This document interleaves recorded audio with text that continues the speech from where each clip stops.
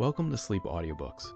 If you would like our Better Sleep Quick Guide filled with proven techniques to improve sleep, sign up to our mailing list at sleepaudiobooks.com and we'll send the PDF as a thank you. Subscribing and leaving a comment helps this channel more than you know, so please feel free to offer suggestions for future audiobooks or to just say hi. Thank you for listening. We hope you have an excellent night's sleep. This is Sleep Audiobooks.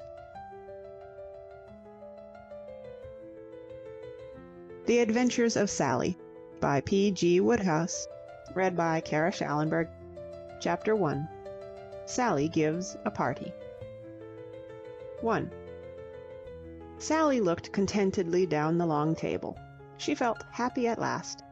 Everybody was talking and laughing now, and her party, rallying after an uncertain start, was plainly the success she had hoped it would be. The first atmosphere of uncomfortable restraint, caused, she was only too well aware, by her brother Fillmore's white evening waistcoat, had worn off, and the male and female patrons of Mrs. Meecher's select boarding house, transient and residential, were themselves again. At her end of the table the conversation had turned once more to the great vital topic of Sally's legacy, and what she ought to do with it. The next best thing to having money of one's own is to dictate the spending of somebody else's, and Sally's guests were finding a good deal of satisfaction in arranging a budget for her. Rumor having put the sum at their disposal at a high figure, their suggestions had certain spaciousness. "Let me tell you," said Augustus Bartlett briskly, "what I'd do if I were you." Augustus Bartlett, who occupied an intensely subordinate position in the firm of Kahn, Morris & Brown, the Wall Street brokers, always affected a brisk, incisive style of speech, as befitted a man in close touch with the great ones of finance.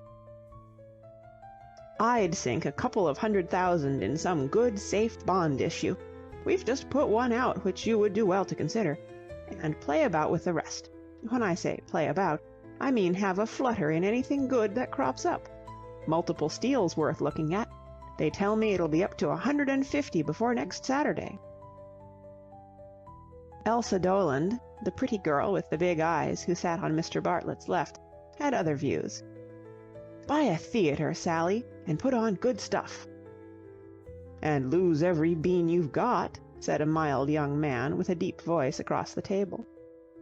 "If I had a few $100,000, said the mild young man, "I'd put every cent of it on Benny Whistler for the heavyweight championship.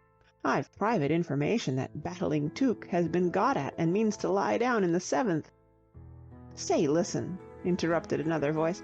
"Let me tell you what I'd do with 400,000. "If I had 400,000, said Elsa Doland, "I know what would be the first thing I'd do." "What's that?" asked Sally. "Pay my bill for last week, due this morning."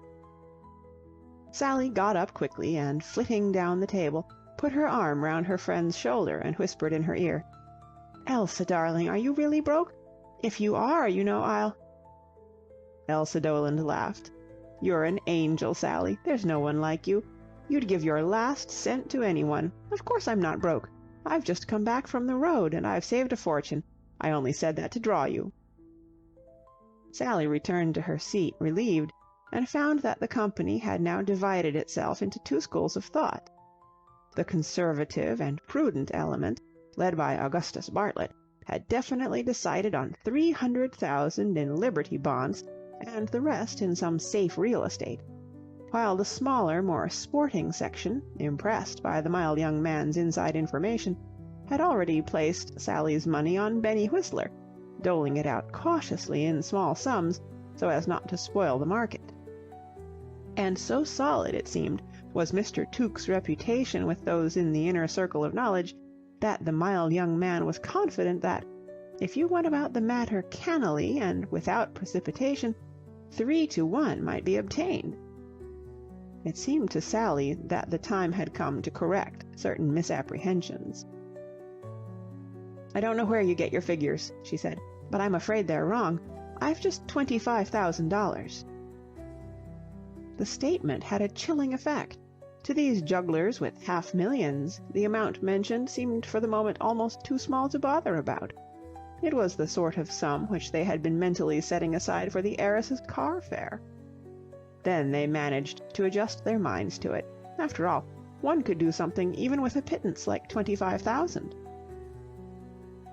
"If I'd 25,000, said Augustus Bartlett, the first to rally from the shock, "I'd buy Amalgamated." "If I had 25,000, began Elsa Doland. "If I'd had 25,000 in the year 1900, observed a gloomy-looking man with spectacles, "I could have started a revolution in Paraguay."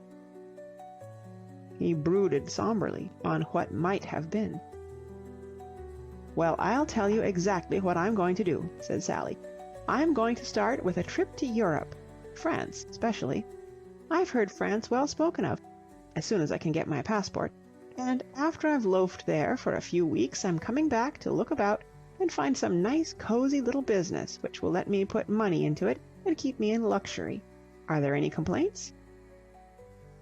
"Even a couple of thousand on Benny Whistler," said the mild young man. "I don't want your Benny Whistler," said Sally. "I wouldn't have him if you gave him to me. If I want to lose money, I'll go to Monte Carlo and do it properly." "Monte Carlo," said the gloomy man, brightening up at the magic name.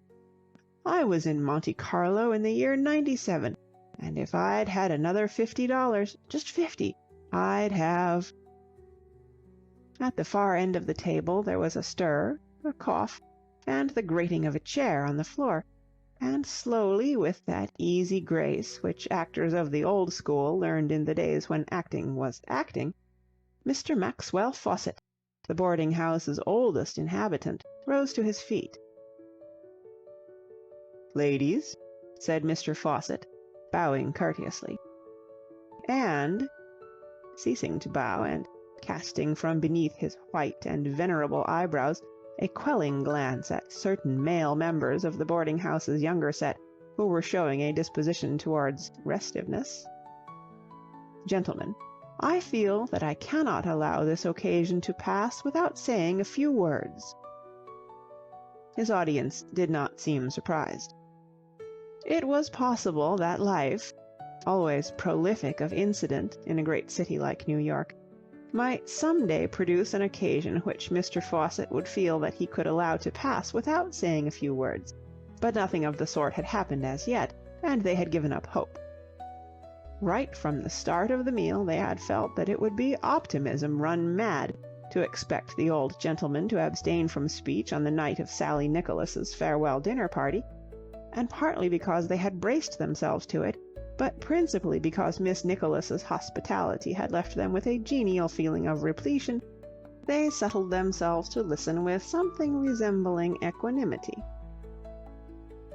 A movement on the part of the marvelous Murphys, new arrivals who had been playing the Bushwick with their equilibristic act during the preceding week, to form a party of the extreme left and heckle the speaker, broke down under a cold look from their hostess.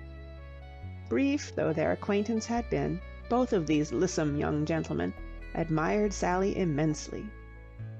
And it should be set on record that this admiration of theirs was not misplaced. He would have been hard to please who had not been attracted by Sally. She was a small, trim wisp of a girl with the tiniest hands and feet, the friendliest of smiles, and a dimple that came and went in the curve of her rounded chin. Her eyes, which disappeared when she laughed, which was often, were a bright hazel, her hair a soft mass of brown. She had, moreover, a manner, an air of distinction lacking in the majority of Mrs. Meecher's guests. And she carried youth like a banner. In approving of Sally, the marvelous Murphys had been guilty of no lapse from their high critical standard. "I have been asked," proceeded Mr. Fawcett, "though I am aware that there are others here far worthier of such a task, Brutuses compared with whom I, like Mark Antony, am no orator, I have been asked to propose the health—" "Who asked you?" It was the smaller of the marvelous Murphys who spoke. He was an unpleasant youth, snub-nosed and spotty. Still, he could balance himself with one hand on an inverted ginger ale bottle while revolving a barrel on the soles of his feet.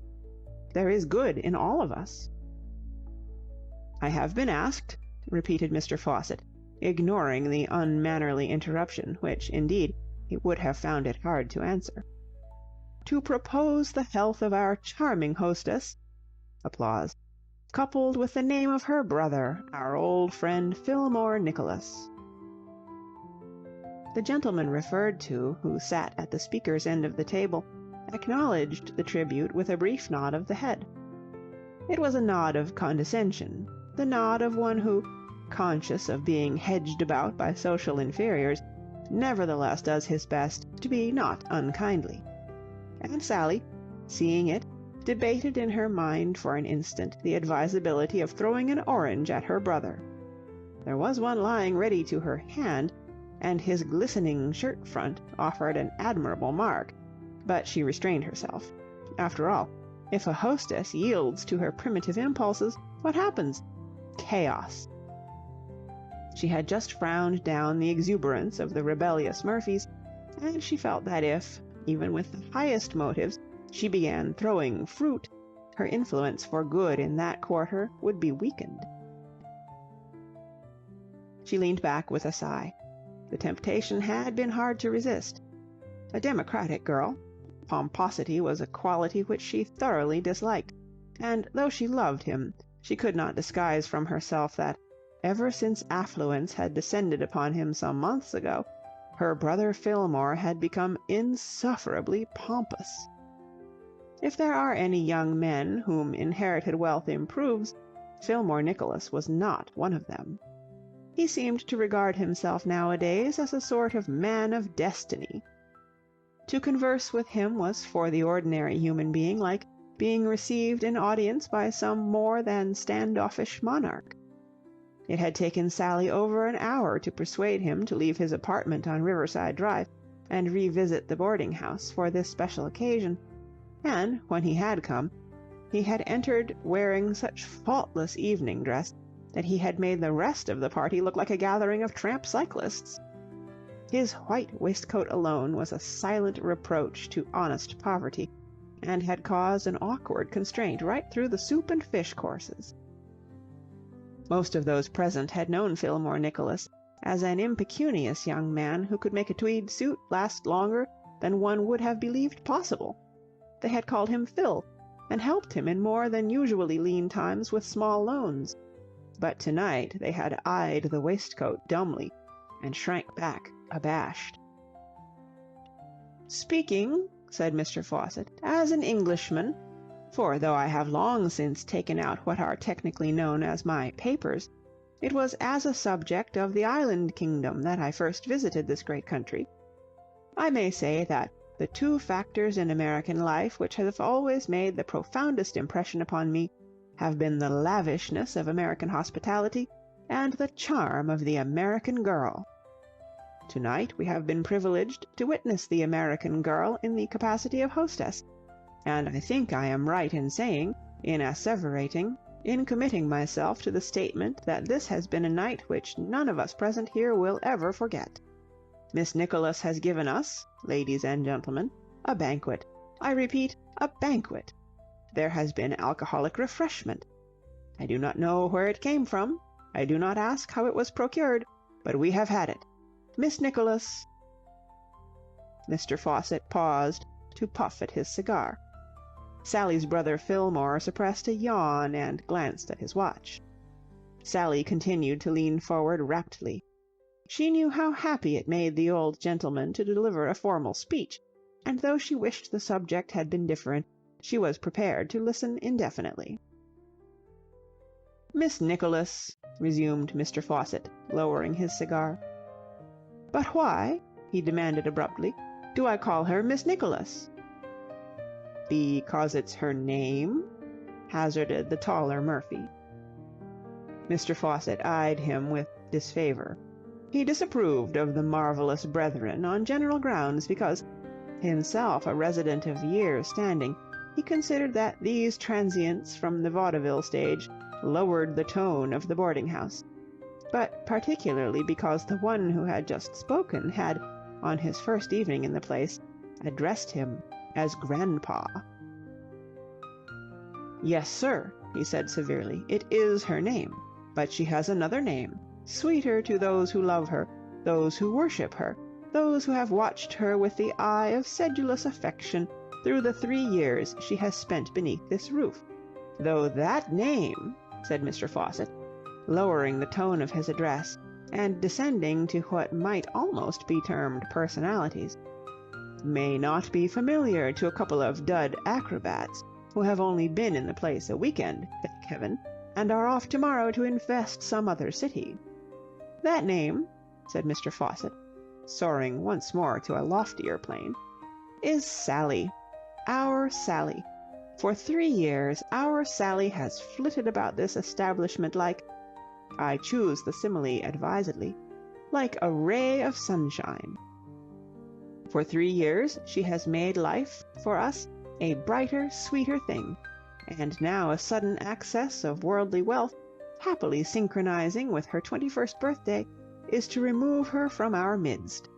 From our midst, ladies and gentlemen, but not from our hearts. And I think I may venture to hope, to prognosticate, that whatever lofty sphere she may adorn in the future, to whatever heights in the social world she may soar, she will still continue to hold a corner in her own golden heart for the comrades of her bohemian days. Ladies and gentlemen, I give you our hostess, Miss Sally Nicholas, coupled with the name of our old friend, her brother Fillmore." Sally, watching her brother heave himself to his feet as the cheers died away, felt her heart beat a little faster with anticipation. Fillmore was a fluent young man, once a power in his college debating society, and it was for that reason that she had insisted on his coming here tonight.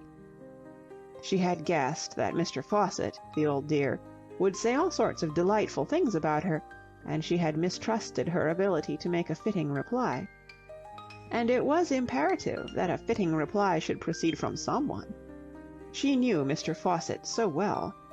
He looked on these occasions rather in the light of scenes from some play, and, sustaining his own part in them with such polished grace, was certain to be pained by anything in the nature of an anticlimax after he should have ceased to take the stage.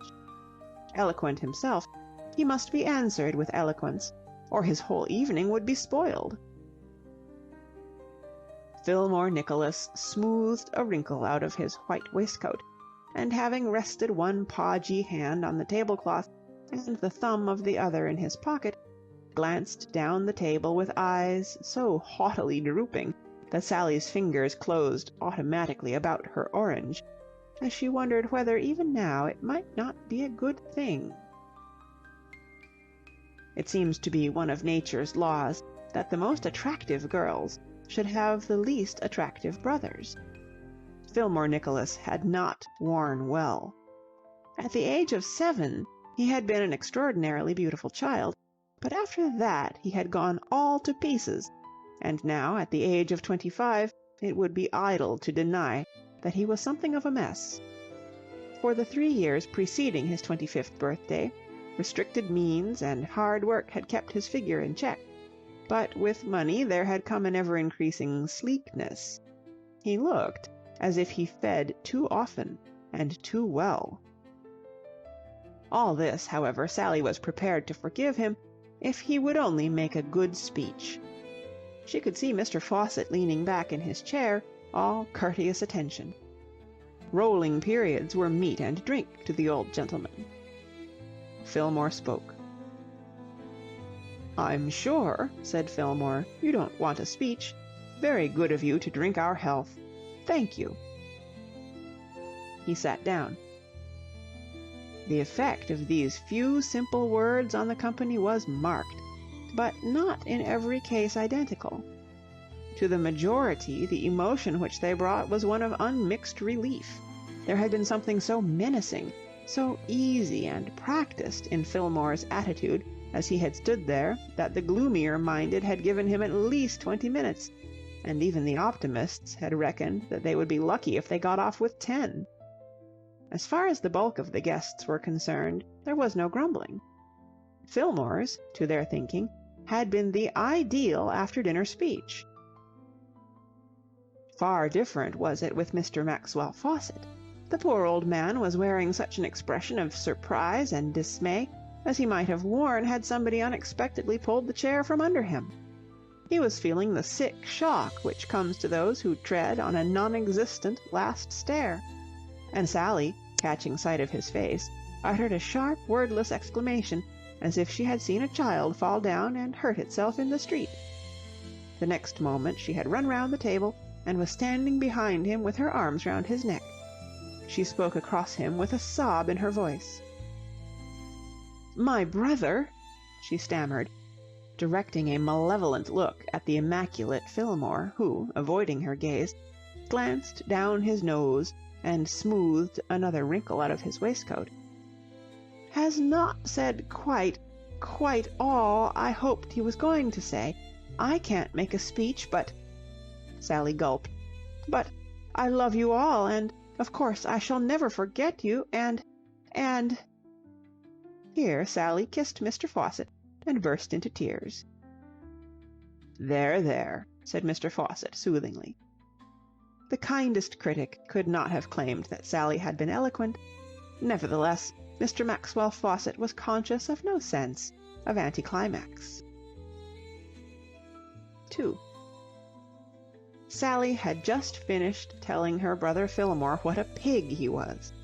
The lecture had taken place in the street outside the boarding-house immediately on the conclusion of the festivities, when Fillmore, who had furtively collected his hat and overcoat, had stolen forth into the night, had been overtaken and brought to bay by his justly indignant sister. Her remarks, punctuated at intervals by bleating sounds from the accused, had lasted some 10 minutes. As she paused for breath, Fillmore seemed to expand, like an india-rubber ball which has been sat on.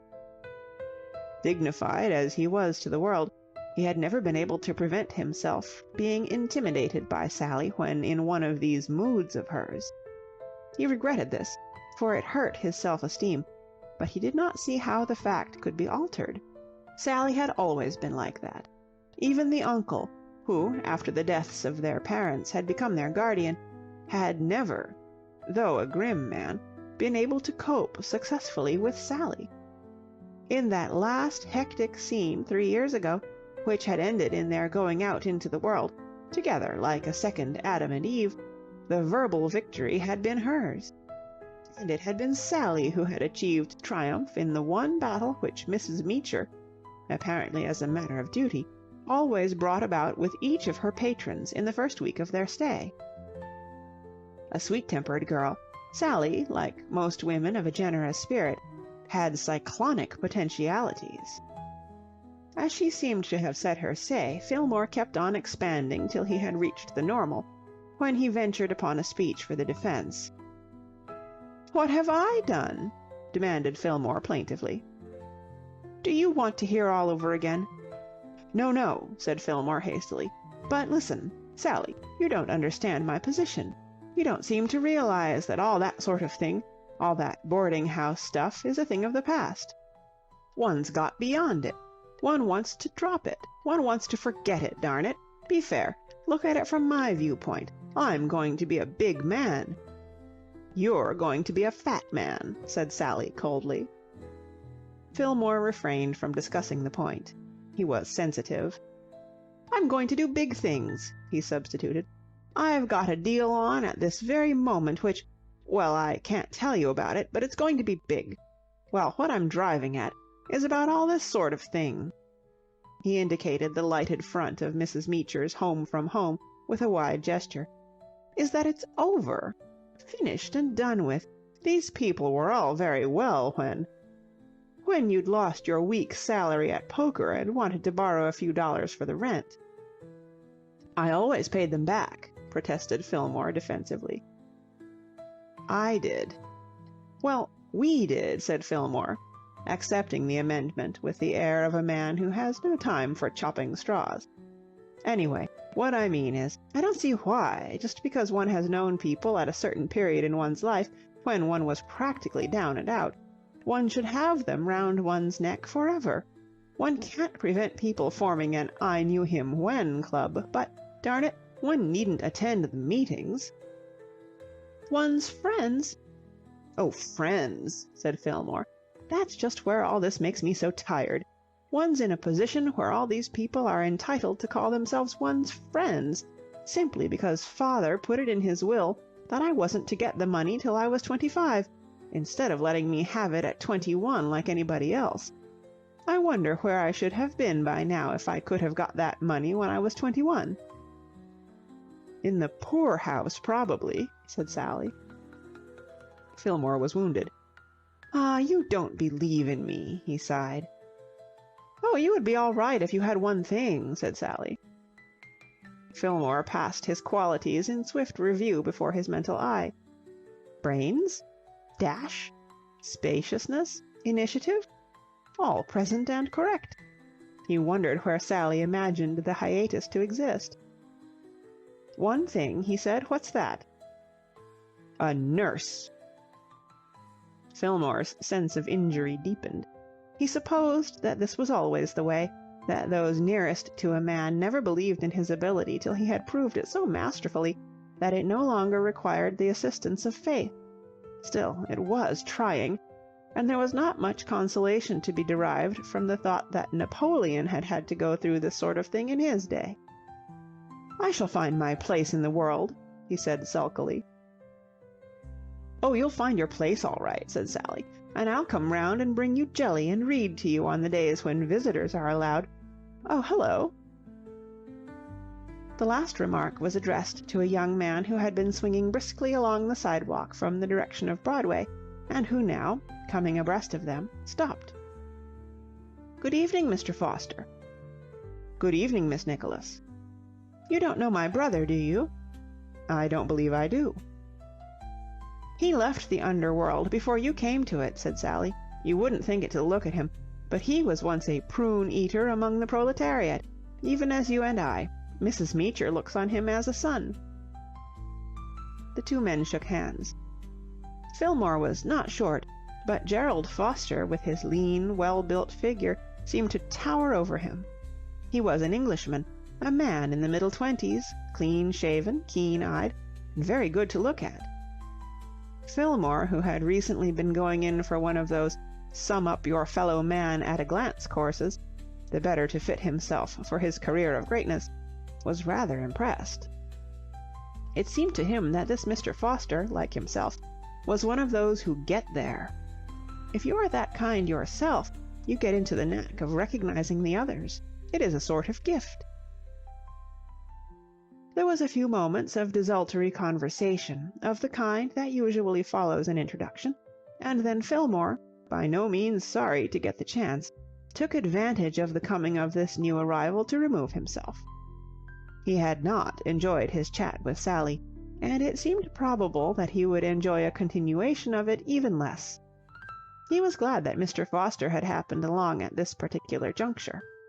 Excusing himself briefly, he hurried off down the street. Sally stood for a minute, watching him till he had disappeared round the corner. She had a slightly regretful feeling that, now it was too late, she would think of a whole lot more good things which it would have been agreeable to say to him. And it had become obvious to her that Fillmore was not getting nearly enough of that kind of thing said to him nowadays. Then she dismissed him from her mind, and, turning to Gerald Foster, slipped her arm through his. "Well, Jerry, darling," she said, "what a shame you couldn't come to the party. Tell me all about everything." 3. It was exactly 2 months since Sally had become engaged to Gerald Foster, but so rigorously had they kept the secret that nobody at Mrs. Meacher's so much as suspected it. To Sally, who all her life had hated concealing things, secrecy of any kind was objectionable, but in this matter Gerald had shown an odd streak almost of furtiveness in his character. An announced engagement complicated life. People fussed about you and bothered you. People either watched you or avoided you. Such were his arguments, and Sally, who would have glossed over and found excuses for a disposition on his part towards homicide or arson, put them down to artistic sensitiveness. There is nobody so sensitive as your artist, particularly if he be unsuccessful, and when an artist has so little success that he cannot afford to make a home for the woman he loves, his sensitiveness presumably becomes great indeed.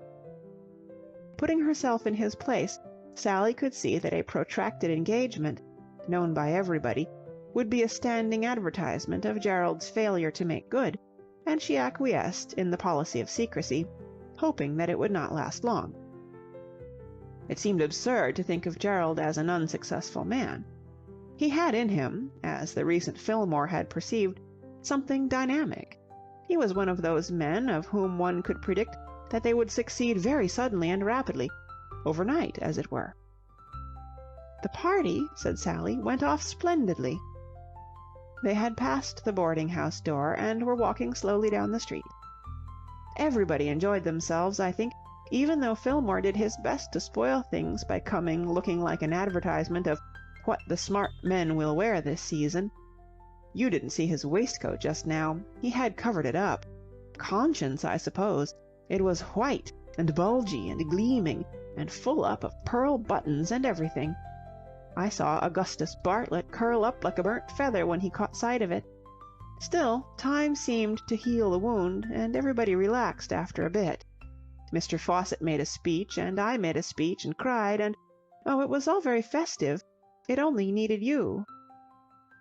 I wish I could have come. I had to go to that dinner, though.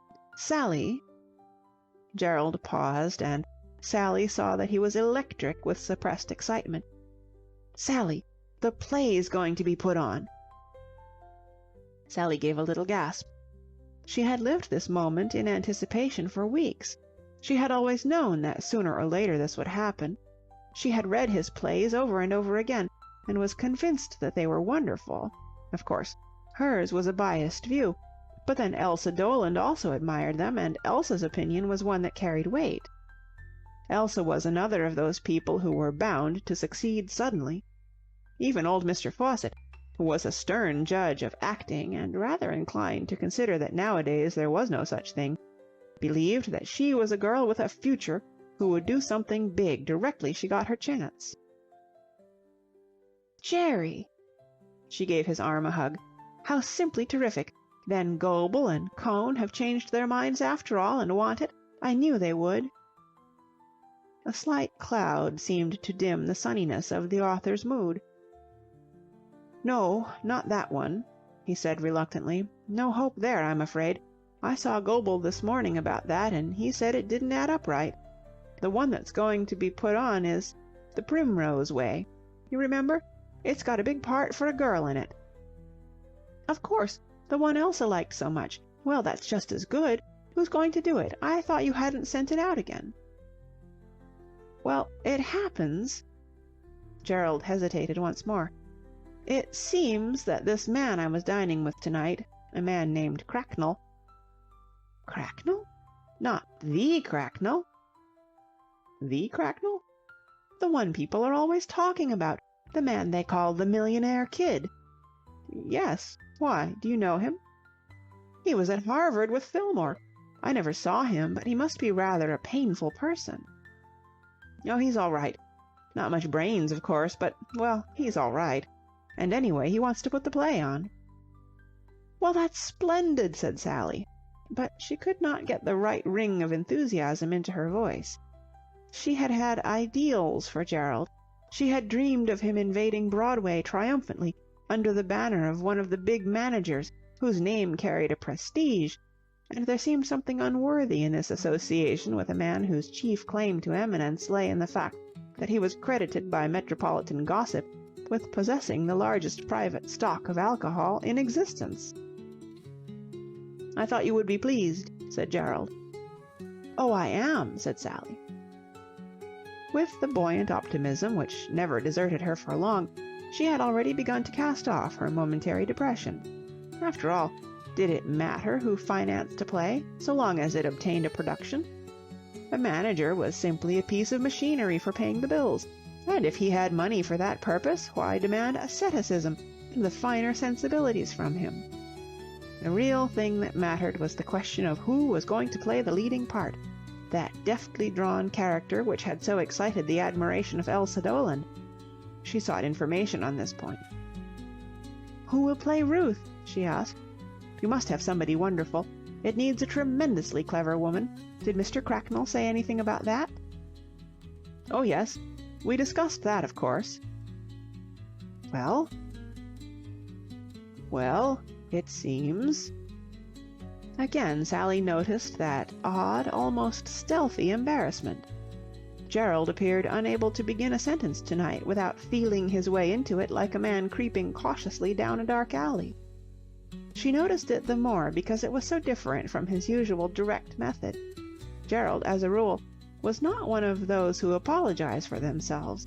He was forthright and masterful, and inclined to talk to her from a height. Tonight he seemed different. He broke off, was silent for a moment, and began again with a question. "Do you know Mabel Hobson?" "Mabel Hobson? I've seen her in the Follies, of course." Sally started. A suspicion had stung her, so monstrous that its absurdity became manifest the moment it had formed. And yet, was it absurd? Most Broadway gossip filtered eventually into the boarding-house, chiefly through the medium of that seasoned sport, the mild young man who thought so highly of the redoubtable Benny Whistler, and she was aware that the name of Reginald Cracknell, which was always getting itself linked with somebody, had been coupled with that of Miss Hobson. It seemed likely that in this instance rumor spoke truth, for the lady was of that compellingly blonde beauty which attracts the Cracknells of this world. But even so— "It seems that Cracknell," said Gerald. "Apparently this man Cracknell—" He was finding Sally's bright, horrified gaze somewhat trying. "Well, the fact is, Cracknell believes in Mabel Hobson, and, well, he thinks this part would suit her." "Oh, Jerry!" Could infatuation go to such a length? Could even the spacious heart of a Reginald Cracknell so dominate that gentleman's small size in heads as to make him entrust a part like Ruth in The Primrose Way to one who, when desired by the producer of her last review to carry a bowl of roses across the stage and place it on a table, had rebelled on the plea that she had not been engaged as a dancer? Surely even lovelorn Reginald could perceive that this was not the stuff of which great emotional actresses are made. "Oh, Jerry," she said again. There was an uncomfortable silence. They turned and walked back in the direction of the boarding-house. Somehow Gerald's arm had managed to get itself detached from Sally's. She was conscious of a curious dull ache that was almost like a physical pain. "Jerry, is it worth it?" she burst out vehemently. The question seemed to sting the young man into something like his usual decisive speech. "Worth it? Of course it's worth it. It's a Broadway production. That's all that matters. Good heavens, I've been trying long enough to get a play on Broadway, and it isn't likely that I'm going to chuck away my chance when it comes along just because one might do better in the way of casting." "But, Jerry, Mabel Hobson, it's murder. Murder in the first degree." "Nonsense. She'll be all right. The part will play itself. Besides, she has a personality and a following, and Cracknell will spend all the money in the world to make the thing a success. And it will be a start, whatever happens. Of course it's worth it." Fillmore would have been impressed by this speech. He would have recognized and respected in it the unmistakable ring which characterizes even the lightest utterances of those who get there. On Sally it had not immediately that effect. Nevertheless, her habit of making the best of things, working together with that primary article of her creed that the man she loved could do no wrong, succeeded finally in raising her spirits. Of course Jerry was right. It would have been foolish to refuse a contract because all its clauses were not ideal. "You old darling," she said affectionately, attaching herself to the vacant arm once more and giving it a penitent squeeze. "You're quite right. Of course you are. I can see it now. I was only a little startled at first. Everything's going to be wonderful. Let's get all our chickens out and count 'em. How are you going to spend the money?" "I know how I'm going to spend $1 of it," said Gerald, completely restored. "I mean the big money. What's $1?" "It pays for a marriage license." Sally gave his arm another squeeze. "Ladies and gentlemen," she said, "look at this man. Observe him. My partner." End of chapter 1. The Adventures of Sally by P.G. Wodehouse. Chapter 2. Enter Ginger. 1. Sally was sitting with her back against a hillock of golden sand, watching with half-closed eyes the denizens of Roville-sur-Mer at their familiar morning occupations. At Roville, as at most French seashore resorts, the morning is the time when the visiting population assembles in force on the beach. Whiskered fathers of families made cheerful patches of color in the foreground. Their female friends and relatives clustered in groups under gay parasols. Dogs roamed to and fro, and children dug industriously with spades, ever and anon suspending their labors in order to smite one another with these handy implements. One of the dogs, a poodle of military aspect, wandered up to Sally, and, discovering that she was in possession of a box of sweets, decided to remain and await developments. Few things are so pleasant as the anticipation of them, but Sally's vacation had proved an exception to this rule. It had been a magic month of lazy happiness. She had drifted luxuriously from one French town to another, till the charm of Roville, with its blue sky, its casino, its snow-white hotels along the promenade, and its general glitter and gaiety, had brought her to a halt. Here she could have stayed indefinitely, but the voice of America was calling her back. Gerald had written to say that The Primrose Way was to be produced in Detroit, preliminary to its New York run, so soon that, if she wished to see the opening, she must return at once. A scrappy, hurried, unsatisfactory letter, the letter of a busy man, but one that Sally could not ignore. She was leaving Roville tomorrow. Today, however, was today, and she sat and watched the bathers with a familiar feeling of peace, reveling as usual in the still, novel sensation of having nothing to do but bask in the warm sunshine and listen to the faint murmur of the little waves.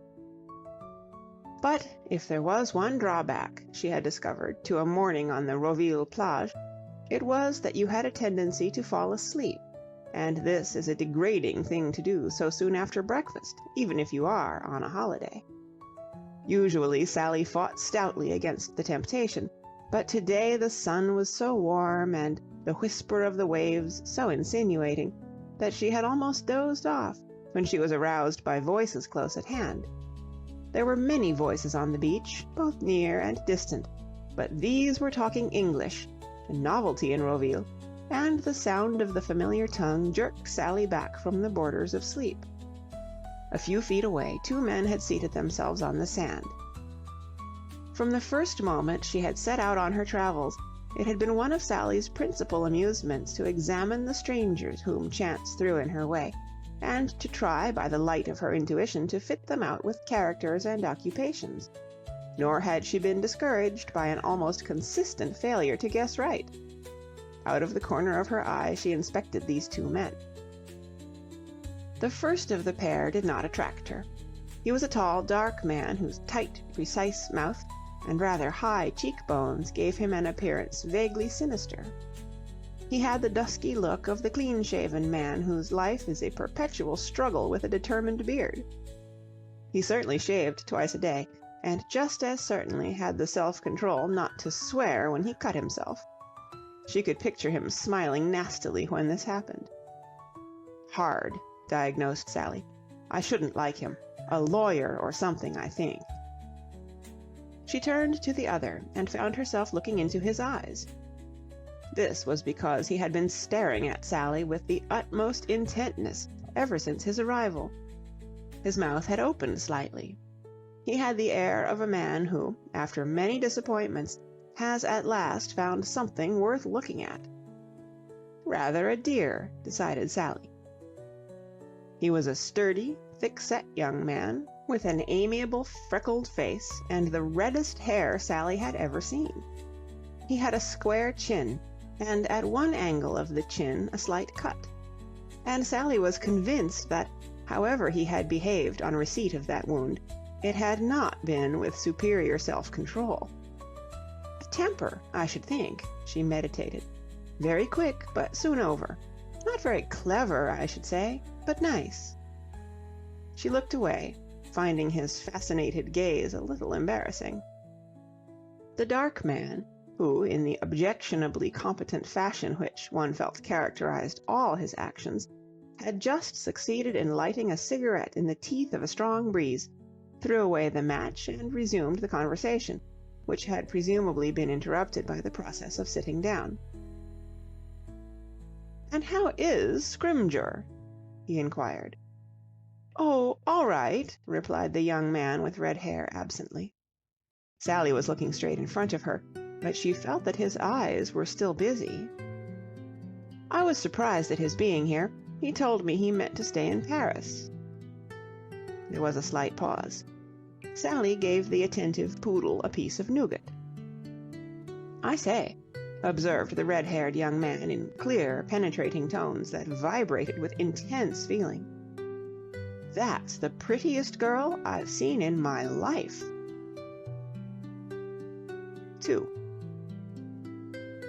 At this frank revelation of the red-haired young man's personal opinions, Sally, though considerably startled, was not displeased. A broad-minded girl, the outburst seemed to her a legitimate comment on a matter of public interest. The young man's companion, on the other hand, was unmixedly shocked. "My dear fellow," he ejaculated. "Oh, it's all right," said the red-haired young man, unmoved. "She can't understand. There isn't a bally soul in this dashed place that can speak a word of English. If I didn't happen to remember a few odd bits of French, I should have starved by this time. That girl," he went on, returning to the subject most imperatively occupying his mind, "is an absolute topper. I give you my solemn word I've never seen anybody to touch her. Look at those hands and feet. You don't get them outside France. Of course, her mouth is a bit wide," he added reluctantly.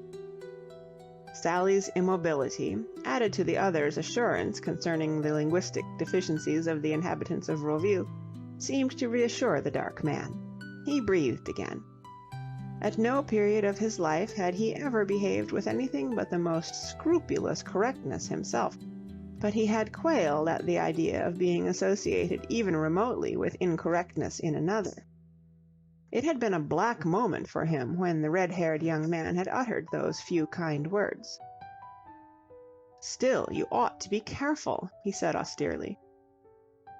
He looked at Sally, who was now dividing her attention between the poodle and a raffish-looking mongrel who had joined the party, and returned to the topic of the mysterious Scrymgeour. "How is Scrymgeour's dyspepsia?" The red-haired young man seemed but faintly interested in the vicissitudes of Scrymgeour's interior. "Do you notice the way her hair sort of curls over her ears?" he said. "Eh? Oh, pretty much the same, I think." "What hotel are you staying at?" "The Normandy." Sally, dipping into the box for another chocolate cream, gave an imperceptible start. She, too, was staying at the Normandy. She presumed that her admirer was a recent arrival, for she had seen nothing of him at the hotel. "The Normandy?" The dark man looked puzzled. "I know Roville pretty well by report, but I've never heard of any Hotel Normandy. Where is it?" "It's a little shanty down near the station. Not much of a place. Still, it's cheap, and the cooking's all right." His companion's bewilderment increased. "What on earth is a man like Scrymgeour doing there?" he said. Sally was conscious of an urgent desire to know more and more about the absent Scrymgeour. Constant repetition of his name had made him seem almost like an old friend. "If there's one thing he's fussy about—" "There are at least 11,000 things he's fussy about," interrupted the red-haired young man disapprovingly. "Jumpy old blighter." "If there's one thing he's particular about, it's the sort of hotel he goes to. Ever since I've known him, he has always wanted the best. I should have thought he would have gone to the Splendide. He mused on this problem in a dissatisfied sort of way for a moment, then seemed to reconcile himself to the fact that a rich man's eccentricities must be humored. I'd like to see him again. Ask him if he will dine with me at the Splendide tonight. Say 8 sharp. Sally, occupied with her dogs, whose numbers had now been augmented by a white terrier with a black patch over its left eye, could not see the young man's face, but his voice, when he replied, told her that something was wrong. There was a false airiness in it. "Oh, Scrymgeour isn't in, Roville." "No? Where is he?" "Paris, I believe." "What?" The dark man's voice sharpened. He sounded as though he were cross-examining a reluctant witness. "Then why aren't you there? What are you doing here? Did he give you a holiday?" "Yes, he did." "When do you rejoin him?" "I don't." "What?" The red-haired young man's manner was not unmistakably dogged. "Well, if you want to know," he said, "the old blighter fired me the day before yesterday." 3. There was a shuffling of sand as the dark man sprang up. Sally, intent on the drama which was unfolding itself beside her, absent-mindedly gave the poodle a piece of nougat, which should by rights have gone to the terrier. She shot a swift glance sideways, and saw the dark man standing in an attitude rather reminiscent of the stern father of melodrama, about to drive his erring daughter out into the snow. The red-haired young man, outwardly stolid, was gazing before him down the beach at a fat bather in an orange suit who, after 6 false starts, was now actually in the water, floating with the dignity of a wrecked balloon. "Do you mean to tell me," demanded the dark man, "that after all the trouble the family took to get you what was practically a sinecure with endless possibilities if you only behaved yourself, you have deliberately thrown away—" A despairing gesture completed the sentence. "Good God, you're hopeless!" The red-haired young man made no reply. He continued to gaze down the beach. Of all outdoor sports, few are more stimulating than watching middle-aged Frenchmen bathe. Drama, action, suspense, all are here. From the first stealthy testing of the water with an apprehensive toe, to the final seal-like plunge, there is never a dull moment. And apart from the excitement of the thing, judging it from a purely aesthetic standpoint, his must be a dull soul who can fail to be uplifted by the spectacle of a series of very stout men with whiskers, seen in tight bathing suits against a background of brightest blue. Yet the young man with red hair, recently in the employment of Mr. Scrymgeour, eyed this free circus without any enjoyment whatever. "It's maddening! What are you going to do? What do you expect us to do? Are we to spend our whole lives getting you positions which you won't keep? I can tell you it's monstrous! It's sickening! Good God!" And with these words the dark man, apparently feeling, as Sally had sometimes felt in the society of her brother Fillmore, the futility of mere language, turned sharply and stalked away up the beach, the dignity of his exit somewhat marred a moment later by the fact of his straw hat blowing off and being trodden on by a passing child. He left behind him the sort of electric calm which follows the falling of a thunderbolt, that stunned calm through which the air seems still to quiver protestingly. How long this would have lasted one cannot say, for towards the end of the first minute it was shattered by a purely terrestrial uproar. With an abruptness heralded only by one short, low, gurgling snarl, there sprang into being the prettiest dog-fight that Roville had seen that season. It was the terrier with the black patch who began it. That was Sally's opinion, and such, one feels, will be the verdict of history. His best friend, anxious to make out a case for him, could not have denied that he fired the first gun of the campaign. But we must be just. The fault was really Sally's. Absorbed in the scene which had just concluded, and acutely inquisitive as to why the shadowy Scrymgeour had seen fit to dispense with the red-haired young man's services, she had thrice in succession helped the poodle out of his turn. The third occasion was too much for the terrier. There is, about any dog-fight, a wild, gusty fury which affects the average mortal with something of the helplessness induced by some vast clashing of the elements. It seems so outside one's jurisdiction. One is oppressed with a sense of the futility of interference. And this was no ordinary dog-fight. It was a stunning melee, which would have excited favorable comment even among the blasé residents of a Negro quarter, or the not easily pleased critics of a Lancashire mining village. From all over the beach, dogs of every size, breed, and color were racing to the scene, and while some of these merely remained in the ringside seats and barked, a considerable proportion immediately started fighting one another on general principles, well content to be in action without bothering about first clauses. The terrier had got the poodle by the left hind leg and was restating his war aims. The raffish mongrel was apparently endeavoring to Fletcherize a complete stranger of the Sealyham family. Sally was frankly unequal to the situation, as were the entire crowd of spectators who had come galloping up from the water's edge. She had been paralyzed from the start.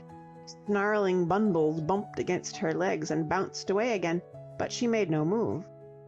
Advice in fluent French rent the air, arms waved, and well-filled bathing suits leaped up and down, but nobody did anything practical until in the center of the theater of war there suddenly appeared the red-haired young man.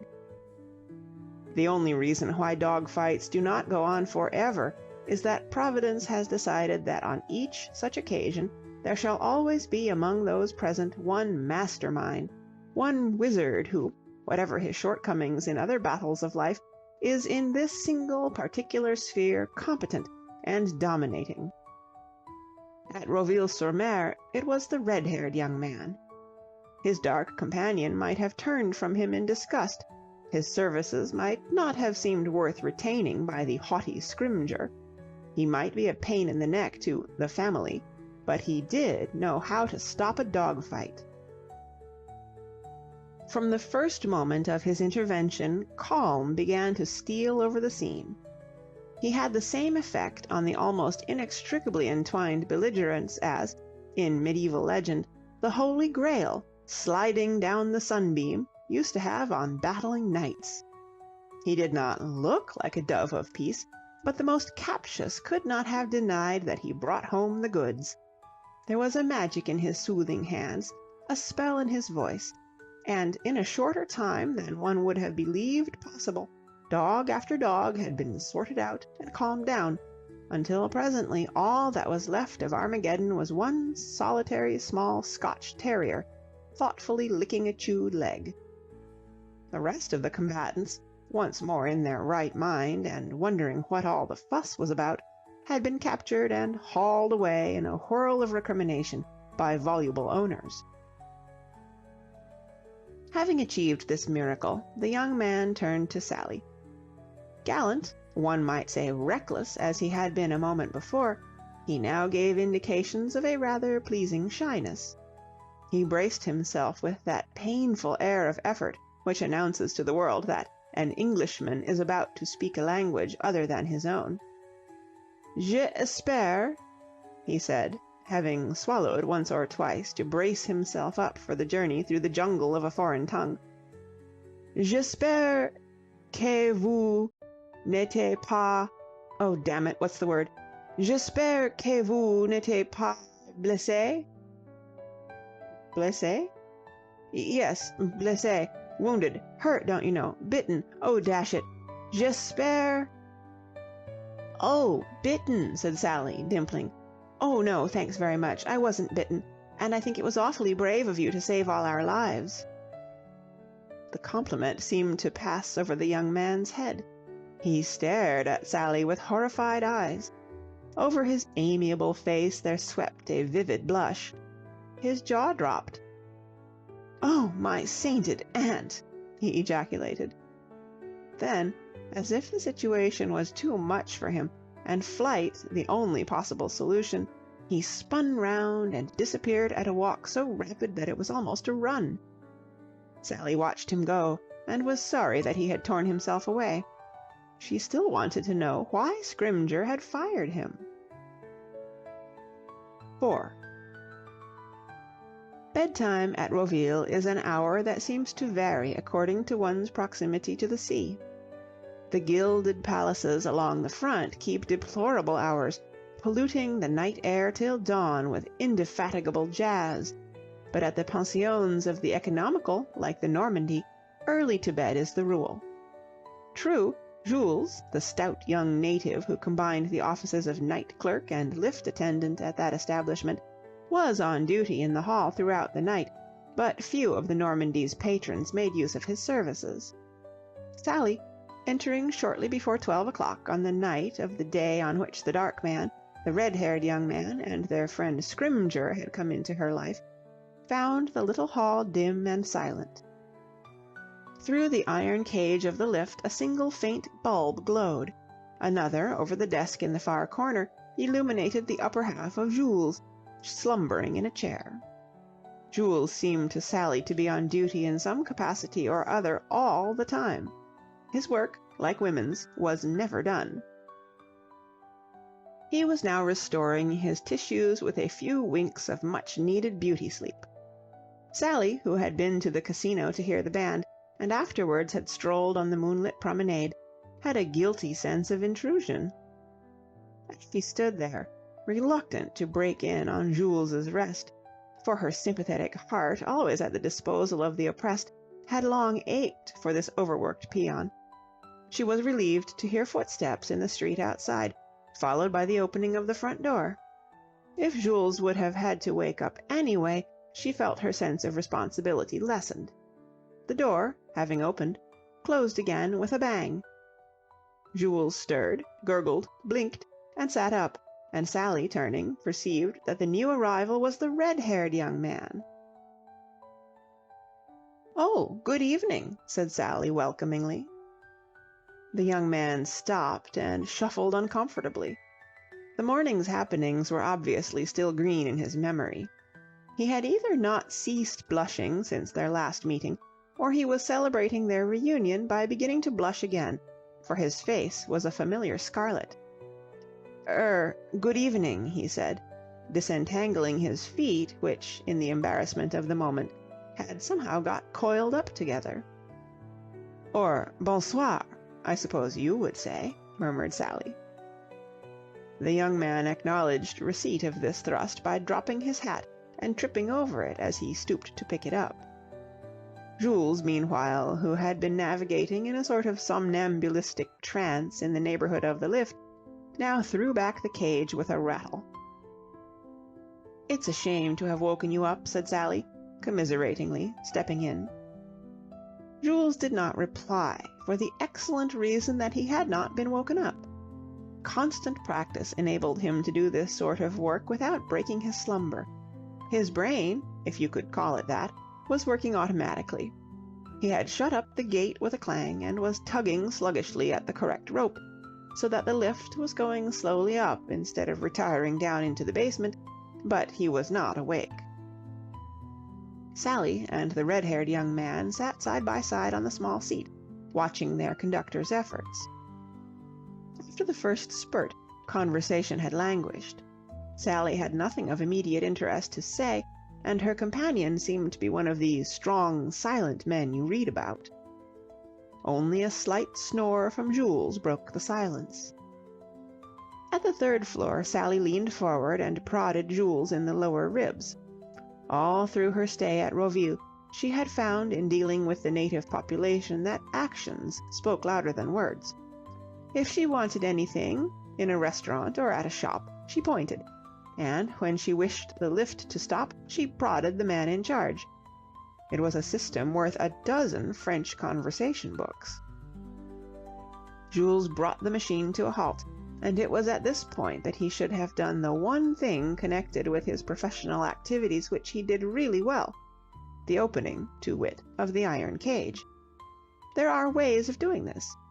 Jules's was the right way. He was accustomed to do it with a flourish, and generally remarked, "V'la!" in a modest but self-congratulatory voice, as though he would have liked to see another man who could have put through a job like that. Jules's opinion was that he might not be much to look at, but that he could open a lift door. Tonight, however, it seemed as if even this not very exacting feat was beyond his powers. Instead of inserting his key in the lock, he stood staring in an attitude of frozen horror.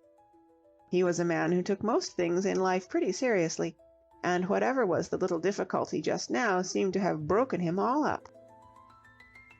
"There appears," said Sally, turning to her companion, "to be a hitch. Would you mind asking what's the matter? I don't know any French myself except 'Ooh la la.'" The young man, thus appealed to, nerved himself to the task. He eyed the melancholy Jules doubtfully, and coughed in a strangled sort of way. "Oh, est-ce que vous—" "Don't weaken," said Sally. "I think you've got him going." "Est-ce que vous, pourquoi vous ne vous, that is to say, quelle est la raison—" He broke off here, because at this point Jules began to explain. He explained very rapidly and at considerable length. The fact that neither of his hearers understood a word of what he was saying appeared not to have impressed itself upon him. Or if he gave a thought to it, he dismissed the objection as trifling. He wanted to explain, and he explained. Words rushed from him like water from a geyser. Sounds which you felt you would have been able to put a meaning to if he had detached them from the main body and repeated them slowly, went swirling down the stream and were lost forever. "Stop him," said Sally firmly. The red-haired young man looked as a native of Johnstown might have looked on being requested to stop that city's celebrated flood. "Stop him?"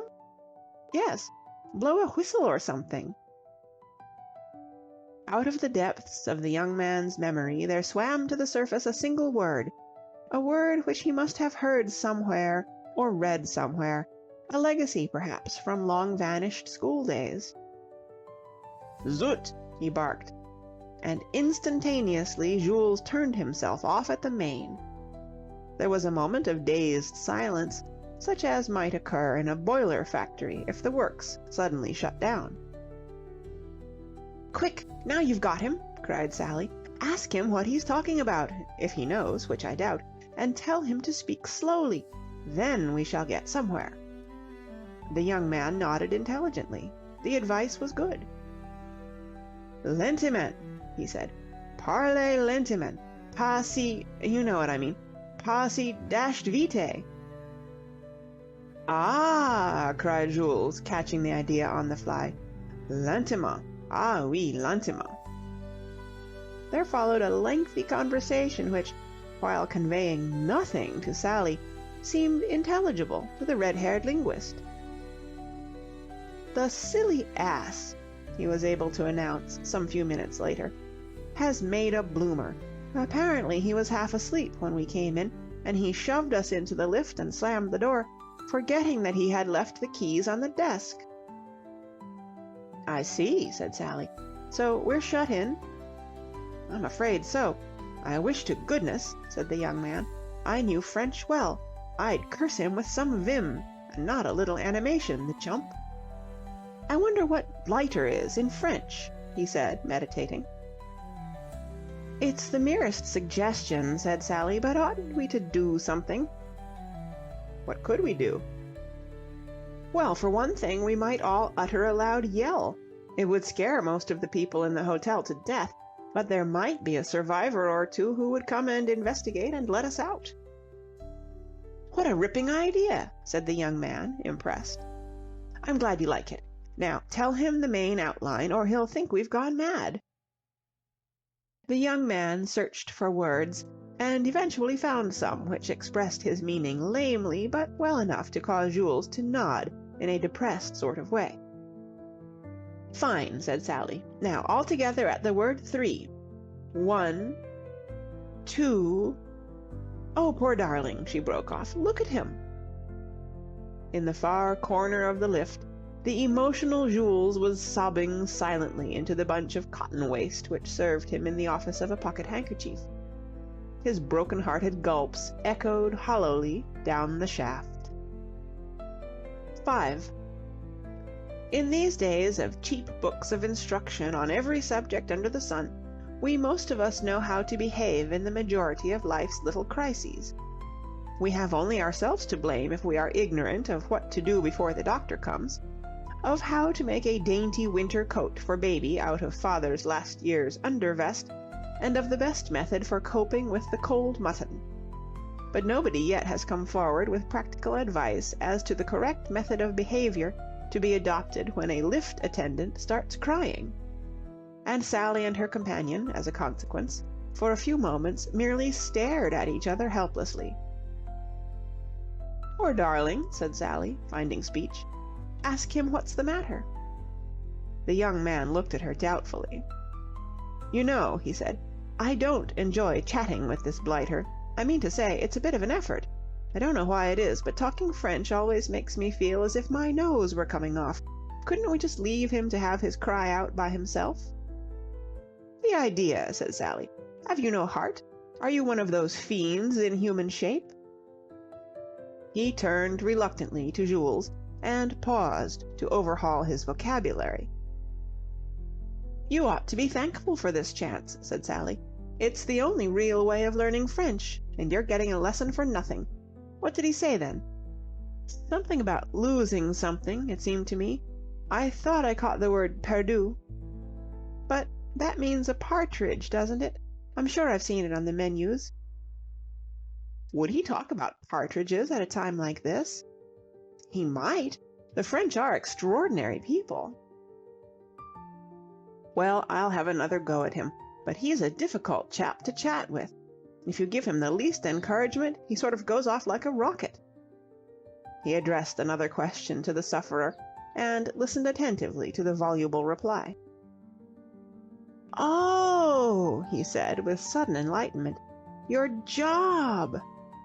He turned to Sally.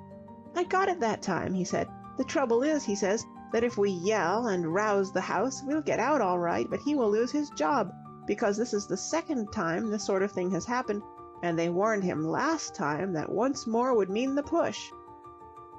"Then we mustn't dream of yelling," said Sally decidedly. "It means a pretty long wait, you know. As far as I can gather, there's just a chance of somebody else coming in later, in which case he could let us out. But it's doubtful. He rather thinks that everybody has gone to roost." "Well, we must try it. I wouldn't think of losing the poor man his job. Tell him to take the car down to the ground floor, and then we'll just sit and amuse ourselves till something happens. We've lots to talk about. We can tell each other the story of our lives." Jules, cheered by his victim's kindly forbearance, lowered the car to the ground floor, where, after a glance of infinite longing at the keys on the distant desk, the sort of glance which Moses must have cast at the Promised Land from the summit of Mount Pisgah, he sagged down in a heap and resumed his slumbers. Sally settled herself as comfortably as possible in her corner. "You'd better smoke," she said. "It will be something to do." "Thanks awfully." "And now," said Sally, "tell me why Scrymgeour fired you." Little by little, under the stimulating influence of this nocturnal adventure, the red-haired young man had lost that shy confusion which had rendered him so ill at ease when he had encountered Sally in the hall of the hotel. But at this question embarrassment gripped him once more. Another of those comprehensive blushes of his raced over his face, and he stammered. "I say, I'm fearfully sorry about that, you know." "About Scrymgeour?" "You know what I mean. I mean about making such a most ghastly ass of myself this morning.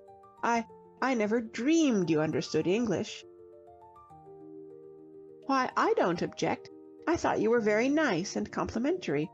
Of course, I don't know how many girls you've seen in your life, but—" "No, I say, don't. It makes me feel such a chump." "And I'm sorry about my mouth. It is wide. But I know you're a fair-minded man and realize that it isn't my fault." "Don't rub it in," pleaded the young man. "As a matter of fact, if you want to know, I think your mouth is absolutely perfect. I think," he proceeded a little feverishly, "that you are the most indescribable topper that ever—" "You were going to tell me about Scrymgeour," said Sally. The young man blinked as if he had collided with some hard object while sleepwalking. Eloquence had carried him away. "Scrymgeour?" he said. "Oh, that would bore you."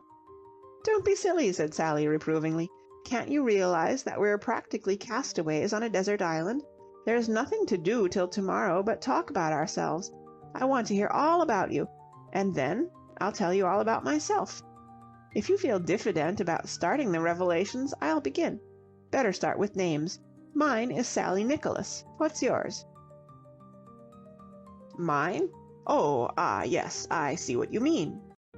"I thought you would. I put it as clearly as I could. Well, what is it?" "Kemp." "And the first name?" "Well, as a matter of fact," said the young man, "I've always rather hushed up my first name, because when I was christened they worked a low-down trick on me." "You can't shock me," said Sally encouragingly. "My father's name was Ezekiel, and I've a brother who was christened Fillmore." Mr. Kemp brightened. "Well, mine isn't as bad as that. No, I don't mean that," he broke off apologetically. "Both awfully jolly names, of course." "Get on," said Sally. "Well, they called me Lancelot. And of course the thing is that I don't look like a Lancelot, and never shall. My pals," he added in a more cheerful strain, "call me Ginger." "I don't blame them," said Sally. "Perhaps you wouldn't mind thinking of me as Ginger?" suggested the young man diffidently. "Certainly." "That's awfully good of you." "Not at all." Jules stirred in his sleep and grunted. No other sound came to disturb the stillness of the night. "You were going to tell me about yourself?" said Mr. Lancelot Ginger Kemp. "I'm going to tell you all about myself," said Sally, "not because I think it will interest you." "Oh, it will." "Not, I say, because I think it will interest you." "It will, really." Sally looked at him coldly. "Is this a duet?" she inquired, "or have I the floor?" "I'm awfully sorry." "Not, I repeat for the third time, because I think it will interest you, but because if I do you won't have any excuse for not telling me your life history, and you wouldn't believe how inquisitive I am. Well, in the first place, I live in America. I'm over here on a holiday, and it's the first real holiday I've had in 3 years, since I left home, in fact." Sally paused. "I ran away from home," she said. "Good egg," said Ginger Kemp. "I beg your pardon?" "I mean, quite right. I bet you were quite right."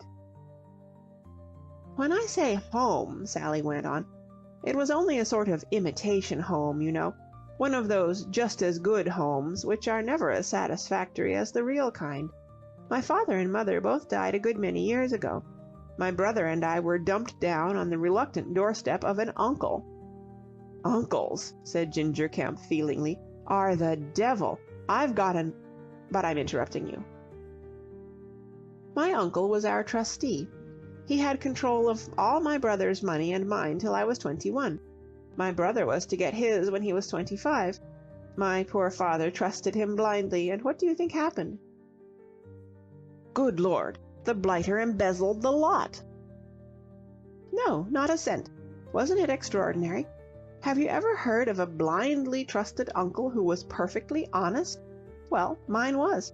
But the trouble was that, while an excellent man to have looking after one's money, he wasn't a very lovable character. He was very hard. Hard. He was as hard as— well, nearly as hard as this seat. He hated poor Phil." "Phil?" "I broke it to you just now that my brother's name was Fillmore." "Oh, your brother. Oh, yes." "He was always picking on poor Phil, and I'm bound to say that Phil rather laid himself out as what you might call a pickee. He was always getting into trouble." One day, about 3 years ago, he was expelled from Harvard, and my uncle vowed he would have nothing more to do with him. So I said if Phil left, I would leave. And as this seemed to be my uncle's idea of a large evening, no objection was raised, and Phil and I departed. We went to New York, and there we've been ever since. About 6 months ago, Phil passed the 25 mark and collected his money, and last month I marched past the given point and got mine. So it all ends happily, you see.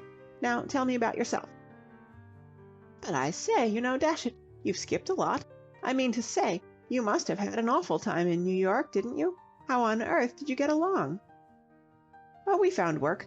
My brother tried 1 or 2 things and finally became an assistant stage manager with some theater people. The only thing I could do, having been raised in enervating luxury, was ballroom dancing, so I ballroom danced. I got a job at a place in Broadway called the Flower Garden, as what is humorously called an instructress, as if anybody could instruct the men who came there. One was lucky if one saved one's life and wasn't quashed to death.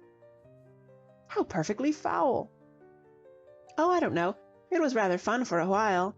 Still, said Sally meditatively, I'm not saying I could have held out much longer. I was beginning to give. I suppose I've been trampled underfoot by more fat men than any other girl of my age in America. I don't know why it was, but every man who came in who was a bit overweight seemed to make for me by instinct. That's why I like to sit on the sands here and watch these Frenchmen bathing. It's just heavenly to lie back and watch a 250-pound man coming along and feel that he isn't going to dance with me. But I say, how absolutely rotten it must have been for you. Well, I'll tell you one thing. It's going to make me a very domesticated wife one of these days. You won't find me gadding about in gilded jazz palaces. For me, a little place in the country somewhere with my knitting and an Elsie book and bed at 9:30. And now tell me the story of your life, and make it long, because I am perfectly certain there's going to be no relief expedition. I'm sure the last dweller under this roof came in years ago. We shall be here till morning. I really think we had better shout, And lose Jules his job? Never! Well, of course I'm sorry for poor old Jules's troubles, but I hate to think of you having to... Now get on with the story, said Sally. 6. Ginger Kemp exhibited some of the symptoms of a young bridegroom called upon at a wedding breakfast to respond to the toast. He moved his feet restlessly and twisted his fingers. I hate talking about myself, he said. So I supposed, said Sally. That's why I gave you my autobiography first, to give you no chance of backing out. Don't be such a shrinking violet. We're all shipwrecked mariners here. I am intensely interested in your narrative, and even if I wasn't, I'd much rather listen to it than to Jules's snoring. He is snoring a bit, what? Does it annoy you? Shall I stir him? You seem to have an extraordinary brutal streak in your nature, said Sally. You appear to think of nothing else but schemes for harassing poor Jules. Leave him alone for a second and start telling me about yourself. Where shall I start? Well, not with your childhood, I think. We'll skip that. Well, Ginger Kemp knitted his brow, searching for a dramatic opening. Well, I'm more or less what you might call an orphan, like you. I mean to say, both my people are dead and all that sort of thing. Thanks for explaining. That has made it quite clear.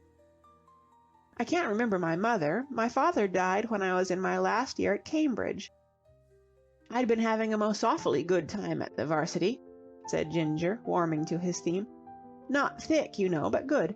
I'd got my rugger and boxing blues, and I'd just been picked for scrum half for England against the North in the first trial match, and between ourselves it really did look as if I was more or less of a snip for my international. Sally gazed at him wide-eyed.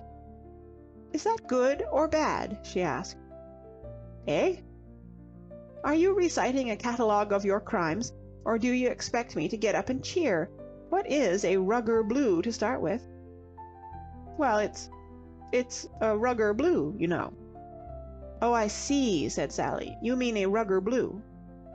I mean to say, I played rugger, footer, that's to say football, rugby football, for Cambridge against Oxford, I was scrum half." "And what is a scrum half?" asked Sally patiently. "Yes, I know you're going to say it's a scrum half, but can't you make it easier?" "The scrum half," said Ginger, "is the half who works the scrum.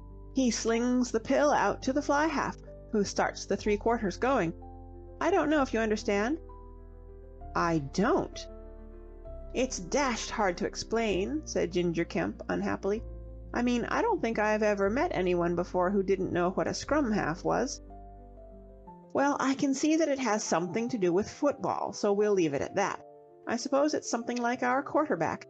And what's an international?" "It's called getting your international when you play for England, you know.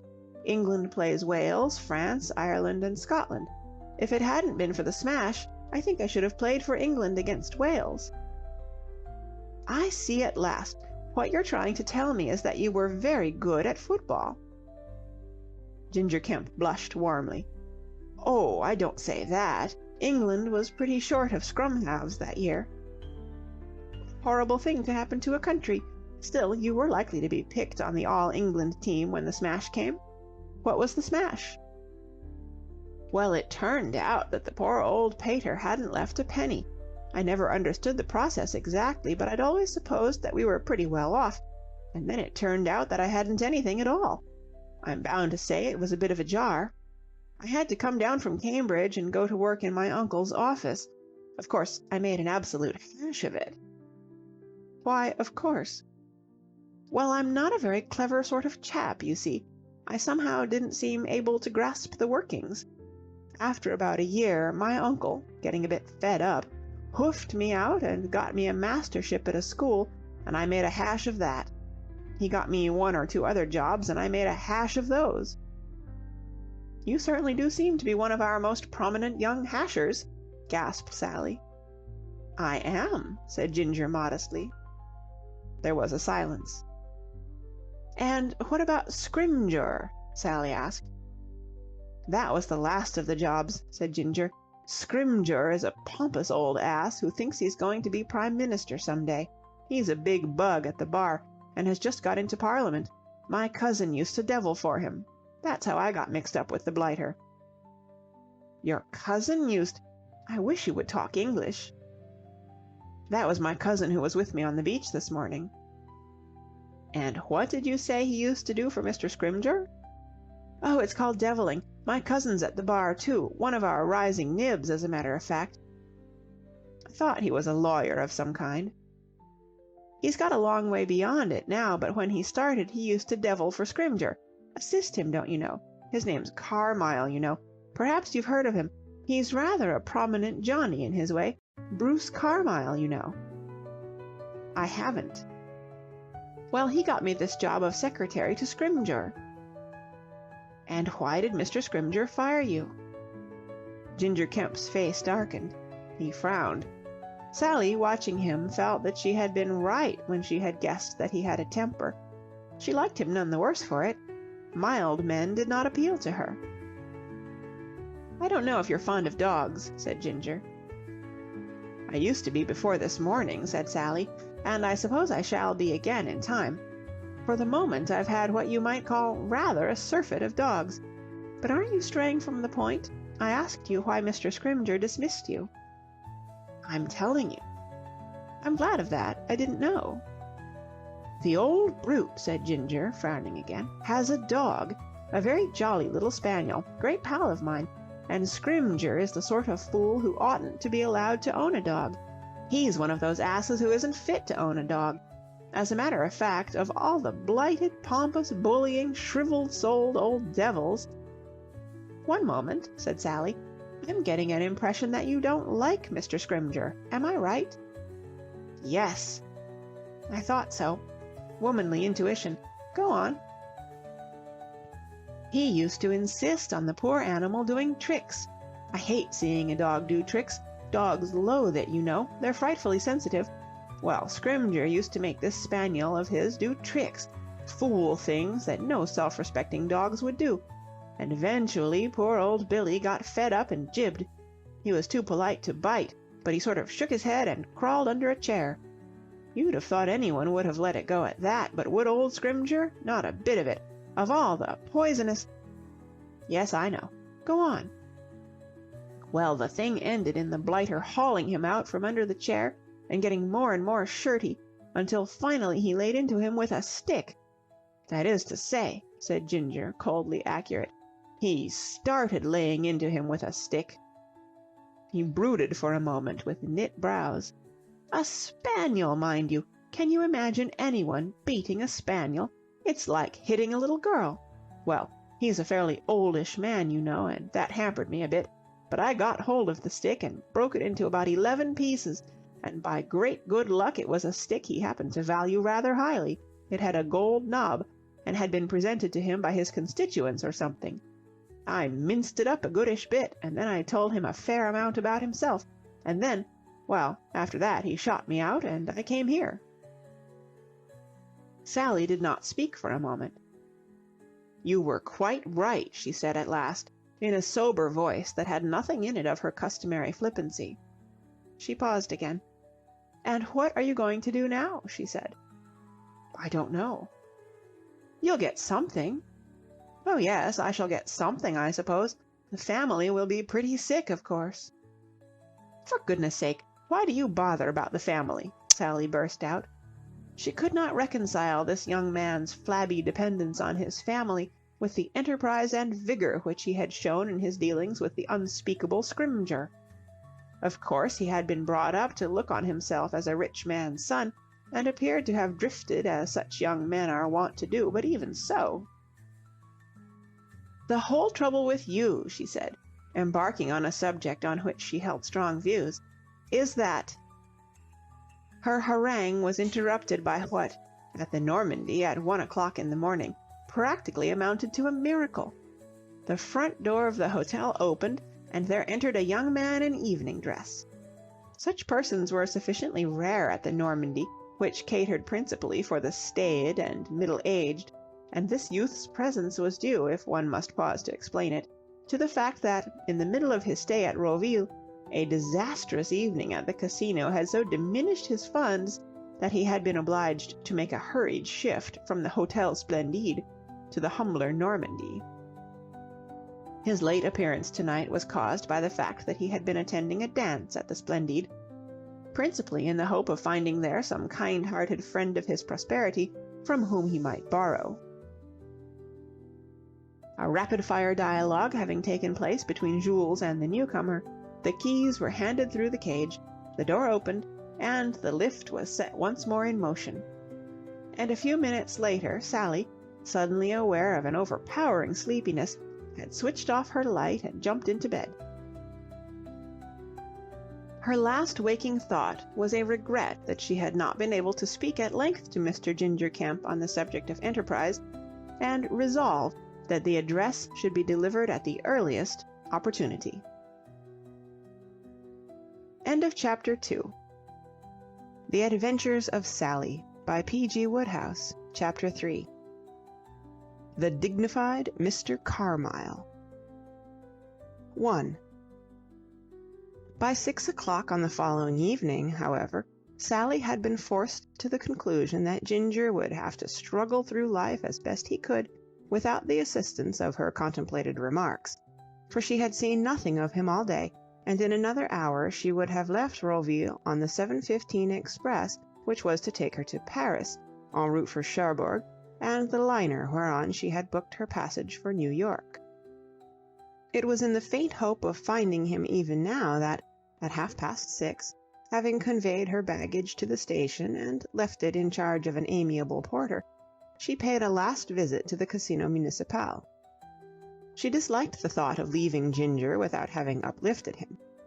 Like so many alert and active-minded girls, she possessed in a great degree the quality of interesting herself in, or, as her brother Fillmore preferred to put it, messing about with, the private affairs of others. Ginger had impressed her as a man to whom it was worth while to give a friendly shove on the right path, and it was with much gratification, therefore, that, having entered the casino, she perceived a flaming head shining through the crowd which had gathered at one of the roulette tables. There are 2 casinos at Roville-sur-Mer. The one on the promenade goes in mostly for sea air and a mild game called boule. It is the big Casino Municipal down in the Palace Masséna near the railway station, which is the haunt of the earnest gambler who means business, and it was plain to Sally directly she arrived that Ginger Kemp not only meant business, but was getting results. Ginger was going extremely strong. He was entrenched behind an opulent-looking mound of square counters, and, even as Sally looked, a wooden-faced croupier shoved a further installment across the table to him at the end of his long rake. "Épatant," murmured a wistful man at Sally's side, removing an elbow from her ribs in order the better to gesticulate. Sally, though no French scholar, gathered that he was startled and gratified. The entire crowd seemed to be startled and gratified. There is undoubtedly a certain altruism in the make-up of the spectators at a continental roulette table. They seem to derive a spiritual pleasure from seeing somebody else win. The croupier gave his mustache a twist with his left hand, and the wheel a twist with his right, and silence fell again. Sally, who had shifted to a spot where the pressure of the crowd was less acute, was now able to see Ginger's face, and as she saw it she gave an involuntary laugh. He looked exactly like a dog at a rat-hole. His hair seemed to bristle with excitement. One could almost fancy that his ears were pricked up. In the tense hush which had fallen on the crowd at the restarting of the wheel, Sally's laugh rang out with an embarrassing clearness. It had a marked effect on all those within hearing. There is something almost of religious ecstasy in the deportment of the spectators at a table where anyone is having a run of luck at roulette, and if she had guffawed in a cathedral, she could not have caused a more pained consternation. The earnest worshippers gazed at her with shocked eyes, and Ginger, turning with a start, saw her and jumped up. As he did so, the ball fell with a rattling click into a red compartment of the wheel, and, as it ceased to revolve and it was seen that at last the big winner had picked the wrong color, a shuddering groan ran through the congregation, like that which convulses the penitent's bench at a Negro revival meeting. More glances of reproach were cast at Sally. It was generally felt that her injudicious behavior had changed Ginger's luck. The only person who did not appear to be concerned was Ginger himself. He gathered up his loot, thrust it into his pocket, and elbowed his way to where Sally stood, now definitely established in the eyes of the crowd as a pariah. There was universal regret that he had decided to call it a day. It was, to the spectators, as though a star had suddenly walked off the stage in the middle of his big scene, and not even a loud and violent quarrel which sprang up at this moment between 2 excitable gamblers over a disputed 5-franc counter could wholly console them. "I say," said Ginger, dexterously plucking Sally out of the crowd. "This is topping, meeting you like this. I've been looking for you everywhere." "It's funny you didn't find me then, for that's where I've been. I was looking for you." "No, really?" Ginger seemed pleased. He led the way to the quiet ante-room outside the gambling hall, and they sat down in a corner. It was pleasant here, with nobody near except the gorgeously uniformed attendant over by the door. "That was awfully good of you. I felt I must have a talk with you before my train went." Ginger started violently. "Your train? What do you mean?" "The Puff-Puff," explained Sally. "I'm leaving tonight, you know." "Leaving?" Ginger looked as horrified as the devoutest of the congregation of which Sally had just ceased to be a member. "You don't mean leaving? You're not going away from Roville?" "I'm afraid so." "But why? Where are you going?" "Back to America. My boat sails from Cherbourg tomorrow." "Oh, my aunt!" "I'm sorry," said Sally, touched by his concern. She was a warm-hearted girl, and liked being appreciated. "But—" "I say!" Ginger Kemp turned bright scarlet, and glared before him at the uniformed official, who was regarding their tête-à-tête with the indulgent eye of one who has been through this sort of thing himself. "I say, look here. Will you marry me?" 2. Sally stared at his vermilion profile in frank amazement. Ginger, she had realized by this time, was in many ways a surprising young man, but she had not expected him to be as surprising as this. "Marry you? You know what I mean." "Well, yes, I suppose I do. You allude to the holy state. Yes, I know what you mean." "Then how about it?" Sally began to regain her composure. Her sense of humor was tickled. She looked at Ginger gravely. He did not meet her eye, but continued to drink in the uniformed official, who was by now so carried away by the romance of it all that he had begun to hum a love ballad under his breath. The official could not hear what they were saying, and would not have been able to understand it even if he could have heard, but he was an expert in the language of the eyes. "But isn't this— don't think I am trying to make difficulties— isn't this a little sudden?" "It's got to be sudden," said Ginger Kemp complainingly. "I thought you were going to be here for weeks." "But, my infant, my babe, has it occurred to you that we are practically strangers?" She patted his hand tolerantly, causing the uniformed official to heave a tender sigh. "I see what has happened," she said. "You're mistaking me for some other girl, some girl you know really well and were properly introduced to. Take a good look at me, and you'll see." "If I take a good look at you," said Ginger feverishly, "I'm dashed if I'll answer for the consequences." And this is the man I was going to lecture on enterprise. "You're the most wonderful girl I've ever met, dash it," said Ginger, his gaze still riveted on the official by the door. "I dare say it is sudden. I can't help that. I fell in love with you the moment I saw you, and there you are." "But— Now look here, I know I'm not much of a chap and all that, but, well, I've just won the deuce of a lot of money in there." "Would you buy me with your gold?" "I mean to say, we should have enough to start on, and, of course, I've made an infernal hash of everything I've tried up till now, but there must be something I can do, and you can jolly well bet I'd have a goodish stab at it. I mean to say, with you to buck me up and so forth, don't you know? Well, I mean— Has it struck you that I may already be engaged to someone else?" "Oh, golly!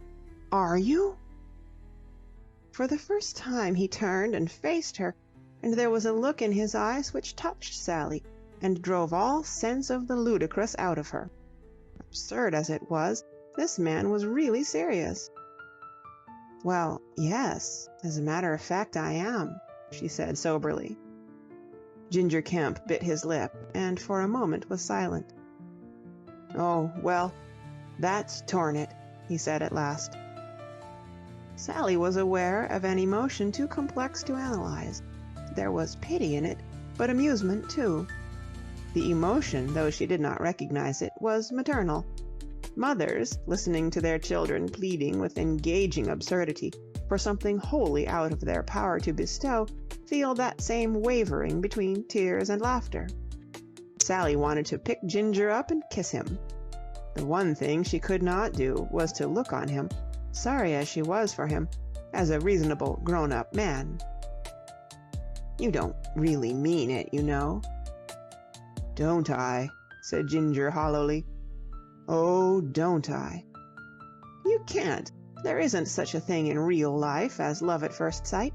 Love's a thing that comes when you know a person well and—" She paused. It had just occurred to her that she was hardly the girl to lecture in this strain. Her love for Gerald Foster had been sufficiently sudden, even instantaneous. What did she know of Gerald except that she loved him? They had become engaged within 2 weeks of their first meeting. She found this recollection damping to her eloquence, and ended by saying tamely, "It's ridiculous." Ginger had simmered down to a mood of melancholy resignation. "I couldn't have expected you to care for me, I suppose, anyway," he said somberly. "I'm not much of a chap." It was just the diversion from the theme under discussion which Sally had been longing to find. She welcomed the chance of continuing the conversation on a less intimate and sentimental note. "That's exactly what I wanted to talk to you about," she said, seizing the opportunity offered by this display of humility. "I've been looking for you all day to go on with what I was starting to say in the lift last night when we were interrupted. Do you mind if I talk to you like an aunt, or a sister, suppose we say? Really, the best plan would be for you to adopt me as an honorary sister. What do you think?" Ginger did not appear noticeably elated at the suggested relationship. "Because I really do take a tremendous interest in you." Ginger brightened. "That's awfully good of you." "I'm going to speak words of wisdom. Ginger, why don't you brace up?" "Brace up?" "Yes, stiffen your backbone and stick out your chin and square your elbows and really amount to something. Why do you simply flop about and do nothing and leave everything to what you call the family? Why do you have to be helped all the time? Why don't you help yourself? Why do you have to have jobs found for you? Why don't you rush out and get one? Why do you have to worry about what the family thinks of you? Why don't you make yourself independent of them? I know you had hard luck, suddenly finding yourself without money and all that, but good heavens, everybody else in the world who has ever done anything has been broke at one time or another. It's part of the fun. You'll never get anywhere by letting yourself be picked up by the family like a floppy Newfoundland puppy and dumped down in any old place that happens to suit them. A job's a thing you've got to choose for yourself and get for yourself. Think what you can do, there must be something, and then go at it with a snort and grab it and hold it down and teach it to take a joke. You've managed to collect some money, it will give you time to look round, and when you've had a look round, do something. Try to realize you're alive, and try to imagine the family isn't." Sally stopped and drew a deep breath. Ginger Kemp did not reply for a moment. He seemed greatly impressed.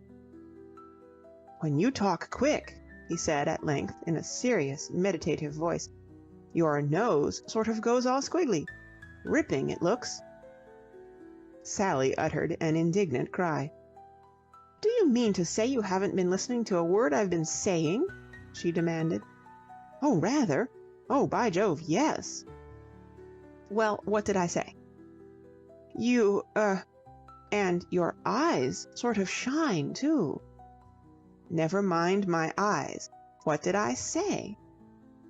"You told me," said Ginger, on reflection, "to get a job." "Well, yes, I put it much better than that, but that's what it amounted to, I suppose.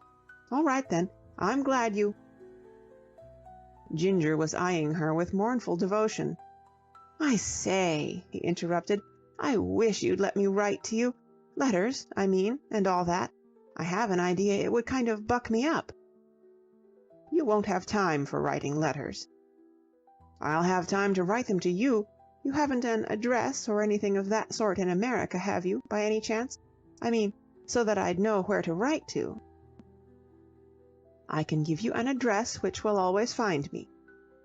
She told him the number and street of Mrs. Meecher's boarding house, and he wrote them down reverently on his shirt cuff. "Yes, on second thoughts, do write," she said. "Of course I shall want to know how you've got on. Oh, my goodness, that clock's not right." "Just about. What time does your train go?" "Go? It's gone, or at least it goes in about 2 seconds." She made a rush for the swing door, to the confusion of the uniformed official who had not been expecting this sudden activity.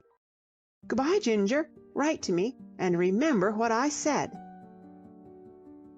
Ginger, alert after his unexpected fashion when it came to a question of physical action, had followed her through the swing door, and they emerged together and started running down the square. "Stick it," said Ginger encouragingly. He was running easily and well, as becomes a man who, in his day, had been a snip for his international at scrum-half.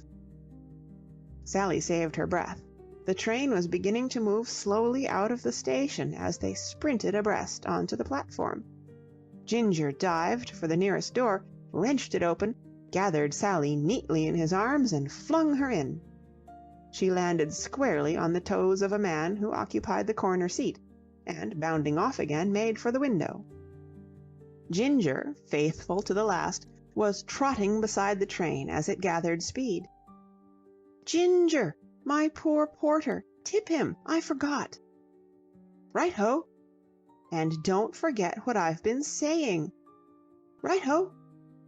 "Look after yourself, and death to the family." "Right-ho." The train passed smoothly out of the station. Sally cast one last look back at her red-haired friend, who had now halted and was waving a handkerchief. Then she turned to apologize to the other occupant of the carriage. "I'm so sorry," she said breathlessly. "I hope I didn't hurt you." She found herself facing Ginger's cousin, the dark man of yesterday's episode on the beach, Bruce Carmyle. 3. Mr. Carmyle was not a man who readily allowed himself to be disturbed by life's little surprises, but at the present moment he could not help feeling slightly dazed. He recognized Sally now as the French girl who had attracted his cousin Lancelot's notice on the beach. At least, he had assumed that she was French, and it was startling to be addressed by her now in fluent English. How had she suddenly acquired this gift of tongues? And how on earth had she had time since yesterday, when he had been a total stranger to her, to become sufficiently intimate with cousin Lancelot to be sprinting with him down station platforms and addressing him out of railway carriage windows as Ginger? Bruce Carmyle was aware that most members of that subspecies of humanity, his cousin's personal friends, called him by that familiar, and, so Carmyle held, vulgar, nickname. But how had this girl got hold of it? If Sally had been less pretty, Mr. Carmyle would undoubtedly have looked disapprovingly at her, for she had given his rather rigid sense of the proprieties a nasty jar. But as, panting and flushed from her run, she was prettier than any girl he had yet met, he contrived to smile. "Not at all," he said in answer to her question, though it was far from the truth. His left big toe was aching confoundedly. Even a girl with a foot as small as Sally's can make her presence felt on a man's toe, if the scrum half who is handling her aims well and uses plenty of vigor. "If you don't mind," said Sally, sitting down, "I think I'll breathe a little." She breathed. The train sped on. "Quite a close thing," said Bruce Carmyle affably. The pain in his toe was diminishing. "You nearly missed it." "Yes, it was lucky Mr. Kemp was with me. He throws very straight, doesn't he?" "Tell me," said Carmyle, "how do you come to know my cousin? On the beach yesterday morning—" "Oh, we didn't know each other then, but we were staying at the same hotel, and we spent an hour or so shut up in an elevator together. That was when we really got acquainted." A waiter entered the compartment, announcing in unexpected English that dinner was served in the restaurant car. "Would you care for dinner?" "I'm starving," said Sally. She reproved herself, as they made their way down the corridor, for being so foolish as to judge anyone by his appearance. This man was perfectly pleasant in spite of his grim exterior. She had decided by the time they had seated themselves at the table she liked him. At the table, however, Mr. Carmyle's manner changed for the worse. He lost his amiability. He was evidently a man who took his meals seriously, and believed in treating waiters with severity. He shuddered austerely at a stain on the tablecloth, and then concentrated himself frowningly on the bill of fare. Sally, meanwhile, was establishing cozy relations with the much too friendly waiter, a cheerful old man who, from the start, seemed to have made up his mind to regard her as a favorite daughter. The waiter talked no English, and Sally no French, but they were getting along capitally, when Mr. Carmyle, who had been irritably waving aside the servitor's light-hearted advice, "At the Hotel Splendide the waiters never bent over you and breathed cordial suggestions down the side of your face," gave his order crisply in the Anglo-Gallic dialect of the travelling Briton. the waiter remarked, "Boom," in a pleased sort of way, and vanished. "Nice old man," said Sally. "Infernally familiar," said Mr. Carmyle. Sally perceived that on the topic of the waiter she and her host did not see eye to eye, and that little pleasure or profit could be derived from any discussion centering about him. She changed the subject. She was not liking Mr. Carmyle quite so much as she had done a few minutes ago, but it was courteous of him to give her dinner, and she tried to like him as much as she could. "By the way," she said, "my name is Nicholas. I always think it's a good thing to start with names, don't you?" "Mine?" "Oh, I know yours. Ginger, Mr. Kemp told me." Mr. Carmyle, who since the waiter's departure had been thawing, stiffened again at the mention of Ginger. "Indeed," he said coldly. "Apparently you got intimate." Sally did not like his tone. He seemed to be criticizing her, and she resented criticism from a stranger. Her eyes opened wide, and she looked dangerously across the table. "Why, apparently. I told you that we had got intimate, and I explained how. You can't stay shut up in an elevator half the night with anybody without getting to know him. I found Mr. Kemp very pleasant." "Really?" "And very interesting." Mr. Carmyle raised his eyebrows. "Would you call him interesting?" "I did call him interesting." Sally was beginning to feel the exhilaration of battle. Men usually made themselves extremely agreeable to her, and she reacted belligerently under the stiff unfriendliness which had come over her companion in the last few minutes. "He told me all about himself." "And you found that interesting?" "Why not?" "Well..." A frigid half-smile came and went on Bruce Carmyle's dark face. "My cousin has many excellent qualities, no doubt. He used to play football well, and I understand that he is a capable amateur pugilist. But I should not have supposed him entertaining. We find him a little dull." "I thought it was only royalty that called themselves we." "I meant myself, and the rest of the family." The mention of the family was too much for Sally. She had to stop talking in order to allow her mind to clear itself of rude thoughts. "Mr. Kemp was telling me about Mr. Scrymgeour," she went on at length. Bruce Carmyle stared for a moment at the yard or so of French bread which the waiter had placed on the table. "Indeed," he said.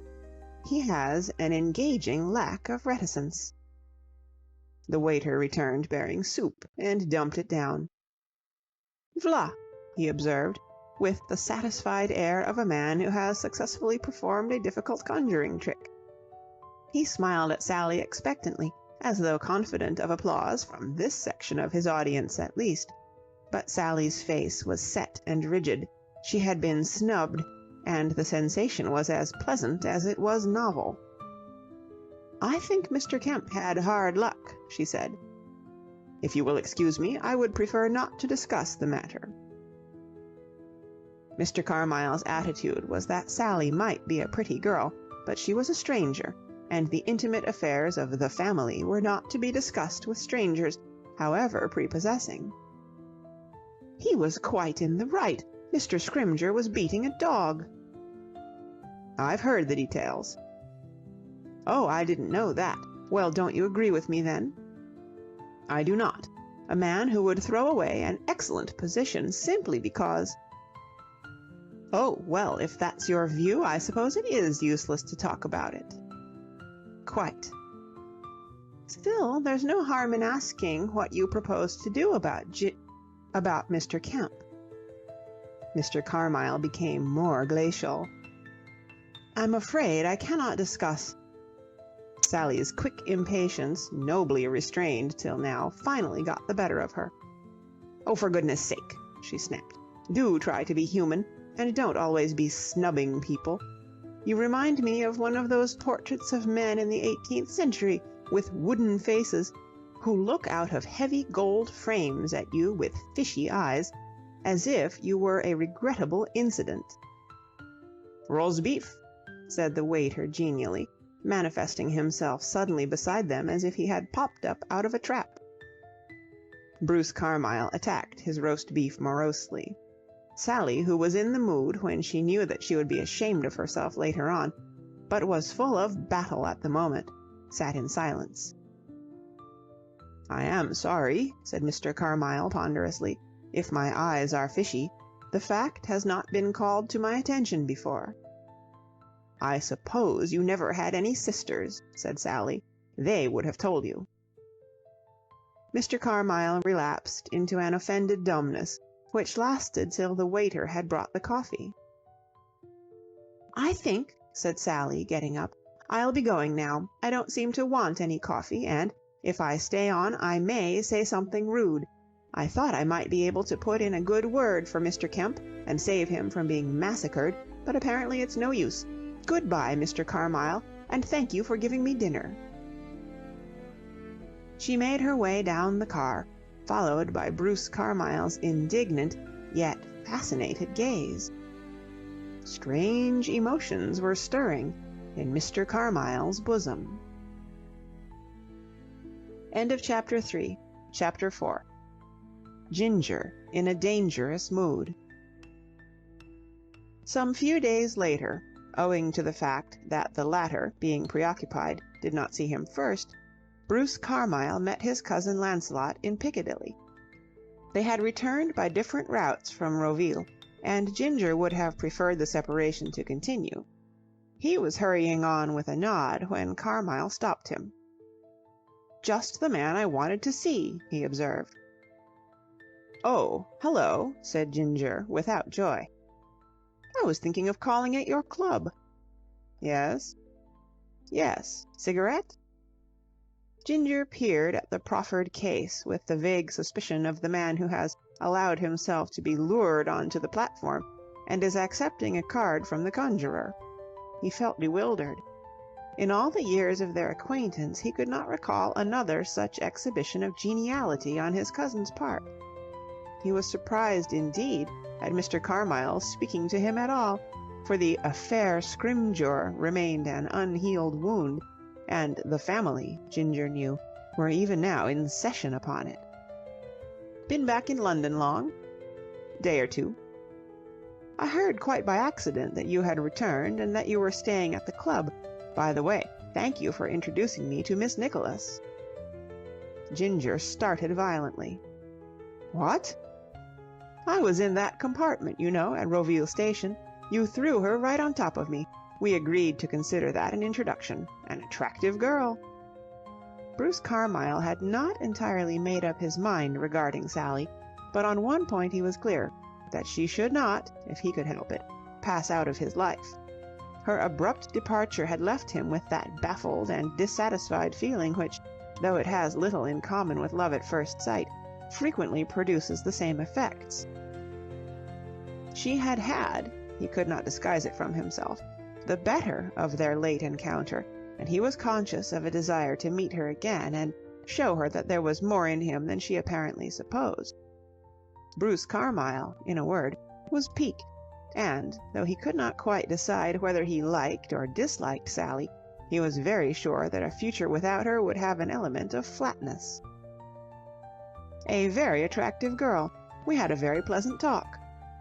"I bet you did," said Ginger enviously. "By the way, she did not give you her address by any chance?" "Why?" said Ginger suspiciously. His attitude towards Sally's address resembled somewhat that of a connoisseur who has acquired a unique work of art. He wanted to keep it to himself and gloat over it. "Well, I promised to send her some books she was anxious to read." "I shouldn't think she gets much time for reading." "Books which are not published in America." "Oh, pretty nearly everything is published in America. What? Bound to be, I mean." "Well, these particular books are not," said Mr. Carmyle shortly. He was finding Ginger's reserve a little trying, and wished that he had been more inventive. "Give them to me, and I'll send them to her," suggested Ginger. "Good Lord, man," snapped Mr. Carmyle, "I'm capable of sending a few books to America. Where does she live?" Ginger revealed the sacred number of the holy street which had the luck to be Sally's headquarters. He did it because with a persistent devil like his cousin there seemed no way of getting out of it, but he did it grudgingly. "Thanks." Bruce Carmyle wrote the information down with a gold pencil in a dapper little morocco-bound notebook. He was the sort of man who always has a pencil, and the backs of old envelopes never enter into his life. There was a pause.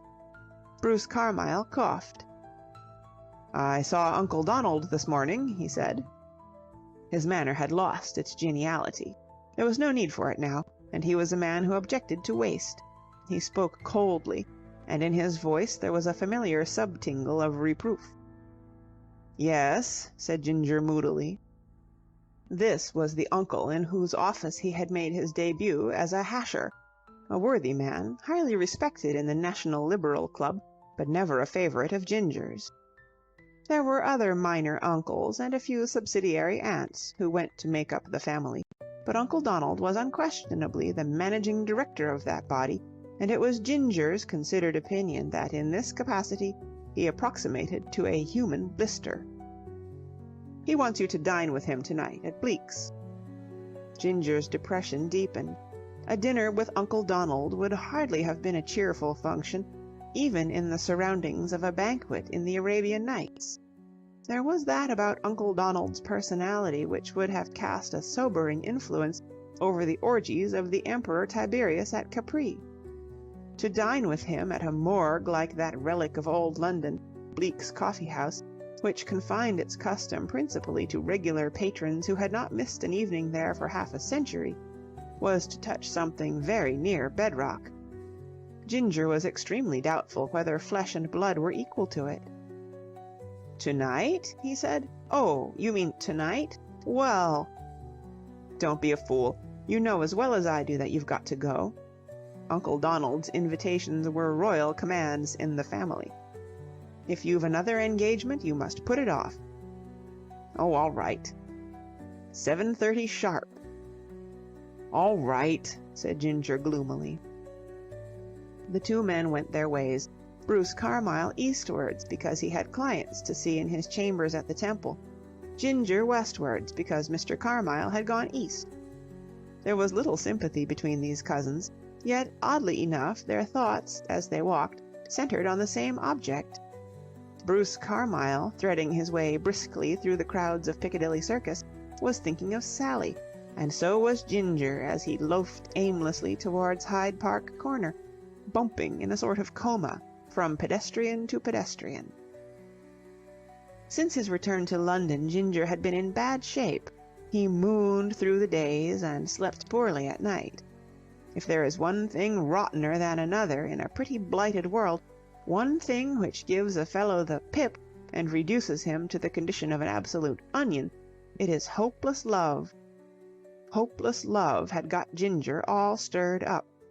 His had been hitherto a placid soul. Even the financial crash which had so altered his life had not bruised him very deeply. His temperament had enabled him to bear the slings and arrows of outrageous fortune with a philosophic right-ho.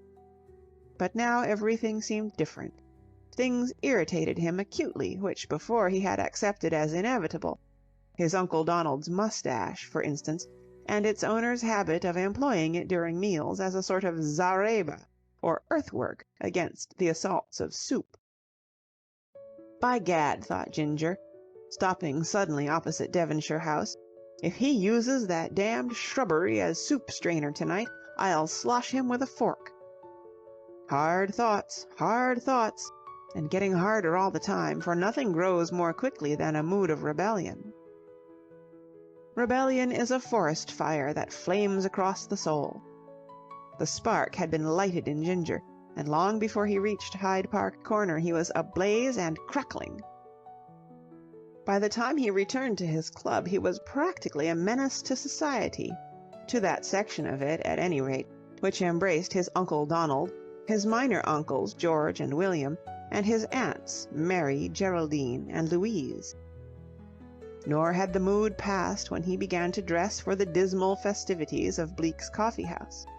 He scowled as he struggled morosely with an obstinate tie. One cannot disguise the fact. Ginger was warming up, and it was just at this moment that fate, as though it had been waiting for the psychological instant, applied the finishing touch. There was a knock at the door, and a waiter came in with a telegram. Ginger looked at the envelope. It had been readdressed and forwarded on from the Hotel Normandy. It was a wireless, handed in on board the White Star liner Olympic, and it ran as follows: "Remember, death to the family. S." Ginger sat down heavily on the bed. The driver of the taxicab, which at 25 minutes past 7 drew up at the dingy door of Bleak's Coffee House in the Strand, was rather struck by his fare's manner and appearance. "A determined-looking sort of young bloke," was the taxi driver's verdict. End of Chapter 4. Chapter 5. Sally Hears News.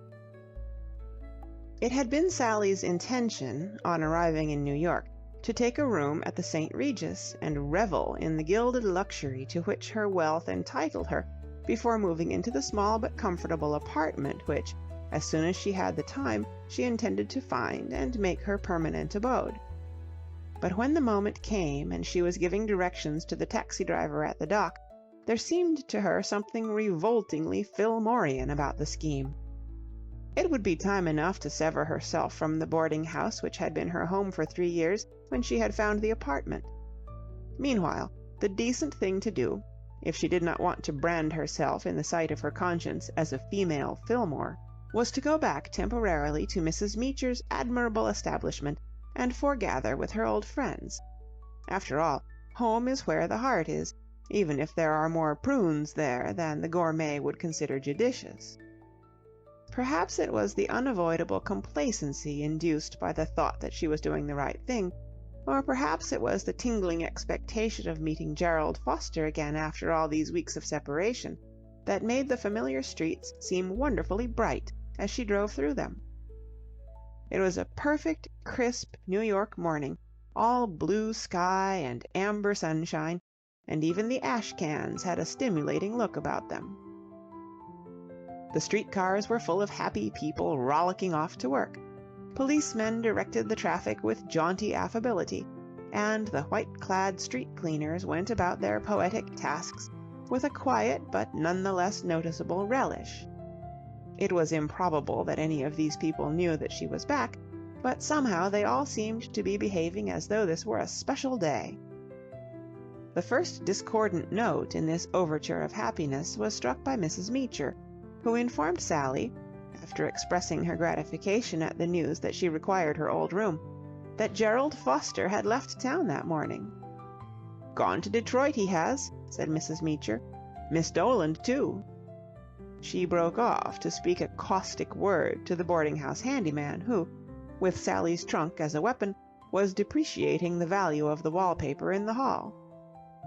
"There's that play of his being tried out there, you know, Monday," resumed Mrs. Meecher, after the handyman had bumped his way up the staircase.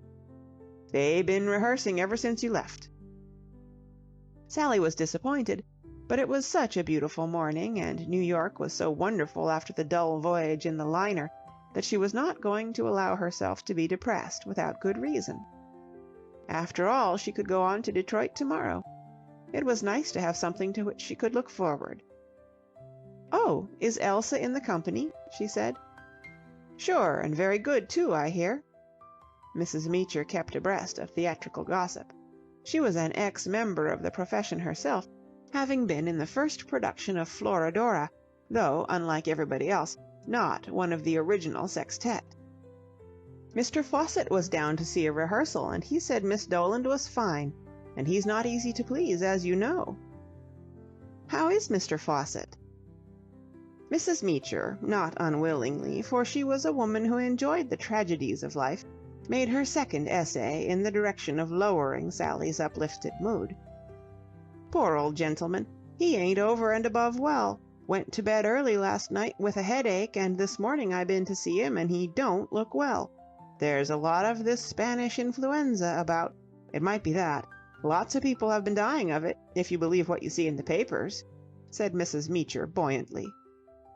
"Good gracious, you don't think—" "Well, he ain't turned black," admitted Mrs. Meecher with regret. "They say they turn black, if you believe what you see in the papers, that is.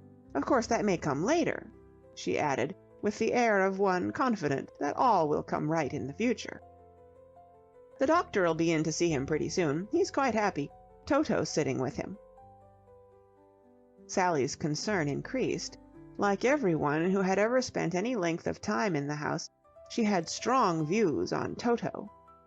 This quadruped, who stained the fame of the entire canine race by posing as a dog, was a small woolly animal with a persistent and penetrating yap, hard to bear with equanimity in health, and certainly quite outside the range of a sick man. Her heart bled for Mr. Fawcett. Mrs. Meecher, on the other hand, who held a faith in her little pet's amiability and power to soothe, which 7 years' close association had been unable to shake, seemed to feel that, with Toto on the spot, all that could be done had been done, as far as pampering the invalid was concerned. "I must go up and see him," cried Sally. "Poor old dear!" "Sure, you know his room. You can hear Toto talking to him now," said Mrs. Meecher complacently. "He wants a cracker, that's what he wants. Toto likes a cracker after breakfast." The invalid's eyes, as Sally entered the room, turned wearily to the door. At the sight of Sally they lit up with an incredulous rapture. Almost any intervention would have pleased Mr. Fawcett at that moment, for his little playmate had long outstayed any welcome that might originally have been his, but that the caller should be his beloved Sally seemed to the old man something in the nature of a return of the age of miracles. "Sally!" "One moment. Here, Toto." Toto, struck momentarily dumb by the sight of food, had jumped off the bed and was standing with his head on one side, peering questioningly at the cracker. He was a suspicious dog, but he allowed himself to be lured into the passage, upon which Sally threw the cracker down and slipped in and shut the door. Toto, after a couple of yaps, which may have been gratitude or baffled fury, trotted off downstairs, and Mr. Fawcett drew a deep breath. "Sally, you come as ever as an angel of mercy. Our worthy Mrs. Meecher means well, and I yield to no man in my respect for her innate kindness of heart, but she errs in supposing that thrice-damned whelp of hers is a combination of sick nurse, soothing medicine, and a week at the seaside. She insisted on bringing him here. He was yapping then, as he was yapping when, with womanly resource which I cannot sufficiently praise, you decoyed him hence, and each yap went through me like hammer-strokes on sheeted tin. Sally, you stand alone among womankind. You shine like a good deed in a naughty world. When did you get back?" "I've only just arrived in my hired barouche from the pier." "And you came to see your old friend without delay? I am grateful and flattered, Sally, my dear." "Of course I came to see you. Do you suppose that, when Mrs. Meecher told me you were sick, I just said, 'Is that so?' and went on talking about the weather? Well, what do you mean by it?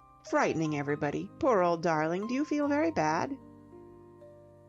1,000 individual mice are nibbling the base of my spine, and I am conscious of a constant need of cooling refreshment.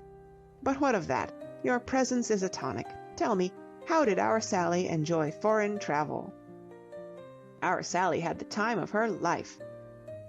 "Did you visit England?" "Only passing through." "How did it look?" asked Mr. Fawcett eagerly. "Moist. Very moist." "It would," said Mr. Fawcett indulgently. "I confess that, happy as I have been in this country, there are times when I miss those wonderful London days, when a sort of cosy brown mist hangs over the streets, and the pavements ooze with a perspiration of mud and water, and you see through the haze the yellow glow of the bodega lamps shining in the distance like harbor lights. Not," said Mr. Fawcett, "that I specify the bodega to the exclusion of other and equally worthy hostelries. I have passed just as pleasant hours in rules and shorts. You missed something by not lingering in England, Sally." "I know I did. Pneumonia." Mr. Fawcett shook his head reproachfully. "You are prejudiced, my dear. You would have enjoyed London if you had had the courage to brave its superficial gloom. Where did you spend your holiday? Paris?" "Part of the time, and the rest of the while I was down by the sea. It was glorious. I don't think I would ever have come back if I hadn't had to, but of course I wanted to see you all again, and I wanted to be at the opening of Mr. Foster's play. Mrs. Meecher tells me you went to one of the rehearsals." "I attended a dog fight, which I was informed was a rehearsal," said Mr. Fawcett severely. "There is no rehearsing nowadays." "Oh dear, was it as bad as all that?" "The play is good. The play, I will go further, is excellent. It has fact. But the acting—" "Mrs. Meecher said you told her that Elsa was good." "Our worthy hostess did not misreport me. Miss Doland has great possibilities. She reminds me somewhat of Matilda Devine, under whose banner I played a season at the Old Royalty in London many years ago. She has the seeds of greatness in her, but she is wasted in the present case on an insignificant part. There is only one part in the play. I allude to the one murdered by Miss Mabel Hobson." "Murdered?" Sally's heart sank. She had been afraid of this, and it was no satisfaction to feel that she had warned Gerald. "Is she very terrible?" "She has the face of an angel, and the histrionic ability of that curious suet pudding which our estimable Mrs. Meecher is apt to give us on Fridays. In my professional career I have seen many cases of what I may term the lady friend in the role of star, but Miss Hobson eclipses them all. I remember in the year '94, a certain scion of the plutocracy took it into his head to present a female, for whom he had conceived an admiration, in a part which would have taxed the resources of the ablest. I was engaged in her support, and at the first rehearsal I recollect saying to my dear old friend Arthur Mosby, dead, alas, these many years, an excellent juvenile, but, like so many good fellows, cursed with a tendency to lift the elbow, I recollect saying to him, 'Arthur, dear boy, I give it 2 weeks.' 'Max,' was his reply, 'you are an incurable optimist. 1 consecutive night, laddie, 1 consecutive night.' We had, I recall, an even half-crown upon it. He won. We opened at Wigan, our leading lady got the bird, and the show closed next day. I was forcibly reminded of this incident as I watched Miss Hobson rehearsing." "Oh, poor Mr. Foster!" "I do not share your commiseration for that young man," said Mr. Fawcett austerely.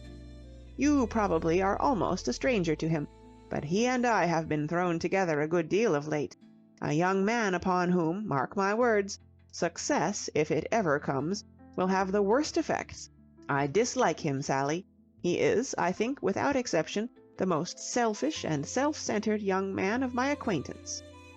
He reminds me very much of old Billy Fothergill, with whom I toured a good deal in the later '80s. Did I ever tell you the story of Billy and the amateur who—" Sally was in no mood to listen to the adventures of Mr. Fothergill.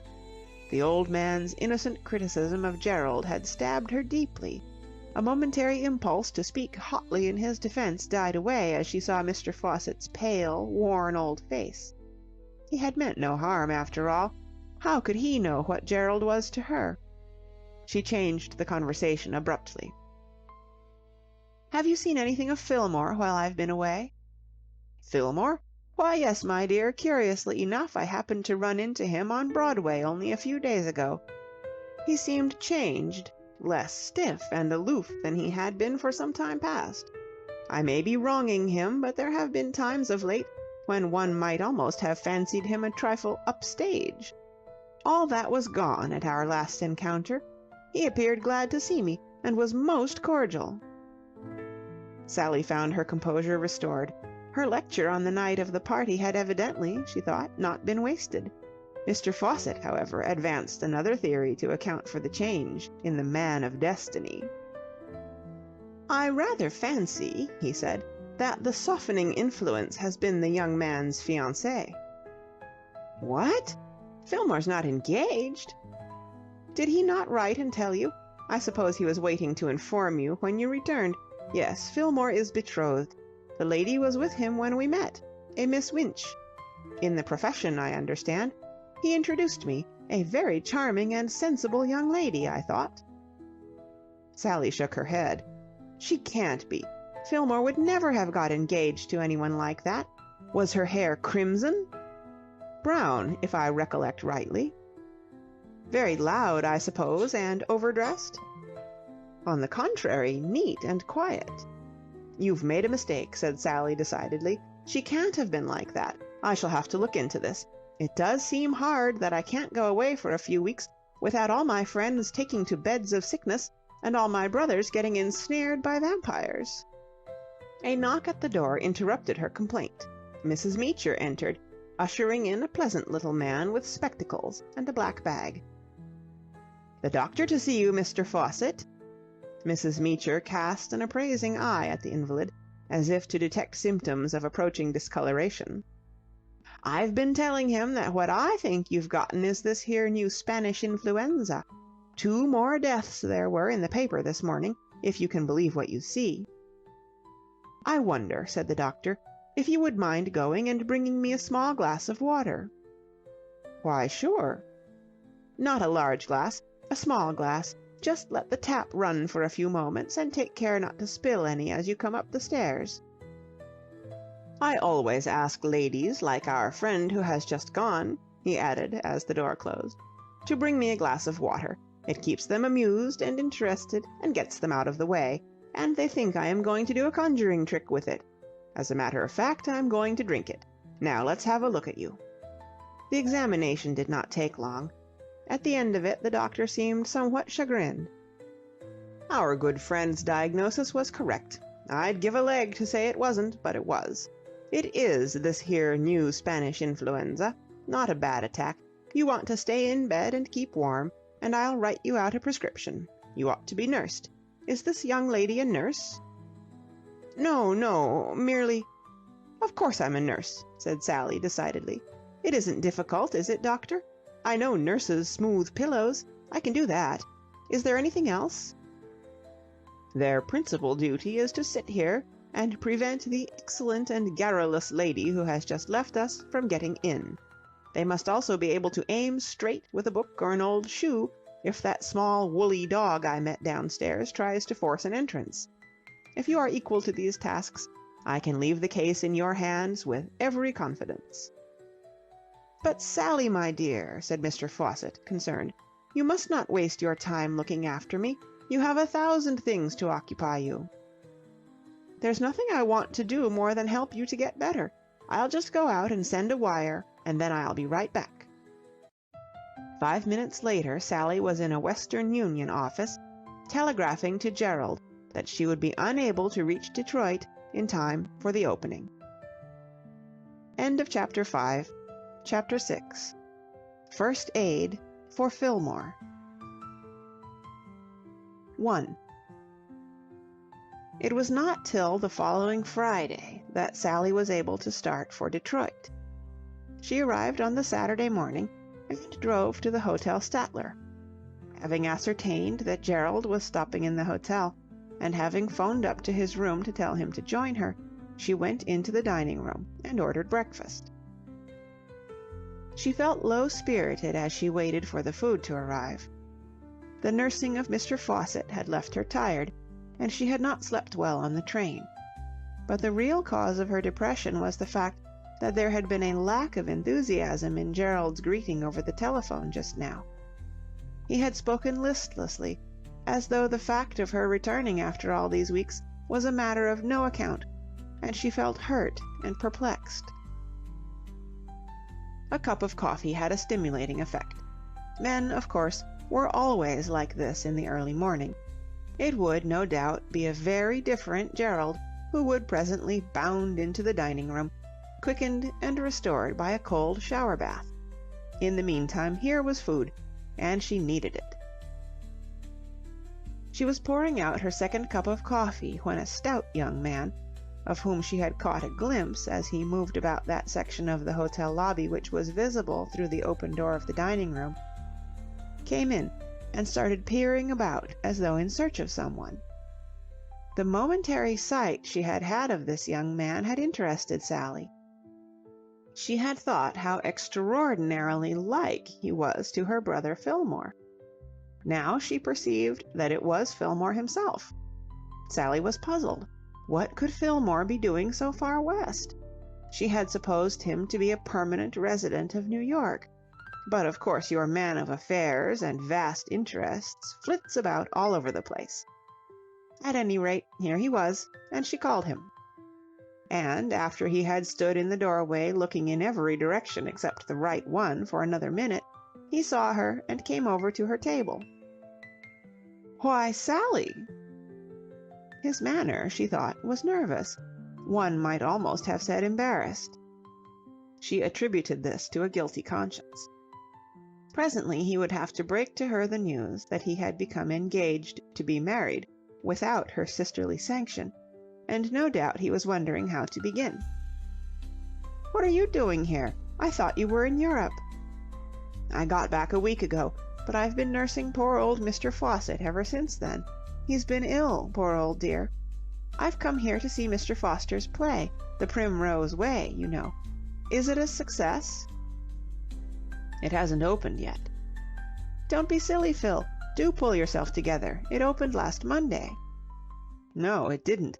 Haven't you heard? They've closed all the theaters because of this infernal Spanish influenza.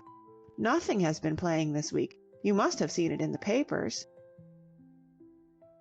"I haven't had time to read the papers. Oh, Phil, what an awful shame." "Yes, it's pretty tough. Makes the company all on edge. I've had the darndest time, I can tell you." "Why, what have you got to do with it?" Fillmore coughed. I didn't tell you that. I'm sort of, mixed up in the show. Cracknell, you remember he was at college with me, suggested that I should come down and look at it. Shouldn't wonder if he wants me to put money into it, and so on." "I thought he had all the money in the world." "Yes, he has a lot, but these fellows like to let a pal in on a good thing." "Is it a good thing?" "The play is fine." "That's what Mr. Fawcett said, but Mabel Hobson—" Fillmore's ample face registered emotion. "She's an awful woman, Sally. She can't act, and she throws her weight about all the time. The other day there was a fuss about a paper knife." "How do you mean, a fuss about a paper knife?"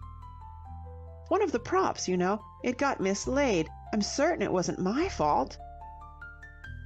"How could it have been your fault?" asked Sally wonderingly. Love seemed to have the worst effects on Fillmore's mentality. "Well, you know how it is. Angry woman blames the first person she sees. This paper knife—" Fillmore's voice trailed off into pained silence. "Mr. Fawcett said Elsa Doland was good." "Oh, she's all right," said Fillmore indifferently. "But—" His face brightened, and animation crept into his voice. "But the girl you want to watch is Miss Winch, Gladys Winch. She plays the maid. She's only in the first act, and hasn't much to say except, 'Did you ring, madam?' and things like that. But it's the way she says 'em. Sally, that girl's a genius. The greatest character actress in a dozen years. You mark my words, in a darned little while you'll see her name up on Broadway in electric light. Personality? Ask me. Charm? She wrote the words and music. Looks? All right, I know all about it, Phil. And will you kindly inform me how you dared to get engaged without consulting me?" Fillmore blushed richly. "Oh, do you know?" "Yes, Mr. Fawcett told me." "Well—" "Well?" "Well, I'm only human," argued Fillmore. "I call that a very handsome admission. You've got quite modest, Phil." He had certainly changed for the better since their last meeting. It was as if someone had punctured him and let out all the pomposity. If this was due, as Mr. Fawcett had suggested, to the influence of Miss Winch, Sally felt that she could not but approve of the romance. "I'll introduce you sometime," said Fillmore. "I want to meet her very much." "I'll have to be going now. I've got to see Bunbury. I thought he might be in here." "Who's Bunbury?" "The producer. I suppose he is breakfasting in his room. I'd better go up." "You are busy, aren't you? Little marvel. It's lucky they've got you to look after them." Fillmore retired, and Sally settled down to wait for Gerald, no longer hurt by his manner over the telephone. Poor Gerald! No wonder he had seemed upset. A few minutes later he came in. "Oh, Jerry, darling," said Sally as he reached the table. "I'm so sorry. I've just been hearing about it." Gerald sat down. His appearance fulfilled the promise of his voice over the telephone.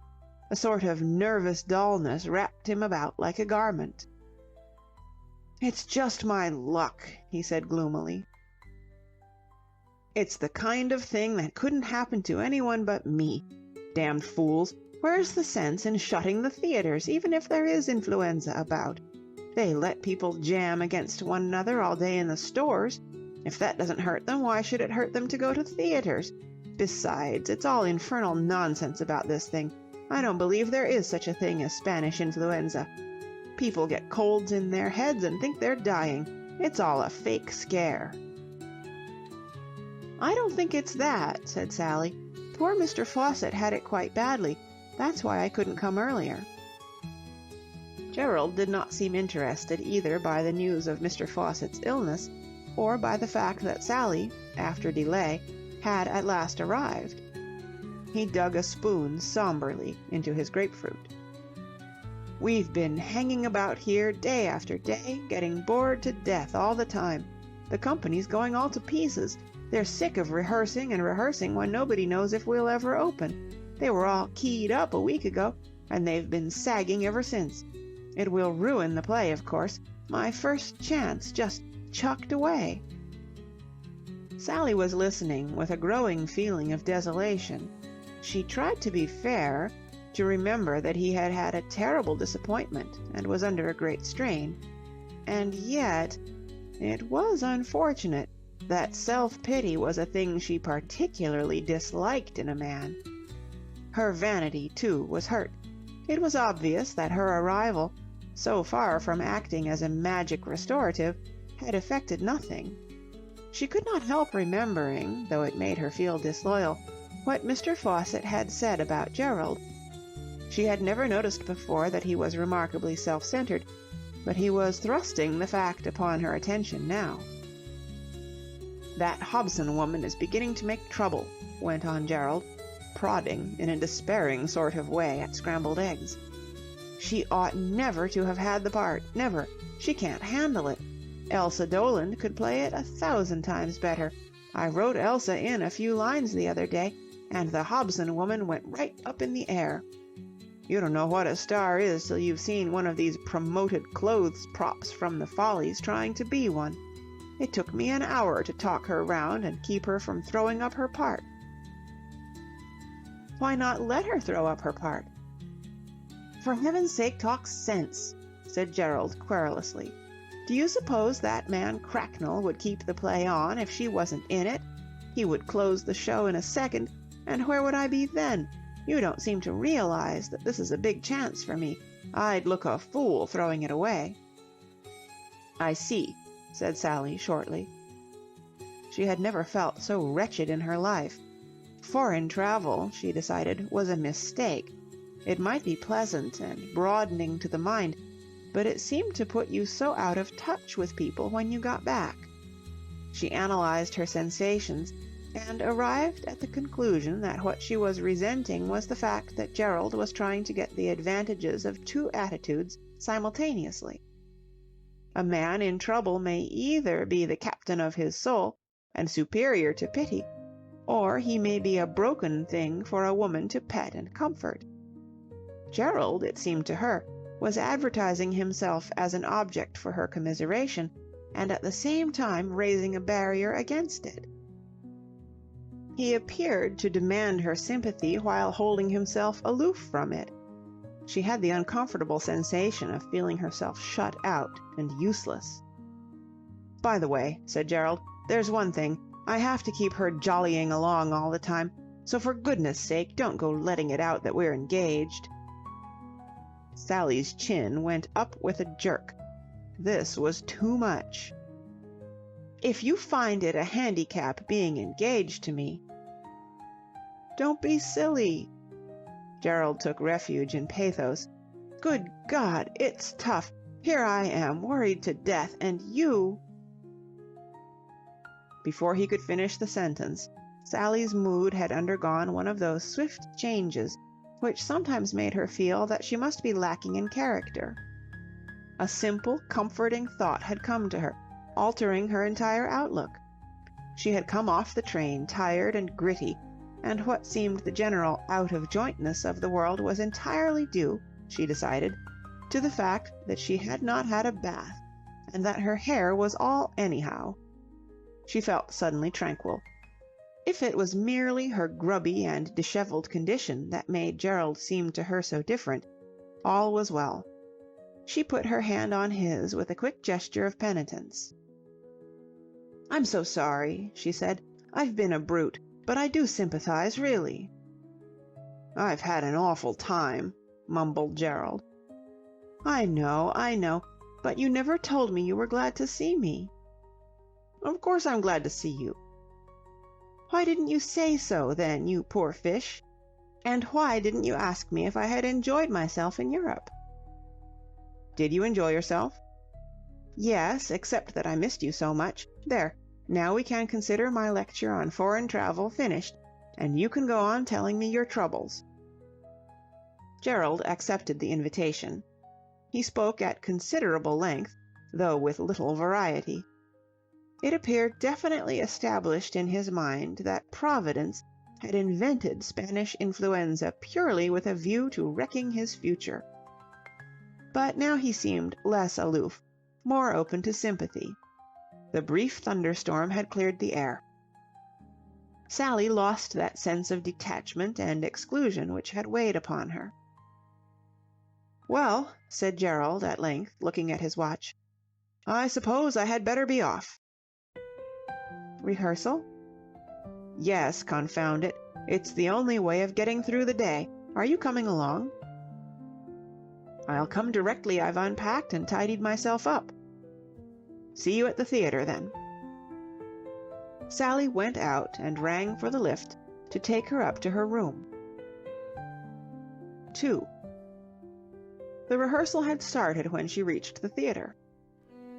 As she entered the dark auditorium, voices came to her with that thin and reedy effect which is produced by people talking in an empty building.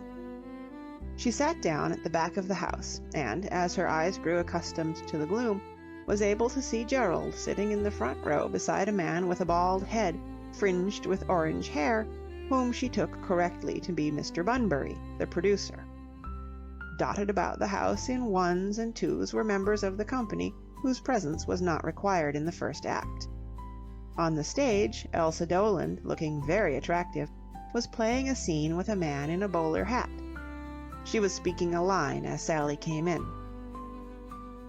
"Why, what do you mean, father?" "Tiddly-umpty-tum," was the bowler-hatted one's surprising reply. "Tiddly-umpty-um, long speech ending in 'find me in the library' and exit," said the man in the bowler hat, starting to do so.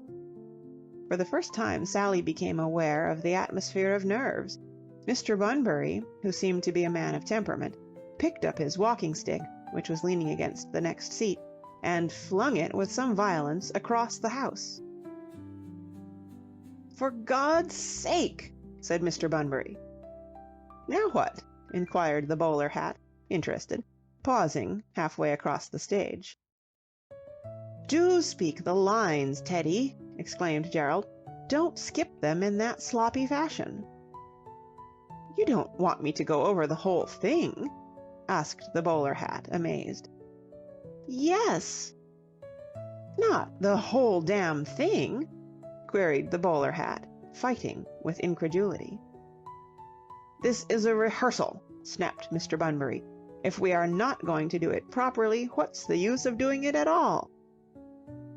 This seemed to strike the erring Teddy, if not as reasonable, at any rate as one way of looking at it. He delivered the speech in an injured tone and shuffled off. The atmosphere of tenseness was unmistakable now. Sally could feel it. The world of the theatre is simply a large nursery, and its inhabitants children who readily become fretful if anything goes wrong. The waiting and the uncertainty, the loafing about in strange hotels in a strange city, the dreary rehearsing of lines which had been polished to the last syllable more than a week ago, these things had sapped the nerve of the Primrose Way company, and demoralization had set in. It would require only a trifle to produce an explosion. Elsa Doland now moved to the door, pressed a bell, and, taking a magazine from the table, sat down in a chair near the footlights. A moment later, in answer to the ring, a young woman entered, to be greeted instantly by an impassioned bellow from Mr. Bunbury. "Miss Winch!" The new arrival stopped and looked out over the footlights, not in the pained manner of the man in the bowler hat, but with the sort of genial indulgence of one who has come to a juvenile party to amuse the children. She was a square, wholesome, good-humoured looking girl with a serious face, the gravity of which was contradicted by the faint smile that seemed to lurk about the corner of her mouth. She was certainly not pretty, and Sally, watching her with keen interest, was surprised that Fillmore had had the sense to disregard surface homeliness and recognize her charm. Deep down in Fillmore, Sally decided, there must lurk an unsuspected vein of intelligence. "Hello," said Miss Winch amiably. Mr. Bunbury seemed profoundly moved.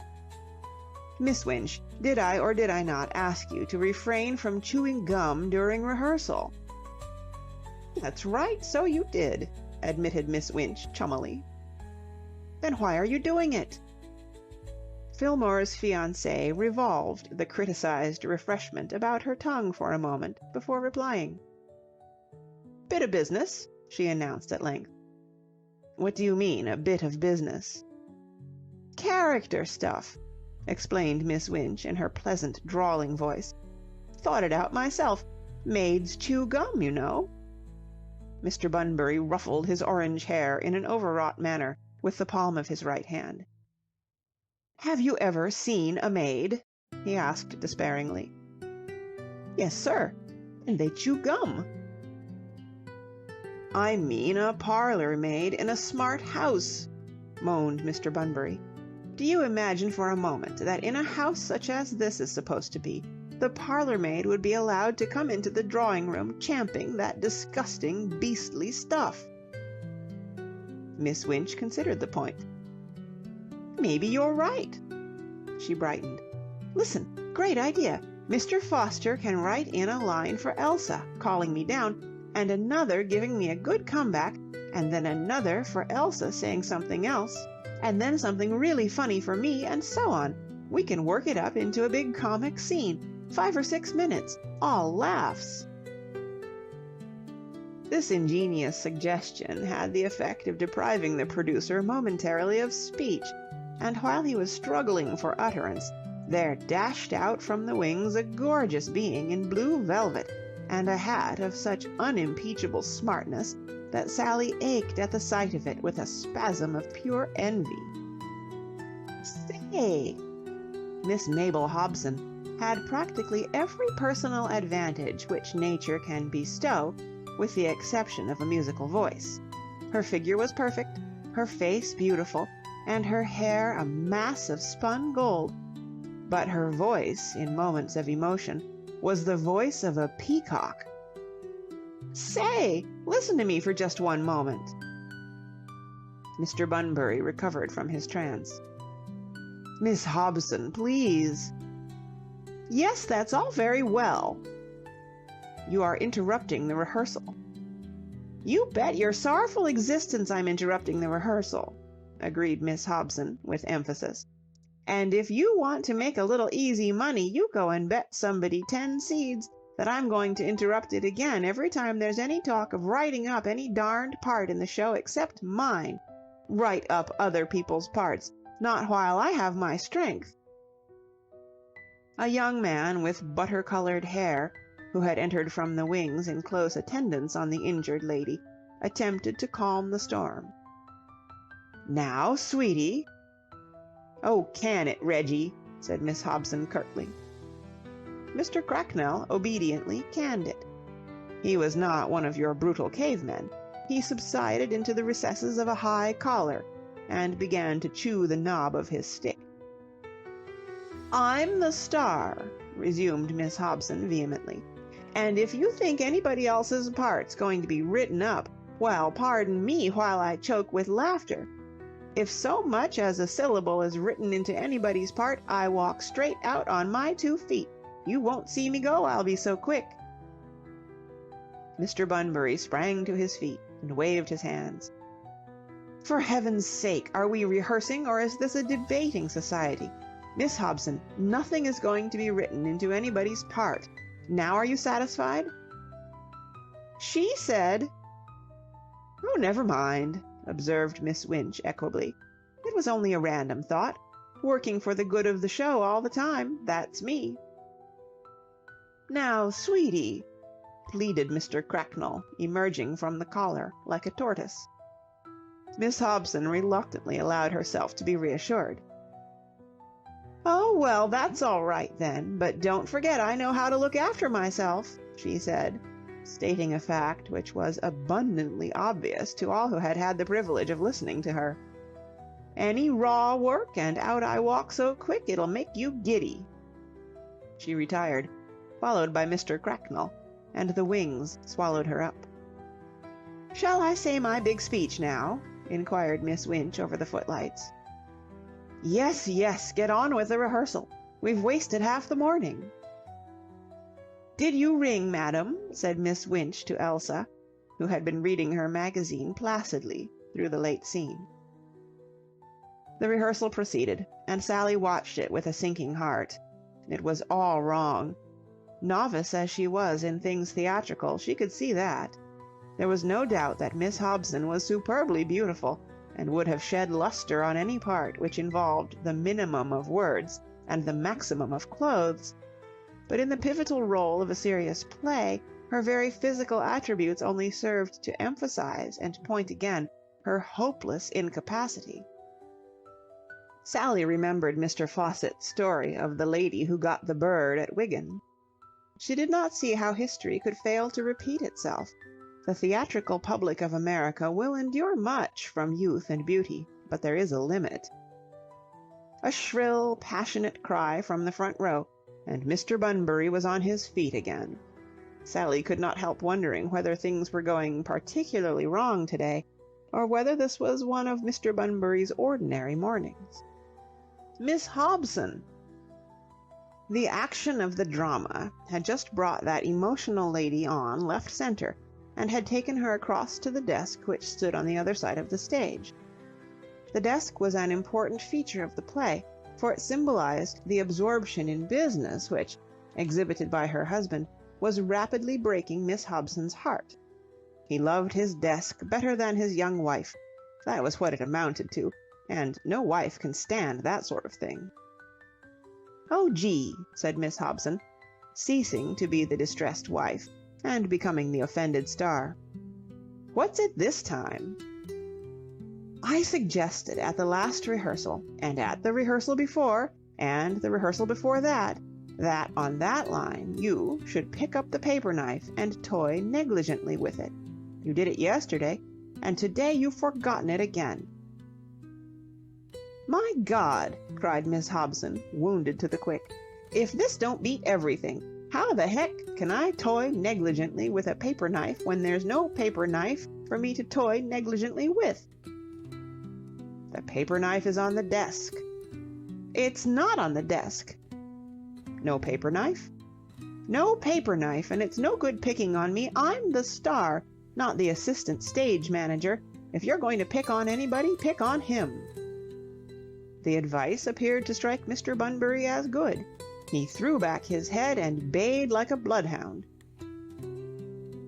There was a momentary pause, and then from the wings on the prompt side there shambled out a stout and shrinking figure, in whose hand was a script of the play, and on whose face, lit up by the footlights, there shone a look of apprehension. It was Fillmore, the man of destiny. 3. Alas, poor Fillmore! He stood in the middle of the stage, with the lightning of Mr. Bunbury's wrath playing about his defenseless head, and Sally, recovering from her first astonishment, sent a wave of sisterly commiseration floating across the theatre to him. She did not often pity Fillmore. His was a nature which, in the sunshine of prosperity, had a tendency to grow a trifle lush, and such of the minor ills of life as had afflicted him during the past 3 years had, she considered, been wholesome and educative, and a matter not for concern but for congratulation. Unmoved, she had watched him through that lean period, lunching on coffee and buckwheat cakes, and curbing from motives of economy a somewhat florid taste in dress.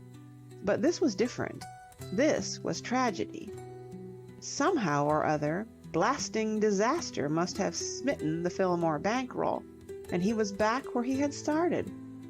His presence here this morning could mean nothing else. She recalled his words at the breakfast table about financing the play.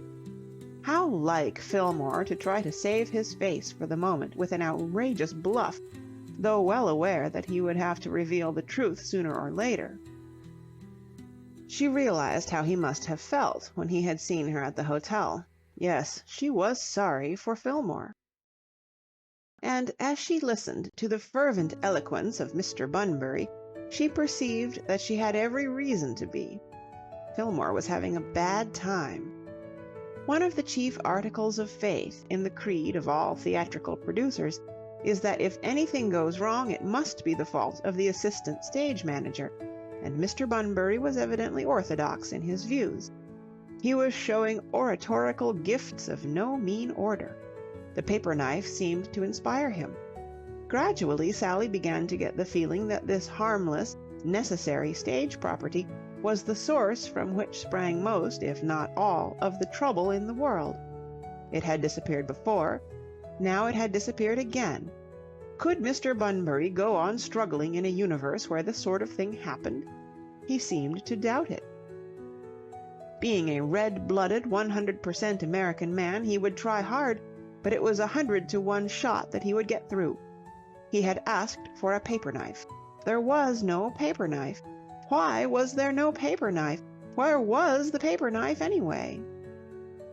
"I assure you, Mr. Bunbury," bleated the unhappy Fillmore obsequiously, "I placed it with the rest of the properties after the last rehearsal."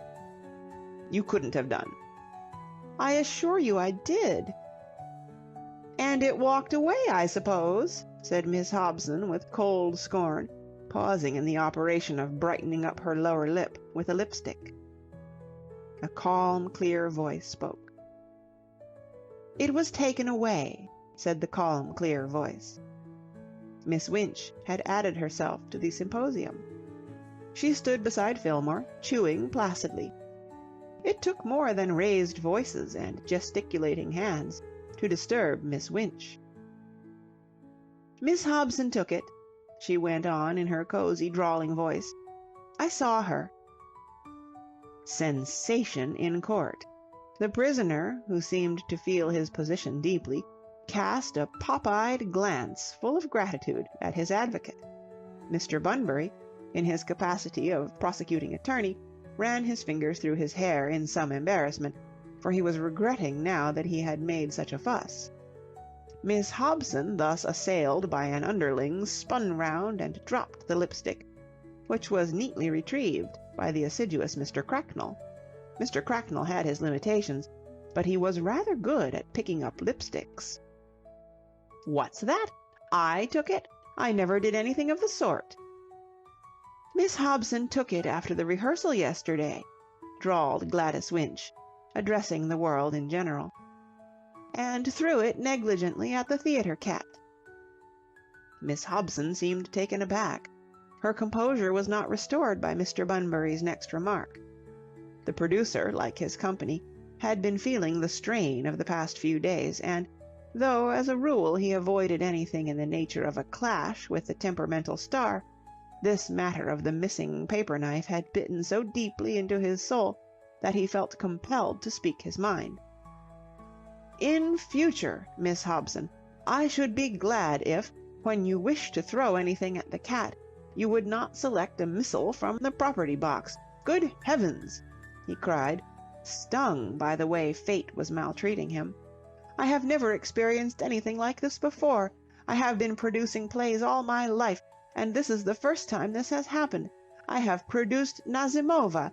Nazimova never threw paper knives at cats." "Well, I hate cats," said Miss Hobson, as though that settled it. "I," murmured Miss Winch, "love little pussy, her fur is so warm, and if I don't hurt her, she'll do me no." "Oh, my heavens!" shouted Gerald Foster, bounding from his seat and for the first time taking a share in the debate. "Are we going to spend the whole day arguing about cats and paper knives? For goodness sake, clear the stage and stop wasting time." Miss Hobson chose to regard this intervention as an affront. "Don't shout at me, Mr. Foster." "I wasn't shouting at you." "If you have anything to say to me, lower your voice." "He can't," observed Miss Winch. "He's a tenor." "Nazimova never—" began Mr. Bunbury. Miss Hobson was not to be diverted from her theme by reminiscences of Nazimova. She had not finished dealing with Gerald. "In the shows I've been in," she said mordantly, "the author wasn't allowed to go about the place getting fresh with the leading lady. In the shows I've been in, the author sat at the back and spoke when he was spoken to. In the shows I've been in—" Sally was tingling all over. This reminded her of the dog fight on the Roville sands. She wanted to be in it, and only the recognition that it was a private fight and that she would be intruding kept her silent. The lure of the fray, however, was too strong for her wholly to resist it. Almost unconsciously, she had risen from her place and drifted down the aisle so as to be nearer the white-hot center of things. She was now standing in the lighted space by the orchestra pit, and her presence attracted the roving attention of Miss Hobson, who, having concluded her remarks on authors and their legitimate sphere of activity, was looking about for some other object of attack. "Who the devil," inquired Miss Hobson, "is that?" Sally found herself an object of universal scrutiny, and wished that she had remained in the obscurity of the back rows. "I am Mr. Nicholas's sister," was the best method of identification that she could find. "Who's Mr. Nicholas?" Fillmore timidly admitted that he was Mr. Nicholas. He did it in the manner of one in the dock pleading guilty to a major charge, and at least half of those present seemed surprised. To them, till now, Fillmore had been a nameless thing, answering to the shout of "Hi!" Miss Hobson received the information with a laugh of such exceeding bitterness that strong men blanched, and Mr. Cracknell started so convulsively that he nearly jerked his collar off its stud. "Now, sweetie," urged Mr. Cracknell. Miss Hobson said that Mr. Cracknell gave her a pain in the gizzard. She recommended his fading away, and he did so, into his collar. He seemed to feel that once well inside his collar, he was home and safe from attack. "I'm through," announced Miss Hobson. It appeared that Sally's presence had in some mysterious fashion fulfilled the function of the last straw. "This is the by-goddest show I was ever in. I can stand for a whole lot, But when it comes to the assistant stage manager being allowed to fill the theater with his sisters and his cousins and his aunts, it's time to quit." "But, sweetie," pleaded Mr. Cracknell, coming to the surface.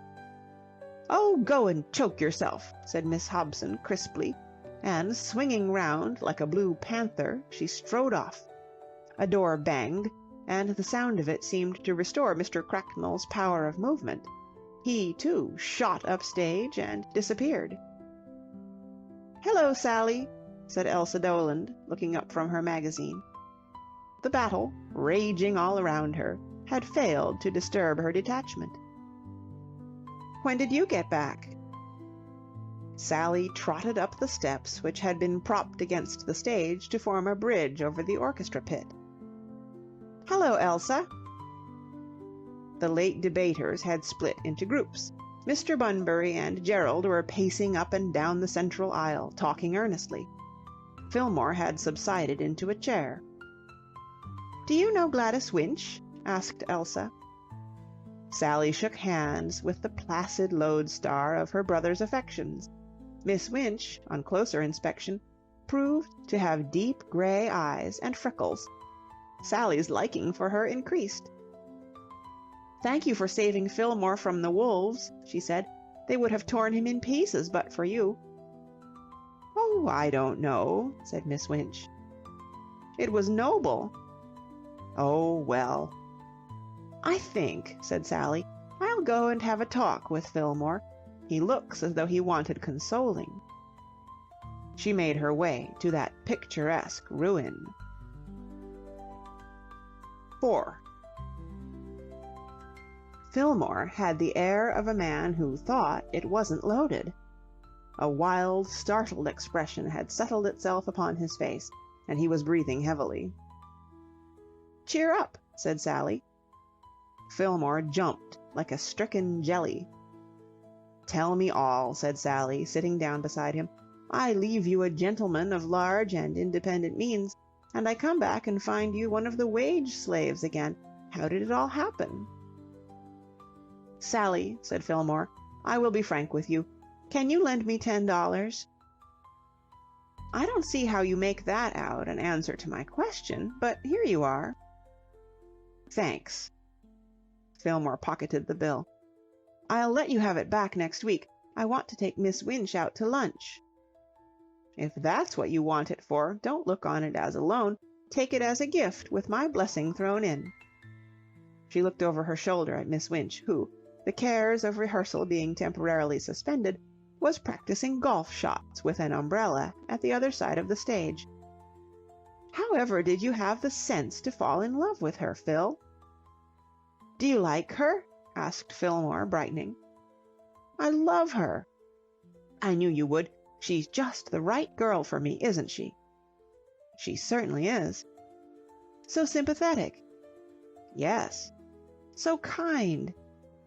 "Yes, and she's got brains enough for two, which is the exact quantity the girl who marries you will need." Fillmore drew himself up with as much hauteur as a stout man sitting in a low chair can achieve. "Some day I will make you believe in me, Sally."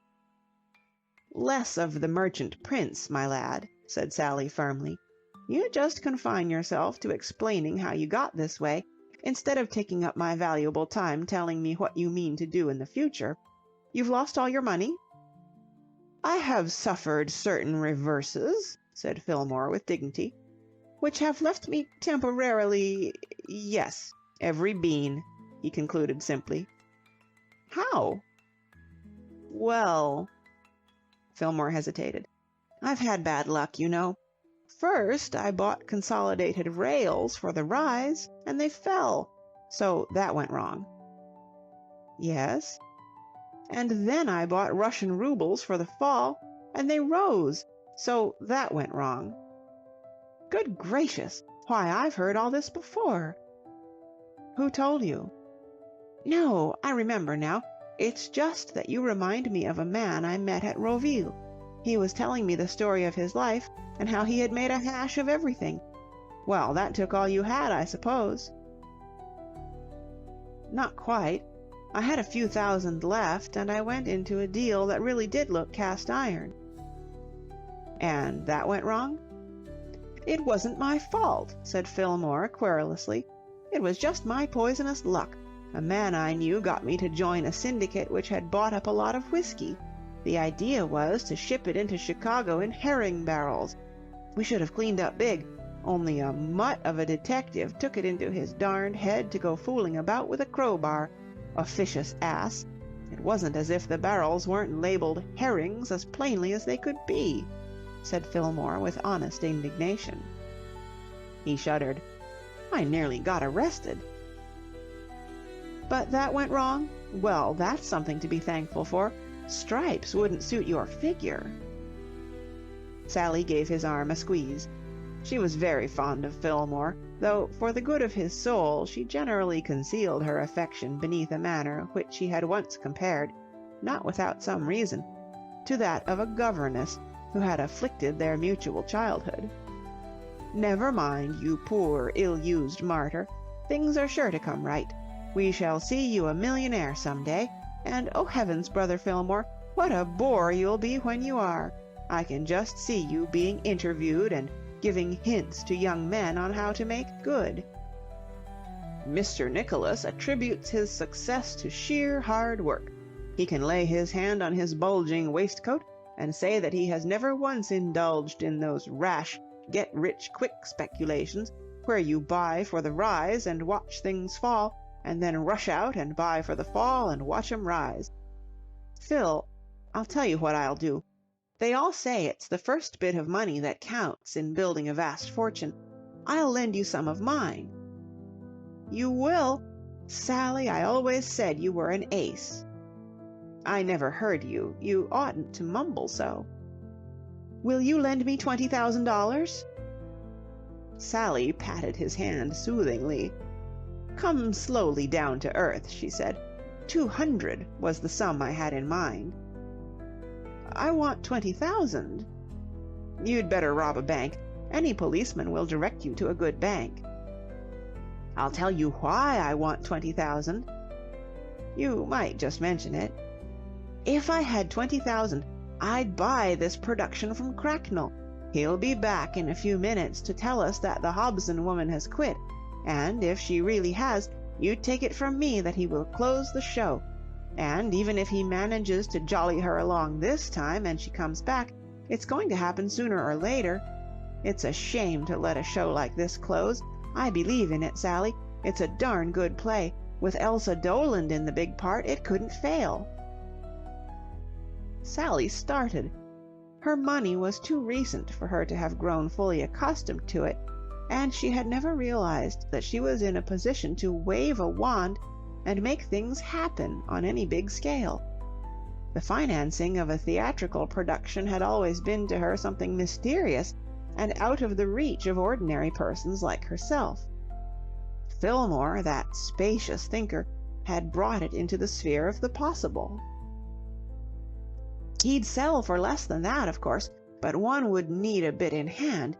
You have to face a loss on the road before coming into New York.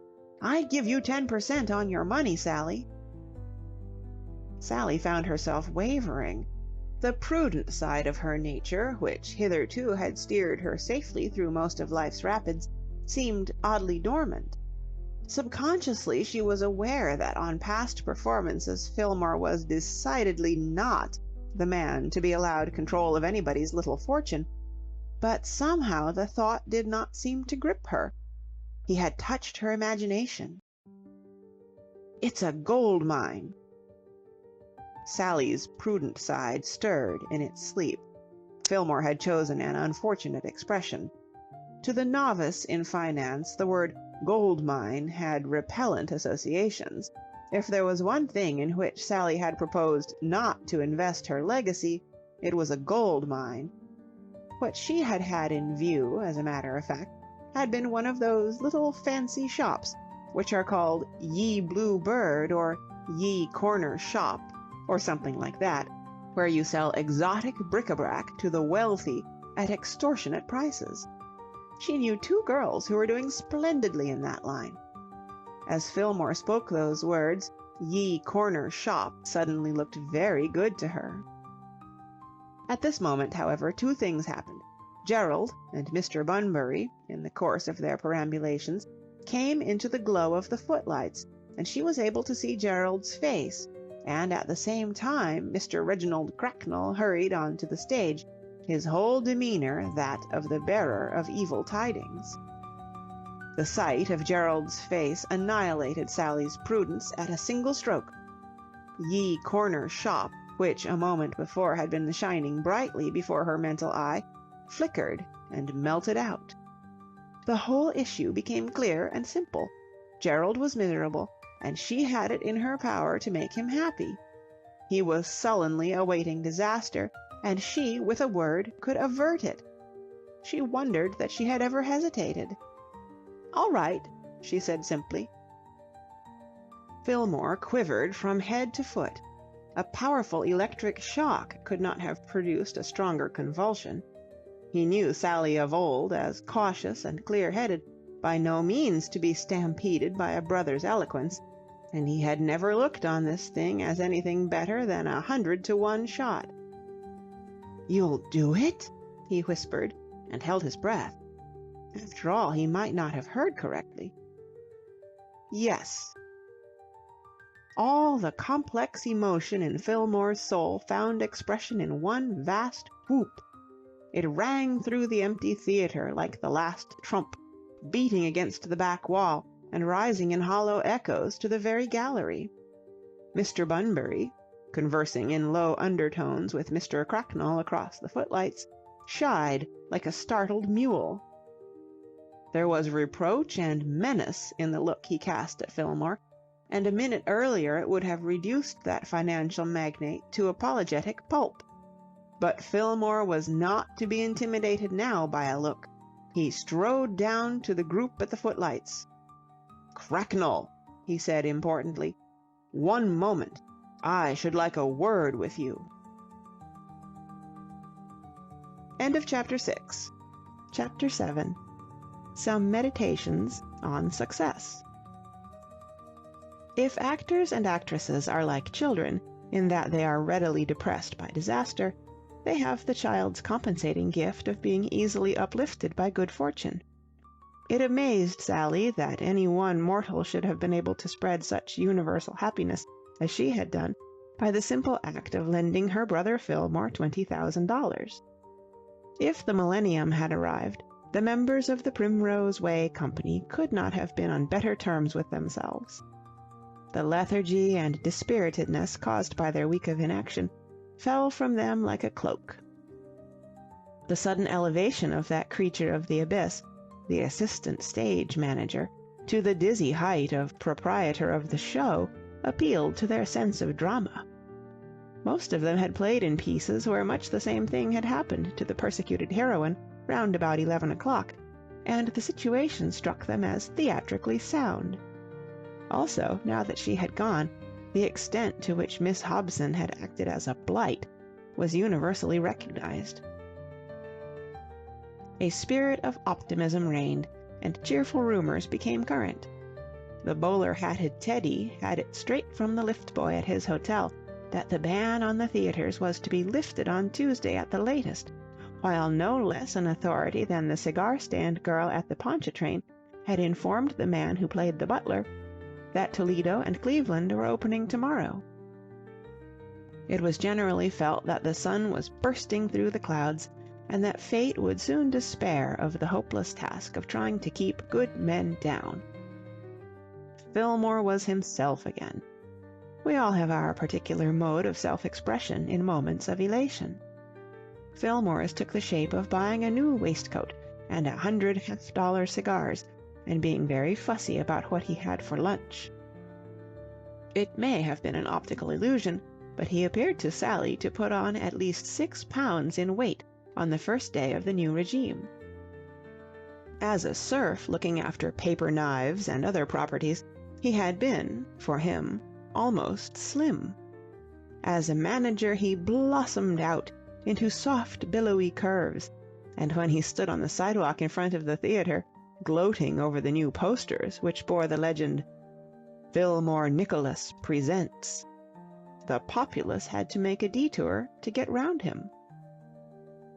In this era of bubbling joy, it was hard that Sally, the fairy godmother responsible for it all, should not have been completely happy too, and it puzzled her why she was not. But whatever it was that cast the faint shadow refused obstinately to come out from the back of her mind and show itself and be challenged.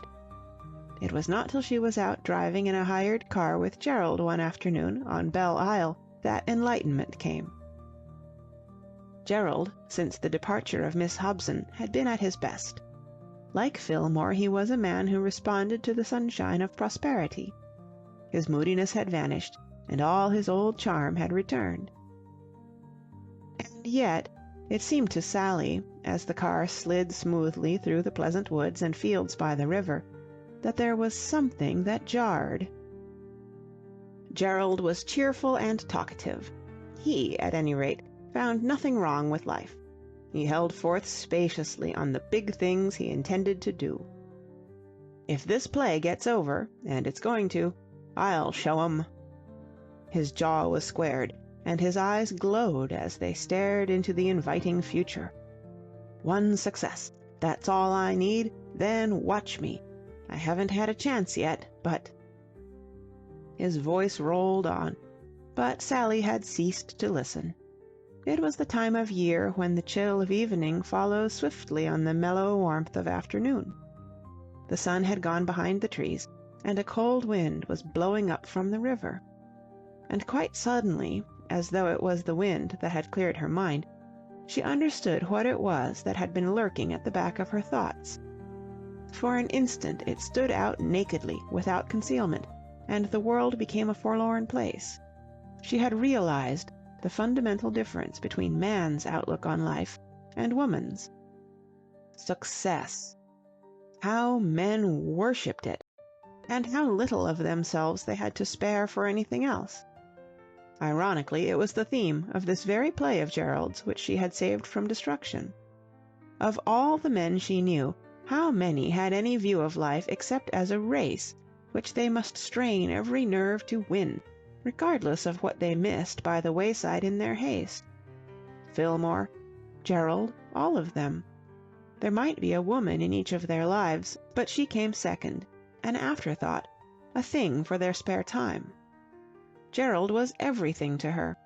His success would never be more than a side issue as far as she was concerned. He himself, without any of the trappings of success, was enough for her, but she was not enough for him. A spasm of futile jealousy shook her. She shivered. "Cold?" said Gerald. "I'll tell the man to drive back. I don't see any reason why this play shouldn't run a year in New York. Everybody says it's good. If it does get over, they'll all be after me. Sally stared out into a bleak world. The sky was leaden gray, and the wind from the river blew with a dismal chill. End of Chapter 7. Chapter 8. Reappearance of Mr. Carmyle and Ginger. 1. When Sally left Detroit on the following Saturday, accompanied by Fillmore, who was returning to the metropolis for a few days, in order to secure offices and generally make his presence felt along Broadway, her spirits had completely recovered. She felt guiltily that she had been fanciful, even morbid. Naturally men wanted to get on in the world. It was their job. She told herself that she was bound up with Gerald's success, and that the last thing of which she ought to complain was the energy he put into efforts of which she, as well as he, would reap the reward. To this happier frame of mind the excitement of the last few days had contributed. Detroit, that city of amiable audiences, had liked The Primrose Way. The theater, in fulfillment of Teddy's prophecy, had been allowed to open on the Tuesday, and a full house, hungry for entertainment after its enforced abstinence, had welcomed the play wholeheartedly. The papers, not always in agreement with the applause of a first-night audience, had on this occasion endorsed the verdict, with agreeable unanimity hailing Gerald as the coming author and Elsa Doland as the coming star. There had even been a brief mention of Fillmore as the coming manager. But there is always some trifle that jars in our greatest moments, and Fillmore's triumph had almost been spoilt by the fact that the only notice taken of Gladys Winch was by the critic who printed her name, spelt Wunch, in the list of those whom the cast also included. "One of the greatest character actresses on the stage," said Fillmore bitterly, talking over this outrage with Sally on the morning after the production. From this blow, however, his buoyant nature had soon enabled him to rally. Life contained so much that was bright that it would have been churlish to concentrate the attention on the one dark spot. Business had been excellent all through the week. Elsa Doland had got better at every performance. The receipt of a long and agitated telegram from Mr. Cracknell, pleading to be allowed to buy the piece back, the passage of time having apparently softened Miss Hobson, was a pleasant incident. And, best of all, the great Ike Schumann, who owned half the theaters in New York and had been in Detroit superintending one of his musical productions, had looked in one evening and stamped The Primrose Way with the seal of his approval.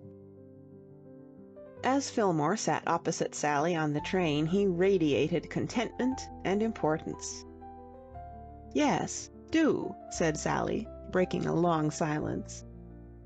Fillmore awoke from happy dreams. "Eh?"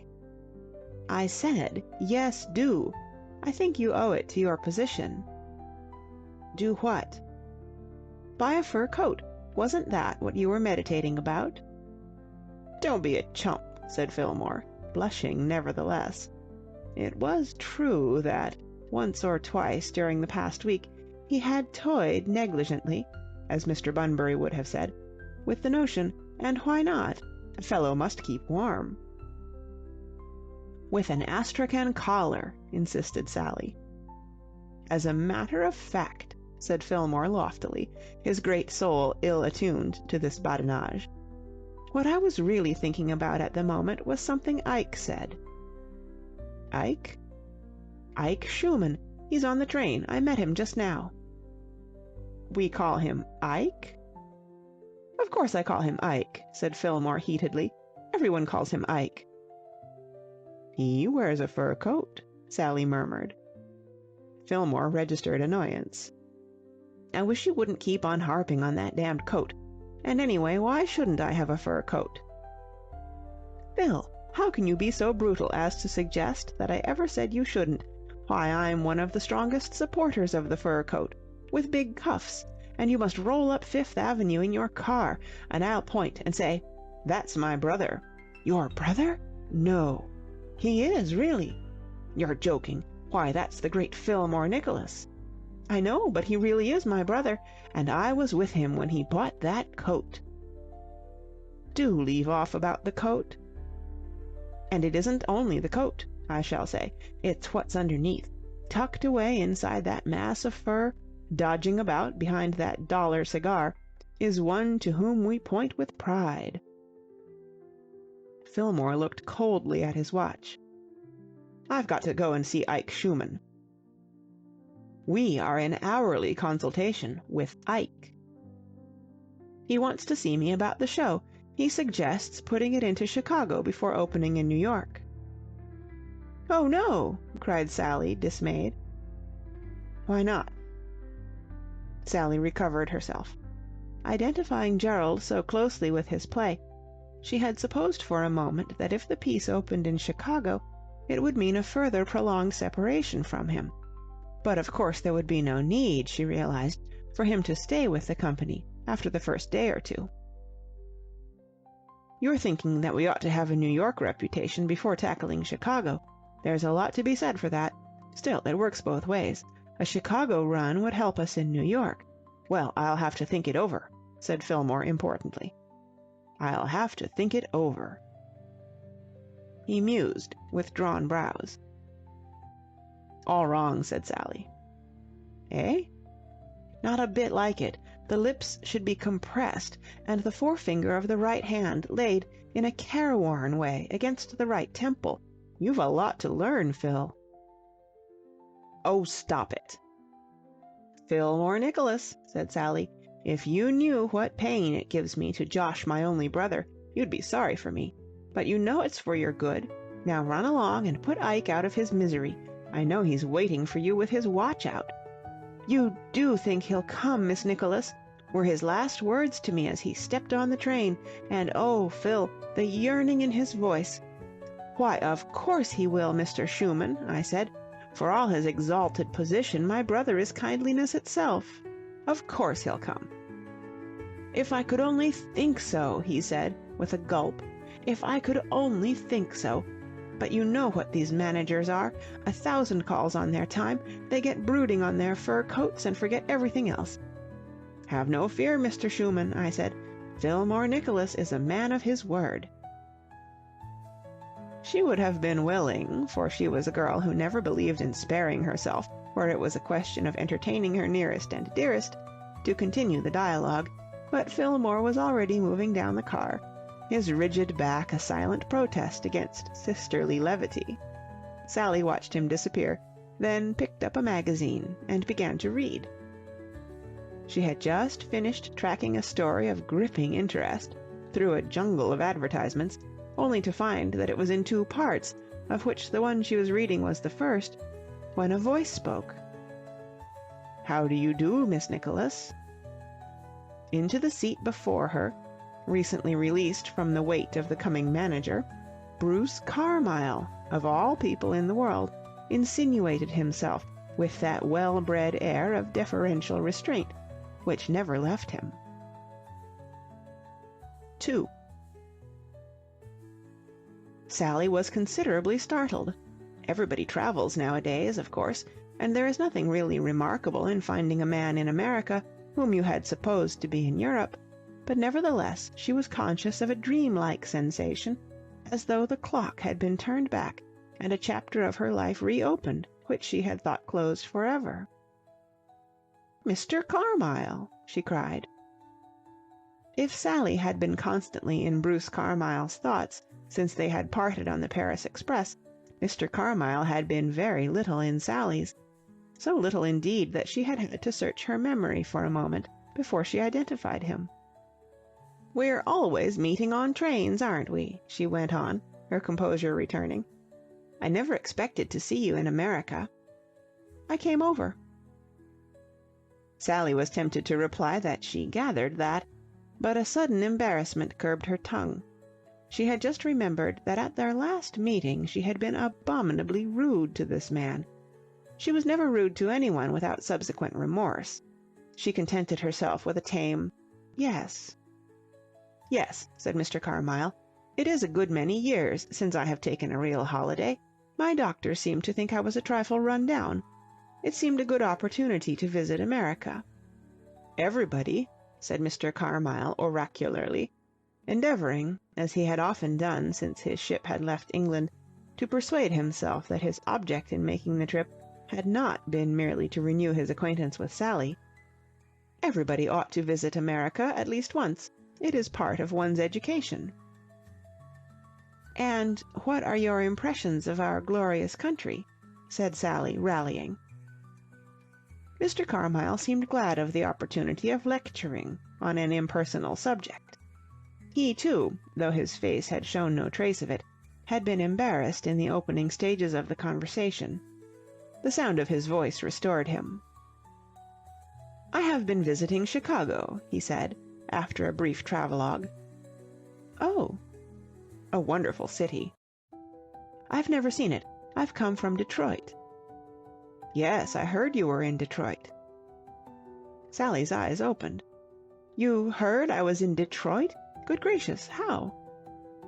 "I called at your New York address and made inquiries," said Mr. Carmyle, a little awkwardly.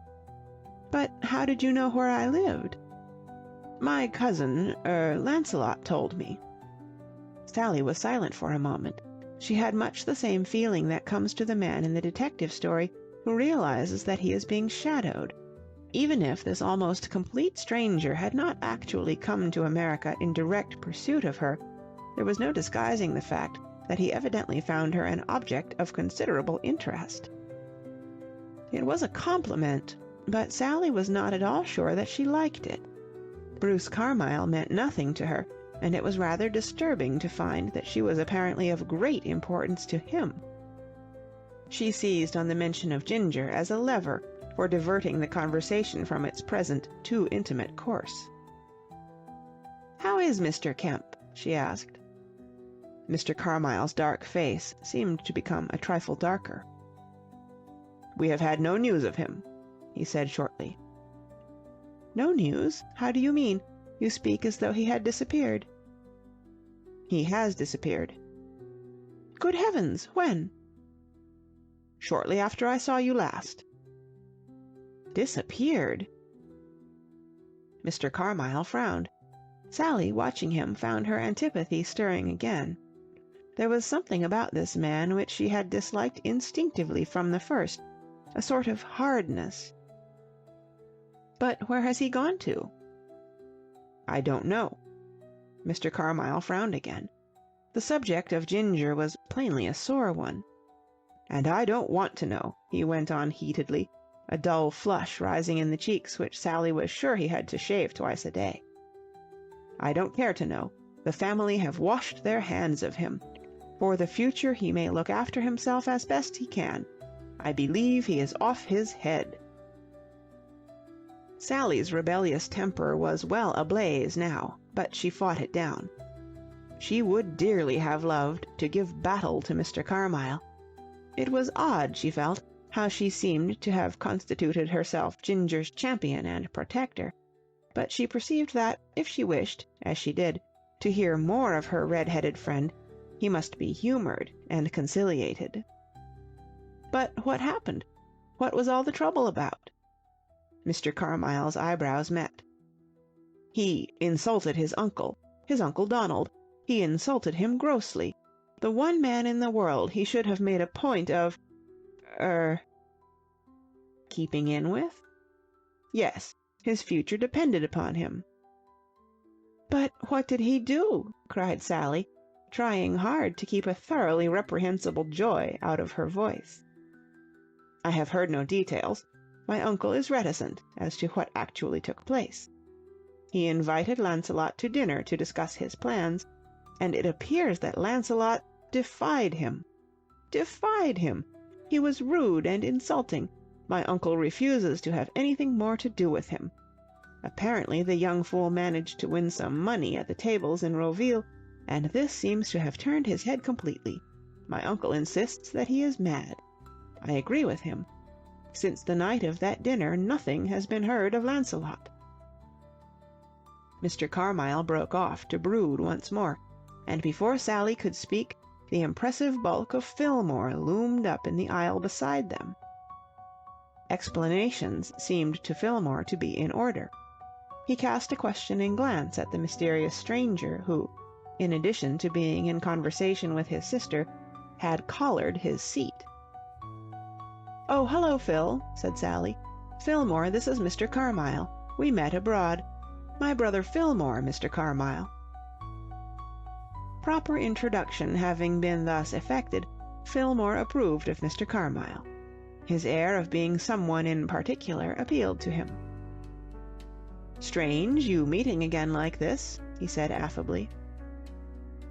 The porter, who had been making up berths along the car, was now hovering expectantly in the offing. "You two had better go into the smoking-room," suggested Sally. "I'm going to bed."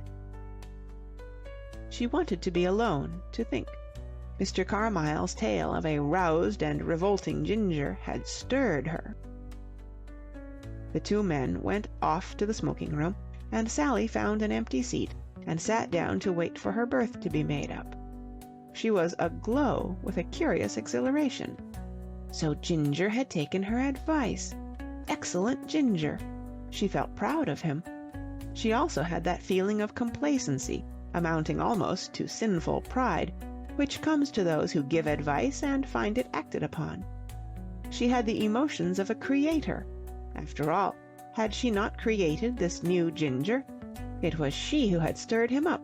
It was she who had unleashed him. She had changed him from a meek dependent of the family to a ravening creature who went about the place insulting uncles. It was a feat. There was no denying it. It was something attempted, something done, and by all the rules laid down by the poet it should, therefore, have earned a night's repose. Yet Sally, jolted by the train, which towards the small hours seemed to be trying out some new buck and wing steps of its own invention, slept ill, and presently, as she lay awake, there came to her bedside the spectre of doubt, gaunt and questioning. Had she, after all, wrought so well? Had she been wise in tampering with this young man's life? "What about it?" said the spectre of doubt. 3. Daylight brought no comforting answer to the question. Breakfast failed to manufacture an easy mind. Sally got off the train at the Grand Central Station in a state of remorseful concern. She declined the offer of Mr. Carmyle to drive her to the boarding-house, and started to walk there, hoping that the crisp morning air would effect a cure. She wondered now how she could ever have looked with approval on her rash act. She wondered what demon of interference and meddling had possessed her to make her blunder into people's lives, upsetting them. She wondered that she was allowed to go around loose. She was nothing more nor less than a menace to society. Here was an estimable young man, obviously the sort of young man who would always have to be assisted through life by his relatives, and she had deliberately egged him on to wreck his prospects. She blushed hotly as she remembered that mad wireless she had sent him from the boat. Miserable Ginger!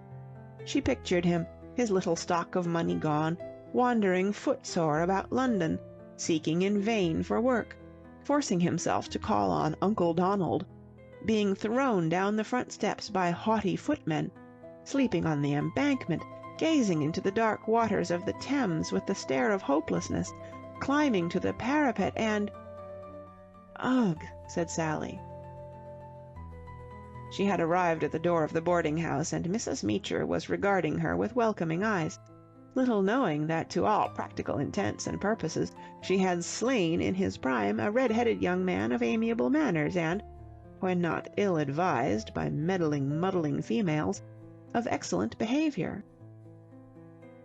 Mrs. Meacher was friendly and garrulous. Variety, the journal which, next to the dog Toto, was the thing she loved best in the world, had informed her on the Friday morning that Mr. Foster's play had got over big in Detroit, and that Miss Doland had made every kind of hit. It was not often that the old alumni of the boarding-house forced their way after this fashion into the Hall of Fame, and, according to Mrs. Meacher, the establishment was ringing with the news. That blue ribbon round Toto's neck was worn in honor of the triumph. There was also, though you could not see it, a chicken dinner in Toto's interior by way of further celebration. And was it true that Mr. Fillmore had bought the piece? A great man, was Mrs. Meacher's verdict. Mr. Fawcett had always said so. "Oh, how is Mr. Fawcett?" Sally asked, reproaching herself for having allowed the pressure of other matters to drive all thoughts of her late patient from her mind. "He's gone," said Mrs. Meacher, with such relish that to Sally, in her morbid condition, the words had only one meaning. She turned white and clutched at the banisters. "Gone?" "To England," added Mrs. Meacher. Sally was vastly relieved. "Oh, I thought you meant—" "Oh, no, not that." Mrs. Meacher sighed, for she had been a little disappointed in the old gentleman, who started out as such a promising invalid, only to fall away into the dullness of robust health once more. "He's well enough. I never seen anybody better. You'd think," said Mrs. Meacher, bearing up with difficulty under her grievance, "you'd think this here new Spanish influenza was a sort of tonic or somepin', the way he looks now. Of course," she added, trying to find justification for a respected lodger, "he's had good news. His brother's dead." "What?" Not, I don't mean that that was good news, far from it, though, come to think of it, all flesh is as grass, and we all got to be prepared for something of the sort breaking loose. But it seems this here new brother of his, I didn't know he'd a brother, and I don't suppose you knew he had a brother. Men are secretive, aren't they?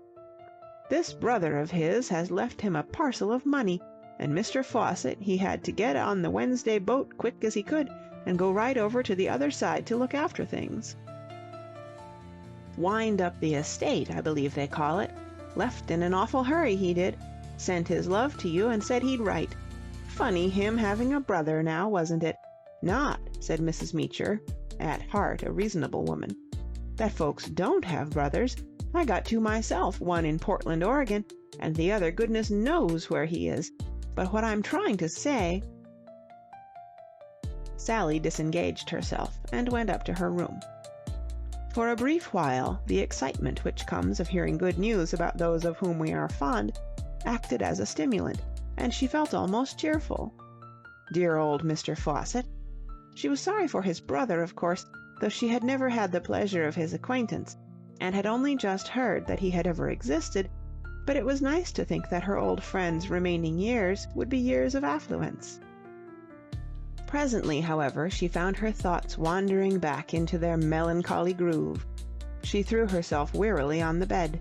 She was tired after her bad night. But she could not sleep. Remorse kept her awake.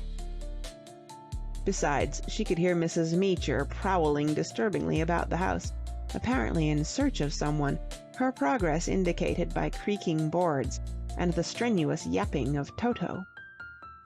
Sally turned restlessly and, having turned, remained for a long instant transfixed and rigid. She had seen something, and what she had seen was enough to surprise any girl in the privacy of her bedroom. From underneath the bed there peeped coyly forth an undeniably masculine shoe and 6 inches of a gray trouser leg. Sally bounded to the floor. She was a girl of courage, and she meant to probe this matter thoroughly. "What are you doing under my bed?" The question was a reasonable one, and evidently seemed to the intruder to deserve an answer. There was a muffled sneeze, and he began to crawl out. The shoe came first, then the legs, then a sturdy body in a dusty coat, and finally there flashed on Sally's fascinated gaze a head of so nearly the maximum redness that it could only belong to one person in the world. Ginger! Mr. Lancelot Kemp, on all fours, blinked up at her. "Oh, hello," he said. End of Chapter 8. Chapter 9. Ginger becomes a right-hand man. It was not till she saw him actually standing there before her with his hair rumpled and a large smut on the tip of his nose that Sally really understood how profoundly troubled she had been about this young man, and how vivid had been that vision of him bobbing about on the waters of the Thames, a cold and unappreciated corpse. She was a girl of keen imagination, and she had allowed her imagination to riot unchecked. Astonishment, therefore, at the extraordinary fact of his being there was, for the moment, thrust aside by relief. Never before in her life had she experienced such an overwhelming rush of exhilaration. She flung herself into a chair and burst into a screech of laughter, which even to her own ears sounded strange. It struck Ginger as hysterical. "I say, you know," said Ginger, as the merriment showed no signs of abating. Ginger was concerned. Nasty shock for a girl, finding blighters under her bed. Sally sat up, gurgling, and wiped her eyes. "Oh, I am glad to see you," she gasped. "No, really," said Ginger, gratified. "That's fine." It occurred to him that some sort of apology would be a graceful act. "I say, you know, awfully sorry. About barging in here, I mean. Never dreamed it was your room. Unoccupied, I thought." "Don't mention it. I ought not to have disturbed you. You were having a nice sleep, of course. Do you always sleep on the floor?" It was like this. Of course, if you're wearing it for ornament, as a sort of beauty spot, said Sally, all right. But in case you don't know, you've a smut on your nose. Oh, my aunt, not really. Now, would I deceive you on an important point like that? Do you mind if I have a look in the glass? Certainly, if you can stand it. Ginger moved hurriedly to the dressing table. You're perfectly right, he announced, applying his handkerchief. I thought I was. I'm very quick at noticing things. My hair's a bit rumpled, too. Very much so. You take my advice, said Ginger earnestly, and never lie about under beds. There's nothing in it. That reminds me, you won't be offended if I ask you something? No, go ahead. It's rather an impertinent question. You may resent it. No. Well then, what were you doing under my bed? Oh, under your bed? Yes, under my bed. It's a bed, you know. Mine. My bed. You were under it. Why? Or putting it another way, why were you under my bed? I was hiding. Playing hide and seek. That explains it. Mrs. What's-her-name, Meacher, was after me. Sally shook her head disapprovingly. We mustn't encourage Mrs. Meacher in these childish pastimes. It unsettles her. Ginger passed an agitated hand over his forehead. It's like this. I hate to keep criticizing your appearance, said Sally, and personally I like it, but when you clutched your brow just then, you put about 1 pound of dust on it. Your hands are probably grubby. Ginger inspected them. They are. Why not make a really good job of it and have a wash? Do you mind? I'd prefer it. Thanks awfully. I mean to say, it's your basin, you know, and all that. What I mean is, seem to be making myself pretty well at home. Oh, no. Touching the matter of soap, use mine. We Americans are famous for our hospitality. Thanks awfully. The towel is on your right. Thanks awfully. And I've a clothes brush in my bag. Thanks awfully. Splashing followed, like a sea lion taking a dip. Now then, said Sally, why were you hiding from Mrs. Meacher? A careworn, almost hunted look came into Ginger's face.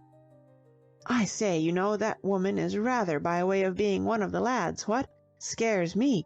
Word was brought that she was on the prowl, so it seemed to me a judicious move to take cover till she sort of blew over. If she'd found me, she'd have made me take that dog of hers for a walk. Toto? Toto. You know, said Ginger, with a strong sense of injury. No dog's got a right to be a dog like that. I don't suppose there's anyone keener on dogs than I am, but a thing like a woolly rat. He shuddered slightly. Well, one hates to be seen about with it in the public streets. Why couldn't you have refused in a firm but gentlemanly manner to take Toto out? Ah, there you rather touch the spot. You see, the matter of fact is, I'm a bit behind with the rent, and that makes it rather hard to take what you might call a firm stand. But how can you be behind with the rent? I only left here the Saturday before last, and you weren't in the place then. You can't have been here more than a week. I've been here just a week. That's the week I'm behind with. But why? You were a millionaire when I left you at Roville. Well, the fact of the matter is, I went back to the tables that night and lost a goodish bit of what I'd won, and somehow or other, when I got to America, the stuff seemed to slip away. What made you come to America at all? Said Sally, asking the question which, she felt, any sensible person would have asked at the opening of the conversation. One of his familiar blushes raced over Ginger's face. Oh, I thought I would. Land of opportunity, you know. Have you managed to find any of the opportunities yet?" "Well, I have got a job of sorts. I'm a waiter at a rummy little place on Second Avenue. The salary isn't big, but I'd have wangled enough out of it to pay last week's rent, only they docked me a goodish bit for breaking plates and whatnot. The fact is, I'm making rather a hash of it." "Oh, Ginger, you oughtn't to be a waiter." "That's what the boss seems to think." "I mean, you ought to be doing something ever so much better." "But what? You've no notion how well all these blighters here seem to be able to get along without my help. I've tramped all over the place, offering my services, but they all say they'll try to carry on as they are." Sally reflected. "I know." "What?" "I'll make Fillmore give you a job. I wonder I didn't think of it before." "Fillmore?" "My brother. Yes, he'll be able to use you." "What as?" Sally considered. As his right-hand man." "Does he want a right-hand man?" "Sure to. He's a young fellow trying to get along, sure to want a right-hand man." Yes," said Ginger reflectively. "Of course, I've never been a right-hand man, you know." "Oh, you'd pick it up. I'll take you round to him now. He's staying at the Astor." "There's just one thing," said Ginger. "What's that?" "I might make a hash of it." "Heavens, Ginger, there must be something in this world that you wouldn't make a hash of. Don't stand arguing any longer. Are you dry? And clean? Very well, then, let's be off." "Right-ho." Ginger took a step towards the door, then paused, rigid, with one leg in the air, as though some spell had been cast upon him. From the passage outside there had sounded a shrill yapping. Ginger looked at Sally, then he looked longingly at the bed. "Don't be such a coward," said Sally severely.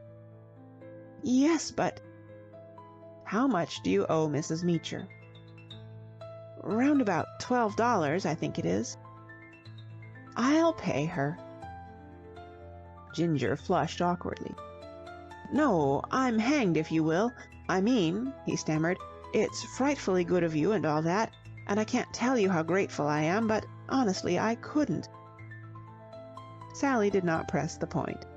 She liked him the better for a rugged independence, which, in the days of his impecuniousness, her brother Fillmore had never dreamed of exhibiting. "Very well," she said. "Have it your own way. Proud. That's me all over, Mabel. Ginger," she broke off sharply, "pull yourself together. Where is your manly spirit?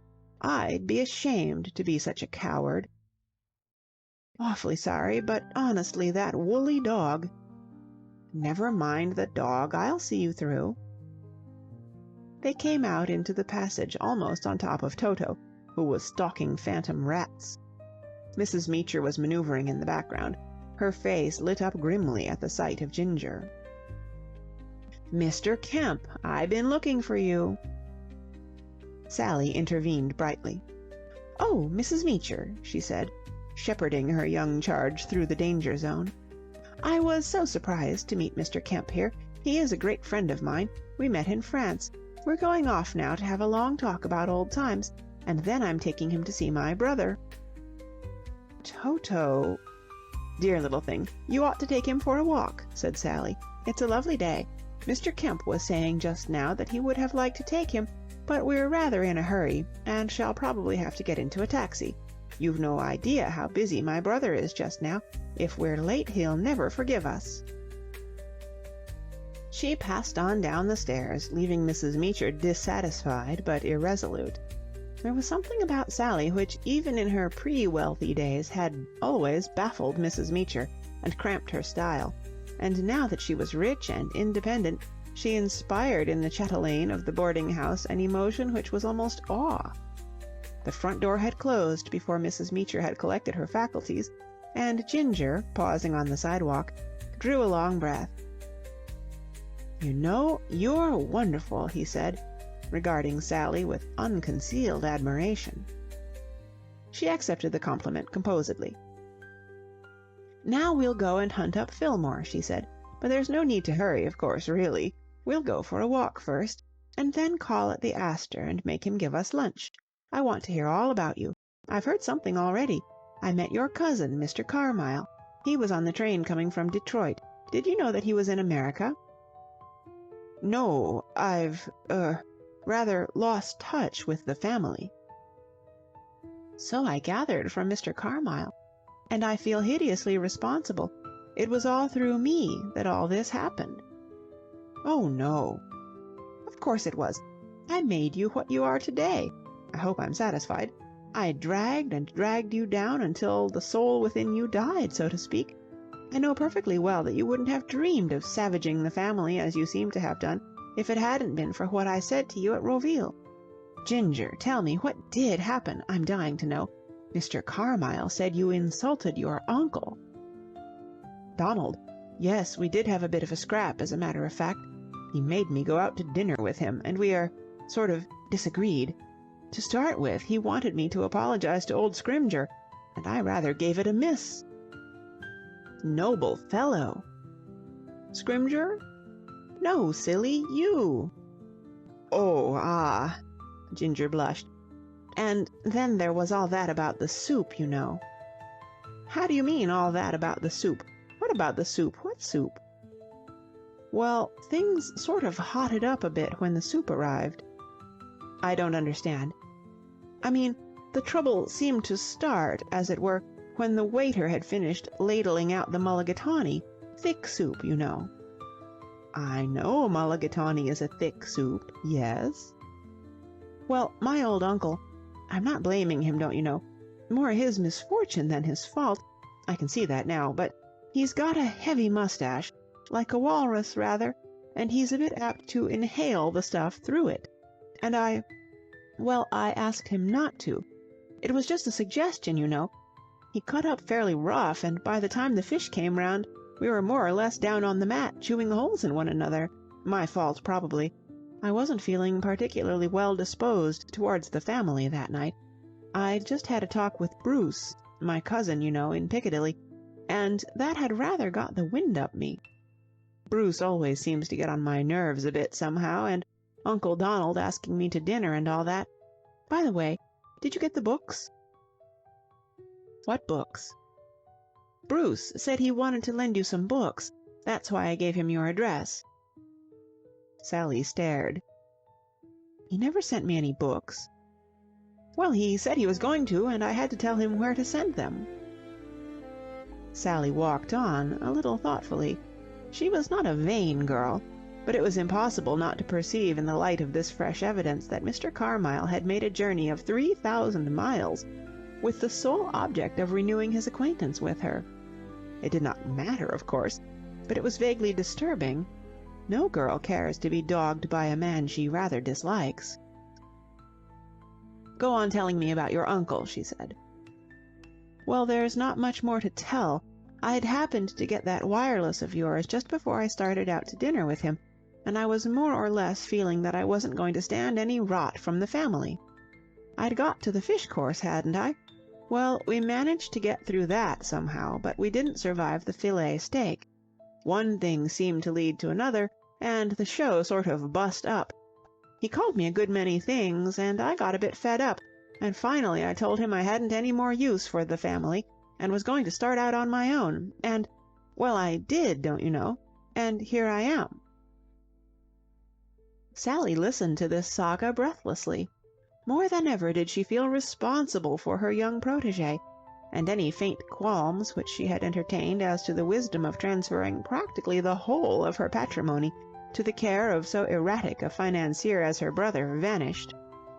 It was her plain duty to see that Ginger was started well in the race of life, and Fillmore was going to come in uncommonly handy. "We'll go to the Astor now," she said, "and I'll introduce you to Fillmore. He's a theatrical manager, and he's sure to have something for you." "It's awfully good of you to bother about me." "Ginger," said Sally, "I regard you as a grandson. Hail that cab, will you?" End of Chapter 9. Chapter 10. Sally in the Shadows. 1. It seemed to Sally in the weeks that followed her reunion with Ginger Kemp that a sort of golden age had set in. On all the frontiers of her little kingdom there was peace and prosperity, and she woke each morning in a world so neatly smoothed and ironed out that the most captious pessimist could hardly have found anything in it to criticize. True, Gerald was still 1,000 miles away, going to Chicago to superintend the opening of The Primrose Way, for Fillmore had acceded to his friend Ike's suggestion in the matter of producing it first in Chicago, and he had been called in by a distracted manager to revise the work of a brother dramatist, whose comedy was in difficulties at one of the theaters in that city, and this meant that he would have to remain on the spot for some time to come. It was disappointing, for Sally had been looking forward to having him back in New York for a few days, but she refused to allow herself to be depressed. Life as a whole was much too satisfactory for that. Life, indeed, in every other respect, seemed perfect. Fillmore was going strong. Ginger was off her conscience. She had found an apartment. Her new hat suited her, and The Primrose Way was a tremendous success. Chicago, it appeared from Fillmore's account, was paying little attention to anything except The Primrose Way. National problems had ceased to interest the citizens. Local problems left them cold. Their minds were riveted to the exclusion of all else on the problem of how to secure seats. The production of the piece, according to Fillmore, had been the most terrific experience that had come to stir Chicago since the Great Fire. Of all these satisfactory happenings, the most satisfactory, to Sally's thinking, was the fact that the problem of Ginger's future had been solved. Ginger had entered the service of the Fillmore Nicholas Theatrical Enterprises Limited, managing director Fillmore Nicholas. Fillmore would have made the title longer, only that was all that would go on the brass plate, and was to be found daily in the outer office, his duties consisting mainly, it seemed, in reading the evening papers. What exactly he was, even Ginger hardly knew. Sometimes he felt like the man at the wheel, sometimes like a glorified office boy, and not so very glorified at that. For the most part he had to prevent the mob rushing and getting at Fillmore, who sat in semi-regal state in the inner office, pondering great schemes. But though there might be an occasional passing uncertainty in Ginger's mind as to just what he was supposed to be doing in exchange for the $50 he drew every Friday, there was nothing uncertain about his gratitude to Sally for having pulled the strings and enabled him to do it. He tried to thank her every time they met, and nowadays they were meeting frequently, for Ginger was helping her to furnish her new apartment.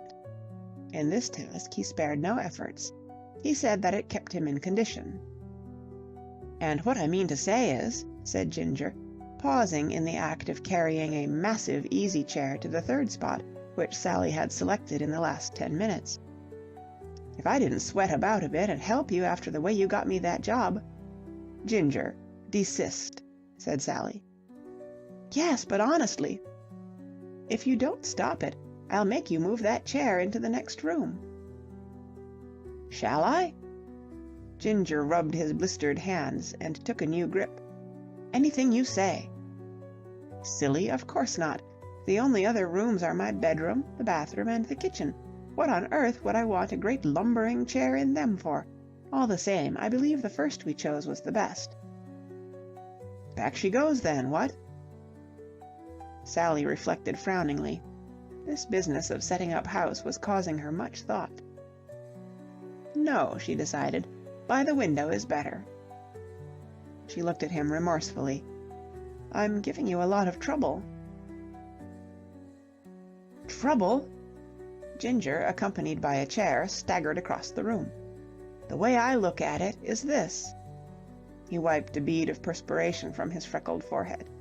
"You got me that job and—" "Stop." "Right-ho. Still, you did, you know." Sally sat down in the armchair and stretched herself. Watching Ginger work had given her a vicarious fatigue. She surveyed the room proudly. It was certainly beginning to look cozy. The pictures were up, the carpet down, the furniture very neatly in order. For almost the first time in her life she had the restful sensation of being at home. She had always longed, during the past 3 years of boarding-house existence, for a settled abode, a place where she could lock the door on herself and be alone.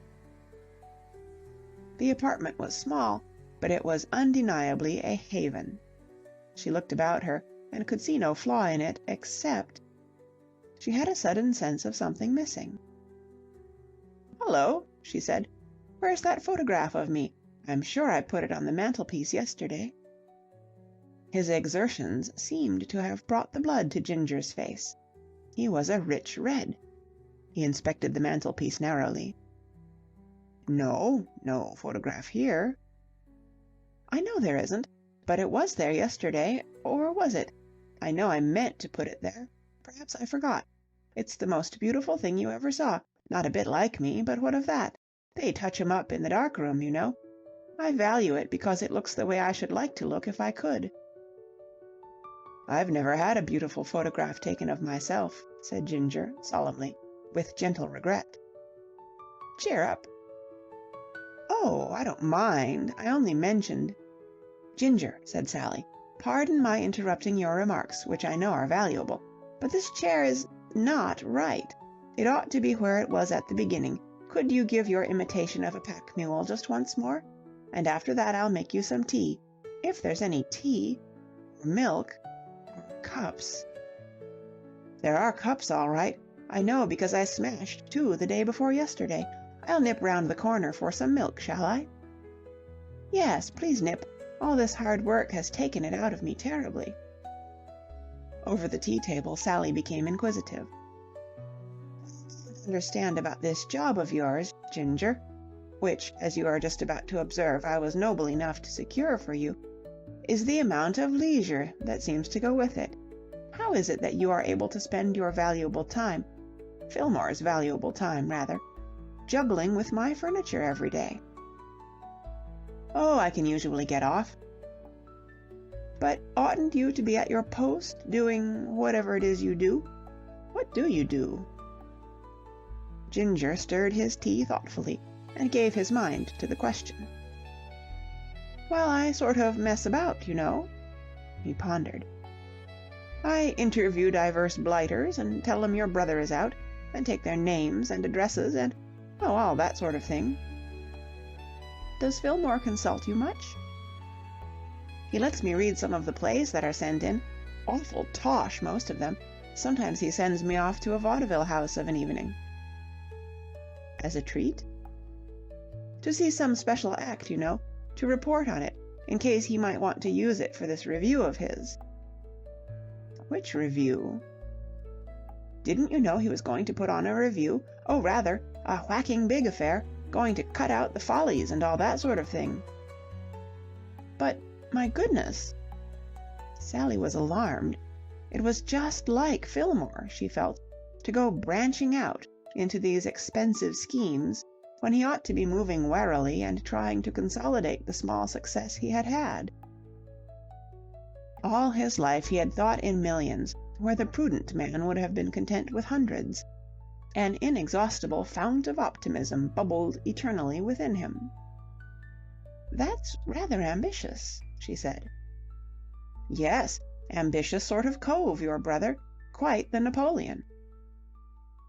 "I shall have to talk to him," said Sally decidedly. She was annoyed with Fillmore. Everything had been going so beautifully, with everybody peaceful and happy and prosperous, and no anxiety anywhere, till he had spoiled things. Now she would have to start worrying again. "Of course," argued Ginger, "there's money in reviews. Over in London fellows make pots out of them." Sally shook her head. "It won't do," she said. "And I'll tell you another thing that won't do. This armchair. Of course it ought to be over by the window. You can see that yourself, can't you?" "Absolutely," said Ginger, patiently preparing for action once more. 2. Sally's anxiety with regard to her ebullient brother was not lessened by the receipt shortly afterwards of a telegram from Miss Winch in Chicago. "Have you been feeding Fillmore meat?" The telegram ran, and, while Sally could not have claimed that she completely understood it, there was a sinister suggestion about the message which decided her to wait no longer before making investigations. She tore herself away from the joys of furnishing, and went round to the headquarters of the Fillmore Nicholas Theatrical Enterprises Limited, managing director Fillmore Nicholas, without delay. Ginger, she discovered on arrival, was absent from his customary post, his place in the outer office being taken by a lad of tender years and pimply exterior, who thawed and cast off a proud reserve on hearing Sally's name, and told her to walk right in. Sally walked right in, and found Fillmore with his feet on an untidy desk, studying what appeared to be costume designs. "Ah, Sally," he said, in the distrait, tired voice which speaks of vast preoccupations. Prosperity was still putting in its silent, deadly work on the hope of the American theatre. What, even at as late an epoch as the return from Detroit, had been merely a smooth fullness around the angle of the jaw, was now frankly and without disguise a double chin. He was wearing a new waistcoat, and it was unbuttoned. "I am rather busy," he went on. "Always glad to see you, but I am rather busy. I have 100 things to attend to." "Well, attend to me. That'll only make 101.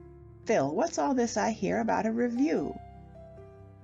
Fillmore looked as like a small boy caught in the act of stealing jam as it is possible for a great theatrical manager to look.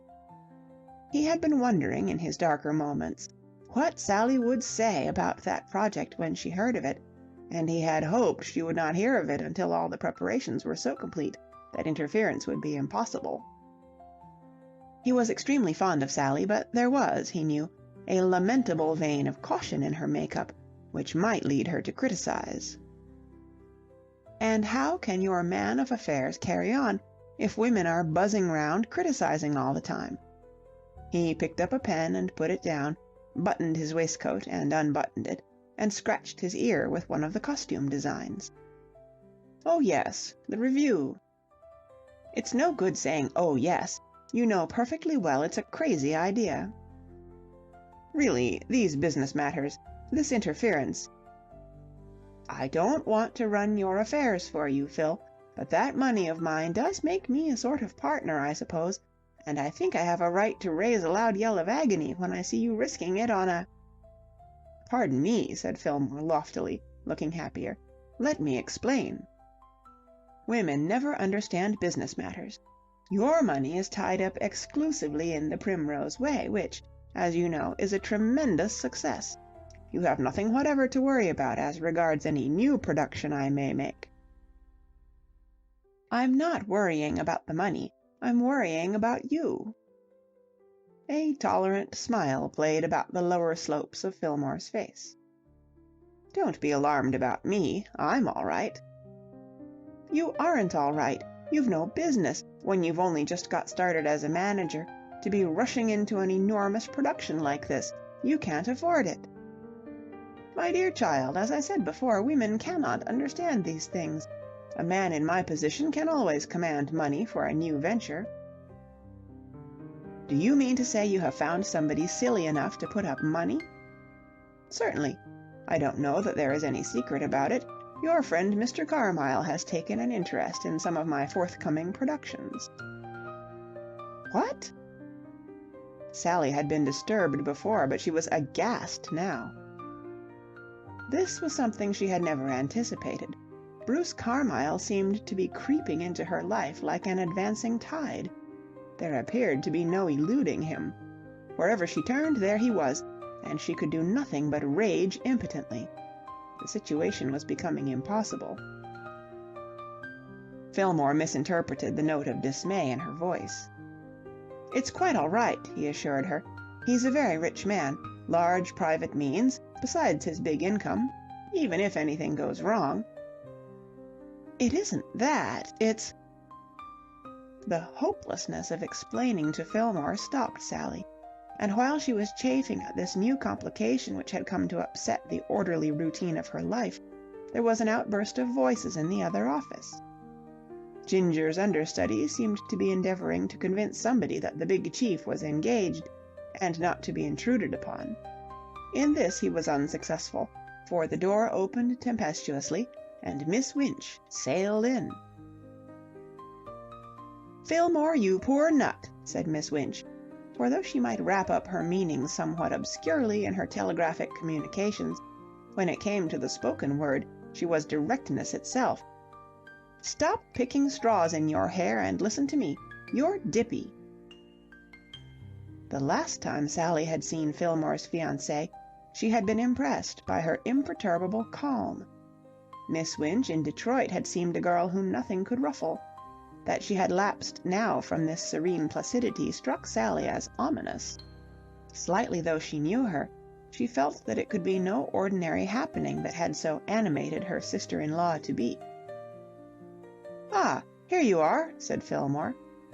He had started to his feet indignantly at the opening of the door, like a lion bearded in its den, but calm had returned when he saw who the intruder was. "Yes, here I am." Miss Winch dropped despairingly into a swivel chair, and endeavored to restore herself with a stick of chewing gum. "Fillmore, darling, you're the sweetest thing on earth, and I love you, but on present form you could just walk straight into Bloomingdale and they'd give you the royal suite." "My dear girl." "What do you think?" demanded Miss Winch, turning to Sally. "I've just been telling him," said Sally, welcoming this ally. "I think it's absurd at this stage of things for him to put on an enormous review." "Review?" Miss Winch stopped in the act of gnawing her gum. "What review?" She flung up her arms. "I shall have to swallow this gum," she said. "You can't chew with your head going round. Are you putting on a review, too?" Fillmore was buttoning and unbuttoning his waistcoat. He had a hounded look. "Certainly, certainly," he replied in a tone of some feverishness. "I wish you girls would leave me to manage—" "Dippy," said Miss Winch once more. "Telegraphic address, Teapot, Matteawan." She swiveled round to Sally again. "Say, listen, this boy must be stopped. We must form a gang in his best interests and get him put away. What do you think he proposes doing? I'll give you 3 guesses. Oh, what's the use? You'd never hit it. This poor wandering lad has got it all fixed up to star me, in a new show." Fillmore removed a hand from his waistcoat buttons and waved it protestingly. "I have used my own judgment." "Yes, sir," proceeded Miss Winch, riding over the interruption. "That's what he's planning to spring on an unsuspicious public. I'm sitting peacefully in my room at the hotel in Chicago, pronging a few cents' worth of scrambled eggs and reading the morning paper when the telephone rings. Gentleman below would like to see me. Oh, ask him to wait. Business of flinging on a few clothes. Down in elevator, bright sunrise effects in lobby." "What on earth do you mean?" "The gentleman had a head of red hair which had to be seen to be believed," explained Miss Winch. "Lit up the lobby. Management had switched off all the electrics for sake of economy. An Englishman he was, nice fellow, named Kemp." "Oh, is Ginger in Chicago?" said Sally. "I wondered why he wasn't on his little chair in the outer office." "I sent Kemp to Chicago," said Fillmore, "to have a look at the show. It is my policy, if I am unable to pay periodical visits myself, to send a representative—" "Save it up for the long winter evenings," advised Miss Winch, cutting in on this statement of managerial tactics. "Mr. Kemp may have been there to look at the show, but his chief reason for coming was to tell me to beat it back to New York, to enter into my kingdom. Fillmore wanted me on the spot, he told me, so that I could sit around in this office here, interviewing my supporting company. Me! Can you or can you not?" inquired Miss Winch frankly. "Tie it?" "Well..." Sally hesitated. "Don't say it. I know it just as well as you do. It's too sad for words." "You persist in underestimating your abilities, Gladys," said Fillmore reproachfully. "I have had a certain amount of experience in theatrical matters. I have seen a good deal of acting, and I assure you that as a character actress you—" Miss Winch rose swiftly from her seat, kissed Fillmore energetically, and sat down again. She produced another stick of chewing gum, then shook her head, and replaced it in her bag. "You're a darling old thing to talk like that," she said, "and I hate to wake you out of your daydreams, but honestly, Fillmore dear, do just step out of the padded cell for one moment, and listen to reason. I know exactly what has been passing in your poor disordered being. You took Elsa Doland out of a minor part and made her a star overnight. She goes to Chicago, and the critics and everybody else rave about her. As a matter of fact," she said to Sally with enthusiasm, for hers was an honest and generous nature, "you can't realize, not having seen her play there, what an amazing hit she has made. She really is a sensation. Everybody says she's going to be the biggest thing on record. Very well, then, what does Fillmore do? The poor fish claps his hand to his forehead and cries, 'Gadzooks! An idea! I've done it before, I'll do it again. I'm the fellow who can make a star out of anything.' And he picks on me." "My dear girl."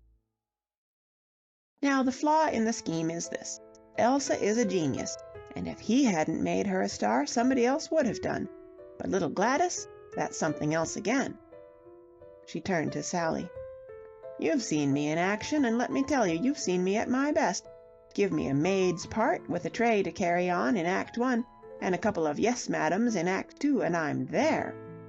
Ellen Terry hasn't anything on me when it comes to saying yes, madam, and I'm willing to back myself for gold, notes, or lima beans against Sarah Bernhardt as a tray carrier. But there I finish. That lets me out, and anybody who thinks otherwise is going to lose a lot of money. Between ourselves, the only thing I can do really well is to cook." "My dear Gladys!" cried Fillmore, revolted. "I'm a heaven-born cook, and I don't mind notifying the world to that effect. I can cook a chicken casserole so that you would leave home and mother for it. Also my English pork pies. One of these days I'll take an afternoon off and assemble one for you. You'd be surprised. But acting? No, I can't do it, and I don't want to do it.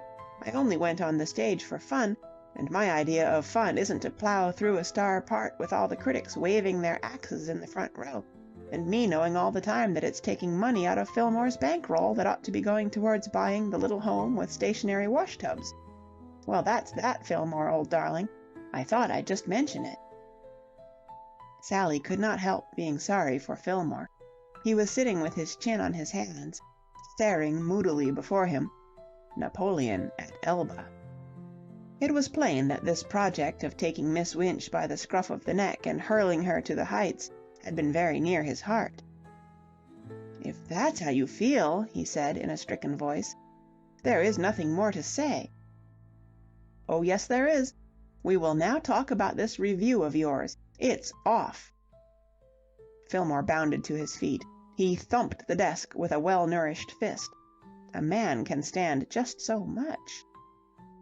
"It is not off. Great heavens, it's too much. I will not put up with this interference with my business concerns. I will not be tied and hampered. Here I am, a man of broad vision and broad vision. I form my plans. I form them, I shape my schemes, and what happens? A horde of girls flock into my private office while I am endeavoring to concentrate. I won't stand it. Advice, yes. Interference, no. I, and kindly remember that." The door closed with a bang.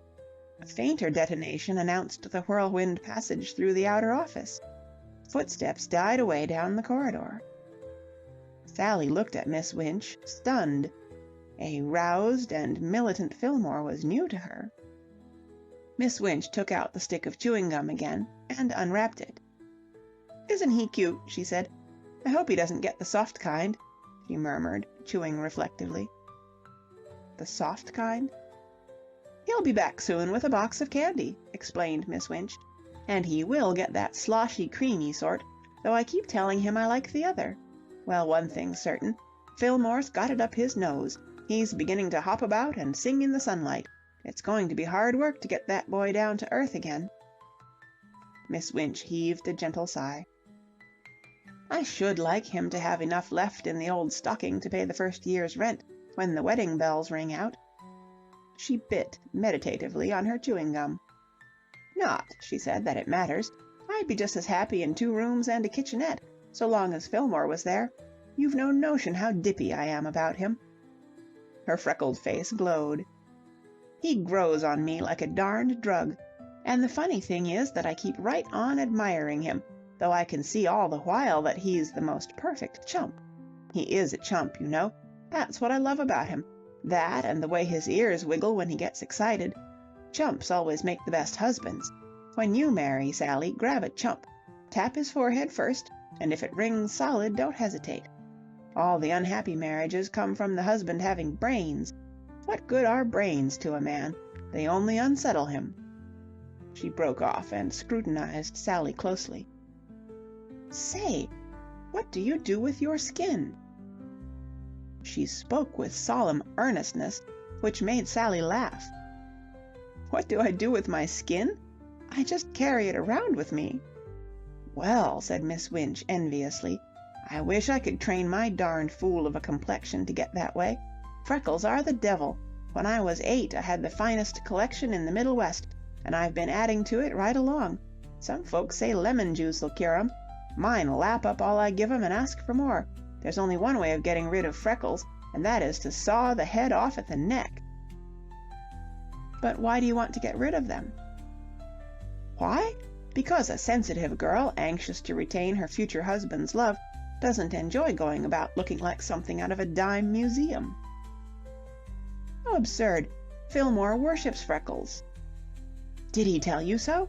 asked Miss Winch eagerly. "Not in so many words, but you can see it in his eye." "Well, he certainly asked me to marry him, knowing all about them, I will say that. And what's more, I don't think feminine loveliness means much to Fillmore, or he'd never have picked on me. Still, it is calculated to give a girl a jar, you must admit, when she picks up a magazine and reads an advertisement of a face cream beginning, 'Your husband is growing cold to you. Can you blame him? Have you really tried to cure those unsightly blemishes?' Meaning what I've got. Still, I haven't noticed Fillmore growing cold to me, so maybe it's all right." It was a subdued Sally who received Ginger when he called at her apartment a few days later on his return from Chicago. It seemed to her, thinking over the recent scene, that matters were even worse than she had feared. This absurd review, which she had looked on as a mere isolated outbreak of foolishness, was, it would appear, only a specimen of the sort of thing her misguided brother proposed to do, a sample selected at random from a wholesale lot of frantic schemes. Fillmore, there was no longer any room for doubt, was preparing to express his great soul on a vast scale, and she could not dissuade him. A humiliating thought. She had grown so accustomed through the years to being the dominating mind that this revolt from her authority made her feel helpless and inadequate. Her self-confidence was shaken. And Bruce Carmyle was financing him. It was illogical, but Sally could not help feeling that when, she had not the optimism to say if, he lost his money, she would somehow be under an obligation to him, as if the disaster had been her fault. She disliked with a whole-hearted intensity the thought of being under an obligation to Mr. Carmyle. Ginger said he had looked in to inspect the furniture on the chance that Sally might want it shifted again, but Sally had no criticisms to make on that subject. Weightier matters occupied her mind. She sat Ginger down in the armchair and started to pour out her troubles. It soothed her to talk to him. In a world which had somehow become chaotic again, after an all too brief period of peace, he was solid and consoling. "I shouldn't worry," observed Ginger with Winch-like calm, when she had finished drawing for him the picture of a Fillmore rampant against a background of expensive reviews. Sally nearly shook him. "It's all very well to tell me not to worry," she cried. "How can I help worrying? Fillmore's simply a baby, and he's just playing the fool. He has lost his head completely, and I can't stop him. That is the awful part of it. I used to be able to look him in the eye, and he would wag his tail and crawl back into his basket, but now I seem to have no influence at all over him. He just snorts and goes on running round in circles, breathing fire." Ginger did not abandon his attempts to indicate the silver lining. "I think you are making too much of all this, you know. I mean to say, it's quite likely he's found some mug. What I mean is, it's just possible that your brother isn't standing the entire racket himself. Perhaps some rich Johnny has breezed along with a pot of money. It often happens like that, you know. You read in the paper that some manager or other is putting on some show or other, when really the chap who's actually supplying the pieces of 8 is some anonymous lad in the background. That is just what has happened, and it makes it worse than ever. Fillmore tells me that your cousin, Mr. Carmyle, is providing the money." This did interest Ginger. He sat up with a jerk. "Oh, I say!" he exclaimed. "Yes," said Sally, still agitated, but pleased that she had at last shaken him out of his trying attitude of detachment. Ginger was scowling. "That's a bit off," he observed. "I think so, too." "I don't like that." "Nor do I." "Do you know what I think?" said Ginger, ever a man of plain speech and a reckless plunger into delicate subjects. "The blighter's in love with you." Sally flushed. After examining the evidence before her, she had reached the same conclusion in the privacy of her thoughts, but it embarrassed her to hear the thing put into bald words. "I know Bruce," continued Ginger, "and believe me, he isn't the sort of cove to take any kind of flutter without a jolly good motive. Of course he's got tons of money. His old governor was the Carmyle of Carmyle, Brent and Company, coal mines up in Wales and all that sort of thing, and I suppose he must have left Bruce something like $500,000. No need for the fellow to have worked at all if he hadn't wanted to. As far as having the stuff goes, he's in a position to back all the shows he wants to, but the point is, it's right out of his line. He doesn't do that sort of thing. Not a drop of sporting blood in the chap. Why, I've known him stick the whole family onto me just because it got noised about that I'd dropped a couple of quid on the Grand National. If he's really brought himself to the point of shelling out on a risky proposition like a show, it means something, take my word for it. And I don't see what else it can mean except... Well, I mean to say, is it likely that he's doing it simply to make your brother look on him as a good egg and a pal, and all that sort of thing?" "No, it's not," agreed Sally. "But don't let's talk about it any more. Tell me all about your trip to Chicago." "All right. But returning to this binge for a moment, I don't see how it matters to you one way or the other. You're engaged to another fellow, and when Bruce rolls up and says, 'What about it?' you've simply to tell him that the shot isn't on the board, and will he kindly melt away. Then you hand him his hat, and out he goes." Sally gave a troubled laugh. "You think that's simple, do you? I suppose you imagine that a girl enjoys that sort of thing? Oh, what's the use of talking about it? It's horrible, and no amount of arguing will make it anything else. Do let's change the subject. How did you like Chicago?" "Oh, all right. Rather a grubby sort of place." "So I've always heard, but you ought not to mind that, being a Londoner." "Oh, I didn't mind it. As a matter of fact, I had rather a good time. Saw 1 or 2 shows, you know.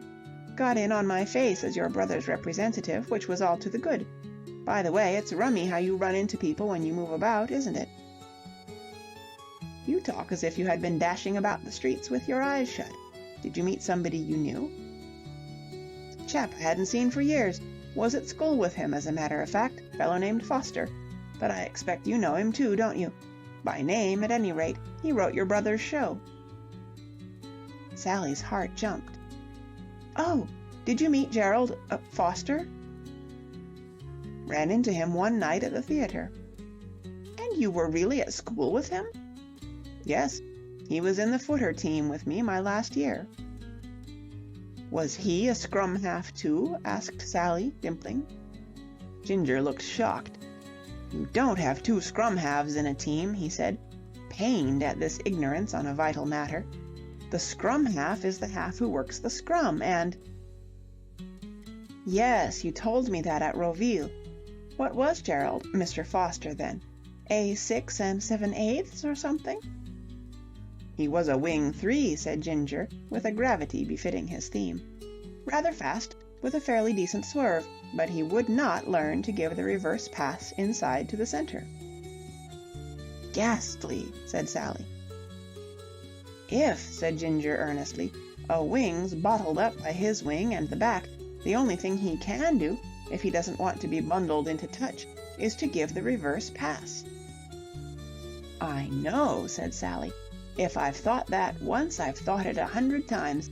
How nice it must have been for you meeting again. I suppose you had all sorts of things to talk about." Ginger shook his head. "Not such a frightful lot. We were never very thick. You see, this chap Foster was by way of being a bit of a worm." "What?" "A tick," explained Ginger. "A rotter. He was pretty generally barred at school. Personally, I never had any use for him at all." Sally stiffened. She had liked Ginger up to that moment, and later on, no doubt, she would resume her liking for him, but in the immediate moment which followed these words, she found herself regarding him with stormy hostility. How dare he sit there saying things like that about Gerald? Ginger, who was lighting a cigarette without a care in the world, proceeded to develop his theme. "It's a rummy thing about school. Generally, if a fellow's good at games, in the cricket team or the footer team and so forth, he can hardly help being fairly popular. But this blighter Foster, somehow, nobody seemed very keen on him. Of course he had a few of his own pals, but most of the chaps rather gave him a miss. It may have been because he was a bit sidey, had rather an edge on him, you know. Personally, the reason I barred him was because he wasn't straight. You didn't notice it if you weren't thrown a goodish bit with him, of course, but he and I were in the same house, and—" Sally managed to control her voice, though it shook a little. "I ought to tell you," she said, and her tone would have warned him had he been less occupied, "that Mr. Foster is a great friend of mine." But Ginger was intent on the lighting of his cigarette, a delicate operation with the breeze blowing in through the open window. His head was bent, and he had formed his hands into a protective framework which half hid his face. "If you take my tip," he mumbled, "you'll drop him. He's a wrong 'un." He spoke with the absent-minded drawl of preoccupation, and Sally could keep the conflagration under no longer. She was aflame from head to foot. "It may interest you to know," she said, shooting the words out like bullets from between clenched teeth, "that Gerald Foster is the man I am engaged to marry." Ginger's head came slowly up from his cupped hands. Amazement was in his eyes, and a sort of horror. The cigarette hung limply from his mouth. He did not speak, but sat looking at her, dazed. Then the match burnt his fingers, and he dropped it with a start. The sharp sting of it seemed to wake him. He blinked. "You're joking," he said feebly. There was a note of wistfulness in his voice. "It isn't true." Sally kicked the leg of her chair irritably. She read insolent disapproval into the words. He was daring to criticize. "Of course it's true." "But—" A look of hopeless misery came into Ginger's pleasant face. He hesitated. Then, with the air of a man bracing himself to a dreadful but unavoidable ordeal, he went on. He spoke gruffly, and his eyes, which had been fixed on Sally's, wandered down to the match on the carpet. It was still glowing, and mechanically he put a foot on it. "Foster's married," he said shortly. "He was married the day before I left Chicago." 3. It seemed to Ginger that in the silence which followed, brooding over the room like a living presence, even the noises in the street had ceased, as though what he had said had been a spell, cutting Sally and himself off from the outer world. Only the little clock on the mantelpiece ticked, ticked, ticked, like a heart beating fast. He stared straight before him, conscious of a strange rigidity.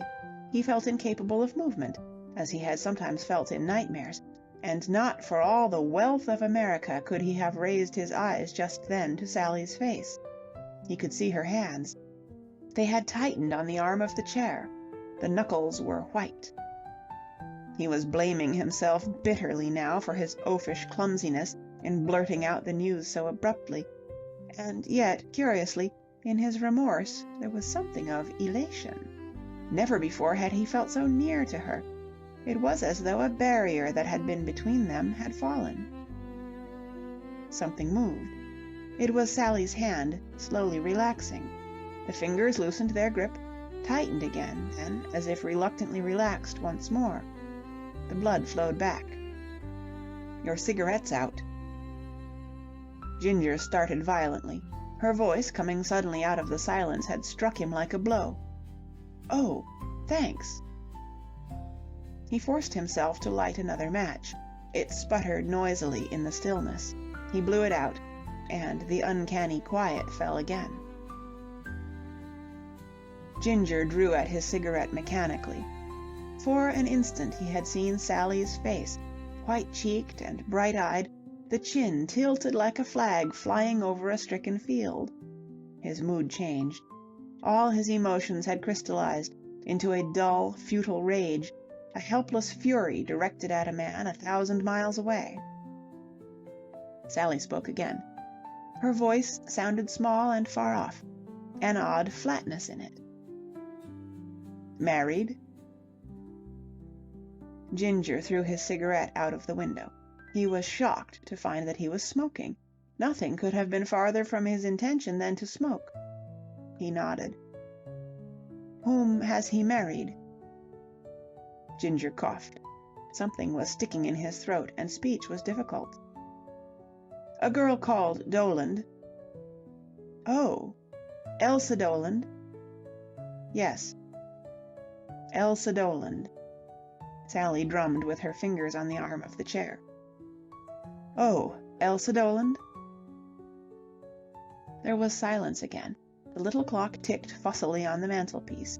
Out in the street, automobile horns were blowing. From somewhere in the distance came faintly the rumble of an elevated train.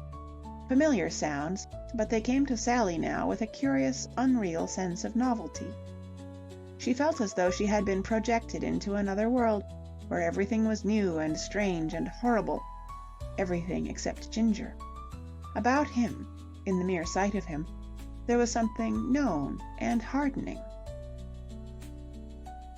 Suddenly she became aware that she was feeling that Ginger was behaving extremely well.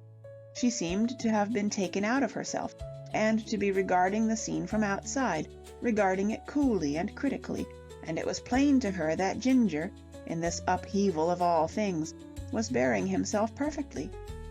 He had attempted no banal words of sympathy. He had said nothing, and he was not looking at her.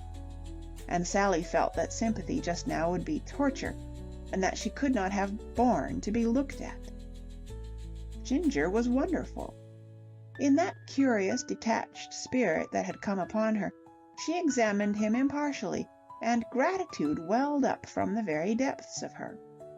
There he sat, saying nothing and doing nothing, as if he knew that all she needed, the only thing that could keep her sane in this world of nightmare, was the sight of that dear, flaming head of his that made her feel that the world had not slipped away from her altogether. Ginger did not move. The room had grown almost dark now. A spear of light from a street lamp shone in through the window. Sally got up abruptly. Slowly, gradually, inch by inch, the great suffocating cloud which had been crushing her had lifted. She felt alive again. Her black hour had gone, and she was back in the world of living things once more.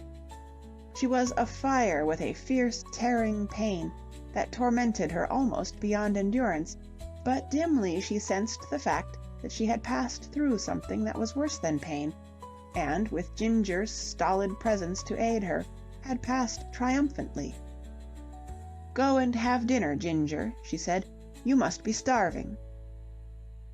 Ginger came to life like a courtier in the palace of the Sleeping Beauty.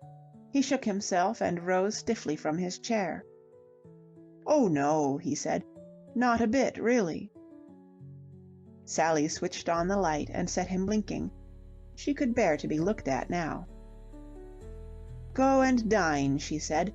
Dine lavishly and luxuriously. You've certainly earned—" Her voice faltered for a moment. She held out her hand. "Ginger," she said shakily, Ginger, you're a pal." When he had gone, Sally sat down and began to cry. Then she dried her eyes in a businesslike manner. "There, Miss Nicholas," she said, "you couldn't have done that an hour ago. We will now boil you an egg for your dinner, and see how that suits you." End of Chapter 10. Chapter 11. Sally Runs Away. If Ginger Kemp had been asked to enumerate his good qualities, it is not probable that he would have drawn up a very lengthy list. He might have started by claiming for himself the virtue of meaning well, but after that he would have had to chew the pencil in prolonged meditation. And even if he could eventually have added one or two further items to the catalogue, tact and delicacy of feeling would not have been among them. Yet by staying away from Sally during the next few days he showed considerable delicacy. It was not easy to stay away from her, but he forced himself to do so. He argued from his own tastes, and was strongly of opinion that in times of travail, solitude was what the sufferer most desired. In his time he, too, had had what he would have described as nasty jars, and on these occasions all he had asked was to be allowed to sit and think things over, and fight his battle out by himself. By Saturday, however, he had come to the conclusion that some form of action might now be taken. Saturday was rather a good day for picking up the threads again. He had not to go to the office, and, what was still more to the point, he had just drawn his week's salary. Mrs. Meecher had deftly taken a certain amount of this off him, but enough remained to enable him to attempt consolation on a fairly princely scale. There presented itself to him as a judicious move the idea of hiring a car and taking Sally out to dinner at one of the roadhouses he had heard about up the Boston Post Road. He examined the scheme. The more he looked at it, the better it seemed. He was helped to this decision by the extraordinary perfection of the weather. The weather of late had been a revelation to Ginger. It was his first experience of America's Indian summer, and it had quite overcome him. As he stood on the roof of Mrs. Meecher's establishment on the Saturday morning, thrilled by the velvet wonder of the sunshine, it seemed to him that the only possible way of passing such a day was to take Sally for a ride in an open car. The Maison Meecher was a lofty building on one of the side streets, at the lower end of the avenue. From its roof, after you had worked your way through the groves of washing which hung limply from the clothesline, you could see many things of interest. To the left lay Washington Square, full of somnolent Italians and roller-skating children. To the right was a spectacle which never failed to intrigue Ginger, the high smokestacks of a Cunard liner moving slowly down the river, sticking up over the housetops as if the boat was traveling down Ninth Avenue.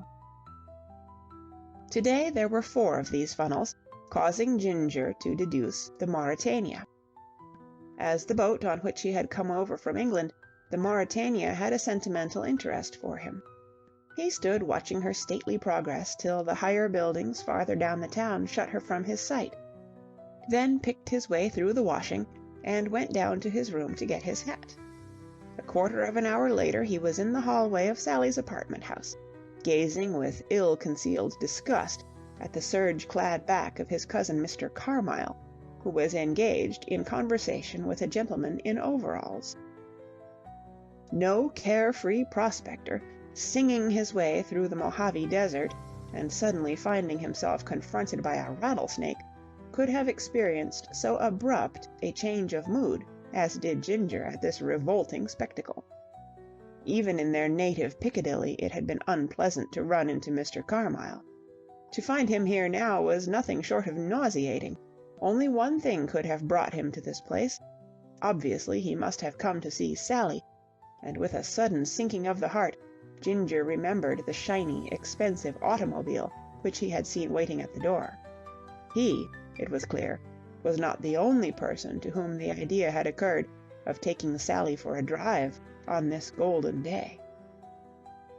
He was still standing there when Mr. Carmyle swung round with a frown on his dark face, which seemed to say that he had not found the janitor's conversation entertaining. The sight of Ginger plainly did nothing to lighten his gloom. "Hello," he said. "Hello," said Ginger. Uncomfortable silence followed these civilities. "Have you come to see Miss Nicholas?" "Why, yes." "She isn't here," said Mr. Carmyle, and the fact that he had found someone to share the bad news seemed to cheer him a little. "Not here?" "No. Apparently—" Bruce Carmyle's scowl betrayed that resentment which a well-balanced man cannot but feel at the unreasonableness of others. "Apparently, for some extraordinary reason, she has taken it into her head to dash over to England." Ginger tottered. The unexpectedness of the blow was crushing. He followed his cousin out into the sunshine in a sort of dream. Bruce Carmyle was addressing the driver of the expensive automobile. "I shall not want the car. You can take it back to the garage." The chauffeur, a moody man, opened one half-closed eye and spat cautiously. It was the way Rockefeller would have spat when approaching the crisis of some delicate financial negotiation. "You'll have to pay just the same," he observed, opening his other eye to lend emphasis to the words. "Of course I shall pay," snapped Mr. Carmyle irritably. "How much is it?" Money passed. The car rolled off. "Gone to England?" said Ginger dizzily. "Yes, gone to England." "But why?" "How the devil do I know why?" Bruce Carmyle would have found his best friend trying at this moment. Gaping Ginger gave him almost a physical pain. "All I know is what the janitor told me, that she sailed on the Mauretania this morning." The tragic irony of this overcame Ginger, that he should have stood on the roof, calmly watching the boat down the river. He nodded absently to Mr. Carmyle and walked off. He had no further remarks to make. The warmth had gone out of the sunshine, and all interest had departed from his life. He felt dull, listless, at a loose end. Not even the thought that his cousin, a careful man with his money, had had to pay a day's hire for a car which he could not use, brought him any balm. He loafed aimlessly about the streets. He wandered in the park and out again. The park bored him. The streets bored him. The whole city bored him. A city without Sally in it was a drab, futile city, and nothing that the sun could do to brighten it could make it otherwise. Night came at last, and with it a letter. It was the first even passably pleasant thing that had happened to Ginger in the whole of this dreary and unprofitable day, for the envelope bore the crest of the good ship Mauretania. He snatched it covetously from the letter-rack and carried it upstairs to his room. Very few of the rooms at Mrs. Meecher's boarding-house struck any note of luxury. Mrs. Meecher was not one of your fashionable interior decorators. She considered that when she had added a Morris chair to the essentials which make up a bedroom, she had gone as far in the direction of pomp as any guest at 7.5 per could expect her to go. As a rule, the severity of his surroundings afflicted Ginger with a touch of gloom when he went to bed, but tonight, such is the magic of a letter from the right person, he was uplifted and almost gay. There are moments when even illuminated texts over the washstand cannot wholly quell us. There was nothing of haste and much of ceremony in Ginger's method of approaching the perusal of his correspondence. He bore himself after the manner of a small boy in the presence of unexpected ice cream, gloating for a while before embarking on the treat, anxious to make it last out. His first move was to feel in the breast pocket of his coat and produce the photograph of Sally, which he had feloniously removed from her apartment. At this he looked long and earnestly before propping it up within easy reach of his basin, to be handy, if required, for purposes of reference. He then took off his coat, collar, and shoes, filled and lit a pipe, placed pouch and matches on the arm of the Morris chair, and drew that chair up so that he could sit with his feet on the bed. Having maneuvered himself into a position of ease, he lit his pipe again and took up the letter. He looked at the crest, the handwriting of the address, and the postmark. He weighed it in his hand. It was a bulky letter. He took Sally's photograph from the washstand and scrutinized it once more. Then he lit his pipe again, and, finally wriggling himself into the depths of the chair, opened the envelope. Ginger dear. Having read so far, Ginger found it necessary to take up the photograph and study it with an even greater intentness than before. He gazed at it for many minutes, then laid it down and lit his pipe again. Then he went on with the letter. Ginger dear, I'm afraid this address is going to give you rather a shock, and I'm feeling very guilty. I'm running away, and I haven't even stopped to say goodbye. I can't help it. I know it's weak and cowardly, but I simply can't help it. I stood it for a day or two, and then I saw that it was no good. Thank you for leaving me alone and not coming round to see me. Nobody else but you would have done that, but then nobody has ever been or ever could be so understanding as you. Ginger found himself compelled at this point to look at the photograph again. There was too much in New York to remind me. That's the worst of being happy in a place. When things go wrong, you find there are too many ghosts about. I just couldn't stand it. I tried, but I couldn't. I'm going away to get cured, if I can. Mr. Fawcett is over in England, and when I went down to Mrs. Meacher for my letters, I found one from him. His brother is dead, you know, and he has inherited, of all things, a fashionable dressmaking place in Regent Street. His brother was Lauret A.C. I suppose he will sell the business later on, but just at present the poor old dear is apparently quite bewildered, and that doesn't seem to have occurred to him. He kept saying in his letter how much he wished I was with him to help him, and I was tempted and ran. Anything to get away from the ghosts and have something to do. I don't suppose I shall feel much better in England, but at least every street corner won't have associations. Don't ever be happy anywhere, Ginger. It's too big a risk, much too big a risk. There was a letter from Elsa Doland, too, bubbling over with affection. We had always been tremendous friends. Of course, she never knew anything about my being engaged to Gerald. I lent Fillmore the money to buy that piece, which gave Elsa her first big chance, and so she's very grateful. She says if ever she gets the opportunity of doing me a good turn... Aren't things muddled? And there was a letter from Gerald. I was expecting one, of course, but... What would you have done, Ginger? Would you have read it? I sat with it in front of me for an hour, I should think, just looking at the envelope, and then... You see, what was the use? I could guess exactly the sort of thing that would be in it, and reading it would only have hurt a lot more. The thing was done, so why bother about explanations? What good are explanations anyway? They don't help. They don't do anything. I burned it, Ginger. The last letter I shall ever get from him.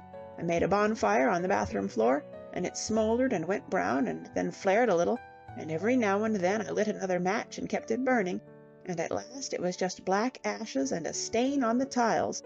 Just a mess. Ginger, burn this letter, too. I'm pouring out all the poison to you, hoping it will make me feel better. You don't mind, do you? But I know you don't. If ever anybody had a real pal... It's a dreadful thing, fascination, Ginger. It grips you and you are helpless. One can be so sensible and reasonable about other people's love affairs. When I was working at the dance place I told you about, there was a girl who fell in love with the most awful little beast. He had a mean mouth and shiny black hair brushed straight back, and anybody would have seen what he was. But this girl wouldn't listen to a word. I talked to her by the hour. It makes me smile now when I think how sensible and level-headed I was. But she wouldn't listen. In some mysterious way, this was the man she wanted. And, of course, everything happened that one knew would happen. If one could manage one's own life as well as one can manage other people's... If all this wretched thing of mine had happened to some other girl, how beautifully I could have proved that it was the best thing that could have happened, and that a man who could behave as Gerald has done wasn't worth worrying about. I can just hear myself, But you see, whatever he has done, Gerald is still Gerald, and Sally is still Sally, and however much I argue, I can't get away from that. All I can do is to come howling to my red-headed pal, when I know just as well as he does that a girl of any spirit would be dignified, and keep her troubles to herself, and be much too proud to let anyone know that she was hurt. Proud, that's the real trouble, Ginger. My pride has been battered and chopped up, and broken into as many pieces as you broke Mr. Scrimgeour's stick. What pitiful creatures we are, girls, I mean. At least, I suppose a good many girls are like me. If Gerald had died and I had lost him that way, I know quite well I shouldn't be feeling as I do now. I should have been broken-hearted, but it wouldn't have been the same. It's my pride that is hurt. I have always been a bossy, cocksure little creature, swaggering about the world like an English sparrow, and now I'm paying for it. Oh, Ginger, I'm paying for it. I wonder if running away is going to do me any good at all. Perhaps if Mr. Fawcett has some real hard work for me to do. Of course, I know exactly how all this has come about. Elsa's pretty and attractive, but the point is that she is a success, and as a success she appeals to Gerald's weakest side. He worships success. She is going to have a marvelous career, and she can help Gerald on in his. He can write plays for her to star in. What have I to offer against that? Yes, I know it's grovelling and contemptible of me to say that, Ginger. I ought to be above it, oughtn't I? Talking as if I were competing for some prize. But I haven't any pride left. Oh, well. There, I've poured it all out, and I really do feel a little better just for the moment. It won't last, of course, but even a minute is something. Ginger, dear, I shan't see you for ever so long, even if we ever do meet again. But you'll try to remember that I'm thinking of you a whole lot, won't you? I feel responsible for you. You're my baby. You've got started now, and you've only to stick to it. Please, please, please don't make a hash of it. Good-bye. I never did find that photograph of me that we were looking for that afternoon in the apartment, or I would send it to you. Then you could have kept it on your mantelpiece, and whenever you felt inclined to make a hash of anything, I would have caught your eye sternly, and you would have pulled up. Good-bye, Ginger. I shall have to stop now. The mail is just closing. Always your pal, wherever I am. Sally. Ginger laid the letter down, and a little sound escaped him that was half a sigh, half an oath. He was wondering whether even now some desirable end might not be achieved by going to Chicago and breaking Gerald Foster's neck. Abandoning this scheme as impracticable, and not being able to think of anything else to do, he relit his pipe and started to read the letter again. End of Chapter 11. Chapter 12. Some Letters for Ginger. Laurette A.C., Regent Street, London, W., England, January 21st. Dear Ginger, I'm feeling better. As it's 3 months since I last wrote to you, no doubt you will say to yourself that I would be a poor, weak-minded creature if I wasn't. I suppose one ought to be able to get over anything in 3 months.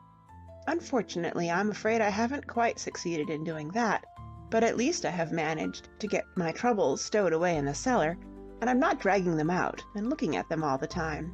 That's something, isn't it? I ought to give you all my impressions of London, I suppose, but I've grown so used to the place that I don't think I have any now. I seem to have been here years and years. You will see by the address that Mr. Fawcett has not yet sold his inheritance. He expects to do so very soon, he tells me. There is a rich-looking man with whiskers and a keen eye, whom he is always lunching with, and I think big deals are in progress. Poor dear, he is crazy to get away into the country and settle down and grow ducks and things. London has disappointed him. It is not the place it used to be. Until quite lately, when he grew resigned, he used to wander about in a disconsolate sort of way, trying to locate the landmarks of his youth. He has not been in England for nearly 30 years. The trouble is, it seems, that about once in every 30 years a sort of craze for change comes over London, and they paint a shop front red instead of blue, and that upsets the returned exile dreadfully. Mr. Fawcett feels like Rip Van Winkle. His first shock was when he found that the Empire was a theatre now, instead of a music hall. Then he was told that another music hall, the Tivoli, had been pulled down altogether.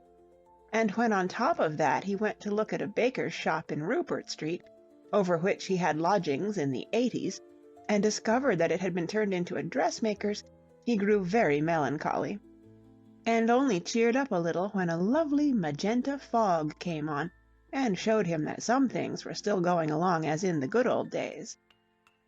I am kept quite busy at Lorette-et-Cie, thank goodness. Not being a French scholar like you, do you remember Jules?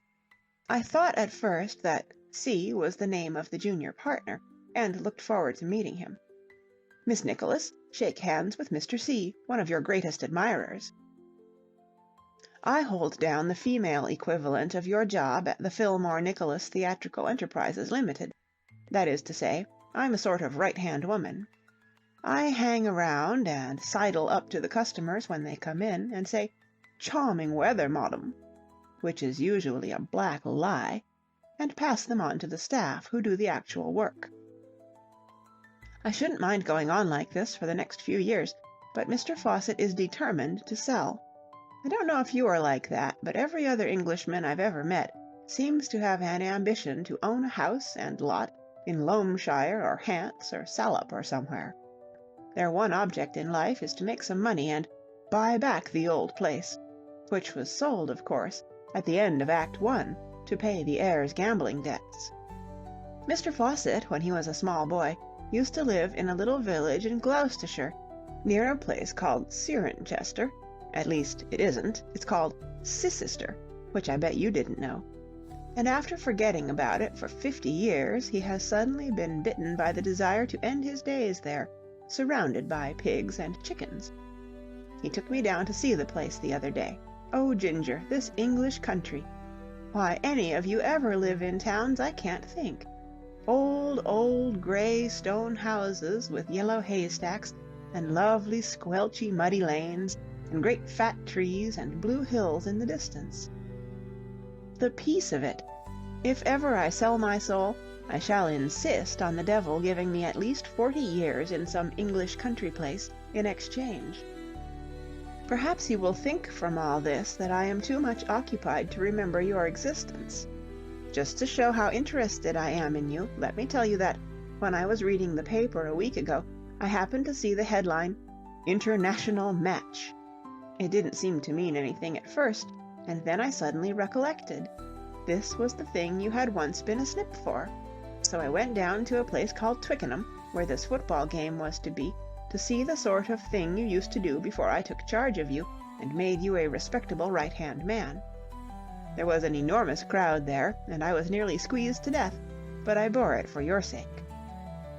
I found out that the English team were the ones wearing white shirts, and that the ones in red were the Welsh. I said to the man next to me, after he had finished yelling himself black in the face, "Could you kindly inform me which is the English scrum half?" And just at that moment the players came quite near where I was, and about a dozen assassins in red hurled themselves violently on top of a meek-looking little fellow who had just fallen on the ball. Ginger, you are well out of it. That was the scrum half, and I gathered that that sort of thing was a mere commonplace in his existence. Stopping a rush, it is called, and he is expected to do it all the time. The idea of you ever going in for such brutal sports! You thank your stars that you are safe on your little stool in Fillmore's outer office, and that, if anybody jumps on top of you now, you can call a cop. Do you mean to say you really used to do these daredevil feats? You must have hidden depths in you which I have never suspected. As I was taking a ride down Piccadilly the other day on top of a bus, I saw somebody walking along who seemed familiar. It was Mr. Carmyle, so he's back in England again. He didn't see me, thank goodness. I don't want to meet anybody just at present who reminds me of New York. Thanks for telling me all the news, but please don't do it again. It makes me remember, and I don't want to. It's this way, Ginger. Let me write to you, because it really does relieve me, but don't answer my letters. Do you mind? I'm sure you'll understand.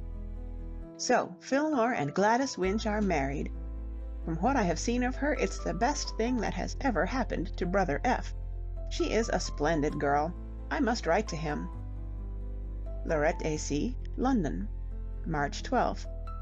Dear Ginger, I saw in a Sunday paper last week that The Primrose Way had been produced in New York and was a great success. Well, I'm very glad, but I don't think the papers ought to print things like that. It's unsettling. Next day I did one of those funny things you do when you're feeling blue and lonely and a long way from everybody. I called at your club and asked for you. Such a nice old man in uniform at the desk said in a fatherly way that you hadn't been in lately, and he rather fancied you were out of town, but would I take a seat while he inquired. He then summoned a tiny boy, also in uniform, and the child skipped off chanting, "Mr. Kemp, Mr. Kemp," in a shrill treble. It gave me such an odd feeling to hear your name echoing in the distance. I felt so ashamed for giving them all that trouble, and when the boy came back I slipped twopence into his palm, which I suppose was against all the rules, though he seemed to like it. Mr. Fawcett has sold the business and retired to the country, and I am rather at a loose end. Monk's Crofton, whatever that means, Much Middleford, Salop, slang for Shropshire, England, April 18th. Dear Ginger, what's the use? What is the use? I do all I can to get right away from New York, and New York comes after me and tracks me down in my hiding place. A week or so ago, as I was walking down the Strand in an aimless sort of way, out there came right on top of me, who do you think? Fillmore, arm in arm with Mr. Carmyle. I couldn't dodge. In the first place, Mr. Carmyle had seen me. In the second place, it's a day's journey to dodge poor dear Fillmore now. I blushed for him. Ginger, right there in the Strand, I blushed for him. In my worst dreams I had never pictured him so enormous. Upon what meat doth this our Fillmore feed, that he is grown so great? Or Gladys, when she looks at him she must feel like a bigamist. Apparently Fillmore is still full of big schemes, for he talked airily about buying all sorts of English plays. He has come over, as I suppose you know, to arrange about putting on The Primrose Way over here. He is staying at the Savoy, and they took me off there to lunch, whooping joyfully as over a strayed lamb. It was the worst thing that could possibly have happened to me.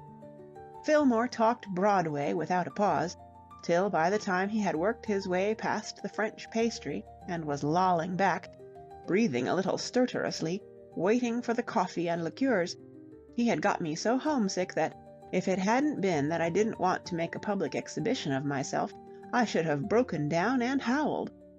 It was crazy of me ever to go near the Savoy. Of course, it's simply an annex to Broadway. There were Americans at every table as far as the eye could reach. I might just as well have been at the Astor. Well, if fate insists in bringing New York to England for my special discomfiture, I suppose I have got to put up with it. I just let events take their course, and I have been drifting ever since. 2 days ago I drifted here. Mr. Carmyle invited Fillmore, he seems to love Fillmore, and me to Monk's Crofton, and I hadn't even the shadow of an excuse for refusing. So I came, and I am now sitting writing to you in an enormous bedroom with an open fire, and armchairs, and every other sort of luxury. Fillmore's out golfing. He sails for New York on Saturday on the Mauretania. I am horrified to hear from him that, in addition to all his other big schemes, he is now promoting a fight for the lightweight championship in Jersey City, and guaranteeing enormous sums to both boxers. It's no good arguing with him. If you do, he simply quotes figures to show the fortunes other people have made out of these things. Besides, it's too late now anyway. As far as I can make out, the fight is going to take place in another week or two. All the same, it makes my flesh creep. Well, it's no use worrying, I suppose. Let's change the subject. Do you know Monk's Crofton? Probably you don't, as I seem to remember hearing something said about it being a recent purchase. Mr. Carmyle bought it from some lord or other who had been losing money on the stock exchange. I hope you haven't seen it anyway, because I want to describe it at great length. I want to pour out my soul about it. Ginger, what has England ever done to deserve such paradises? I thought, in my ignorance, that Mr. Fawcett's Cissister place was pretty good, but it doesn't even begin. It can't compete. Of course, his is just an ordinary country house, and this is a seat. Monk's Crofton is the sort of place they used to write about in the English novels. You know, the sunset was falling on the walls of G Castle in B Shire, hard by the picturesque village of H , and not a stone's throw from the hamlet of J . I can imagine Tennyson's Maud living here. It is one of the stately homes of England. How beautiful they stand, and I'm crazy about it. You motor up from the station, and after you have gone about 3 miles, you turn in at a big iron gate with stone posts on each side, with stone beasts on them. Close by the gate is the cutest little house with an old man inside it, who pops out and touches his hat. This is only the lodge, really, but you think you have arrived, so you get all ready to jump out, and then the car goes rolling on for another 50 miles or so through beech woods full of rabbits, and open meadows with deer in them. Finally, just as you think you are going on forever, you whiz round a corner, and there's the house. You don't get a glimpse of it till then, because the trees are too thick. It's very large, and sort of low and square, with a kind of tower at one side, and the most fascinating upper porch sort of thing with battlements. I suppose in the old days you used to stand on this and drop molten lead on visitors' heads. Wonderful lawns all round, and shrubberies, and a lake that you can just see where the ground dips beyond the fields. Of course it's too early yet for them to be out, but to the left of the house there's a place where there will be about 1,000,000 roses when June comes round, and all along the side of the rose garden is a high wall of old red brick, which shuts off the kitchen garden. I went exploring there this morning. It's an enormous place with hothouses and things, and there's the cunningest farm at one end with a stable yard full of puppies that just tear the heart out of you, they're so sweet. And a big sleepy cat, which sits and blinks in the sun and lets the puppies run all over her. And there's a lovely stillness, and you can hear everything growing, and thrushes and blackbirds. Oh, Ginger, it's heavenly. But there's a catch. It's a case of where every prospect pleases and only man is vile. At least, not exactly vile, I suppose, but terribly stodgy. I can see now why you couldn't hit it off with the family, because I've seen 'em all. They're here. Yes, Uncle Donald and all of them. Is it a habit of your family to collect in gangs, or have I just happened to stumble into an accidental old home week? When I came down to dinner the first evening, the drawing-room was full to bursting point, not simply because Fillmore was there, but because there were uncles and aunts all over the place. I felt like a small lion in a den of Daniels. I know exactly now what you mean about the family. They look at you. Of course, it's all right for me, because I am snowy white clear through, but I can just imagine what it must have been like for you with your permanently guilty conscience. You must have had an awful time. By the way, it's going to be a delicate business getting this letter through to you, rather like carrying the despatches through the enemy's lines in a Civil War play. You're supposed to leave letters on the table in the hall, and someone collects them in the afternoon and takes them down to the village on a bicycle. But if I do that, some aunt or uncle is bound to see it, and I shall be an object of loathing, for it is no light matter, my lad, to be caught having correspondence with a human Jimson weed like you. It would blast me socially. At least, so I gather from the way they behaved when your name came up at dinner last night. Somebody mentioned you, and the most awful roasting party broke loose, Uncle Donald acting as cheerleader. I said feebly that I had met you and had found you part human, and there was an awful silence till they all started at the same time to show me where I was wrong, and how cruelly my girlish inexperience had deceived me. A young and innocent half-portion like me, it appears, is absolutely incapable of suspecting the true infamy of the dregs of society. You aren't fit to speak to the likes of me, being at the kindest estimate little more than a blot on the human race. I tell you this in case you may imagine you're popular with the family. You're not. So I shall have to exercise a good deal of snaky craft in smuggling this letter through. I'll take it down to the village myself if I can sneak away, but it's going to be pretty difficult, because for some reason I seem to be a center of attraction. Except when I take refuge in my room, hardly a moment passes without an aunt or an uncle popping out and having a cozy talk with me. It sometimes seems as though they were weighing me in the balance. Well, let 'em weigh. Time to dress for dinner now. Goodbye. Yours in the balance, Sally. P.S. You were perfectly right about your Uncle Donald's mustache, but I don't agree with you that it is more his misfortune than his fault. I think he does it on purpose. Just for the moment, Monk's Crofton, Much Middleford, Salop, England. April 20th. Dear Ginger, leaving here today, in disgrace. Hard, cold looks from the family. Strained silences. Uncle Donald far from chummy. You can guess what has happened. I might have seen it coming. I can see now that it was in the air all along. Fillmore knows nothing about it. He left just before it happened. I shall see him very soon, for I have decided to come back and stop running away from things any longer. It's cowardly to skulk about over here. Besides, I'm feeling so much better that I believe I can face the ghosts. Anyway, I'm going to try. See you almost as soon as you get this. I shall mail this in London, and I suppose it will come over by the same boat as me. It's hardly worth writing, really, of course, but I have sneaked up to my room to wait till the motor arrives to take me to the station, and it's something to do. I can hear muffled voices. The family talking me over, probably, saying they never really liked me all along. Oh well. Yours, moving in an orderly manner to the exit, Sally. End of Chapter 12. Chapter 13. Strange Behavior of a Sparring Partner. 1.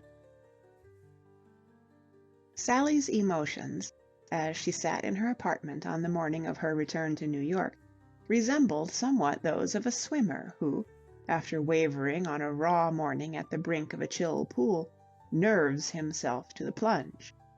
She was aching, but she knew that she had done well. If she wanted happiness, she must fight for it, and for all these months she had been shirking the fight. She had done with wavering on the brink, and here she was, in midstream, ready for whatever might befall. It hurt, this coming to grips.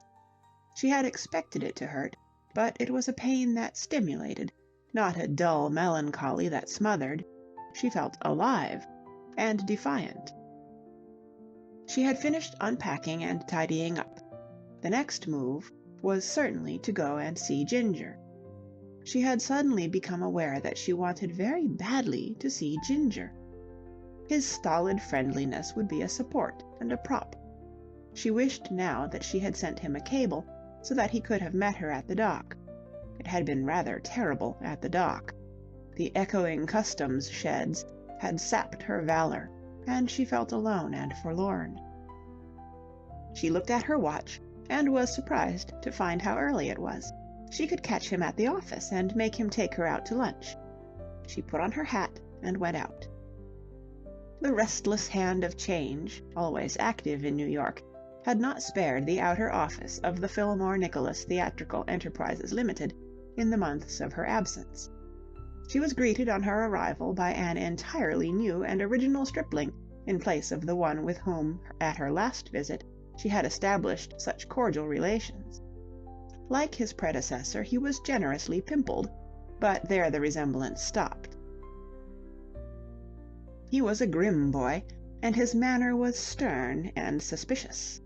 He peered narrowly at Sally for a moment, as if he had caught her in the act of purloining the office blotting paper, then, with no little acerbity, desired her to state her business.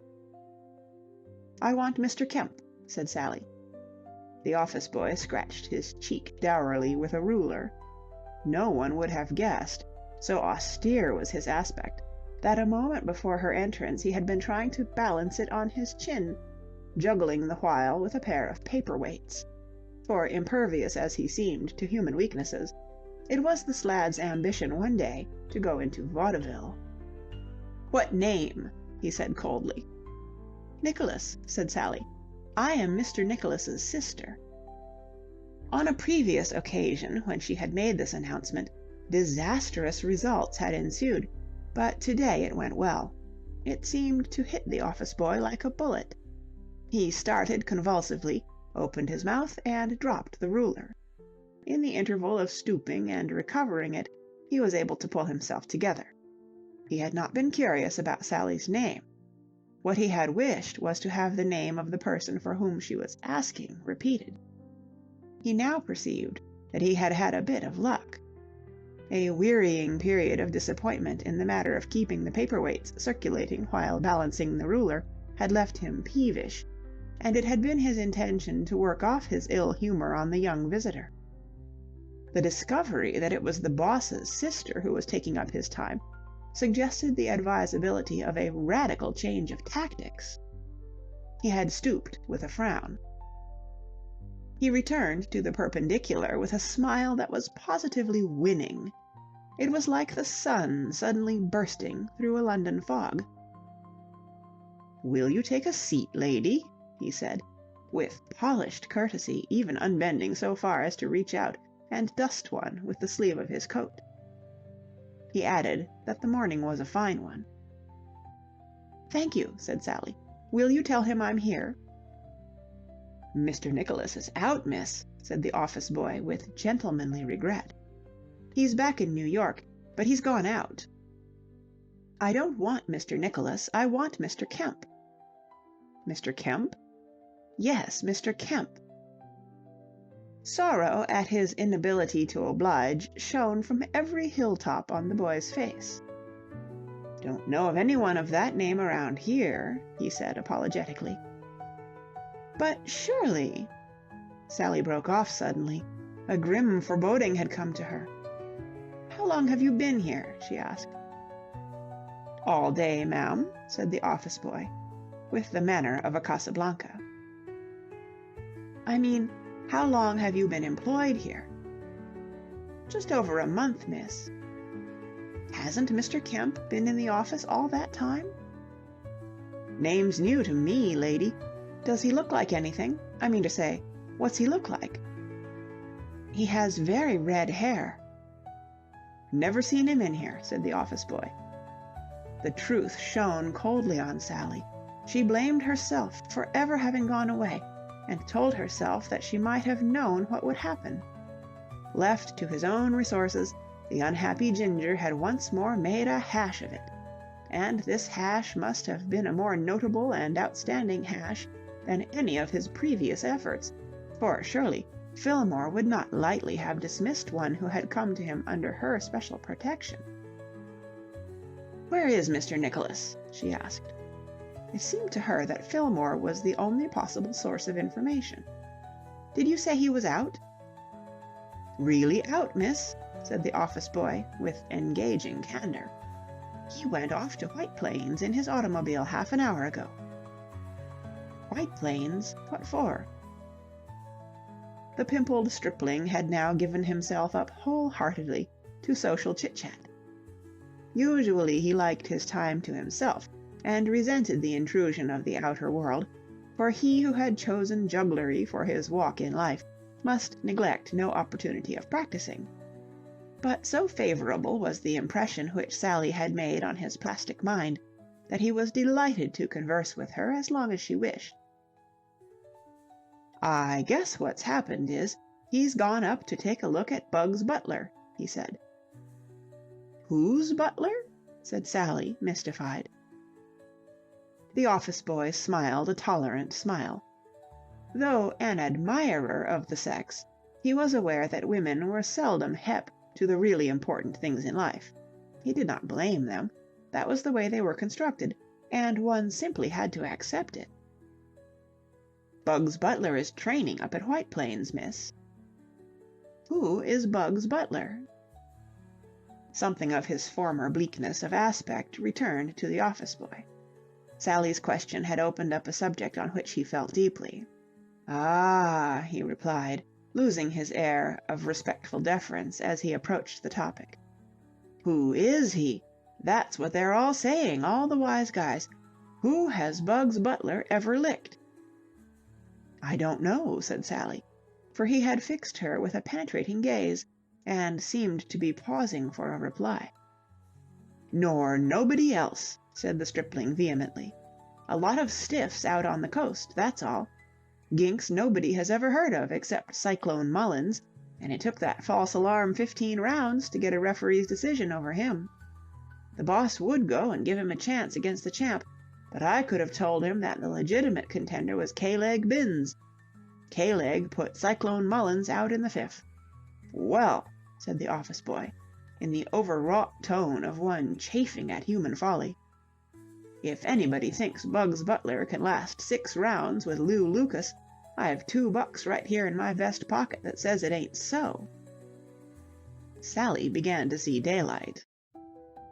"Oh, Mr. Butler is one of the boxers in this fight that my brother is interested in?" "That's right. He's going up against the lightweight champ. Lew Lucas is the lightweight champ. He's a bird." "Yes," said Sally. This youth had a way of looking at her with his head cocked on one side, as though he expected her to say something. "Yes, sir," said the stripling with emphasis. "Lew Lucas is a hot sketch. He used to live on the street next to me," he added as clinching evidence of his hero's prowess. "I've seen his old mother as close as I am to you. Say, I seen her 100 times. Is any stiff of a Bugs Butler going to lick a fellow like that?" "It doesn't seem likely." "You spoke it," said the lad crisply, striking unsuccessfully at a fly which had settled on the blotting paper. There was a pause. Sally started to rise. "And there's another thing," said the office boy, loath to close the subject. "Can Bugs Butler make 135 ringside without being weak?" "It sounds awfully difficult." "They say he's clever." The expert laughed satirically. "Well, what's that going to get him? The poor fish can't punch a hole in a nut sundae." "You don't seem to like Mr. Butler." "Oh, I've nothing against him," said the office boy magnanimously. "I'm only saying he's no license to be mixing it with Lew Lucas." Sally got up. Absorbing as this chat on current form was, more important matters claimed her attention. "How shall I find my brother when I get to White Plains?" she asked. "Oh, anybody'll show you the way to the training camp. If you hurry, there's a train you can make now." "Thank you very much." "You're welcome." He opened the door for her with an old-world politeness, which disuse had rendered a little rusty. Then, with an air of getting back to business after a pleasant but frivolous interlude, he took up the paperweights once more and placed the ruler, with nice care, on his upturned chin. 2. Fillmore heaved a sigh of relief and began to sidle from the room. It was a large room, half barn, half gymnasium. Athletic appliances of various kinds hung on the walls, and in the middle there was a wide roped-off space, around which a small crowd had distributed itself with an air of expectancy. This is a commercial age, and the days when a prominent pugilist's training activities used to be hidden from the public gaze are over. Today, if the public can lay its hands on 50 cents, it may come and gaze its fill. This afternoon, plutocrats to the number of about 40 had assembled, though not all of these, to the regret of Mr. Lester Burrows, the manager of the eminent Bugs Butler, had parted with solid coin. Many of those present were newspaper representatives and on the free list, writers who would polish up Mr. Butler's somewhat crude prognostications as to what he proposed to do to Mr. Lew Lucas, and would report him as saying, "I am in really superb condition and feel little apprehension of the issue," and artists who would depict him in a state of semi-nudity, with feet several sizes too large for any man. The reason for Fillmore's relief was that Mr. Burrows, who was a great talker, and had buttonholed him a quarter of an hour ago, had at last had his attention distracted elsewhere, and had gone off to investigate some matter that called for his personal handling, leaving Fillmore free to slide away to the hotel and get a bite to eat, which he sorely needed. The zeal which had brought him to the training camp to inspect the final day of Mr. Butler's preparation, for the fight was to take place on the morrow, had been so great that he had omitted to lunch before leaving New York. So Fillmore made thankfully for the door, and it was at the door that he encountered Sally. He was looking over his shoulder at the moment, and was not aware of her presence till she spoke. "Hello, Fillmore." Sally had spoken softly, but a dynamite explosion could not have shattered her brother's composure with more completeness. In the leaping twist which brought him facing her, he rose a clear 3 inches from the floor. He had a confused sensation, as though his nervous system had been stirred up with a pole. He struggled for breath and moistened his lips with the tip of his tongue, staring at her continuously during the process. Great men, in their moments of weakness, are to be pitied rather than scorned. If ever a man had an excuse for leaping like a young ram, Fillmore had it. He had left Sally not much more than a week ago in England, in Shropshire, at Monk's Crofton. She had said nothing of any intention on her part of leaving the country, the county, or the house. Yet here she was, in Bugs Butler's training camp at White Plains, in the state of New York, speaking softly in his ear without even going through the preliminary of tapping him on the shoulder to advertise her presence. No wonder that Fillmore was startled, and no wonder that, as he adjusted his faculties to the situation, there crept upon him a chill apprehension. For Fillmore had not been blind to the significance of that invitation to Monk's Crofton. Nowadays your wooer does not formally approach a girl's nearest relative and ask permission to pay his addresses, but when he invites her and that nearest relative to his country home, and collects all the rest of the family to meet her, the thing may be said to have advanced beyond the realms of mere speculation. Shrewdly Fillmore had deduced that Bruce Carmyle was in love with Sally, and mentally he had joined their hands and given them a brother's blessing, and now it was only too plain that disaster must have occurred. If the invitation could mean only one thing, so also could Sally's presence at White Plains mean only one thing. "Sally!" A croaking whisper was the best he could achieve. What? Did I startle you? I'm sorry." "What are you doing here? Why aren't you at Monk's Crofton?" Sally glanced past him at the ring and the crowd around it. "I decided I wanted to get back to America.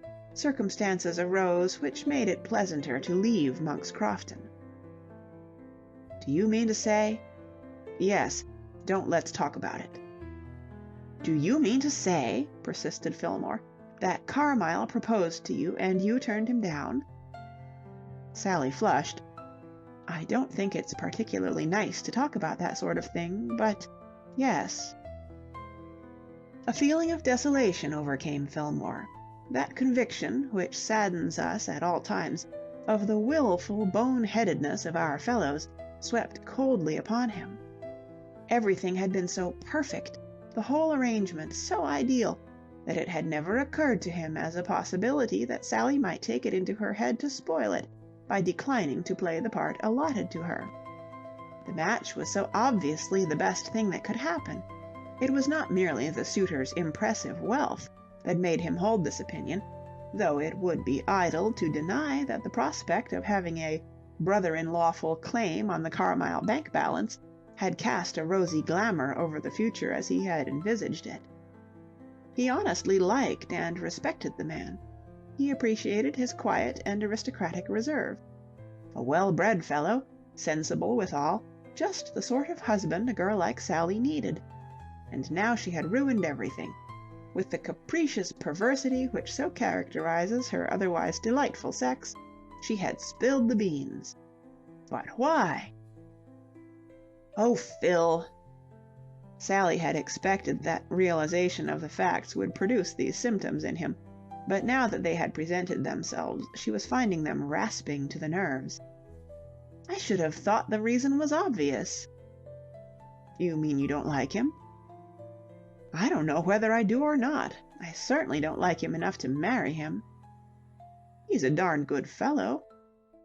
"Is he? You say so. I don't know." The imperious desire for bodily sustenance began to compete successfully for Fillmore's notice with his spiritual anguish. "Let's go to the hotel and talk it over. We'll go to the hotel, and I'll give you something to eat." "I don't want anything to eat, thanks."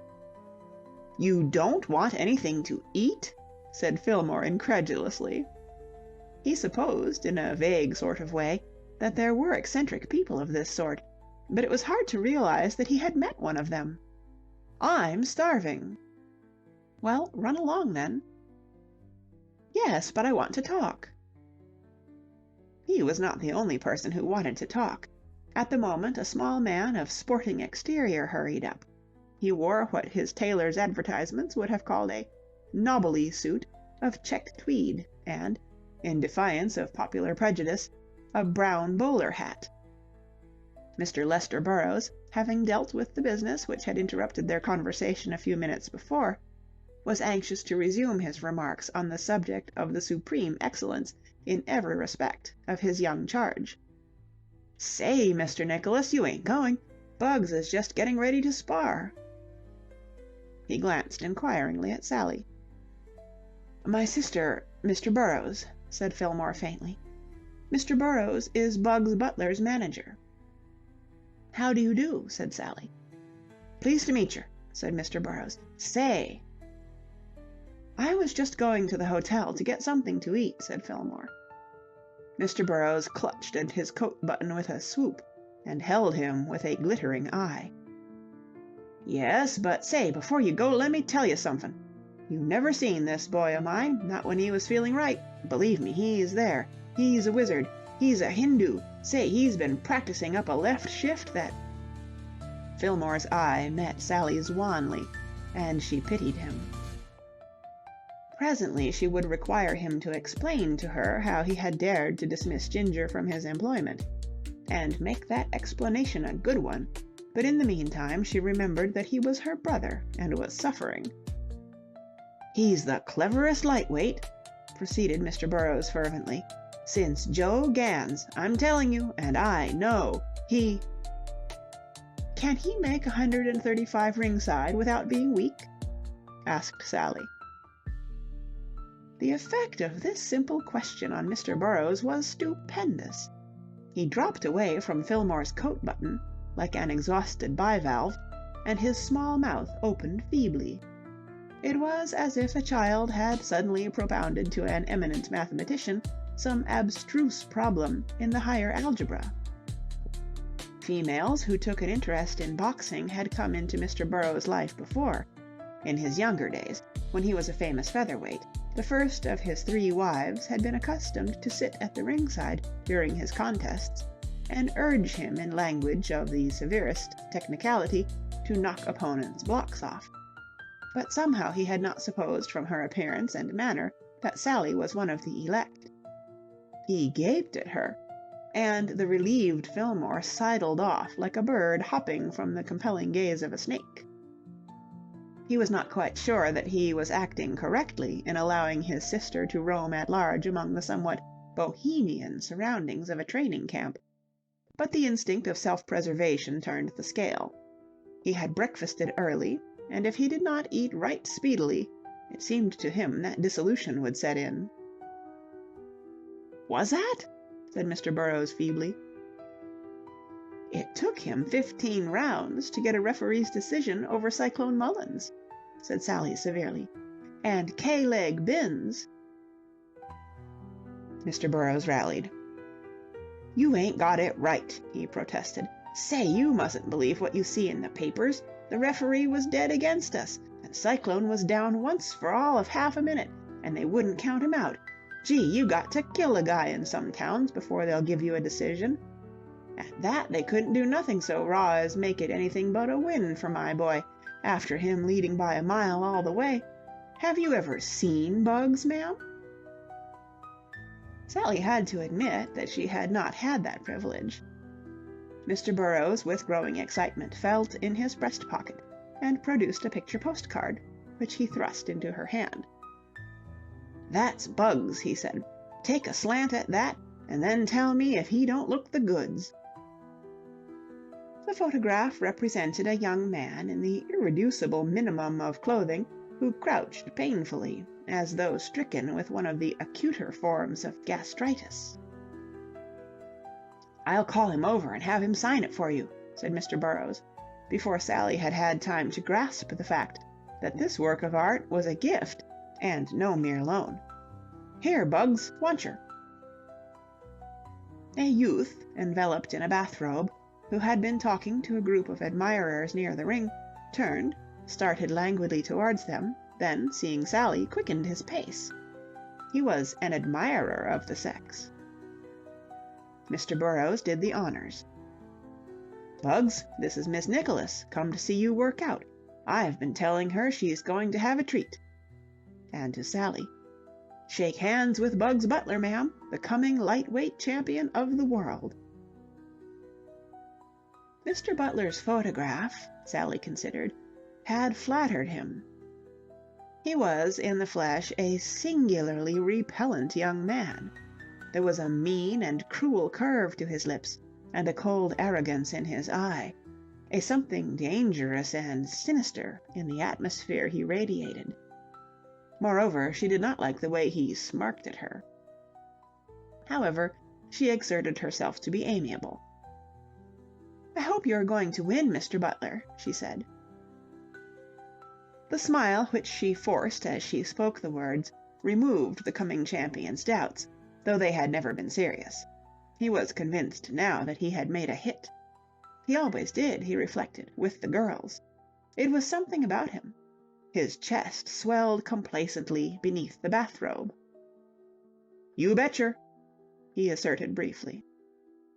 Mr. Burrows looked at his watch. "Time you were starting, Bugs." The coming champion removed his gaze from Sally's face, into which he had been peering in a conquering manner, and cast a disparaging glance at the audience. It was far from being as large as he could have wished, and at least a third of it was composed of non-payers from the newspapers. "All right," he said, bored. His languor left him as his gaze fell on Sally again, and his spirits revived somewhat. After all, small though the number of spectators might be, bright eyes would watch and admire him. "I'll go a couple of rounds with Reddy for a starter," he said. "Seen him anywheres? He's never around when he's wanted." "I'll fetch him," said Mr. Burrows. "He's back there somewheres." "I'm going to show that guy up this afternoon," said Mr. Butler coldly. "He's been getting too fresh." The manager bustled off, and Bugs Butler, with a final smirk, left Sally and dived under the ropes. There was a stir of interest in the audience, though the newspaper men, blasé through familiarity, exhibited no emotion. Presently Mr. Burrows reappeared, shepherding a young man whose face was hidden by the sweater which he was pulling over his head. He was a sturdily built young man. The sweater, moving from his body, revealed a good pair of shoulders. A last tug, and the sweater was off. Red hair flashed into view, tousled and disordered, and as she saw it, Sally uttered an involuntary gasp of astonishment, which caused many eyes to turn towards her.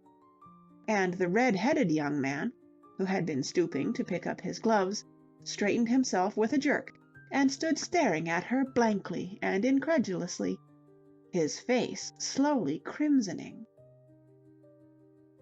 3. It was the energetic Mr. Burrows who broke the spell. Come on," he said impatiently. "We'll speed there, Reddy." Ginger Kemp started like a sleepwalker awakened, then, recovering himself, slowly began to pull on the gloves. Embarrassment was stamped on his agreeable features. His face matched his hair. Sally plucked at the little manager's elbow. He turned irritably, but beamed in a distrait sort of manner when he perceived the source of the interruption. "Who, him?" he said in answer to Sally's whispered question. "He's just one of Bugs's sparring partners." "But—" Mr. Burrows, fussy now that the time had come for action, interrupted her. "You'll excuse me, miss, but I have to hold the watch. We mustn't waste any time." Sally drew back. She felt like an infidel who intrudes upon the celebration of strange rites. This was man's hour, and women must keep in the background. She had the sensation of being very small and yet very much in the way, like a puppy who has wandered into a church. The novelty and solemnity of the scene awed her. She looked at Ginger, who with averted gaze was fiddling with his clothes in the opposite corner of the ring. He was as removed from communication as if he had been in another world. She continued to stare, wide-eyed, and Ginger, shuffling his feet self-consciously, plucked at his gloves. Mr. Butler, meanwhile, having doffed his bathrobe, stretched himself, and with leisurely nonchalance put on a second pair of gloves, was filling in the time with a little shadow-boxing. He moved rhythmically to and fro, now ducking his head, now striking out with his muffled hands, and a sickening realization of the man's animal power swept over Sally and turned her cold.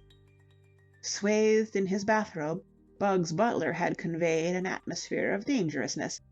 In the boxing tights, which showed up every rippling muscle, he was horrible and sinister, a machine built for destruction, a human panther. So he appeared to Sally, but a stout and bulbous-eyed man standing at her side was not equally impressed. Obviously one of the wise guys of whom her friend the sporting office boy had spoken, he was frankly dissatisfied with the exhibition. "Shadow-boxing," he observed, in a cavilling spirit to his companion. "Yes, he can do that all right, just like I can fox-trot if I ain't got a partner to get in the way. But one good wallop, and then watch him." His friend, also plainly a guy of established wisdom, assented with a curt nod. "Ah," he agreed. "Lew Lucas," said the first wise guy, "is just as shifty, and he can punch." "Ah," said the second wise guy.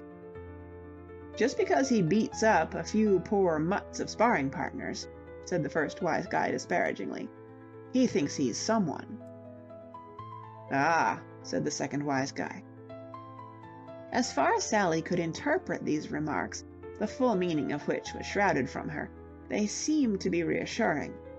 For a comforting moment she ceased to regard Ginger as a martyr waiting to be devoured by a lion.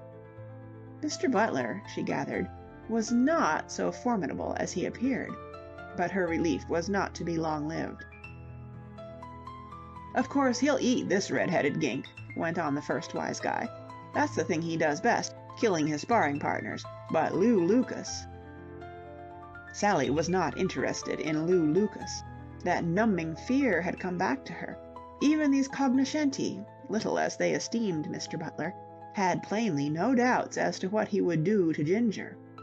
She tried to tear herself away, but something stronger than her own will kept her there, standing where she was, holding on to the rope and staring forlornly into the ring.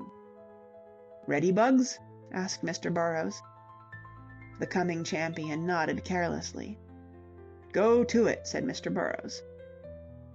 Ginger ceased to pluck at his gloves and advanced into the ring. 4. Of all the learned professions, pugilism is the one in which the trained expert is most sharply divided from the mere dabbler. In other fields the amateur may occasionally hope to compete successfully with the man who has made a business of what is to him but a sport, but at boxing never, and the whole demeanor of Bugs Butler showed that he had laid this truth to heart. It would be too little to say that his bearing was confident. He comported himself with the carefree jauntiness of an infant about to demolish a Noah's Ark with a tack hammer. Cyclone Mullinses might withstand him for 15 rounds, where they yielded to a K-leg Binns in the 5th, but when it came to beating up a sparring partner, and an amateur at that, Bugs Butler knew his potentialities. He was there 40 ways, and he did not attempt to conceal it. Crouching, as was his wont, he uncoiled himself like a striking rattlesnake, and flicked Ginger lightly over his guard.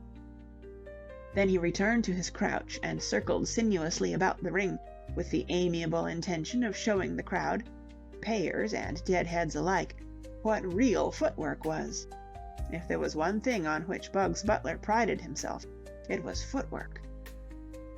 The adverb lightly is a relative term, and the blow which had just planted a dull patch on Ginger's cheekbone affected those present in different degrees. Ginger himself appeared stolidly callous. Sally shuddered to the core of her being, and had to hold more tightly to the rope to support herself. The two wise guys mocked openly. To the wise guys, expert connoisseurs of SWAT, the thing had appeared richly farcical. They seemed to consider the blow, administered to a third party and not to themselves, hardly worth calling a blow at all. Two more, landing as quickly and neatly as the first, left them equally cold. "Call that punching?" said the first wise guy. "Ah," said the second wise guy. But Mr. Butler, if he heard this criticism, and it is probable that he did, for the wise ones had been restrained by no delicacy of feeling from raising their voices, was in no way discommoded by it. Bugs Butler knew what he was about. Bright eyes were watching him, and he meant to give them a treat. The girls like smooth work. Any roughneck could sail into a guy and knock the daylights out of him, but how few could be clever and flashy and scientific? Few, few indeed, thought Mr. Butler, as he slid in and led once more. Something solid smote Mr. Butler's nose, rocking him onto his heels and inducing an unpleasant smarting sensation about his eyes. He backed away and regarded Ginger with astonishment, almost with pain. Until this moment he had scarcely considered him as an active participant in the scene at all, and he felt strongly that this sort of thing was bad form. It was not being done by sparring partners. A juster man might have reflected that he himself was to blame.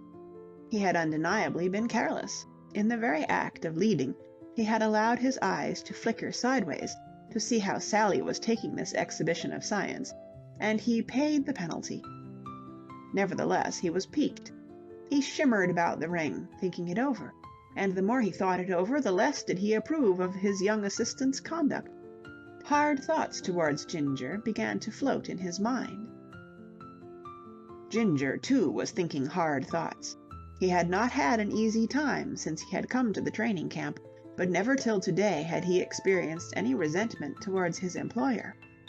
Until this afternoon, Bugs Butler had pounded him honestly and without malice, and he had gone through it, as the other sparring partners did, phlegmatically, taking it as part of the day's work.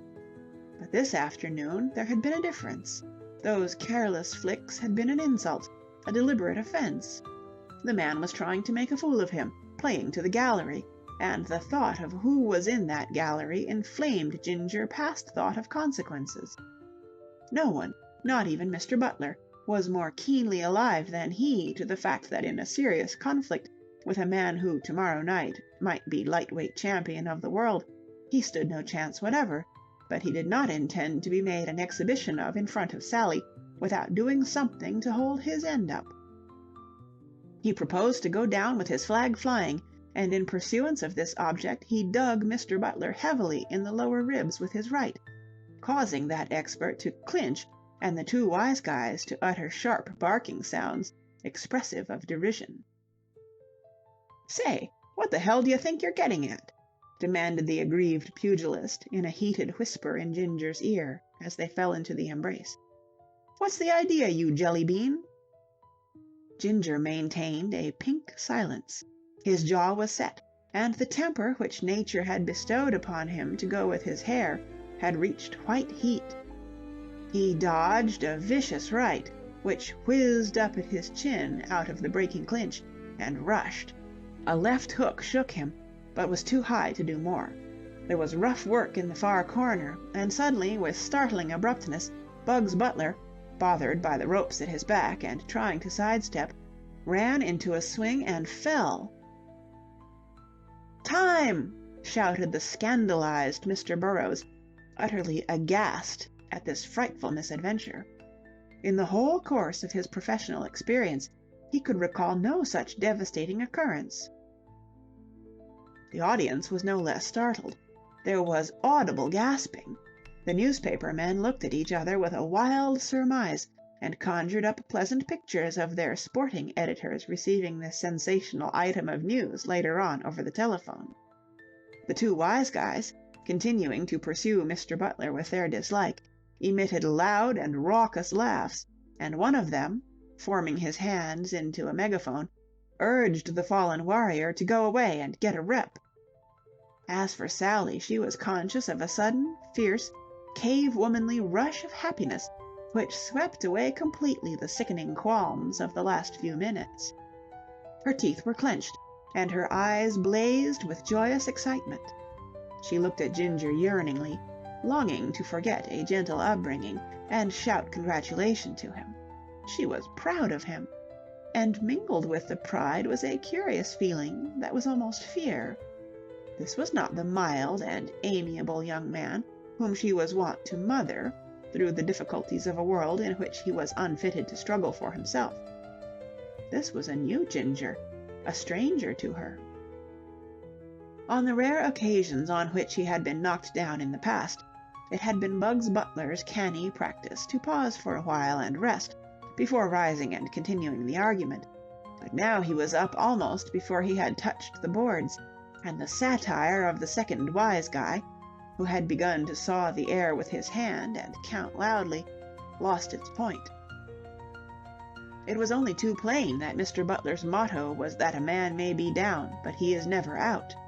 And indeed, the knockdown had been largely a stumble.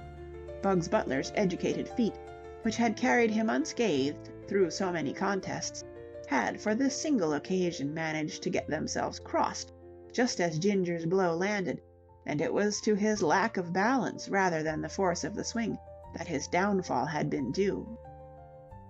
"Time!" he snarled, casting a malevolent side-glance at his manager.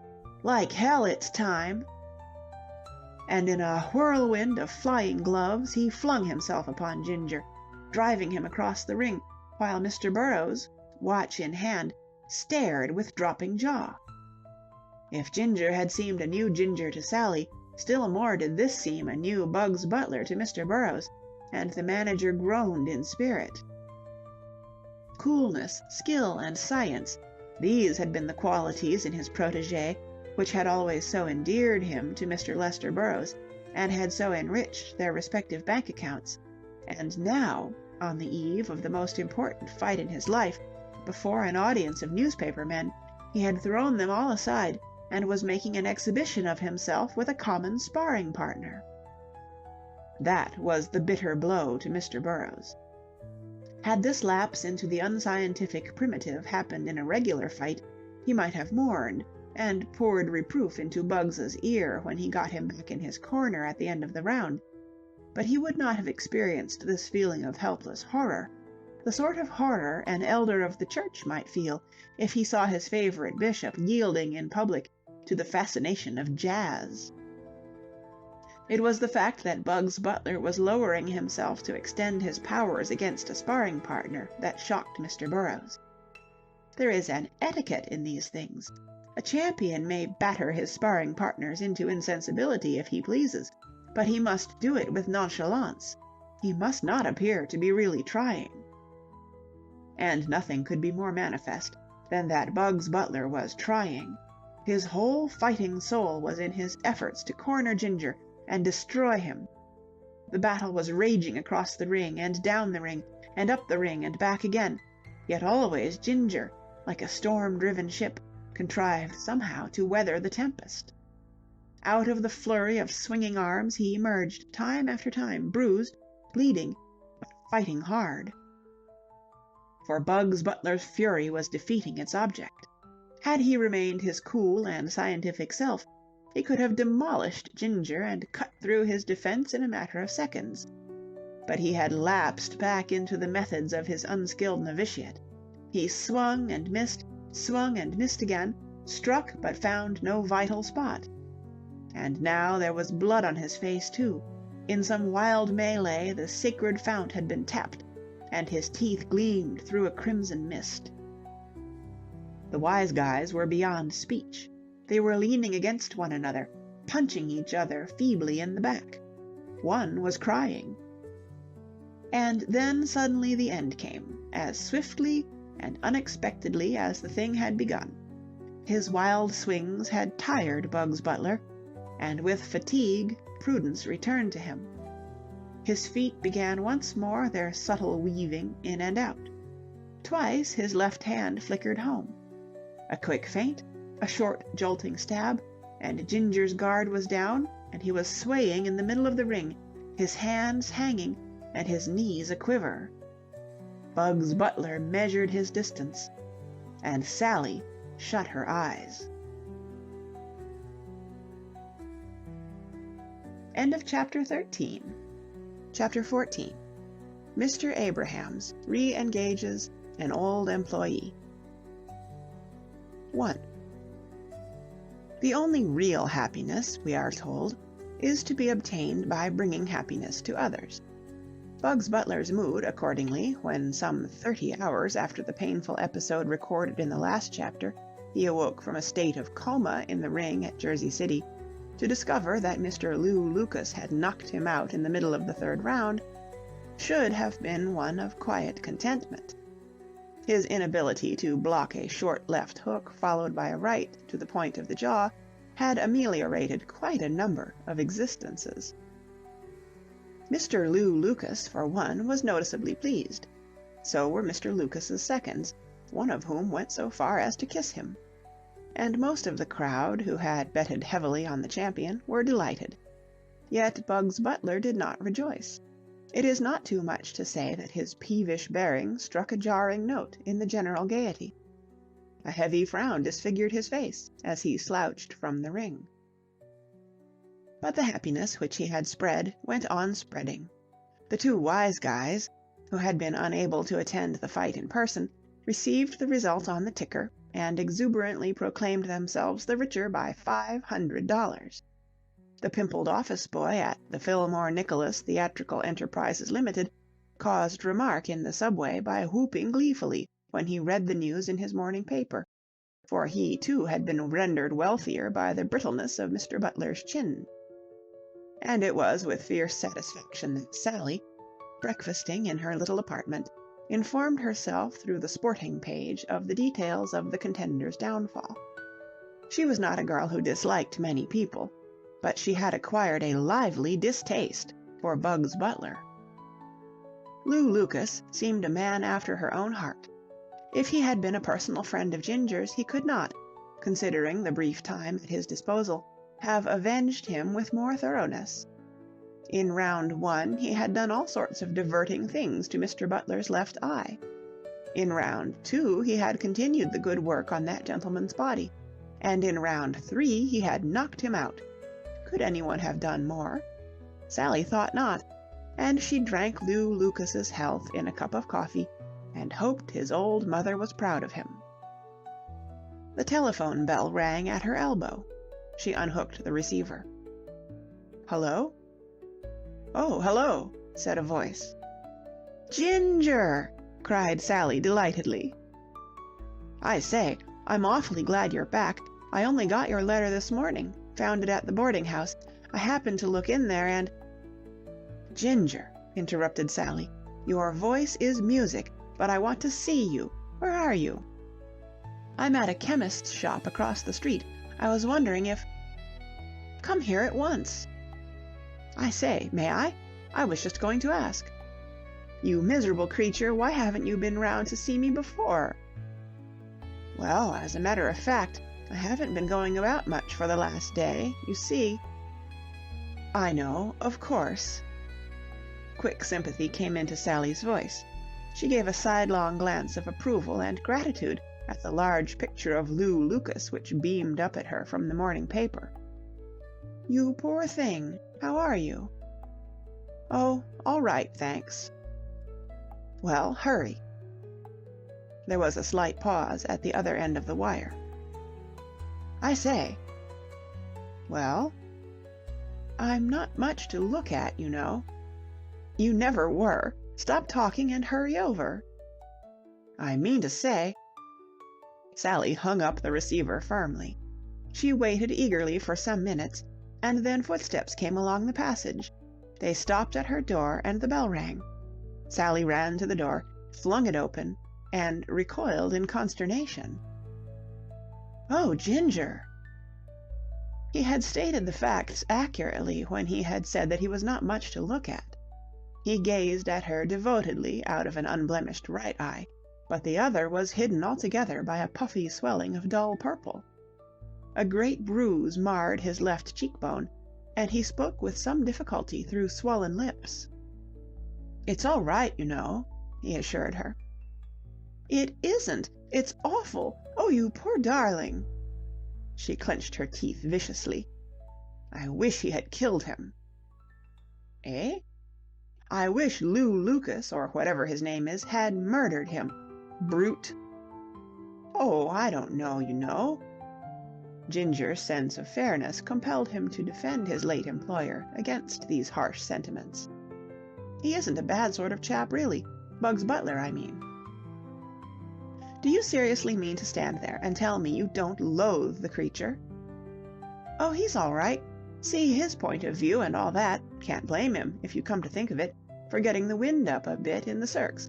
Bit thick, I mean to say, a sparring partner going at him like that. Naturally, he didn't think it much of a wheeze. It was my fault right along. Oughtn't to have done it, of course, but somehow, when he started making an ass of me, and I knew you were looking on, well, it seemed a good idea to have a dash at doing something on my own. No right to, of course. A sparring partner isn't supposed—" "Sit down," said Sally. Ginger sat down. "Ginger," said Sally, "you're too good to live." "Oh, I say." "I believe if someone sandbagged you and stole your watch and chain, you'd say there were faults on both sides or something. I'm just a cat, and I say I wish your beast of a Bugs Butler had perished miserably. I'd have gone and danced on his grave. But whatever made you go in for that sort of thing?" "Well, it seemed the only job that was going at the moment. I've always done a goodish bit of boxing, and I was very fit and so on, and it looked to me rather an opening. Gave me something to get along with. You get paid quite fairly decently, you know, and it's rather a jolly life." "Jolly? Being hammered about like that?" "Oh, you don't notice it much. I've always enjoyed scrapping, rather. And you see, when your brother gave me the push—" Sally uttered an exclamation. "What an extraordinary thing it is! I went all the way out to White Plains that afternoon to find Fillmore and tackle him about that, and I didn't say a word about it. And I haven't seen or been able to get a hold of him since." "No? Busy sort of cove, your brother." "Why did Fillmore let you go?" "Let me go? Oh, you mean... Well, there was a sort of mix-up. A kind of misunderstanding." "What happened?" "Oh, it was nothing. Just a—" "What happened?" Ginger's disfigured countenance betrayed embarrassment. He looked awkwardly about the room. "It's not worth talking about." "It is worth talking about. I've a right to know. It was I who sent you to Fillmore." "Now that," said Ginger, "was jolly decent of you." "Don't interrupt. I sent you to Fillmore, and he had no business to let you go without saying a word to me. What happened?" Ginger twiddled his fingers unhappily. "Well, it was rather unfortunate. You see, his wife—I don't know if you know her." "Of course I know her." "Why, yes, you would, wouldn't you? Your brother's wife, I mean," said Ginger acutely. "Though, as a matter of fact, you often find sisters-in-law who won't have anything to do with one another. I know a fellow—" "Ginger," said Sally, It's no good your thinking you can get out of telling me by rambling off on other subjects. I'm grim and resolute and relentless, and I mean to get this story out of you if I have to use a corkscrew. Fillmore's wife, you were saying?" Ginger came back reluctantly to the main theme. "Well, she came into the office one morning and we started fooling about." "Fooling about?" "Well, kind of chivying each other." "Chivying?" "At least I was." "You were what?" "Sort of chasing her a bit, you know." Sally regarded this apostle of frivolity with amazement. "What do you mean?" Ginger's embarrassment increased. "The thing was, you see, she happened to trickle in rather quietly when I happened to be looking at something, and I didn't know she was there till she suddenly grabbed it." "Grabbed what?" The thing I happened to be looking at.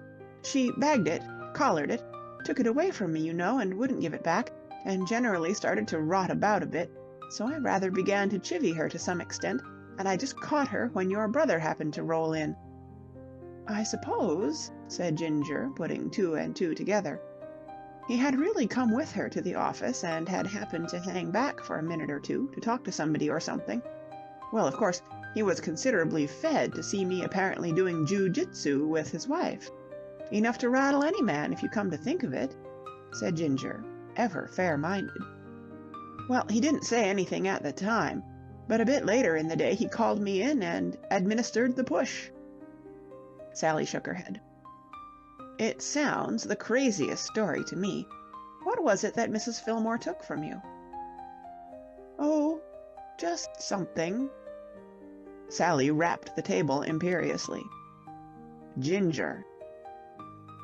"Well, as a matter of fact," said her goaded visitor, "it was a photograph." "Who of? Or, if you're particular, of whom?" "Well, you, to be absolutely accurate." "Me?" Sally stared.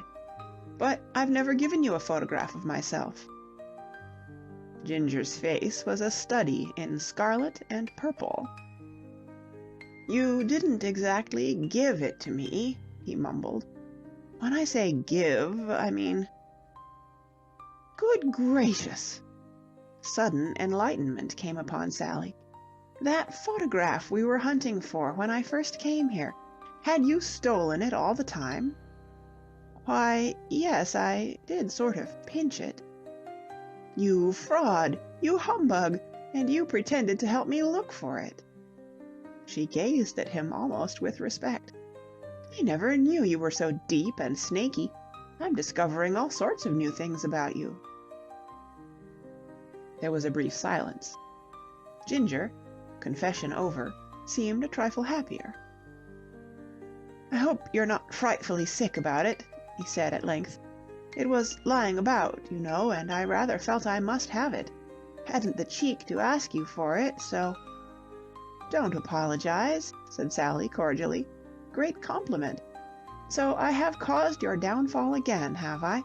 I'm certainly your evil genius, Ginger. I'm beginning to feel like a regular rag and a bone and a hank of hair. First I egged you on to insult your family. Oh, by the way, I want to thank you about that. Now that I've met your Uncle Donald, I can see how public-spirited you were. I ruined your prospects there, and now my fatal beauty, cabinet size, has led to your destruction once more. It's certainly up to me to find you another job. I can see that." "No, really, I say, you mustn't bother. I shall be all right." "It's my duty. Now, what is there that you really can do? Burglary, of course, but it's not respectable. You've tried being a waiter and a prize fighter and a right-hand man, and none of those seems to be just right. Can't you suggest anything?" Ginger shook his head. "I shall wangle something, I expect." "Yes, but what? It must be something good this time." "I don't want to be walking along Broadway and come on you suddenly as a street cleaner. I don't want to send for an expressman and find you popping up. My idea would be to go to my bank to arrange an overdraft, and be told the president could give me 2 minutes and crawl in humbly and find you prezzing away to beat the band in a big chair. Isn't there anything in the world that you can do that's solid and substantial and will keep you out of the poorhouse in your old age? Think. Of course, if I had a bit of capital. Ah, the businessman. And what, inquired Sally, would you do, Mr. Morgan, if you had a bit of capital? Run a dog thingamy, said Ginger promptly. What's a dog thingamy? Why, a thingamajig. For dogs, you know. Sally nodded. Oh, a thingamajig for dogs. Now I understand. You will put things so obscurely at first. Ginger, you poor fish, what are you raving about? What on earth is a thingamajig for dogs? I mean a sort of place like fellows have. Breeding dogs, you know, and selling them and winning prizes and all that. There are lots of them about. Oh, a kennels. Yes, a kennels. What a weird mind you have, Ginger. You couldn't say kennels at first, could you? That wouldn't have made it difficult enough. I suppose if anyone asked you where you had your lunch, you would say, "Oh, at a thingamajig for mutton chops." Ginger, my lad, there is something in this. I believe, for the first time in our acquaintance, you have spoken something very nearly resembling a mouthful. You're wonderful with dogs, aren't you? I'm dashed keen on them, and I've studied them a bit. As a matter of fact, though it seems rather like swanking, there isn't much about dogs that I don't know. Of course. I believe you're a sort of honorary dog yourself. I could tell it by the way you stopped that fight at Roville. You plunged into a howling mass of about 1,000,000 hounds of all species, and just whispered in their ears, and they stopped at once. Why, the more one examines this, the better it looks. I do believe it's the one thing you couldn't help making a success of. It's very paying, isn't it? Works out at about 100% on the original outlay, I've been told. 100%? That sounds too much like something of Fillmore's for comfort. Let's say 99 and be conservative. Ginger, you have hit it. Say no more. You shall be the dog king, the biggest thingamajigger for dogs in the country. But how do you start? Well, as a matter of fact, while I was up at White Plains, I ran into a cove who had a place of the sort and wanted to sell out. That was what made me think of it. You must start today, or early tomorrow. Yes, said Ginger doubtfully. Of course, there's the catch, you know. What catch? The capital. You've got to have that. This fellow wouldn't sell out under $5,000. I'll lend you $5,000. No, said Ginger. Sally looked at him with exasperation. Ginger, I'd like to slap you, she said. It was maddening, this intrusion of sentiment into business affairs. Why, simply because he was a man and she was a woman, should she be restrained from investing money in a sound commercial undertaking? If Columbus had taken up this bone-headed stand towards Queen Isabella, America would never have been discovered. I can't take $5,000 off you, said Ginger firmly. Who's talking of taking it off me, as you call it? Stormed Sally. Can't you forget your burglarious career for a second? This isn't the same thing as going about stealing defenseless girls' photographs. This is business. I think you would make an enormous success of a dog place, and you admit you're good, so why make frivolous objections? Why shouldn't I put money into a good thing? Don't you want me to get rich, or what is it? Ginger was becoming confused. Argument had never been his strong point. But it's such a lot of money. To you, perhaps. Not to me. I'm a plutocrat. $5,000. What's $5,000? I feed it to the birds. Ginger pondered woodenly for a while. His was a literal mind, and he knew nothing of Sally's finances, beyond the fact that when he had first met her, she had come into a legacy of some kind. Moreover, he had been hugely impressed by Fillmore's magnificence. It seemed plain enough that the Nicholases were a wealthy family. I don't like it, you know, he said. You don't have to like it, said Sally. You just do it. A consoling thought flashed upon Ginger. You'd have to let me pay you interest. Let you? My lad, you'll have to pay me interest. What do you think this is, a round game? It's a cold business deal." "Topping," said Ginger, relieved. "How about 25%? "Don't be silly," said Sally quickly. "I want 3. "No, that's all rot," protested Ginger. "I mean to say, 3.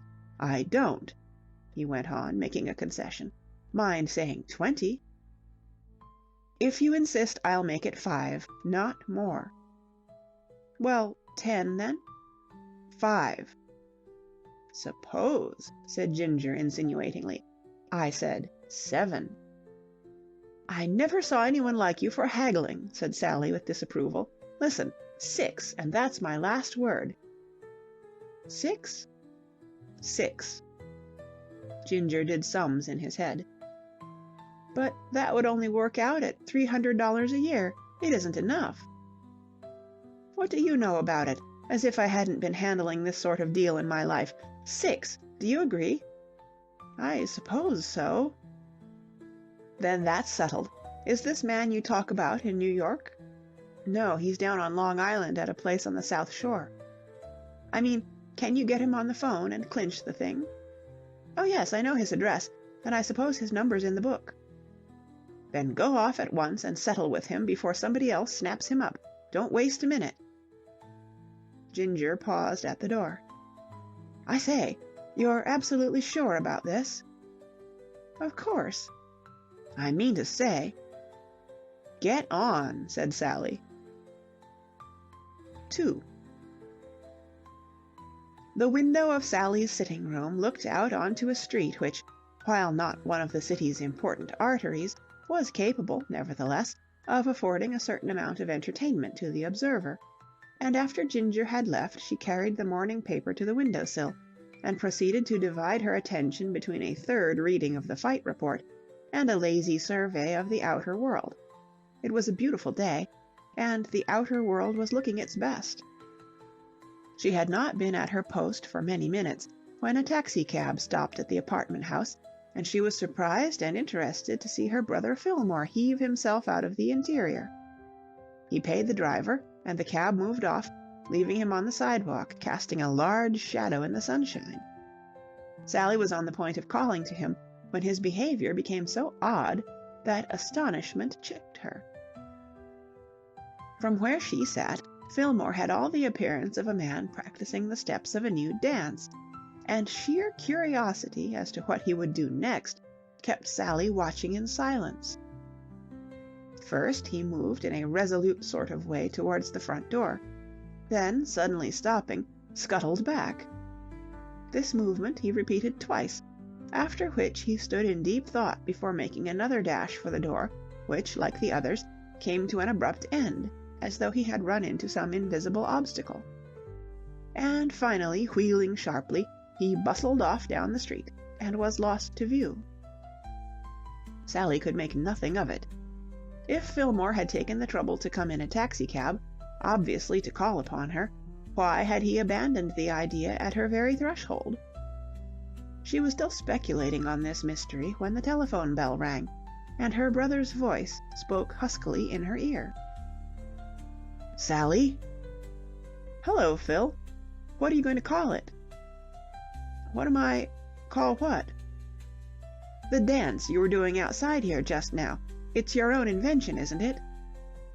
"Did you see me?" said Fillmore, upset. "Of course I saw you. I was fascinated." I was coming to have a talk with you. Sally..." Fillmore's voice trailed off. "Well, why didn't you?" There was a pause. On Fillmore's part, if the timbre of his voice correctly indicated his feelings, a pause of discomfort. Something was plainly vexing Fillmore's great mind. "Sally," he said at last, and coughed hollowly into the receiver. "Yes?" That is to say, I have asked Gladys. Gladys will be coming to see you very shortly. Will you be in?" "I'll stay in. How is Gladys? I'm longing to see her again." "She is very well. A little upset." "Upset? What about?" "She will tell you when she arrives. I have just been phoning to her. She's coming at once." There was another pause. I'm afraid she has bad news." "What news?" There was silence at the other end of the wire. "What news?" repeated Sally, a little sharply. She hated mysteries. But Fillmore had rung off. Sally hung up the receiver thoughtfully. She was puzzled and anxious. However, there being nothing to be gained by worrying, she carried the breakfast things into the kitchen and tried to divert herself by washing up. Presently a ring at the doorbell brought her out to find her sister-in-law. Marriage, even though it had brought with it the lofty position of partnership with the hope of the American stage, had effected no noticeable alteration in the former Miss Winch. As Mrs. Fillmore, she was the same square, friendly creature. She hugged Sally in a muscular manner and went on in the sitting-room. "Well, it's great seeing you again," she said. "I began to think you were never coming back. What was the big idea, springing over to England like that?" Sally had been expecting the question, and answered it with composure. "I wanted to help Mr. Fawcett." "Who's Mr. Fawcett?" "Hasn't Fillmore ever mentioned him? He was a dear old man at the boarding-house, and his brother died and left him a dressmaking establishment in London.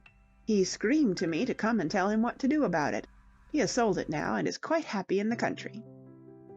"Well, the trip's done you good," said Mrs. Fillmore. "You're prettier than ever." There was a pause. Already in these trivial opening exchanges, Sally had sensed a suggestion of unwonted gravity in her companion.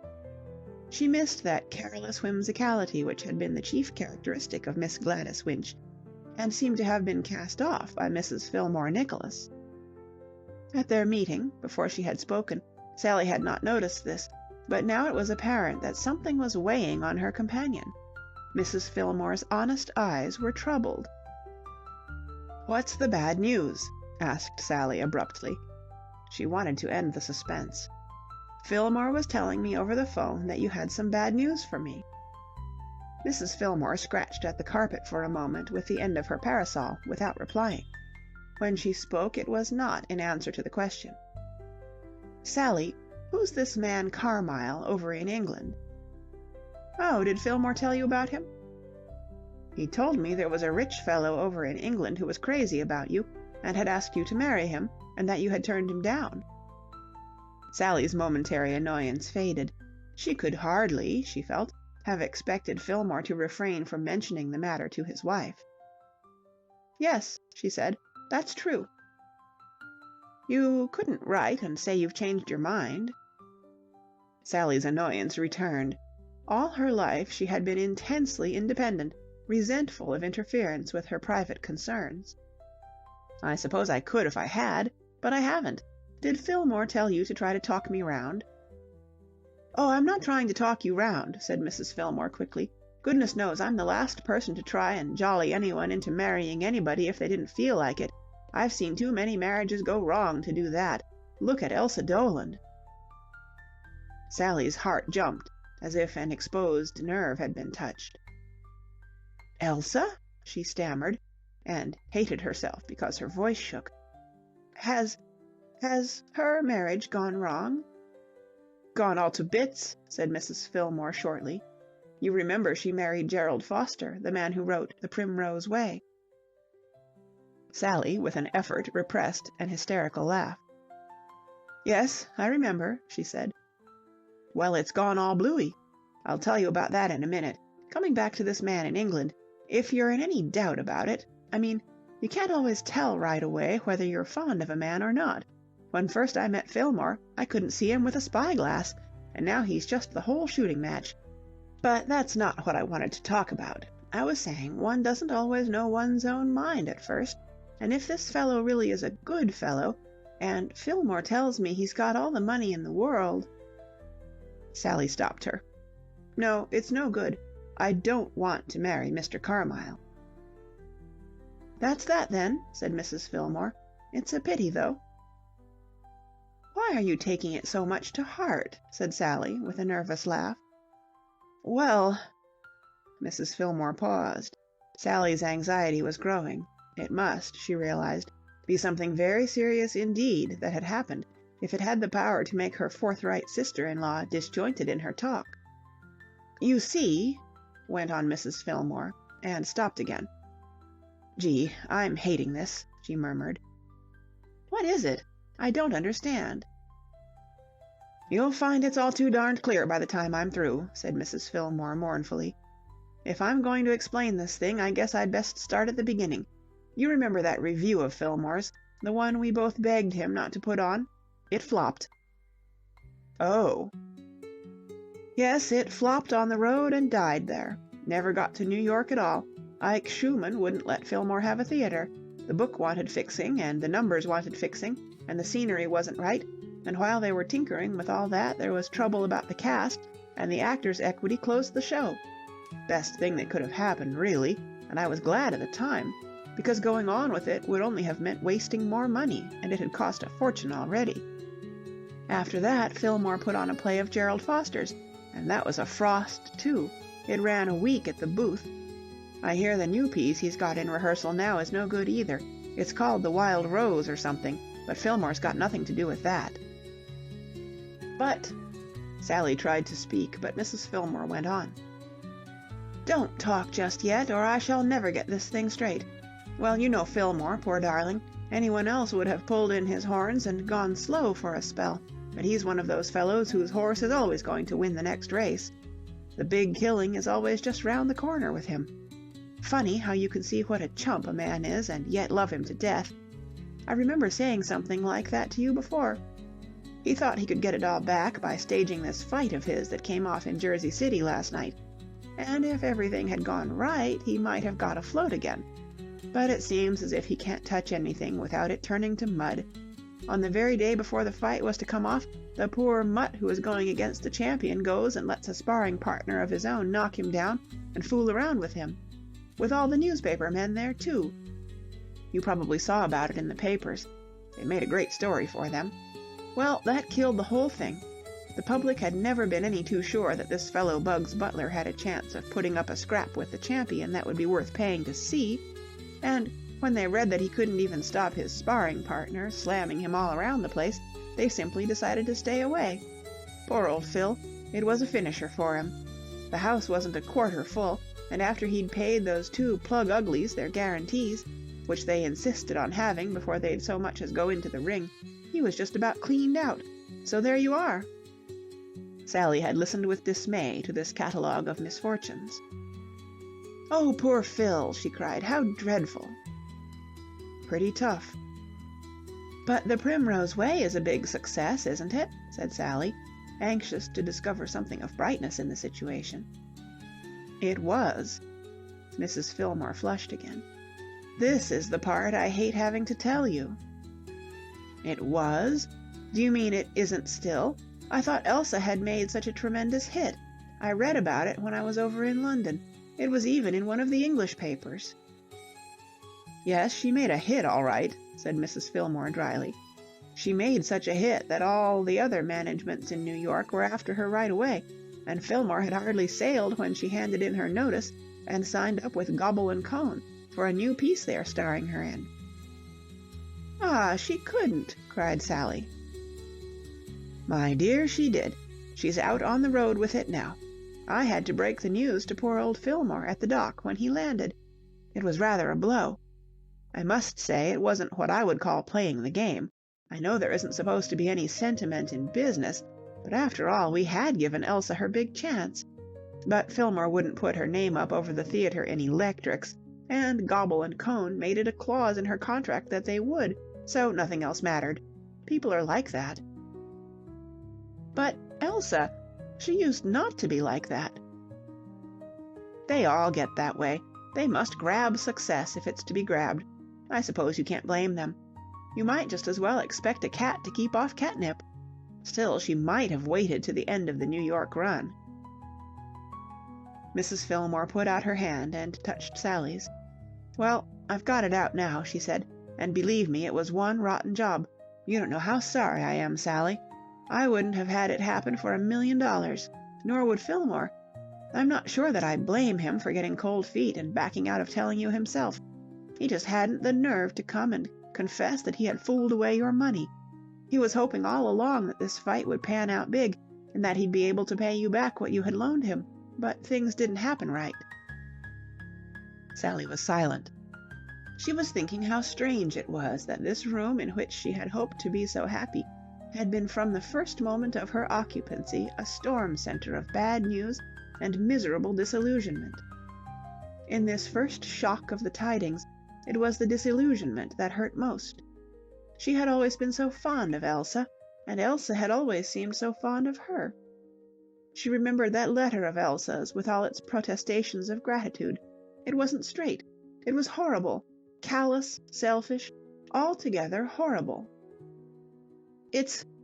She choked, as a rush of indignation brought the tears to her eyes. It's beastly. I'm not thinking about my money. That's just bad luck. But Elsa... Mrs. Fillmore shrugged her square shoulders. Well, it's happening all the time in the show business, she said, and in every other business, too, I guess, if one only knew enough about them to be able to say. Of course, it hits you hard because Elsa was a pal of yours, and you're thinking she might have considered you after all you'd done for her. I can't say I'm much surprised myself. Mrs. Fillmore was talking rapidly, and dimly Sally understood that she was talking so that talk would carry her over this bad moment. Silence now would have been unendurable. I was in the company with her, and it sometimes seems to me as if you can't get to know a person right through till you've been in the same company with them. Elsa's all right, but she's two people, really, like these dual identity cases you read about. She's awfully fond of you. I know she is. She was always saying so, and it was quite genuine. If it didn't interfere with business, there's nothing she wouldn't do for you. But when it's a case of her career, you don't count. Nobody counts. Not even her husband. Now that's funny, if you think that sort of thing funny. Personally, it gives me the willies. What's funny? Asked Sally dully. Well, you weren't there, so you didn't see it, but I was on the spot all the time, and I know as well as I know anything that he simply married her because he thought she could get him on in the game. He hardly paid any attention to her at all till she was such a riot in Chicago, and then he was all over her, and now he's got stung. She throws down his show and goes off to another fellow's. It's like marrying for money and finding the girl hasn't any. And she's got stung, too, in a way, because I'm pretty sure she married him mostly because she thought he was going to be the next big man in the playwriting business and could boost her up the ladder. And now it doesn't look as though he had another success in him. The result is they're at outs. I hear he's drinking. Somebody who'd seen him told me he had gone all to pieces. You haven't seen him, I suppose? No. I thought maybe you might have run into him. He lives right opposite. Sally clutched at the arm of her chair. Lives right opposite? Gerald Foster? What do you mean? Across the passage there, said Mrs. Fillmore, jerking her thumb at the door. Didn't you know? That's right, I suppose you didn't. They moved in after you had beaten it for England. Elsa wanted to be near you, and she was tickled to death when she found there was an apartment to be had right across from you. Now that just proves what I was saying a while ago about Elsa. If she wasn't fond of you, would she go out of her way to camp next door? And yet, though she's so fond of you, she doesn't hesitate about wrecking your property by quitting the show when she sees a chance of doing herself a bit of good. It's funny, isn't it? The telephone bell, tinkling sharply, rescued Sally from the necessity of a reply. She forced herself across the room to answer it. Hello? Ginger's voice spoke jubilantly. Hello, are you there? I say, it's all right, about that binge, you know. Oh, yes. That dog fellow, you know, said Ginger, with a slight diminution of exuberance. His sensitive ear had seemed to detect a lack of animation in her voice. I've just been talking to him over the phone, and it's all settled. If, he added, with a touch of doubt, you still feel like going into it, I mean. There was an instant in which Sally hesitated, but it was only an instant. Why, of course, she said steadily. Why should you think I had changed my mind? Well, I thought, that is to say, you seemed, oh, I don't know. You imagine things. I was a little worried about something when you called me up, and my mind wasn't working properly. Of course, go ahead with it. Ginger, I'm delighted. I say, I'm awfully sorry you're worried. Oh, it's all right. Something bad? Nothing that'll kill me. I'm young and strong." Ginger was silent for a moment. "I say, I don't want to butt in, but can I do anything?" "No, really, Ginger, I know you would do anything you could, but this is just something I must worry through by myself. When do you go down to this place?" "I was thinking of popping down this afternoon, just to take a look round." "Let me know what train you're making, and I'll come and see you off." "That's ripping of you. Right-ho. Well, so long." "So long," said Sally. Mrs. Fillmore, who had been sitting in that state of suspended animation which comes upon people who are present at a telephone conversation which has nothing to do with themselves, came to life as Sally replaced the receiver. "Sally," she said, "I think we ought to have a talk now about what you're going to do." Sally was not feeling equal to any discussion of the future. All she asked of the world at the moment was to be left alone. "Oh, that's all right. I shall manage. You ought to be worrying about Fillmore." "Fillmore's got me to look after him," said Gladys, with quiet determination. "You're the one that's on my mind. I lay awake all last night thinking about you. As far as I can make out from Fillmore, you've still a few $1,000s left. Well, as it happens, I can put you on to a really good thing. I know a girl—" "I'm afraid," interrupted Sally, "all the rest of my money, what there is of it, is tied up." "You can't get hold of it?" "No." "But listen," said Mrs. Fillmore urgently. "This is a really good thing. This girl I know started an interior decorating business some time ago and is pulling in money in handfuls, but she wants more capital, and she's willing to let go of 1/3 of the business to anyone who'll put in a few thousand. She won't have any difficulty getting it, but I phoned her this morning to hold off till I'd heard from you. Honestly, Sally, it's the chance of a lifetime. It would put you right on Easy Street. Isn't there really any way you could get your money out of this other thing and take on this deal?" "There really isn't. I'm awfully obliged to you, Gladys dear, but it's impossible." "Well," said Mrs. Fillmore, prodding the carpet energetically with her parasol, "I don't know what you've gone into, but unless they've given you a share in the mint or something, you'll be losing by not making the switch. You're sure you can't do it?" "I really can't." Mrs. Fillmore rose, plainly disappointed. "Well, you know best, of course. Gosh, what a muddle everything is. Sally," she said, suddenly stopping at the door, "you're not going to hate poor old Fillmore over this, are you?" "Why, of course not. The whole thing was just bad luck." "He's worried stiff about it." "Well, give him my love and tell him not to be so silly." Mrs. Fillmore crossed the room and kissed Sally impulsively. "You're an angel," she said. "I wish there were more like you, but I guess they've lost the pattern. Well, I'll go back and tell Fillmore that. It'll relieve him." The door closed, and Sally sat down with her chin in her hands to think. 3. Mr. Isidore Abrahams, the founder and proprietor of that deservedly popular dancing resort poetically named The Flower Garden, leaned back in his chair with a contented sigh and laid down the knife and fork with which he had been assailing a plateful of succulent goulash. He was dining, as was his admirable custom, in the bosom of his family at his residence at Far Rockaway. Across the table his wife, Rebecca, beamed at him over her comfortable plinth of chins, and round the table his children, David, Jacob, Morris, and Sadie, would have beamed at him if they had not been too busy at the moment ingurgitating goulash. A genial, honest, domestic man was Mr. Abrahams, a credit to the community. "Mother," he said. "Pa," said Mrs. Abrahams. "Knew there was something I'd meant to tell you," said Mr. Abrahams, absently chasing a piece of bread round his plate with a stout finger. "You remember that girl I told you about some time back? Girl working at the garden? Girl called Nicholas, who came into a bit of money and threw up her job?" "I remember. You liked her. Jakey dear, don't gobble." "Ain't gobbling," said Master Abrahams.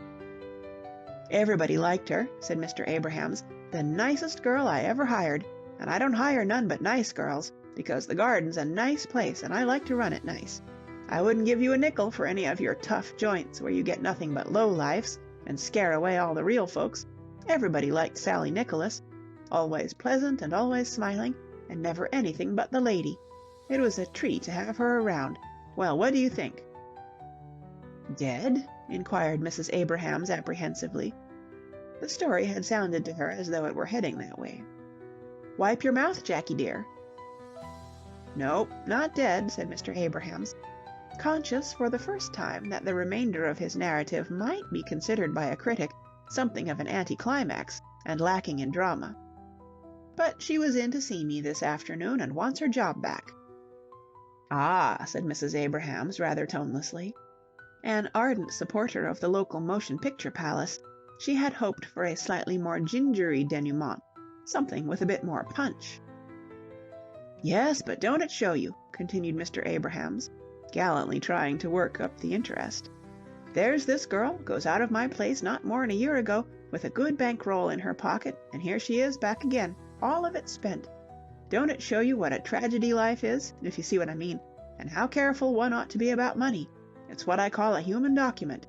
Goodness knows how she's been and gone and spent it all. I'd never have thought she was the sort of girl to go gadding around. Always seemed to me to be kind of sensible." "What's gadding, Pop?" asked Master Jackie, the goulash having ceased to chain his interest. "Well, she wanted her job back, and I gave it to her, and glad to get her back again. There's class to that girl. She's the sort of girl I want in the place. Doesn't seem quite to have so much get-up in her as she used to. Seems kind of quieted down, but she's got class, and I'm glad she's back. I hope she'll stay. But don't it show you?" "Ah," said Mrs. Abrahams, with more enthusiasm than before. It had not worked out such a bad story after all. In its essentials it was not unlike the film she had seen the previous evening. Gloria Gooch in A Girl Against the World. "Pop," said Master Abrahams. "Yes, Jackie." "When I'm grown up, I won't never lose no money. I'll put it in the bank and save it." The slight depression caused by the contemplation of Sally's troubles left Mr. Abrahams as mist melts beneath a sunbeam. "That's a good boy, Jackie," he said. He felt in his waistcoat pocket, found a dime, put it back again, and bent forward and patted Master Abrahams on the head. End of chapter 14. Chapter 15. Uncle Donald Speaks His Mind. There is in certain men, and Bruce Carmyle was one of them, a quality of resilience, a sturdy refusal to acknowledge defeat, which aids them as effectively in affairs of the heart as in encounters of a sterner and more practical kind. As a wooer, Bruce Carmyle resembled that durable type of pugilist who can only give of his best after he has received at least one substantial wallop on some tender spot. Although Sally had refused his offer of marriage quite definitely at Monk's Crofton, it had never occurred to him to consider the episode closed. All his life he had been accustomed to getting what he wanted, and he meant to get it now. He was quite sure that he wanted Sally. There had been moments when he had been conscious of certain doubts, but in the smart of temporary defeat these had vanished. That streak of bohemianism in her which from time to time since their first meeting had jarred upon his orderly mind was forgotten, and all that Mr. Carmyle could remember was the brightness of her eyes, the jaunty lift of her chin, and the gallant trimness of her. Her gay prettiness seemed to flick at him like a whip in the darkness of wakeful nights, lashing him to pursuit. And quietly and methodically, like a respectable wolf settling on the trail of a Red Riding Hood, he prepared to pursue. Delicacy and imagination might have kept him back, but in these qualities he had never been strong. One cannot have everything. His preparations for departure, though he did his best to make them swiftly and secretly, did not escape notice of the family. In many English families there seems to exist a system of intercommunication and news distribution like that of those savage tribes in Africa, who pass the latest item of news and interest from point to point over miles of intervening jungle by some telepathic method never properly explained. On his last night in London, there entered to Bruce Carmyle at his apartment in South Audley Street the family's chosen representative, the man to whom the family pointed with pride, Uncle Donald in the flesh. There were 240 pounds of the flesh Uncle Donald was in, and the chair in which he deposited it creaked beneath its burden. Once at Monk's Crofton, Sally had spoiled a whole morning for her brother Fillmore by indicating Uncle Donald as the exact image of what he would be when he grew up. A superstition, cherished from early school days, that he had a weak heart, had caused the family's managing director to abstain from every form of exercise for nearly 50 years.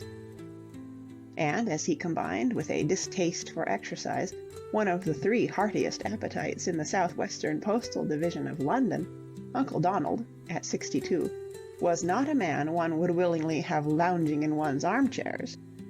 Bruce Carmyle's customary respectfulness was tinged with something approaching dislike as he looked at him. Uncle Donald's walrus mustache heaved gently upon his labored breath, like seaweed on a groundswell. There had been stairs to climb. "What's this? What's this?" he contrived to ejaculate at last. "You packing?" "Yes," said Mr. Carmyle shortly. For the first time in his life he was conscious of that sensation of furtive guilt which was habitual with his cousin Ginger when in the presence of this large, mackerel-eyed man. "You going away?" "Yes." "Where you going?" "America." "When you going?" "Tomorrow morning." "Why you going?" This dialogue has been set down as though it had been as brisk and snappy as any cross-talk between vaudeville comedians, but in reality Uncle Donald's peculiar methods of conversation had stretched it over a period of nearly 3 minutes. For after each reply, and before each question, he had puffed, and sighed, and inhaled his mustache with such painful deliberation that his companion's nerves were finding it difficult to bear up under the strain. "You're going after that girl," said Uncle Donald accusingly.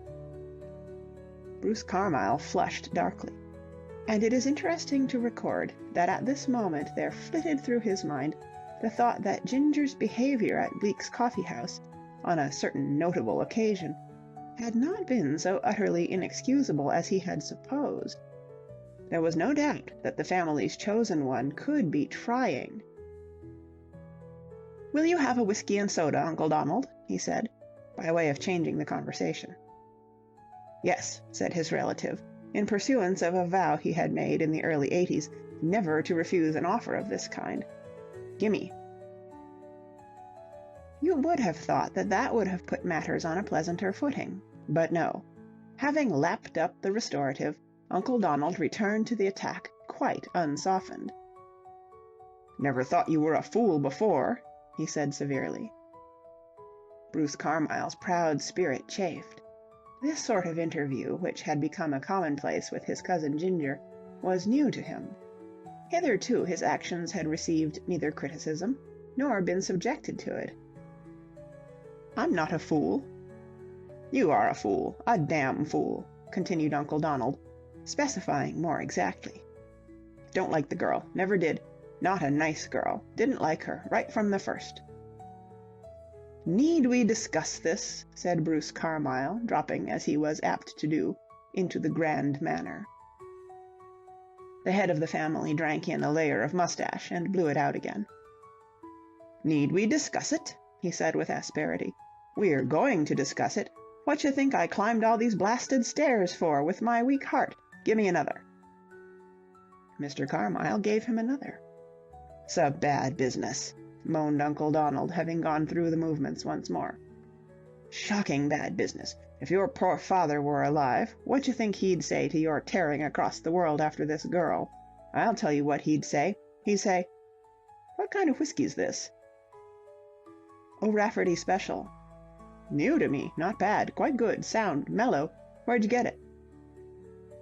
"Bilby's in Oxford Street." "Must order some. Mellow." He'd say, well, God knows what he'd say. "What you doing it for? What you doing it for?" That's what I can't see. None of us can see. Puzzles your Uncle George, baffles your Aunt Geraldine. Nobody can understand it. Girls simply after your money. Anyone can see that." "Pardon me, Uncle Donald," said Mr. Carmyle stiffly, "but that is surely rather absurd. If that were the case, why should she have refused me at Monk's Crofton?" "Drawing you on," said Uncle Donald promptly. "Luring you on. Well-known trick. Girl in 1881, when I was at Oxford, tried to lure me on. If I hadn't had some sense and a weak heart. What you know of this girl? What you know of her? That's the point. Who is she? Where'd you meet her?" "I met her at Roville, in France." "Traveling with her family?" "Traveling alone," said Bruce Carmyle reluctantly. "Not even with that brother of hers? Bad," said Uncle Donald. "Bad, bad. American girls are accustomed to more independence than English girls."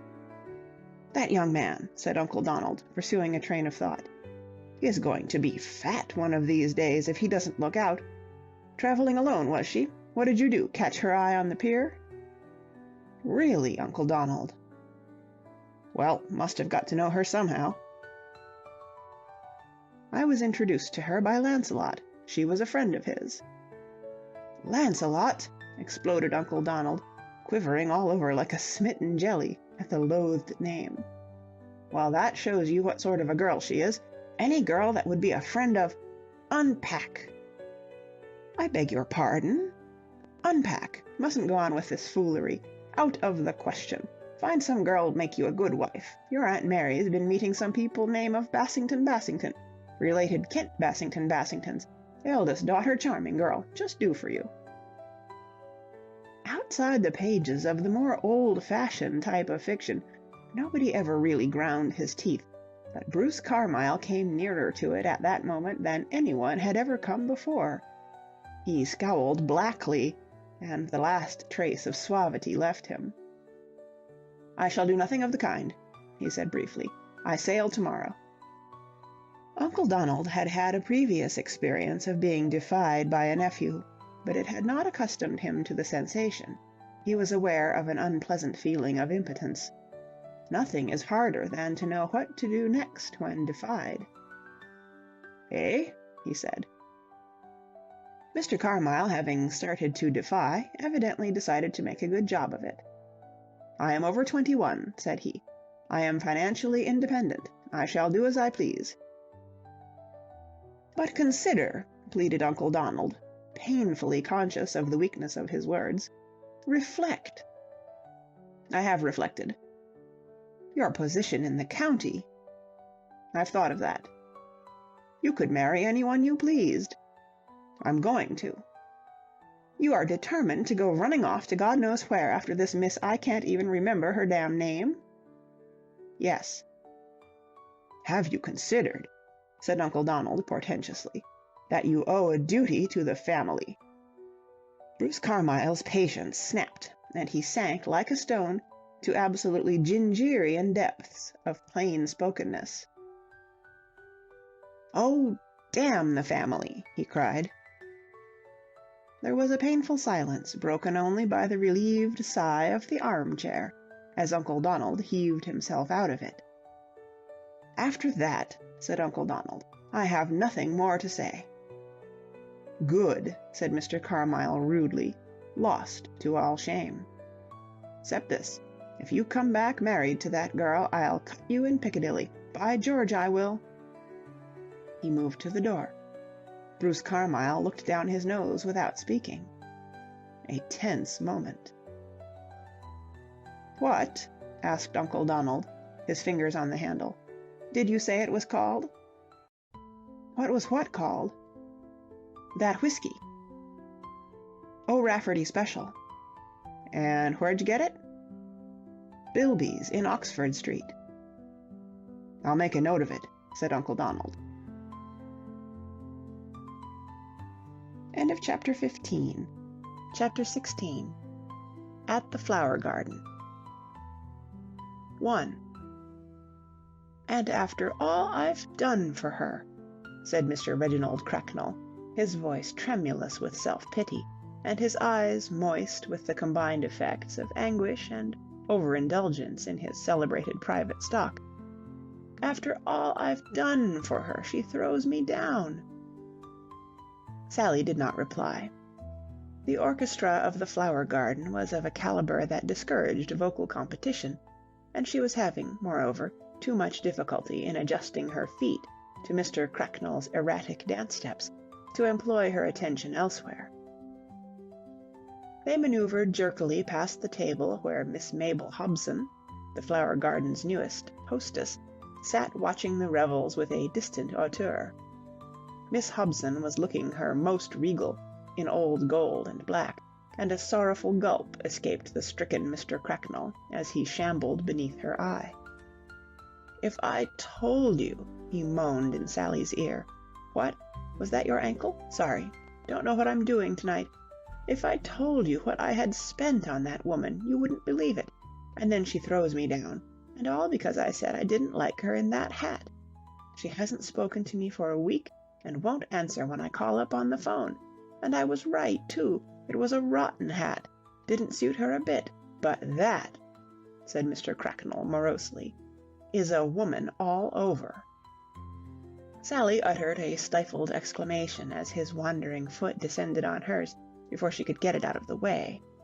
Mr. Cracknell interpreted the ejaculation as a protest against the sweeping harshness of his last remark, and gallantly tried to make amends. "I don't mean you're like that," he said. "You're different. I could see that directly I saw you. You have a sympathetic nature. That's why I'm telling you all this. You're a sensible and broad-minded girl, and can understand. I've done everything for that woman. I got her this job as hostess here. You wouldn't believe what they pay her. I starred her in a show once. Did you see those pearls she was wearing? I gave her those, and she won't speak to me, just because I didn't like her hat. I wish you could have seen that hat. You would agree with me, I know, because you're a sensible, broad-minded girl, and understand hats. I don't know what to do. I come here every night." Sally was aware of this. She had seen him often, but this was the first time that Lee Schoenstein, the gentlemanly master of ceremonies, had inflicted him on her. "I come here every night and dance past her table, but she won't look at me." "What?" asked Mr. Cracknell, tears welling in his pale eyes. "Would you do about it?" "I don't know," said Sally frankly. "Nor do I. I thought you wouldn't, because you're a sensible, broad-minded... nor do I. I'm having one last try tonight, if you can keep a secret. You won't tell anyone, will you?" pleaded Mr. Cracknell urgently. "But I know you won't, because you're a sensible... I'm giving her a little present. Having brought it here tonight, little present, that ought to soften her, don't you think?" "A big one would do it better." Mr. Cracknell kicked her on the shin in a dismayed sort of way. "I never thought of that. Perhaps you're right, but it's too late now. Still, it might. Or wouldn't it? Which do you think?" "Yes," said Sally. "I thought as much," said Mr. Cracknell. The orchestra stopped with a thump and a bang, leaving Mr. Cracknell clapping feebly in the middle of the floor. Sally slipped back to her table. Her late partner, after an uncertain glance about him, as if he had mislaid something but could not remember what, zigzagged off in search of his own seat. The noise of many conversations, drowned by the music, broke out with renewed vigor. The hot, close air was full of voices, and Sally, pressing her hands on her closed eyes, was reminded once more that she had a headache. Nearly a month had passed since her return to Mr. Abraham's employment. It had been a dull, leaden month, a monotonous succession of lifeless days, during which life had become a bad dream. In some strange nightmare fashion, she seemed nowadays to be cut off from her kind. It was weeks since she had seen a familiar face. None of the companions of her old boarding-house days had crossed her path. Fillmore, no doubt from uneasiness of conscience, had not sought her out, and Ginger was working out his destiny on the south shore of Long Island. She lowered her hands and opened her eyes and looked at the room. It was crowded as always. The flower garden was one of the many establishments of the same kind which had swum to popularity on the rising flood of New York's dancing craze, and doubtless because, as its proprietor had claimed, it was a nice place and run nice, it had continued, unlike many of its rivals, to enjoy unvarying prosperity. In its advertisement it described itself as a supper club for after-theater dining and dancing, adding that, large and spacious and sumptuously appointed, it was one of the town's wonder places, with its incomparable dance floor, enchanting music, cuisine, and service de luxe. From which it may be gathered, even without his personal statements to that effect, that Isidore Abrahams thought well of the place. There had been a time when Sally had liked it too.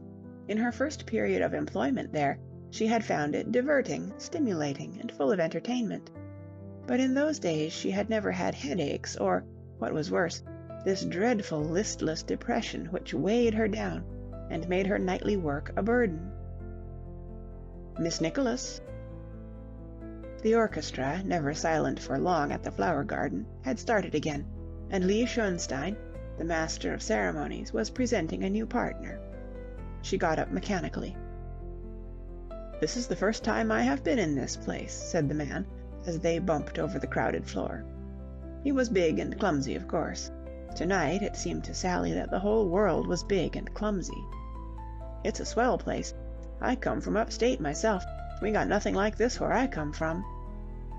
He cleared a space before him, using Sally as a battering ram, and Sally, though she had not enjoyed her recent excursion with Mr. Cracknell, now began to look back to it almost with wistfulness.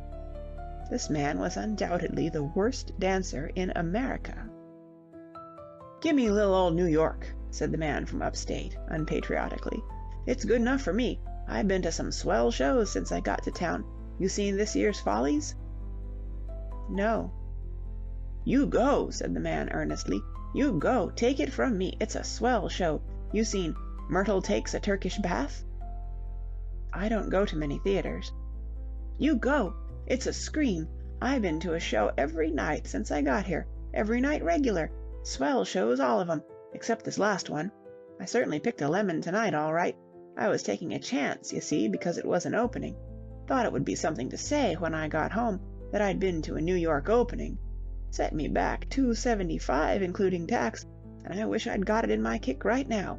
The Wild Rose, they called it," he said satirically, as if exposing a low subterfuge on the part of the management.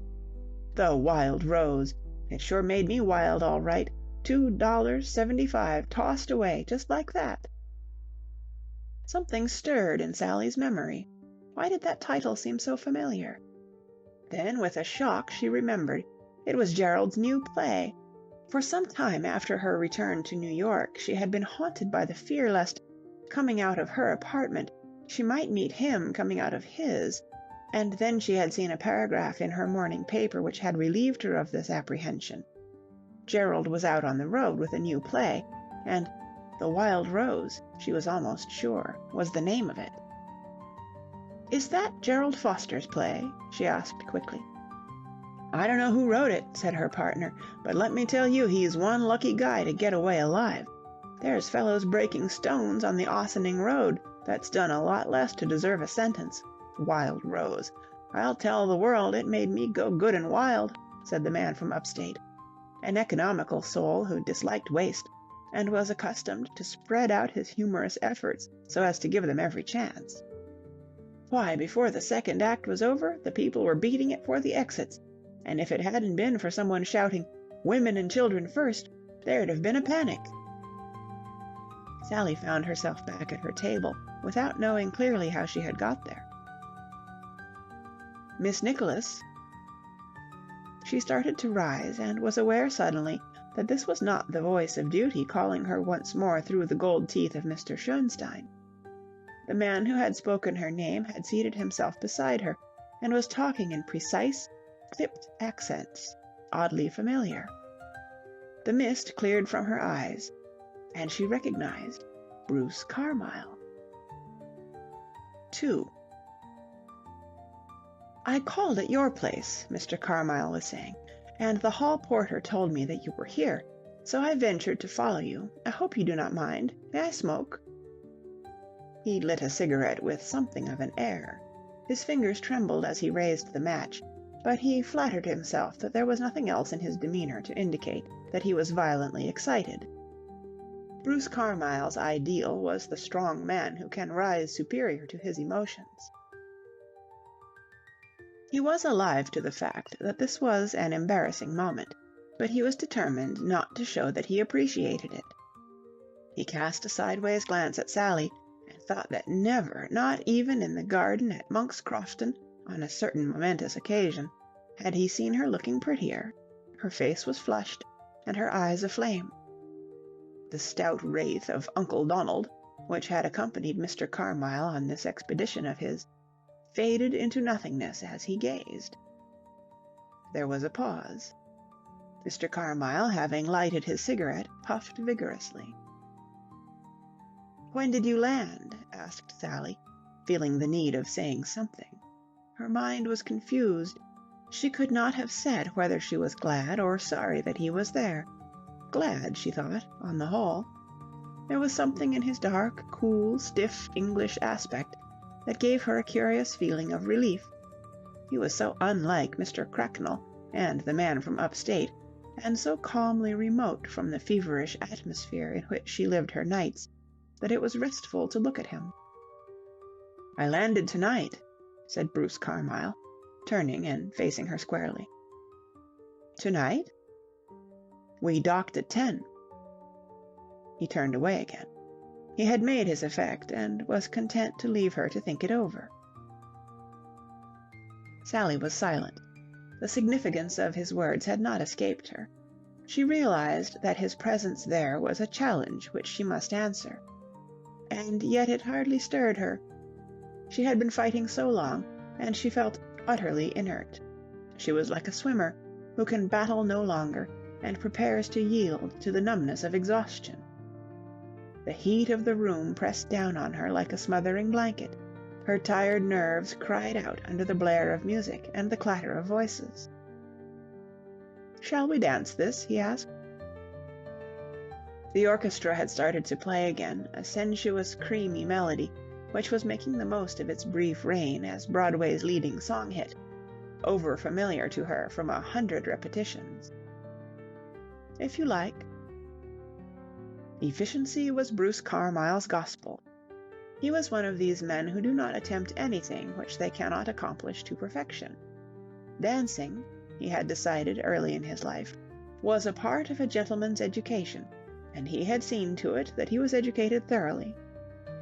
Sally, who, as they swept out onto the floor, had braced herself automatically for a repetition of the usual bumping struggle which dancing at the flower garden had come to mean for her, found herself in the arms of a masterful expert, a man who danced better than she did, and suddenly there came to her a feeling that was almost gratitude, a miraculous slackening of her taut nerves, a delicious peace.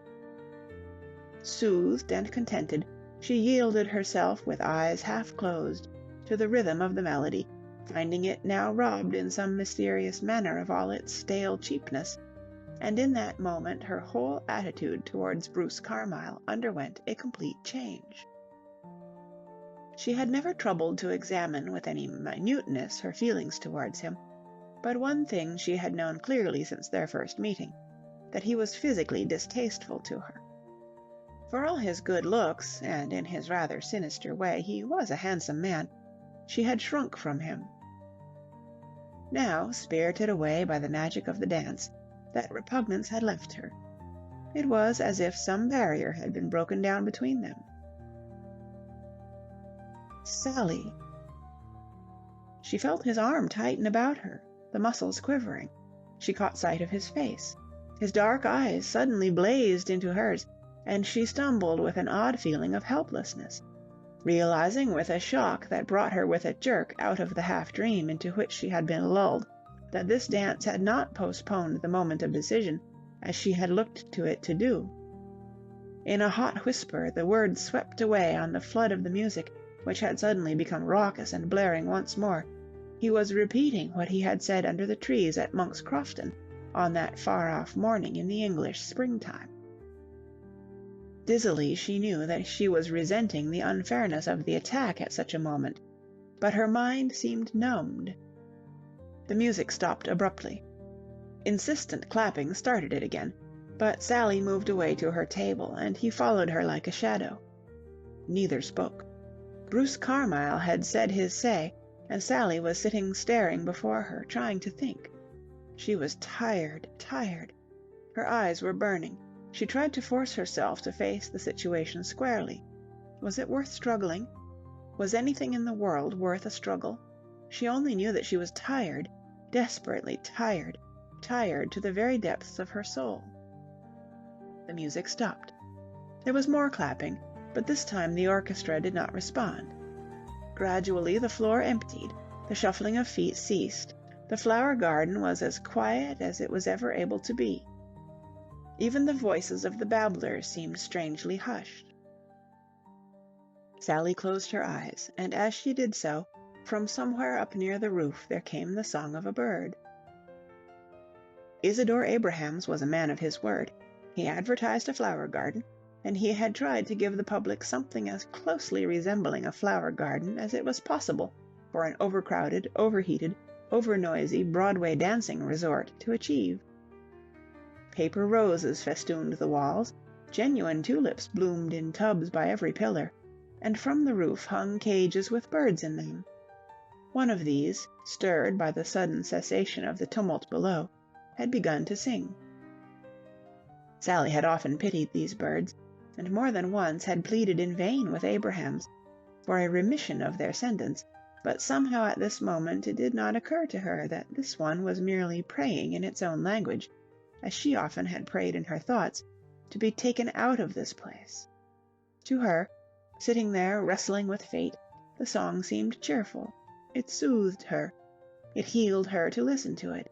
And suddenly before her eyes there rose a vision of Monk's Crofton, cool, green, and peaceful under the mild English sun, luring her as an oasis seen in the distance lures the desert traveller. She became aware that the master of Monk's Crofton had placed his hand on hers, and was holding it in a tightening grip. She looked down and gave a little shiver. She had always disliked Bruce Carmyle's hands. They were strong and bony, and black hair grew on the back of them. One of the earliest feelings regarding him had been that she would hate to have those hands touching her, but she did not move. Again that vision of the old garden had flickered across her mind, a haven where she could rest. He was leaning towards her, whispering in her ear. The room was hotter than it had ever been, noisier than it had ever been, fuller than it had ever been. The bird on the roof was singing again, and now she understood what it said. Take me out of this. Did anything matter except that? What did it matter how one was taken, or where, or by whom, so that one was taken? Monk's Crofton was looking cool and green and peaceful. Very well, said Sally. 3. Bruce Carmyle, in the capacity of accepted suitor, found himself at something of a loss. He had a dissatisfied feeling. It was not the manner of Sally's acceptance that caused this. It would, of course, have pleased him better if she had shown more warmth, but he was prepared to wait for warmth. What did trouble him was the fact that his correct mind perceived now for the first time that he had chosen an unsuitable moment and place for his outburst of emotion.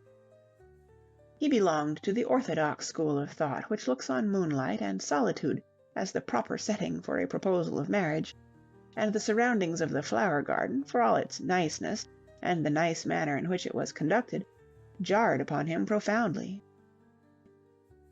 Music had begun again, but it was not the soft music such as a lover demands if he is to give of his best.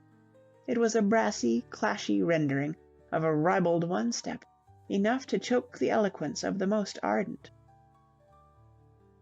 Couples were dipping and swaying and bumping into one another as far as the eye could reach, while just behind him 2 waiters had halted in order to thrash out one of those voluble arguments in which waiters love to indulge.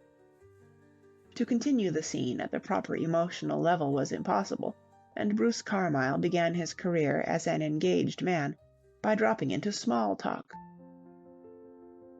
"Deuce of a lot of noise," he said querulously. "Yes," agreed Sally. "Is it always like this?" "Oh, yes." "Infernal racket." "Yes." The romantic side of Mr. Carmyle's nature could have cried aloud at the hideous unworthiness of these banalities.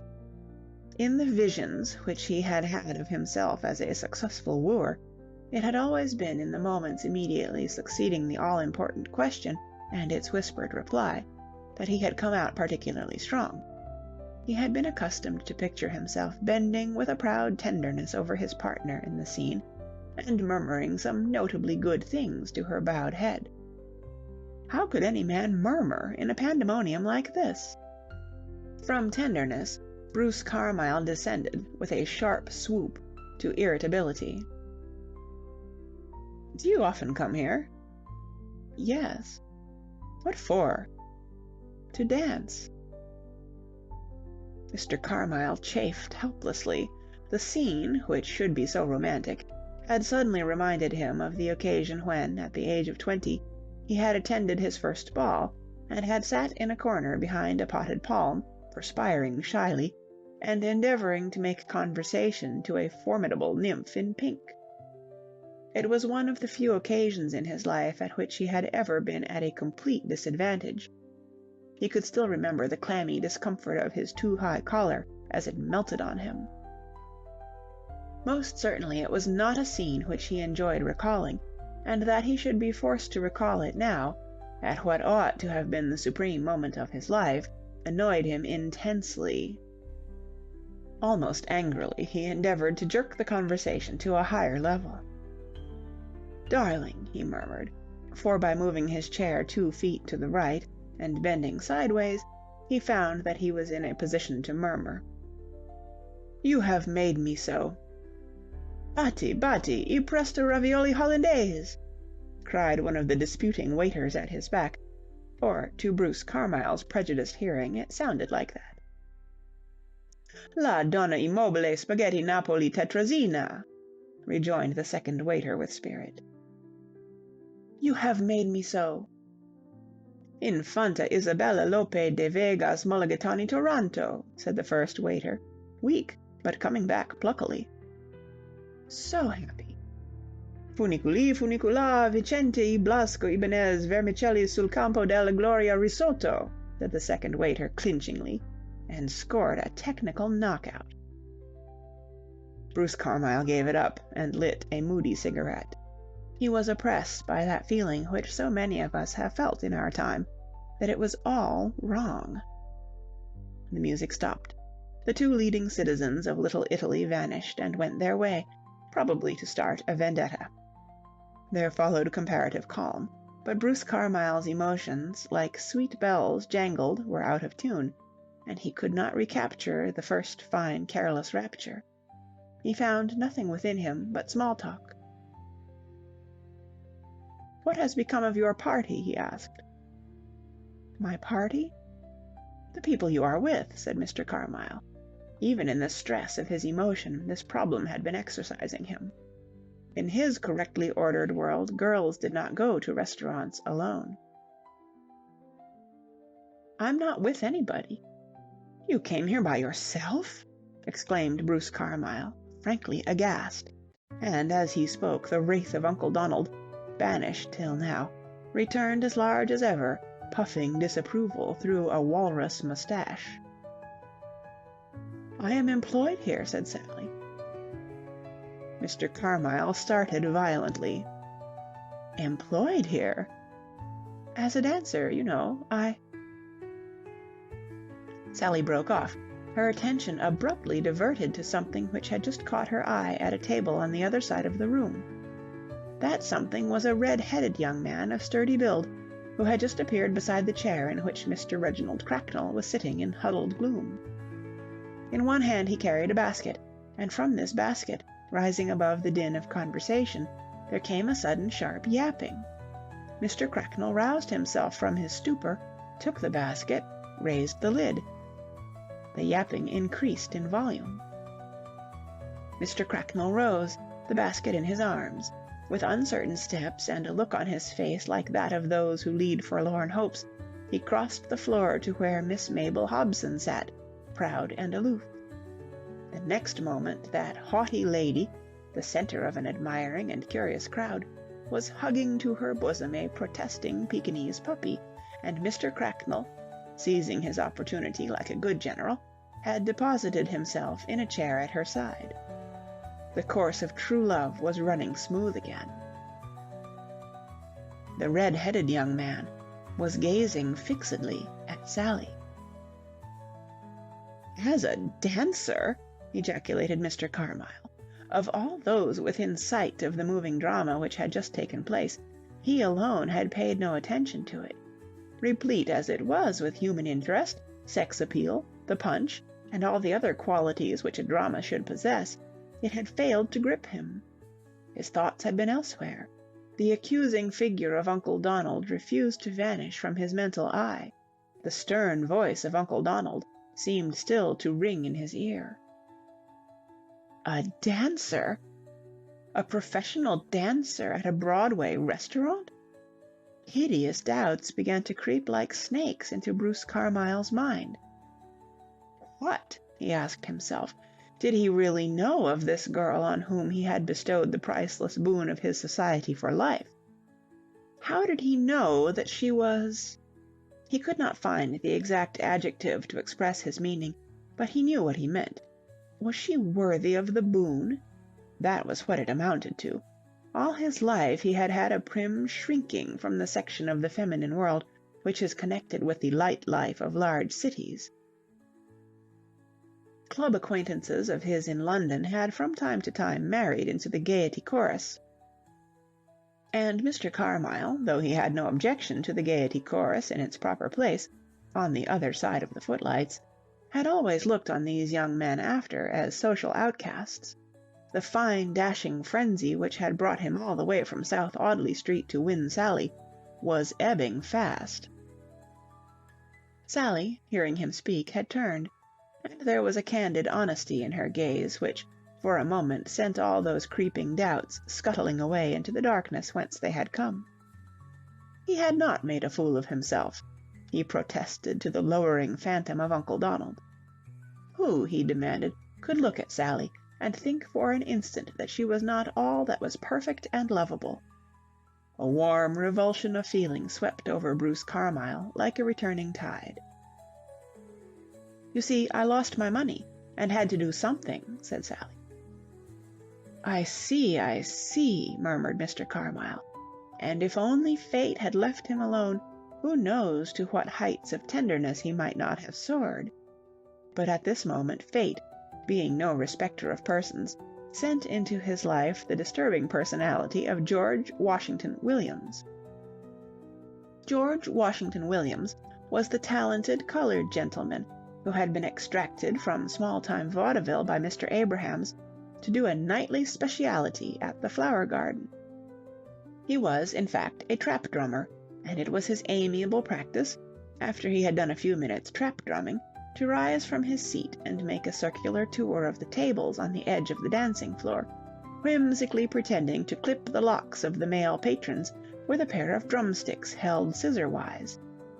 And so it came about that, just as Mr. Carmyle was bending towards Sally in an excess of manly sentiment, and was on the very verge of pouring out his soul in a series of well-phrased remarks, he was surprised and annoyed to find an Ethiopian, to whom he had never been introduced, leaning over him and taking quite unpardonable liberties with his back hair. One says that Mr. Carmyle was annoyed. The word is weak. The interruption coming at such a moment jarred every ganglion in his body. The clicking noise of the drumsticks maddened him, and the gleaming whiteness of Mr. Williams' friendly and benignant smile was the last straw. His dignity writhed beneath this abominable infliction. People at other tables were laughing. at him. A loathing for the flower garden flowed over Bruce Carmyle, and with it a feeling of suspicion and disapproval of everyone connected with the establishment. He sprang to his feet. "I think I will be going," he said. Sally did not reply. She was watching Ginger, who still stood beside the table recently vacated by Reginald Cracknell. "Good night," said Mr. Carmyle between his teeth. "Oh, are you going?" said Sally with a start. She felt embarrassed. Try as she would, she was unable to find words of any intimacy. She tried to realize that she had promised to marry this man, but never before had he seemed so much a stranger to her, so little a part of her life. It came to her with a sensation of the incredible that she had done this thing, taken this irrevocable step. The sudden sight of Ginger had shaken her. It was as though in the last half-hour she had forgotten him, and only now realized what marriage with Bruce Carmyle would mean to their comradeship. From now on he was dead to her. If anything in this world was certain, that was. Sally Nicholas was Ginger's pal, but Mrs. Carmyle, she realized, would never be allowed to see him again. A devastating feeling of loss smote her like a blow. "Yes, I've had enough of this place," Bruce Carmyle was saying. "Good night," said Sally. She hesitated. "When shall I see you?" she asked awkwardly. It occurred to Bruce Carmyle that he was not showing himself at his best. He had, he perceived, allowed his nerves to run away with him. "You don't mind if I go," he said more amiably. "The fact is, I can't stand this place any longer. I'll tell you one thing. I'm going to take you out of here quick." "I'm afraid I can't leave at a moment's notice," said Sally, loyal to her obligations. "We'll talk that over tomorrow. I'll call for you in the morning and take you for a drive somewhere in a car. You want some fresh air after this." Mr. Carmyle looked about him in stiff disgust, and expressed his unalterable sentiments concerning the flower garden, that apple of Isidore Abraham's eye, in a snort of loathing. My God, what a place! He walked quickly away and disappeared, and Ginger, beaming happily, swooped on Sally's table like a homing pigeon. "Good Lord, I say, what ho!" cried Ginger. "Fancy meeting you here. What a bit of luck!" He glanced over his shoulder warily. "Has that blighter pipped?" "Pipped?" "Popped," explained Ginger. "I mean to say, he isn't coming back, or any rot like that, is he?" "Mr. Carmyle? No, he has gone." "Sound egg," said Ginger with satisfaction. "For a moment, when I saw you yarning away together, I thought he might be with your party. What on earth is he doing over here at all, confound him? He's got all Europe to play about in. Why should he come infesting New York? I say, it really is ripping, seeing you again. It seems years. Of course, one gets a certain amount of satisfaction writing letters, but it's not the same. Besides, I write such rotten letters. I say, this really is rather priceless. Can't I get you something? A cup of coffee, I mean, or an egg or something? By Jove, this really is top hole." His homely, honest face glowed with pleasure, and it seemed to Sally as though she had come out of a winter's night into a warm, friendly room. Her mercurial spirits soared. "Oh, Ginger, if you knew what it's like seeing you." "No, really. Do you mean, honestly, you're braced?" "I should say I am braced." "Well, isn't that fine? I was afraid you might have forgotten me." "Forgotten you?" With something of the effect of a revelation, it suddenly struck Sally how far she had been from forgetting him, how large was the place he had occupied in her thoughts. "I've missed you dreadfully," she said, and felt the words inadequate as she uttered them. "What ho!" said Ginger, also internally condemning the poverty of speech as a vehicle for conveying thought. There was a brief silence. The first exhilaration of the reunion over, Sally deep down in her heart was aware of a troubled feeling, as though the world were out of joint. She forced herself to ignore it, but it would not be ignored. It grew. Dimly she was beginning to realize what Ginger meant to her, and she fought to keep herself from realizing it. Strange things were happening to her tonight, strange emotions stirring her. Ginger seemed somehow different, as if she were really seeing him for the first time. "You're looking wonderfully well," she said, trying to keep the conversation on a pedestrian level. "I am well," said Ginger. "Never felt fitter in my life. Been out in the open all day long, simple life and all that, working like blazes. I say, business is booming. Did you see me just now handing over Percy the pup to what's-his-name? $500 on that one deal. Got the check in my pocket. But what an extraordinarily rummy thing that I should have come to this place to deliver the goods just when you happened to be here. I couldn't believe my eyes at first. I say, I hope the people you're with won't think I'm butting in. You'll have to explain that we're old pals, and that you started me in business and all that sort of thing. Look here," he said, lowering his voice. "I know how you hate being thanked, but I simply must say how terrifically decent." "Miss Nicholas." Lee Schoenstein was standing at the table, and by his side an expectant youth with a small moustache and pince-nez. Sally got up, and the next moment Ginger was alone, gaping perplexedly after her as she vanished and reappeared in the jogging throng on the dancing floor. It was the nearest thing Ginger had seen to a conjuring trick, and at that moment he was ill-attuned to conjuring tricks. He brooded, fuming, at what seemed to him the supremest exhibition of pure cheek, of monumental nerve, and of undiluted crust that had ever come within his notice. To come and charge into a private conversation like that and whisk her away without a word. "Who was that blighter?" he demanded with heat, when the music ceased and Sally limped back. "That was Mr. Schoenstein." "And who was the other?" "The one I danced with? I don't know." "You don't know?" Sally perceived that the conversation had arrived at an embarrassing point. There was nothing for it but candor. "Ginger," she said, "you remember my telling you when we first met that I used to dance in a Broadway place? This is the place. I'm working again." Complete unintelligence showed itself on Ginger's every feature. "I don't understand," he said, unnecessarily, for his face revealed the fact. "I've got my old job back." "But why?" "Well, I had to do something," she went on rapidly. Already a light dimly resembling the light of understanding was beginning to appear in Ginger's eyes. "Fillmore went smash, you know. It wasn't his fault, poor dear.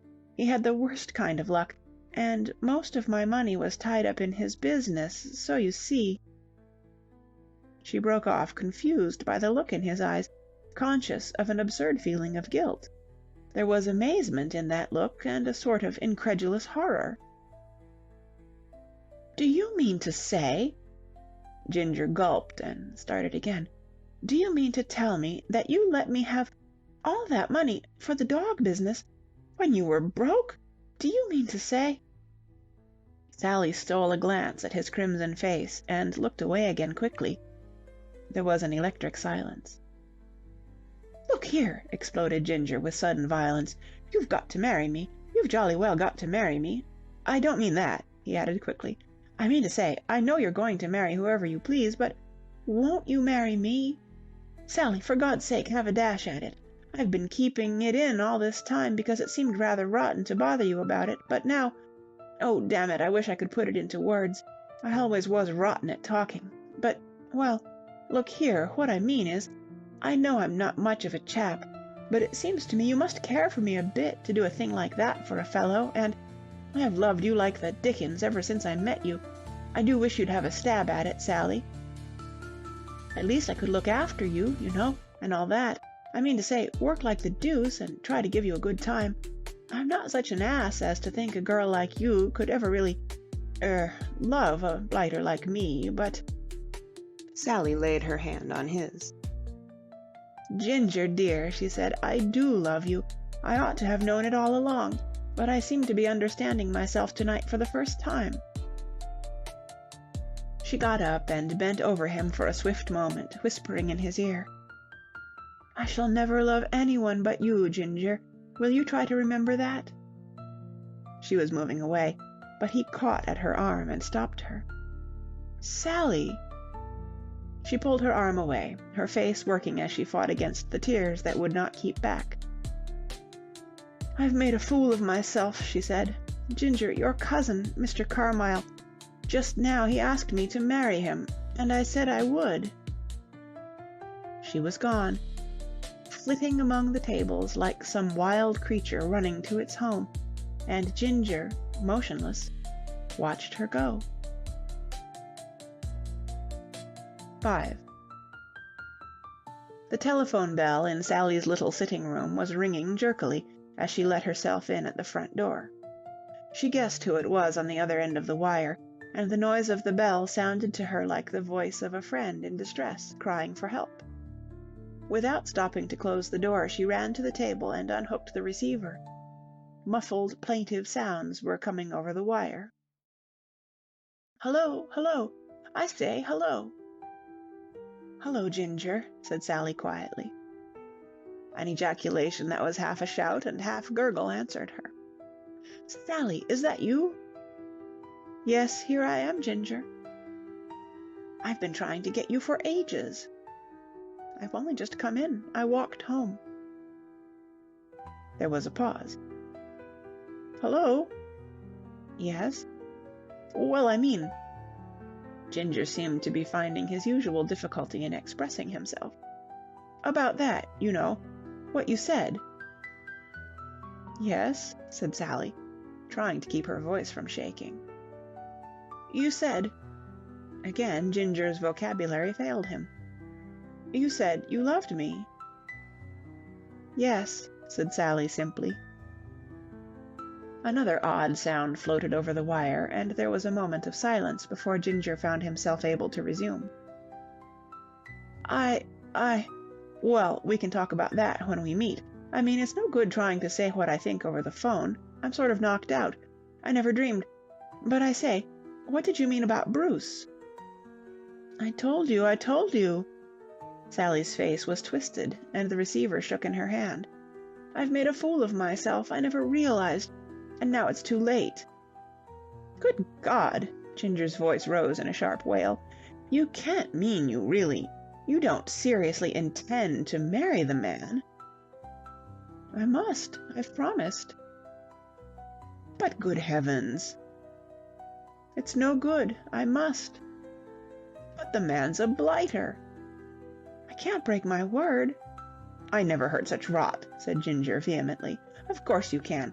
A girl isn't expected—" "I can't, Ginger dear, I really can't." "But look here—" "It's really no good talking about it any more, really it isn't. Where are you staying tonight?" "Staying? Me? At the Plaza. But look here—" Sally found herself laughing weakly. "At the Plaza? Oh, Ginger, you really do want somebody to look after you. Squandering your pennies like that. Well, don't talk any more now. It's so late and I'm so tired.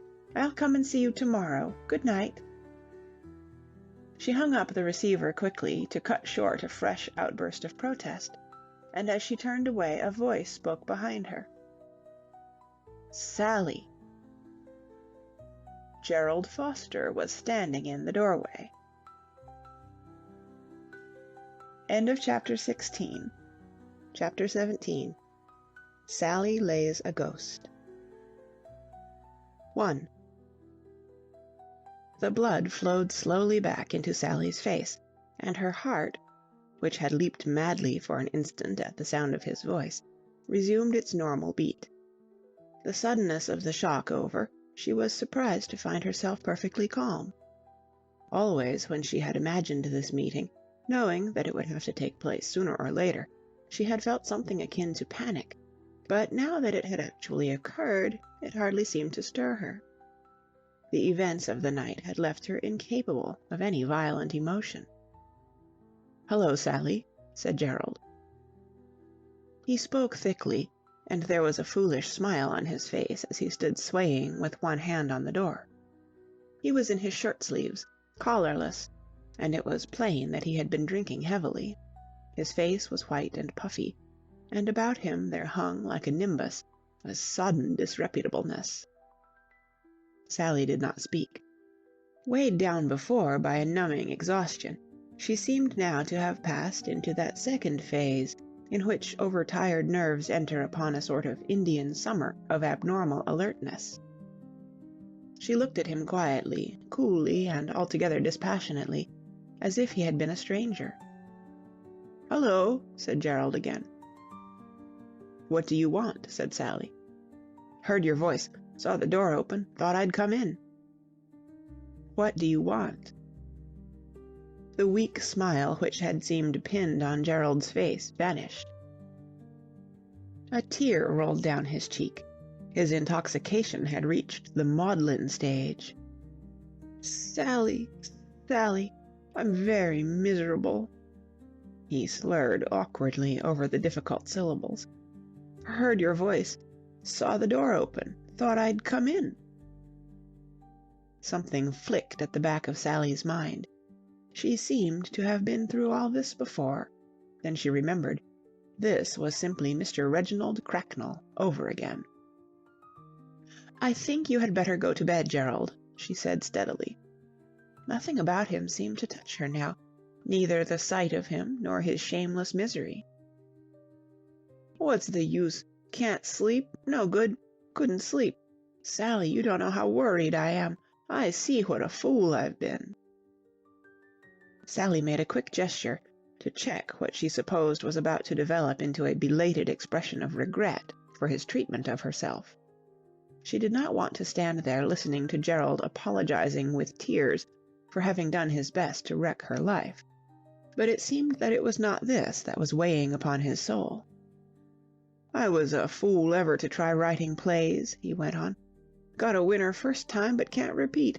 It's no good. Ought to have stuck to newspaper work. I'm good at that. Shall have to go back to it. Had another frost tonight. No good trying any more. Shall have to go back to the old grind, damn it." He wept softly, full of pity for his hard case. "Very miserable," he murmured. He came forward a step into the room, lurched, and retreated to the safe support of the door. For an instant Sally's artificial calm was shot through by a swift stab of contempt. It passed, and she was back again in her armor of indifference. "Go to bed, Gerald," she said. "You'll feel better in the morning." Perhaps some inkling of how he was going to feel in the morning worked through to Gerald's muddled intelligence, for he winced, and his manner took on a deeper melancholy. "May not be alive in the morning," he said solemnly. "Good mind to end it all, he repeated, with the beginning of a sweeping gesture which was cut off abruptly as he clutched at the friendly door. Sally was not in the mood for melodrama. "Oh, go to bed," she said impatiently.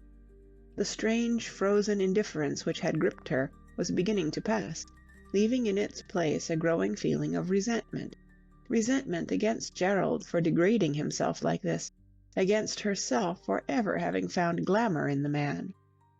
It humiliated her to remember how utterly she had once allowed his personality to master hers. And under the sting of this humiliation she felt hard and pitiless. Dimly she was aware that a curious change had come over her tonight. Normally the sight of any living thing in distress was enough to stir her quick sympathy, but Gerald mourning over the prospect of having to go back to regular work made no appeal to her, a fact which the sufferer noted and commented upon. "You're very unsympathetic," he complained. "I'm sorry," said Sally. She walked briskly to the door and gave it a push.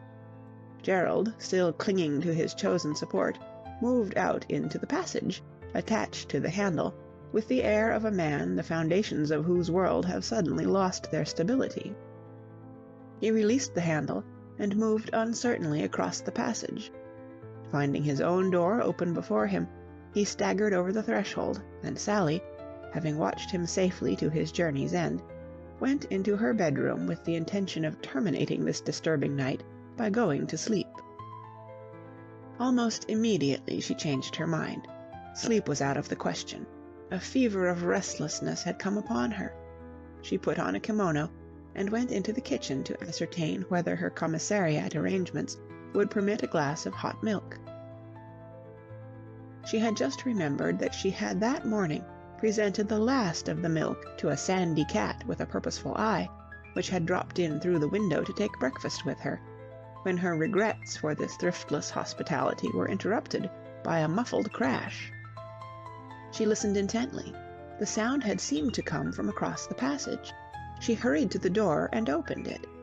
As she did so, from behind the door of the apartment opposite, there came a perfect fusillade of crashes, each seeming to her strained hearing louder and more appalling than the last. There is something about sudden, loud noises in the stillness of the night which shatters the most rigid detachment. A short while before, Gerald, toying with the idea of ending his sorrows by violence, had left Sally unmoved, but now her mind leapt back to what he had said, and apprehension succeeded indifference.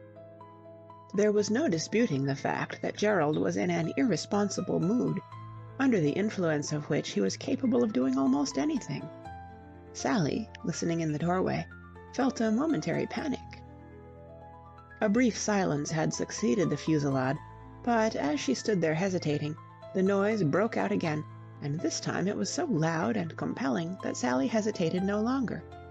She ran across the passage and beat on the door.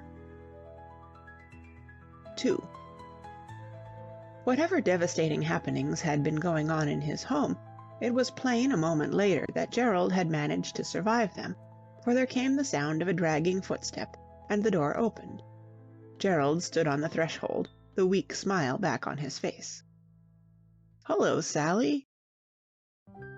At the sight of him, disreputable and obviously unscathed, Sally's brief alarm died away, leaving in its place the old feeling of impatient resentment. In addition to her other grievances against him, he had apparently frightened her unnecessarily. "Whatever was all that noise?" she demanded. "Noise?" said Gerald, considering the point, open-mouthed. "Yes, noise," snapped Sally. "I've been cleaning house," said Gerald, with the owl-like gravity of a man just conscious that he is not wholly himself. Sally pushed her way past him. The apartment in which she found herself was almost an exact replica of her own, and it was evident that Elsa Doland had taken pains to make it pretty and comfortable in a niggly feminine way. Amateur interior decoration had always been a hobby of hers. Even in the unpromising surroundings of her bedroom at Mrs. Meecher's boarding house, she had contrived to create a certain daintiness which Sally, who had no ability in that direction herself, had always rather envied. As a decorator, Elsa's mind ran in the direction of small, fragile ornaments, and she was not afraid of over-furnishing. Pictures jostled one another on the walls. China of all descriptions stood about on little tables. There was a profusion of lamps with shades of parti-colored glass, and plates were ranged along a series of shelves. One says that the plates were ranged, and the pictures jostled one another, but it would be more correct to put it that they had jostled and had been ranged, for it was only by guesswork that Sally was able to reconstruct the scene as it must have appeared before Gerald had started, as he put it, to clean house.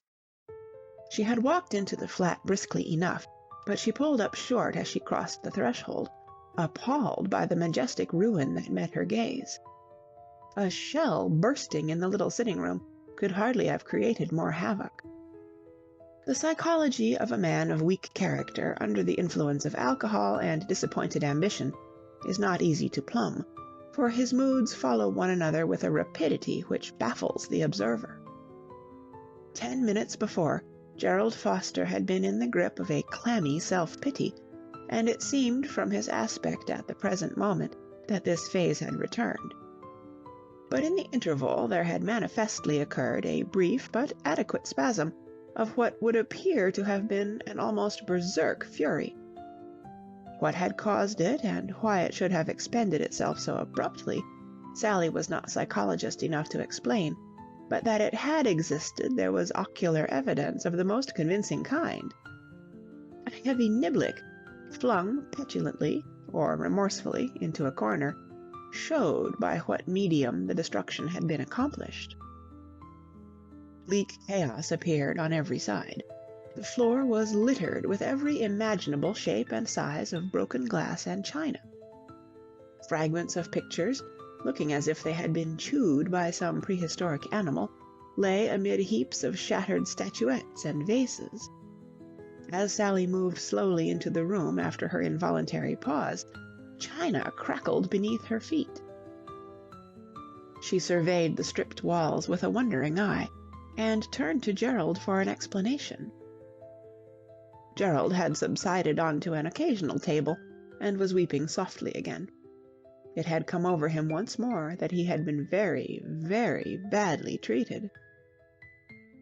"Well," said Sally with a gasp, "you've certainly made a good job of it." There was a sharp crack as the occasional table, never designed by its maker to bear heavy weights, gave way in a splintering flurry of broken legs under the pressure of the master of the house, and Sally's mood underwent an abrupt change. There are few situations in life which do not hold equal potentialities for both tragedy and farce, and it was the ludicrous side of this drama that chanced to appeal to Sally at this moment. Her sense of humor was tickled. It was, if she could have analyzed her feelings, at herself that she was mocking, at the feeble, sentimental Sally who had once conceived the absurd idea of taking this preposterous man seriously.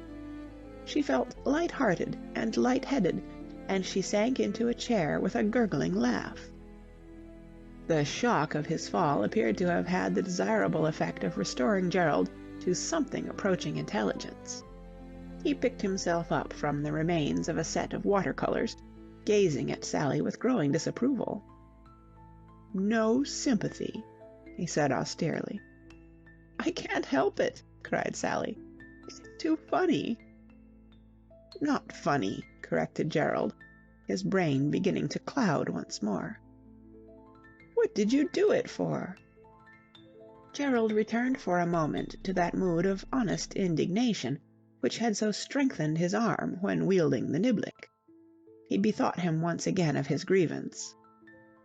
"Wasn't going to stand for it any longer," he said heatedly. "A fellow's wife goes and lets him down, ruins his show by going off and playing in another show. Why shouldn't I smash her things? Why should I stand for that sort of treatment? Why should I?" "Well, you haven't," said Sally, "so there's no need to discuss it. You seem to have acted in a thoroughly manly and independent way." "That's it. Manly independent." He waggled his finger impressively. "Don't care what she says," he continued. "Don't care if she never comes back.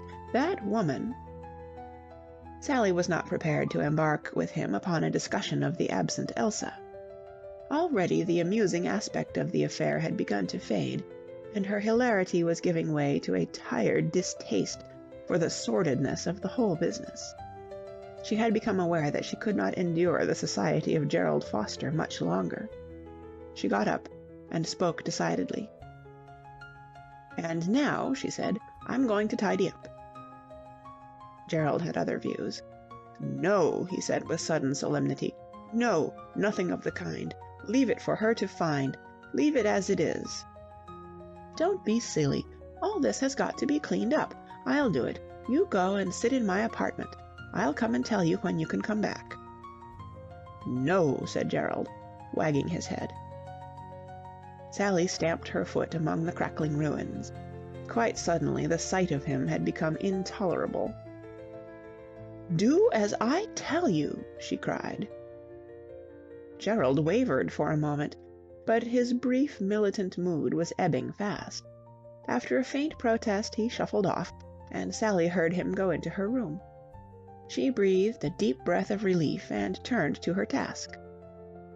A visit to the kitchen revealed a long-handled broom, and armed with this, Sally was soon busy. She was an efficient little person, and presently out of chaos there began to emerge a certain order.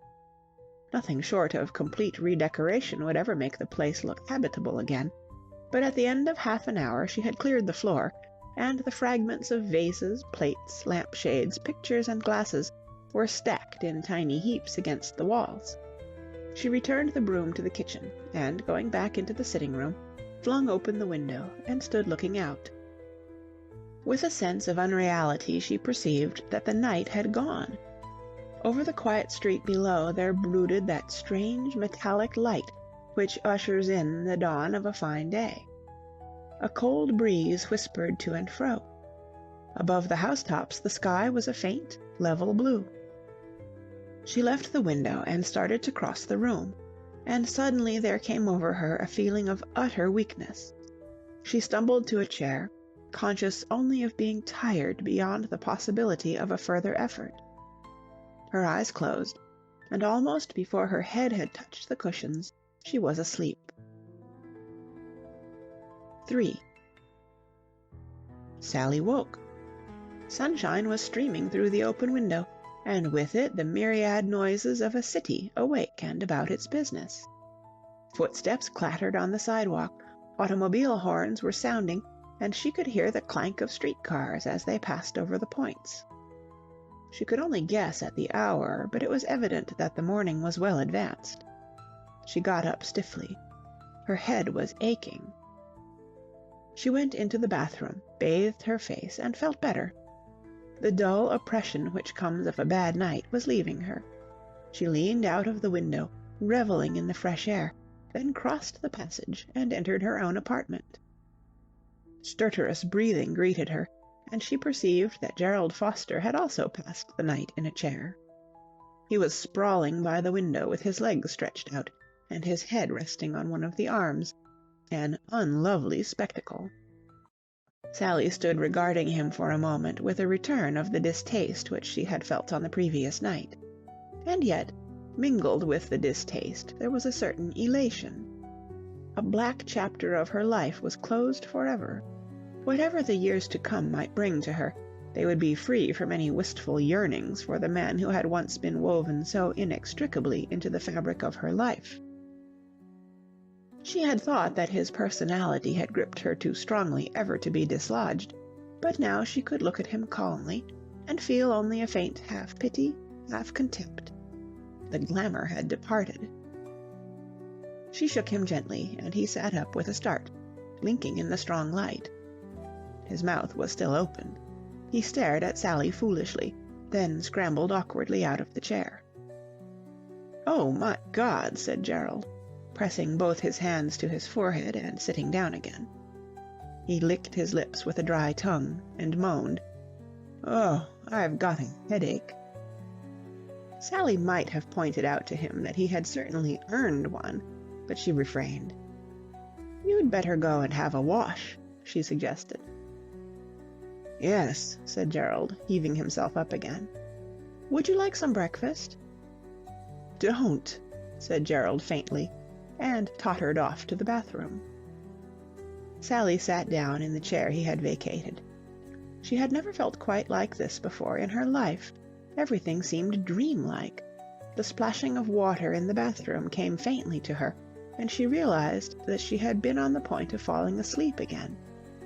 She got up and opened the window, and once more the air acted as a restorative. She watched the activities of the street with a distant interest. They, too, seemed dreamlike and unreal. People were hurrying up and down on mysterious errands. An inscrutable cat picked its way daintily across the road. At the door of the apartment house, an open car purred sleepily. She was roused by a ring at the bell. She went to the door and opened it, and found Bruce Carmyle standing on the threshold. He wore a light motor coat, and he was plainly endeavoring to soften the severity of his saturnine face with a smile of beaming kindliness. "Well, here I am," said Bruce Carmyle cheerily. "Are you ready?" With the coming of daylight, a certain penitence had descended on Mr. Carmyle. Thinking things over while shaving and subsequently in his bath, he had come to the conclusion that his behavior overnight had not been all that could have been desired.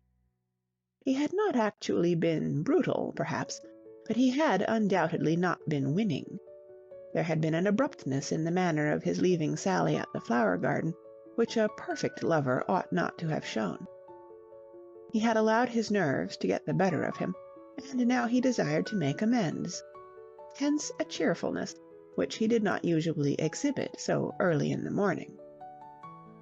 Sally was staring at him blankly. She had completely forgotten that he had said that he would come and take her for a drive this morning. She searched in her mind for words, and found none.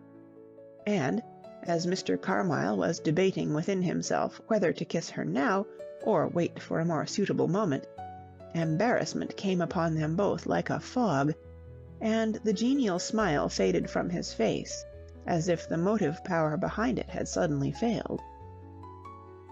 "I've got the car outside, and—" At this point speech failed Mr. Carmyle, for, even as he began the sentence, the door that led to the bathroom opened, and Gerald Foster came out.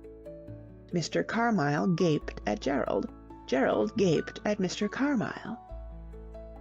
The application of cold water to the face and head is an excellent thing on the morning after an imprudent night, but as a tonic it only goes part of the way. In the case of Gerald Foster, which was an extremely serious and aggravated case, it had gone hardly any way at all. The person unknown, who had been driving red-hot rivets into the base of Gerald Foster's skull ever since the moment of his awakening, was still busily engaged on that task. He gazed at Mr. Carmyle wanly. Bruce Carmyle drew in his breath with a sharp hiss, and stood rigid. His eyes, burning now with a grim light, flickered over Gerald's person, and found nothing in it to entertain them. He saw a slouching figure in shirt-sleeves, and the foundations of evening dress, a disgusting, degraded figure with pink eyes and a white face that needed a shave. And all the doubts that had ever come to vex Mr. Carmyle's mind since his first meeting with Sally became on the instant certainties. So Uncle Donald had been right after all. This was the sort of girl she was. At his elbow the stout phantom of Uncle Donald puffed with satisfaction. "I told you so," it said. Sally had not moved. The situation was beyond her. Just as if this had really been the dream it seemed, she felt incapable of speech or action. "So," said Mr. Carmyle, becoming articulate, and allowed an impressive aposiopesis to take the place of the rest of the speech. A cold fury had gripped him. He pointed at Gerald, began to speak, found that he was stuttering, and gulped back the words. In this supreme moment he was not going to have his dignity impaired by a stutter. He gulped, and found a sentence which, while brief enough to insure against this disaster, was sufficiently long to express his meaning. "Get out," he said. Gerald Foster had his dignity too, and it seemed to him that the time had come to assert it. But he also had a most excruciating headache, and when he drew himself up haughtily to ask Mr. Carmyle what the devil he meant by it, a severe access of pain sent him huddling back immediately to a safer attitude. He clasped his forehead and groaned. "Get out!" For a moment Gerald hesitated. Then another shooting spasm convinced him that no profit or pleasure was to be derived from a continuance of the argument, and he began to shamble slowly across to the door. Bruce Carmyle watched him go with twitching hands. There was a moment when the human man in him, somewhat atrophied from long disuse, stirred him almost to the point of assault. Then dignity whispered more prudent counsel in his ear, and Gerald was past the danger zone and out in the passage. Mr. Carmyle turned to face Sally, as King Arthur on a similar but less impressive occasion must have turned to deal with Guinevere. "So," he said again. Sally was eyeing him steadily. Considering the circumstances, Mr. Carmyle thought with not a little indignation, much too steadily. "This," he said ponderously, "is very amusing." He waited for her to speak, but she said nothing. "I might have expected it," said Mr. Carmyle with a bitter laugh. Sally forced herself from the lethargy which was gripping her. "Would you like me to explain?" she said. "There can be no explanation," said Mr. Carmyle coldly. "Very well," said Sally. There was a pause. "Good-bye," said Bruce Carmyle. "Good-bye," said Sally. Mr. Carmyle walked to the door. There he stopped for an instant and glanced back at her. Sally had walked to the window and was looking out. For one swift instant something about her trim little figure, and the gleam of her hair where the sunlight shone on it, seemed to catch at Bruce Carmyle's heart, and he wavered. But the next moment he was strong again, and the door had closed behind him with a resolute bang. Out in the street, climbing into his car, he looked up involuntarily to see if she was still there, but she had gone. As the car, gathering speed, hummed down the street, Sally was at the telephone listening to the sleepy voice of Ginger Kemp, which, as he became aware who it was that had woken him from his rest, and what she had to say to him, magically lost its sleepiness and took on a note of riotous ecstasy. 5 minutes later, Ginger was splashing in his bath, singing discordantly. End of Chapter 17. Chapter 18. Journey's End.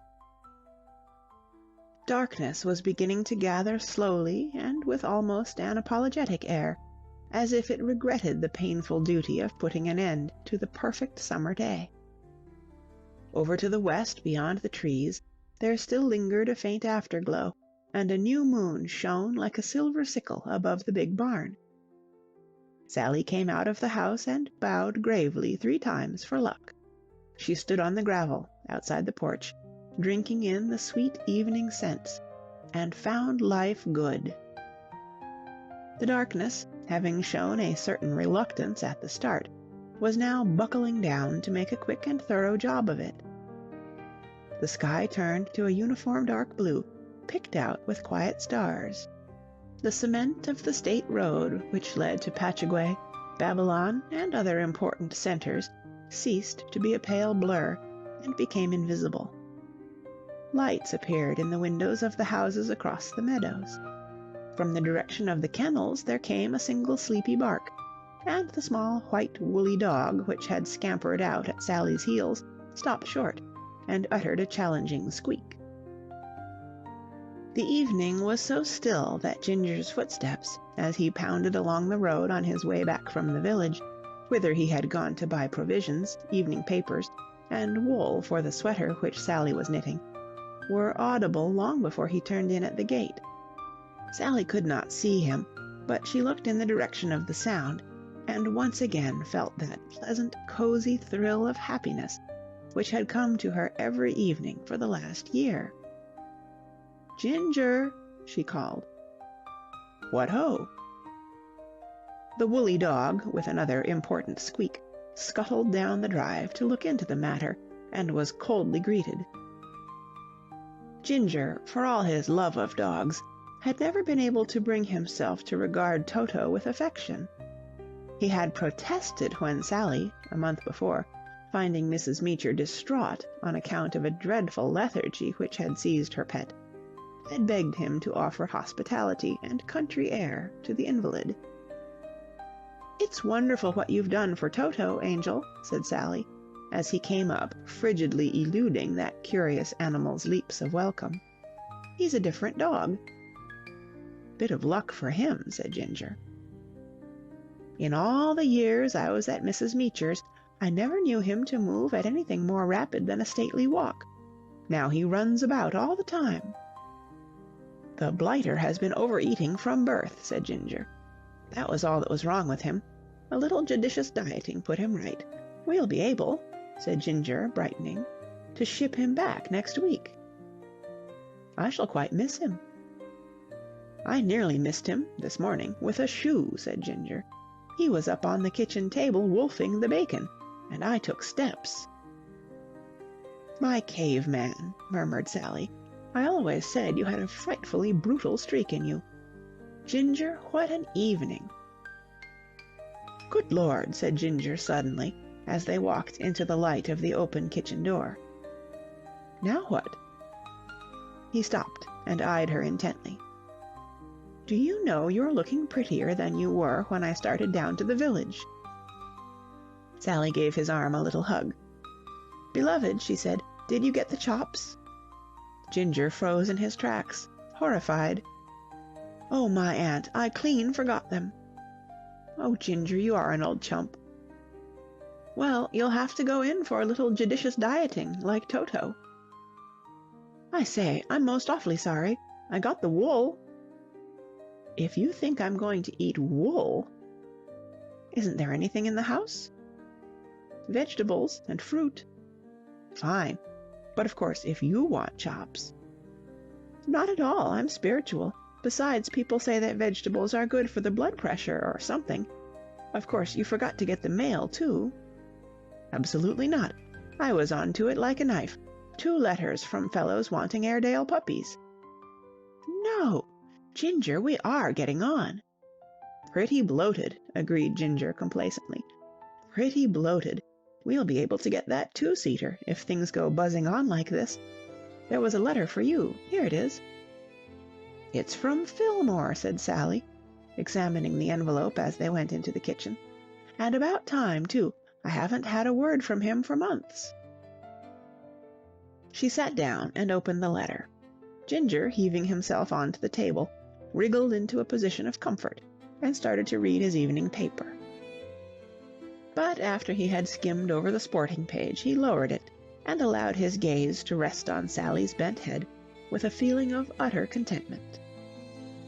Although a married man of nearly a year's standing, Ginger was still moving about a magic world, in a state of dazed incredulity, unable fully to realize that such bliss could be.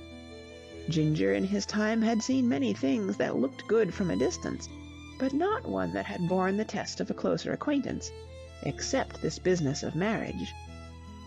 Marriage, with Sally for a partner, seemed to be one of the very few things in the world in which there was no catch.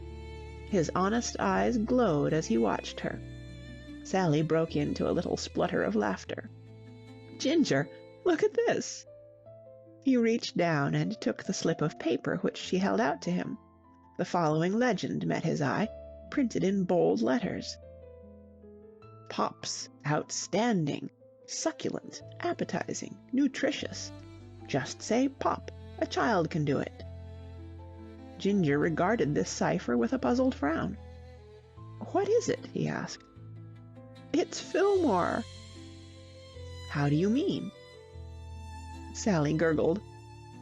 "Fillmore and Gladys have started a little restaurant in Pittsburgh." "A restaurant?" There was a shocked note in Ginger's voice. Although he knew that the managerial career of that modern Napoleon, his brother-in-law, had terminated in something of a smash, he had never quite lost his reverence for one whom he considered a bit of a mastermind. That Fillmore Nicholas, the man of destiny, should have descended to conducting a restaurant, and a little restaurant at that, struck him as almost indecent. Sally, on the other hand, for sisters always seem to fail in proper reverence for the greatness of their brothers, was delighted. "It's the most splendid idea," she said with enthusiasm. "It really does look as if Fillmore was going to amount to something at last. Apparently they started on quite a small scale, just making pork pies." "Why pop?" interrupted Ginger, ventilating a question which was perplexing him deeply. "Just a trade name, silly. Gladys is a wonderful cook, you know, and she made the pies, and Fillmore toddled round selling them. And they did so well that now they've started a regular restaurant, and that's a success, too. listen to this." Sally gurgled again and turned over the letter. Where is it? Oh, yes. "Sound financial footing. In fact, our success has been so instantaneous that I have decided to launch out on a really big scale. It is big ideas that lead to big business. I am contemplating a vast extension of this venture of ours, and in a very short time I shall organize branches in New York, Chicago, Detroit, and all the big cities, each in charge of a manager, and each offering as a special feature, in addition to the usual restaurant cuisine, these Pop's outstanding pork pies of ours. That done, and having established all these branches as going concerns, I shall sail for England and introduce Pop's pork pies there. Isn't he a little wonder? Dashed brainy chap. Always said so. I must say I was rather uneasy when I read that. I've seen so many of Fillmore's big ideas. That's always the way with him. He gets something good and then goes and overdoes it and bursts. However, it's all right now that he's got Gladys to look after him. She has added a postscript. Just 4 words, but oh, how comforting to a sister's heart. "Yes, I don't think," is what she says, and I don't know when I've read anything more cheering. Thank heaven she's got poor dear Fillmore well in hand. "Pork pies," said Ginger musingly, as the pangs of a healthy hunger began to assail his interior. "I wish he'd sent us one of the outstanding little chaps. I could do with it." Sally got up and ruffled his red hair. "Poor old Ginger. I knew you'd never be able to stick it. Come on, it's a lovely night. Let's walk to the village and revel at the inn. We're going to be millionaires before we know where we are, so we can afford it." The end. We hope you enjoyed tonight's Sleep audiobook. If you liked this audiobook and want to listen to more, please check out our channel at Sleep Audiobooks. And if you prefer to listen to each story individually,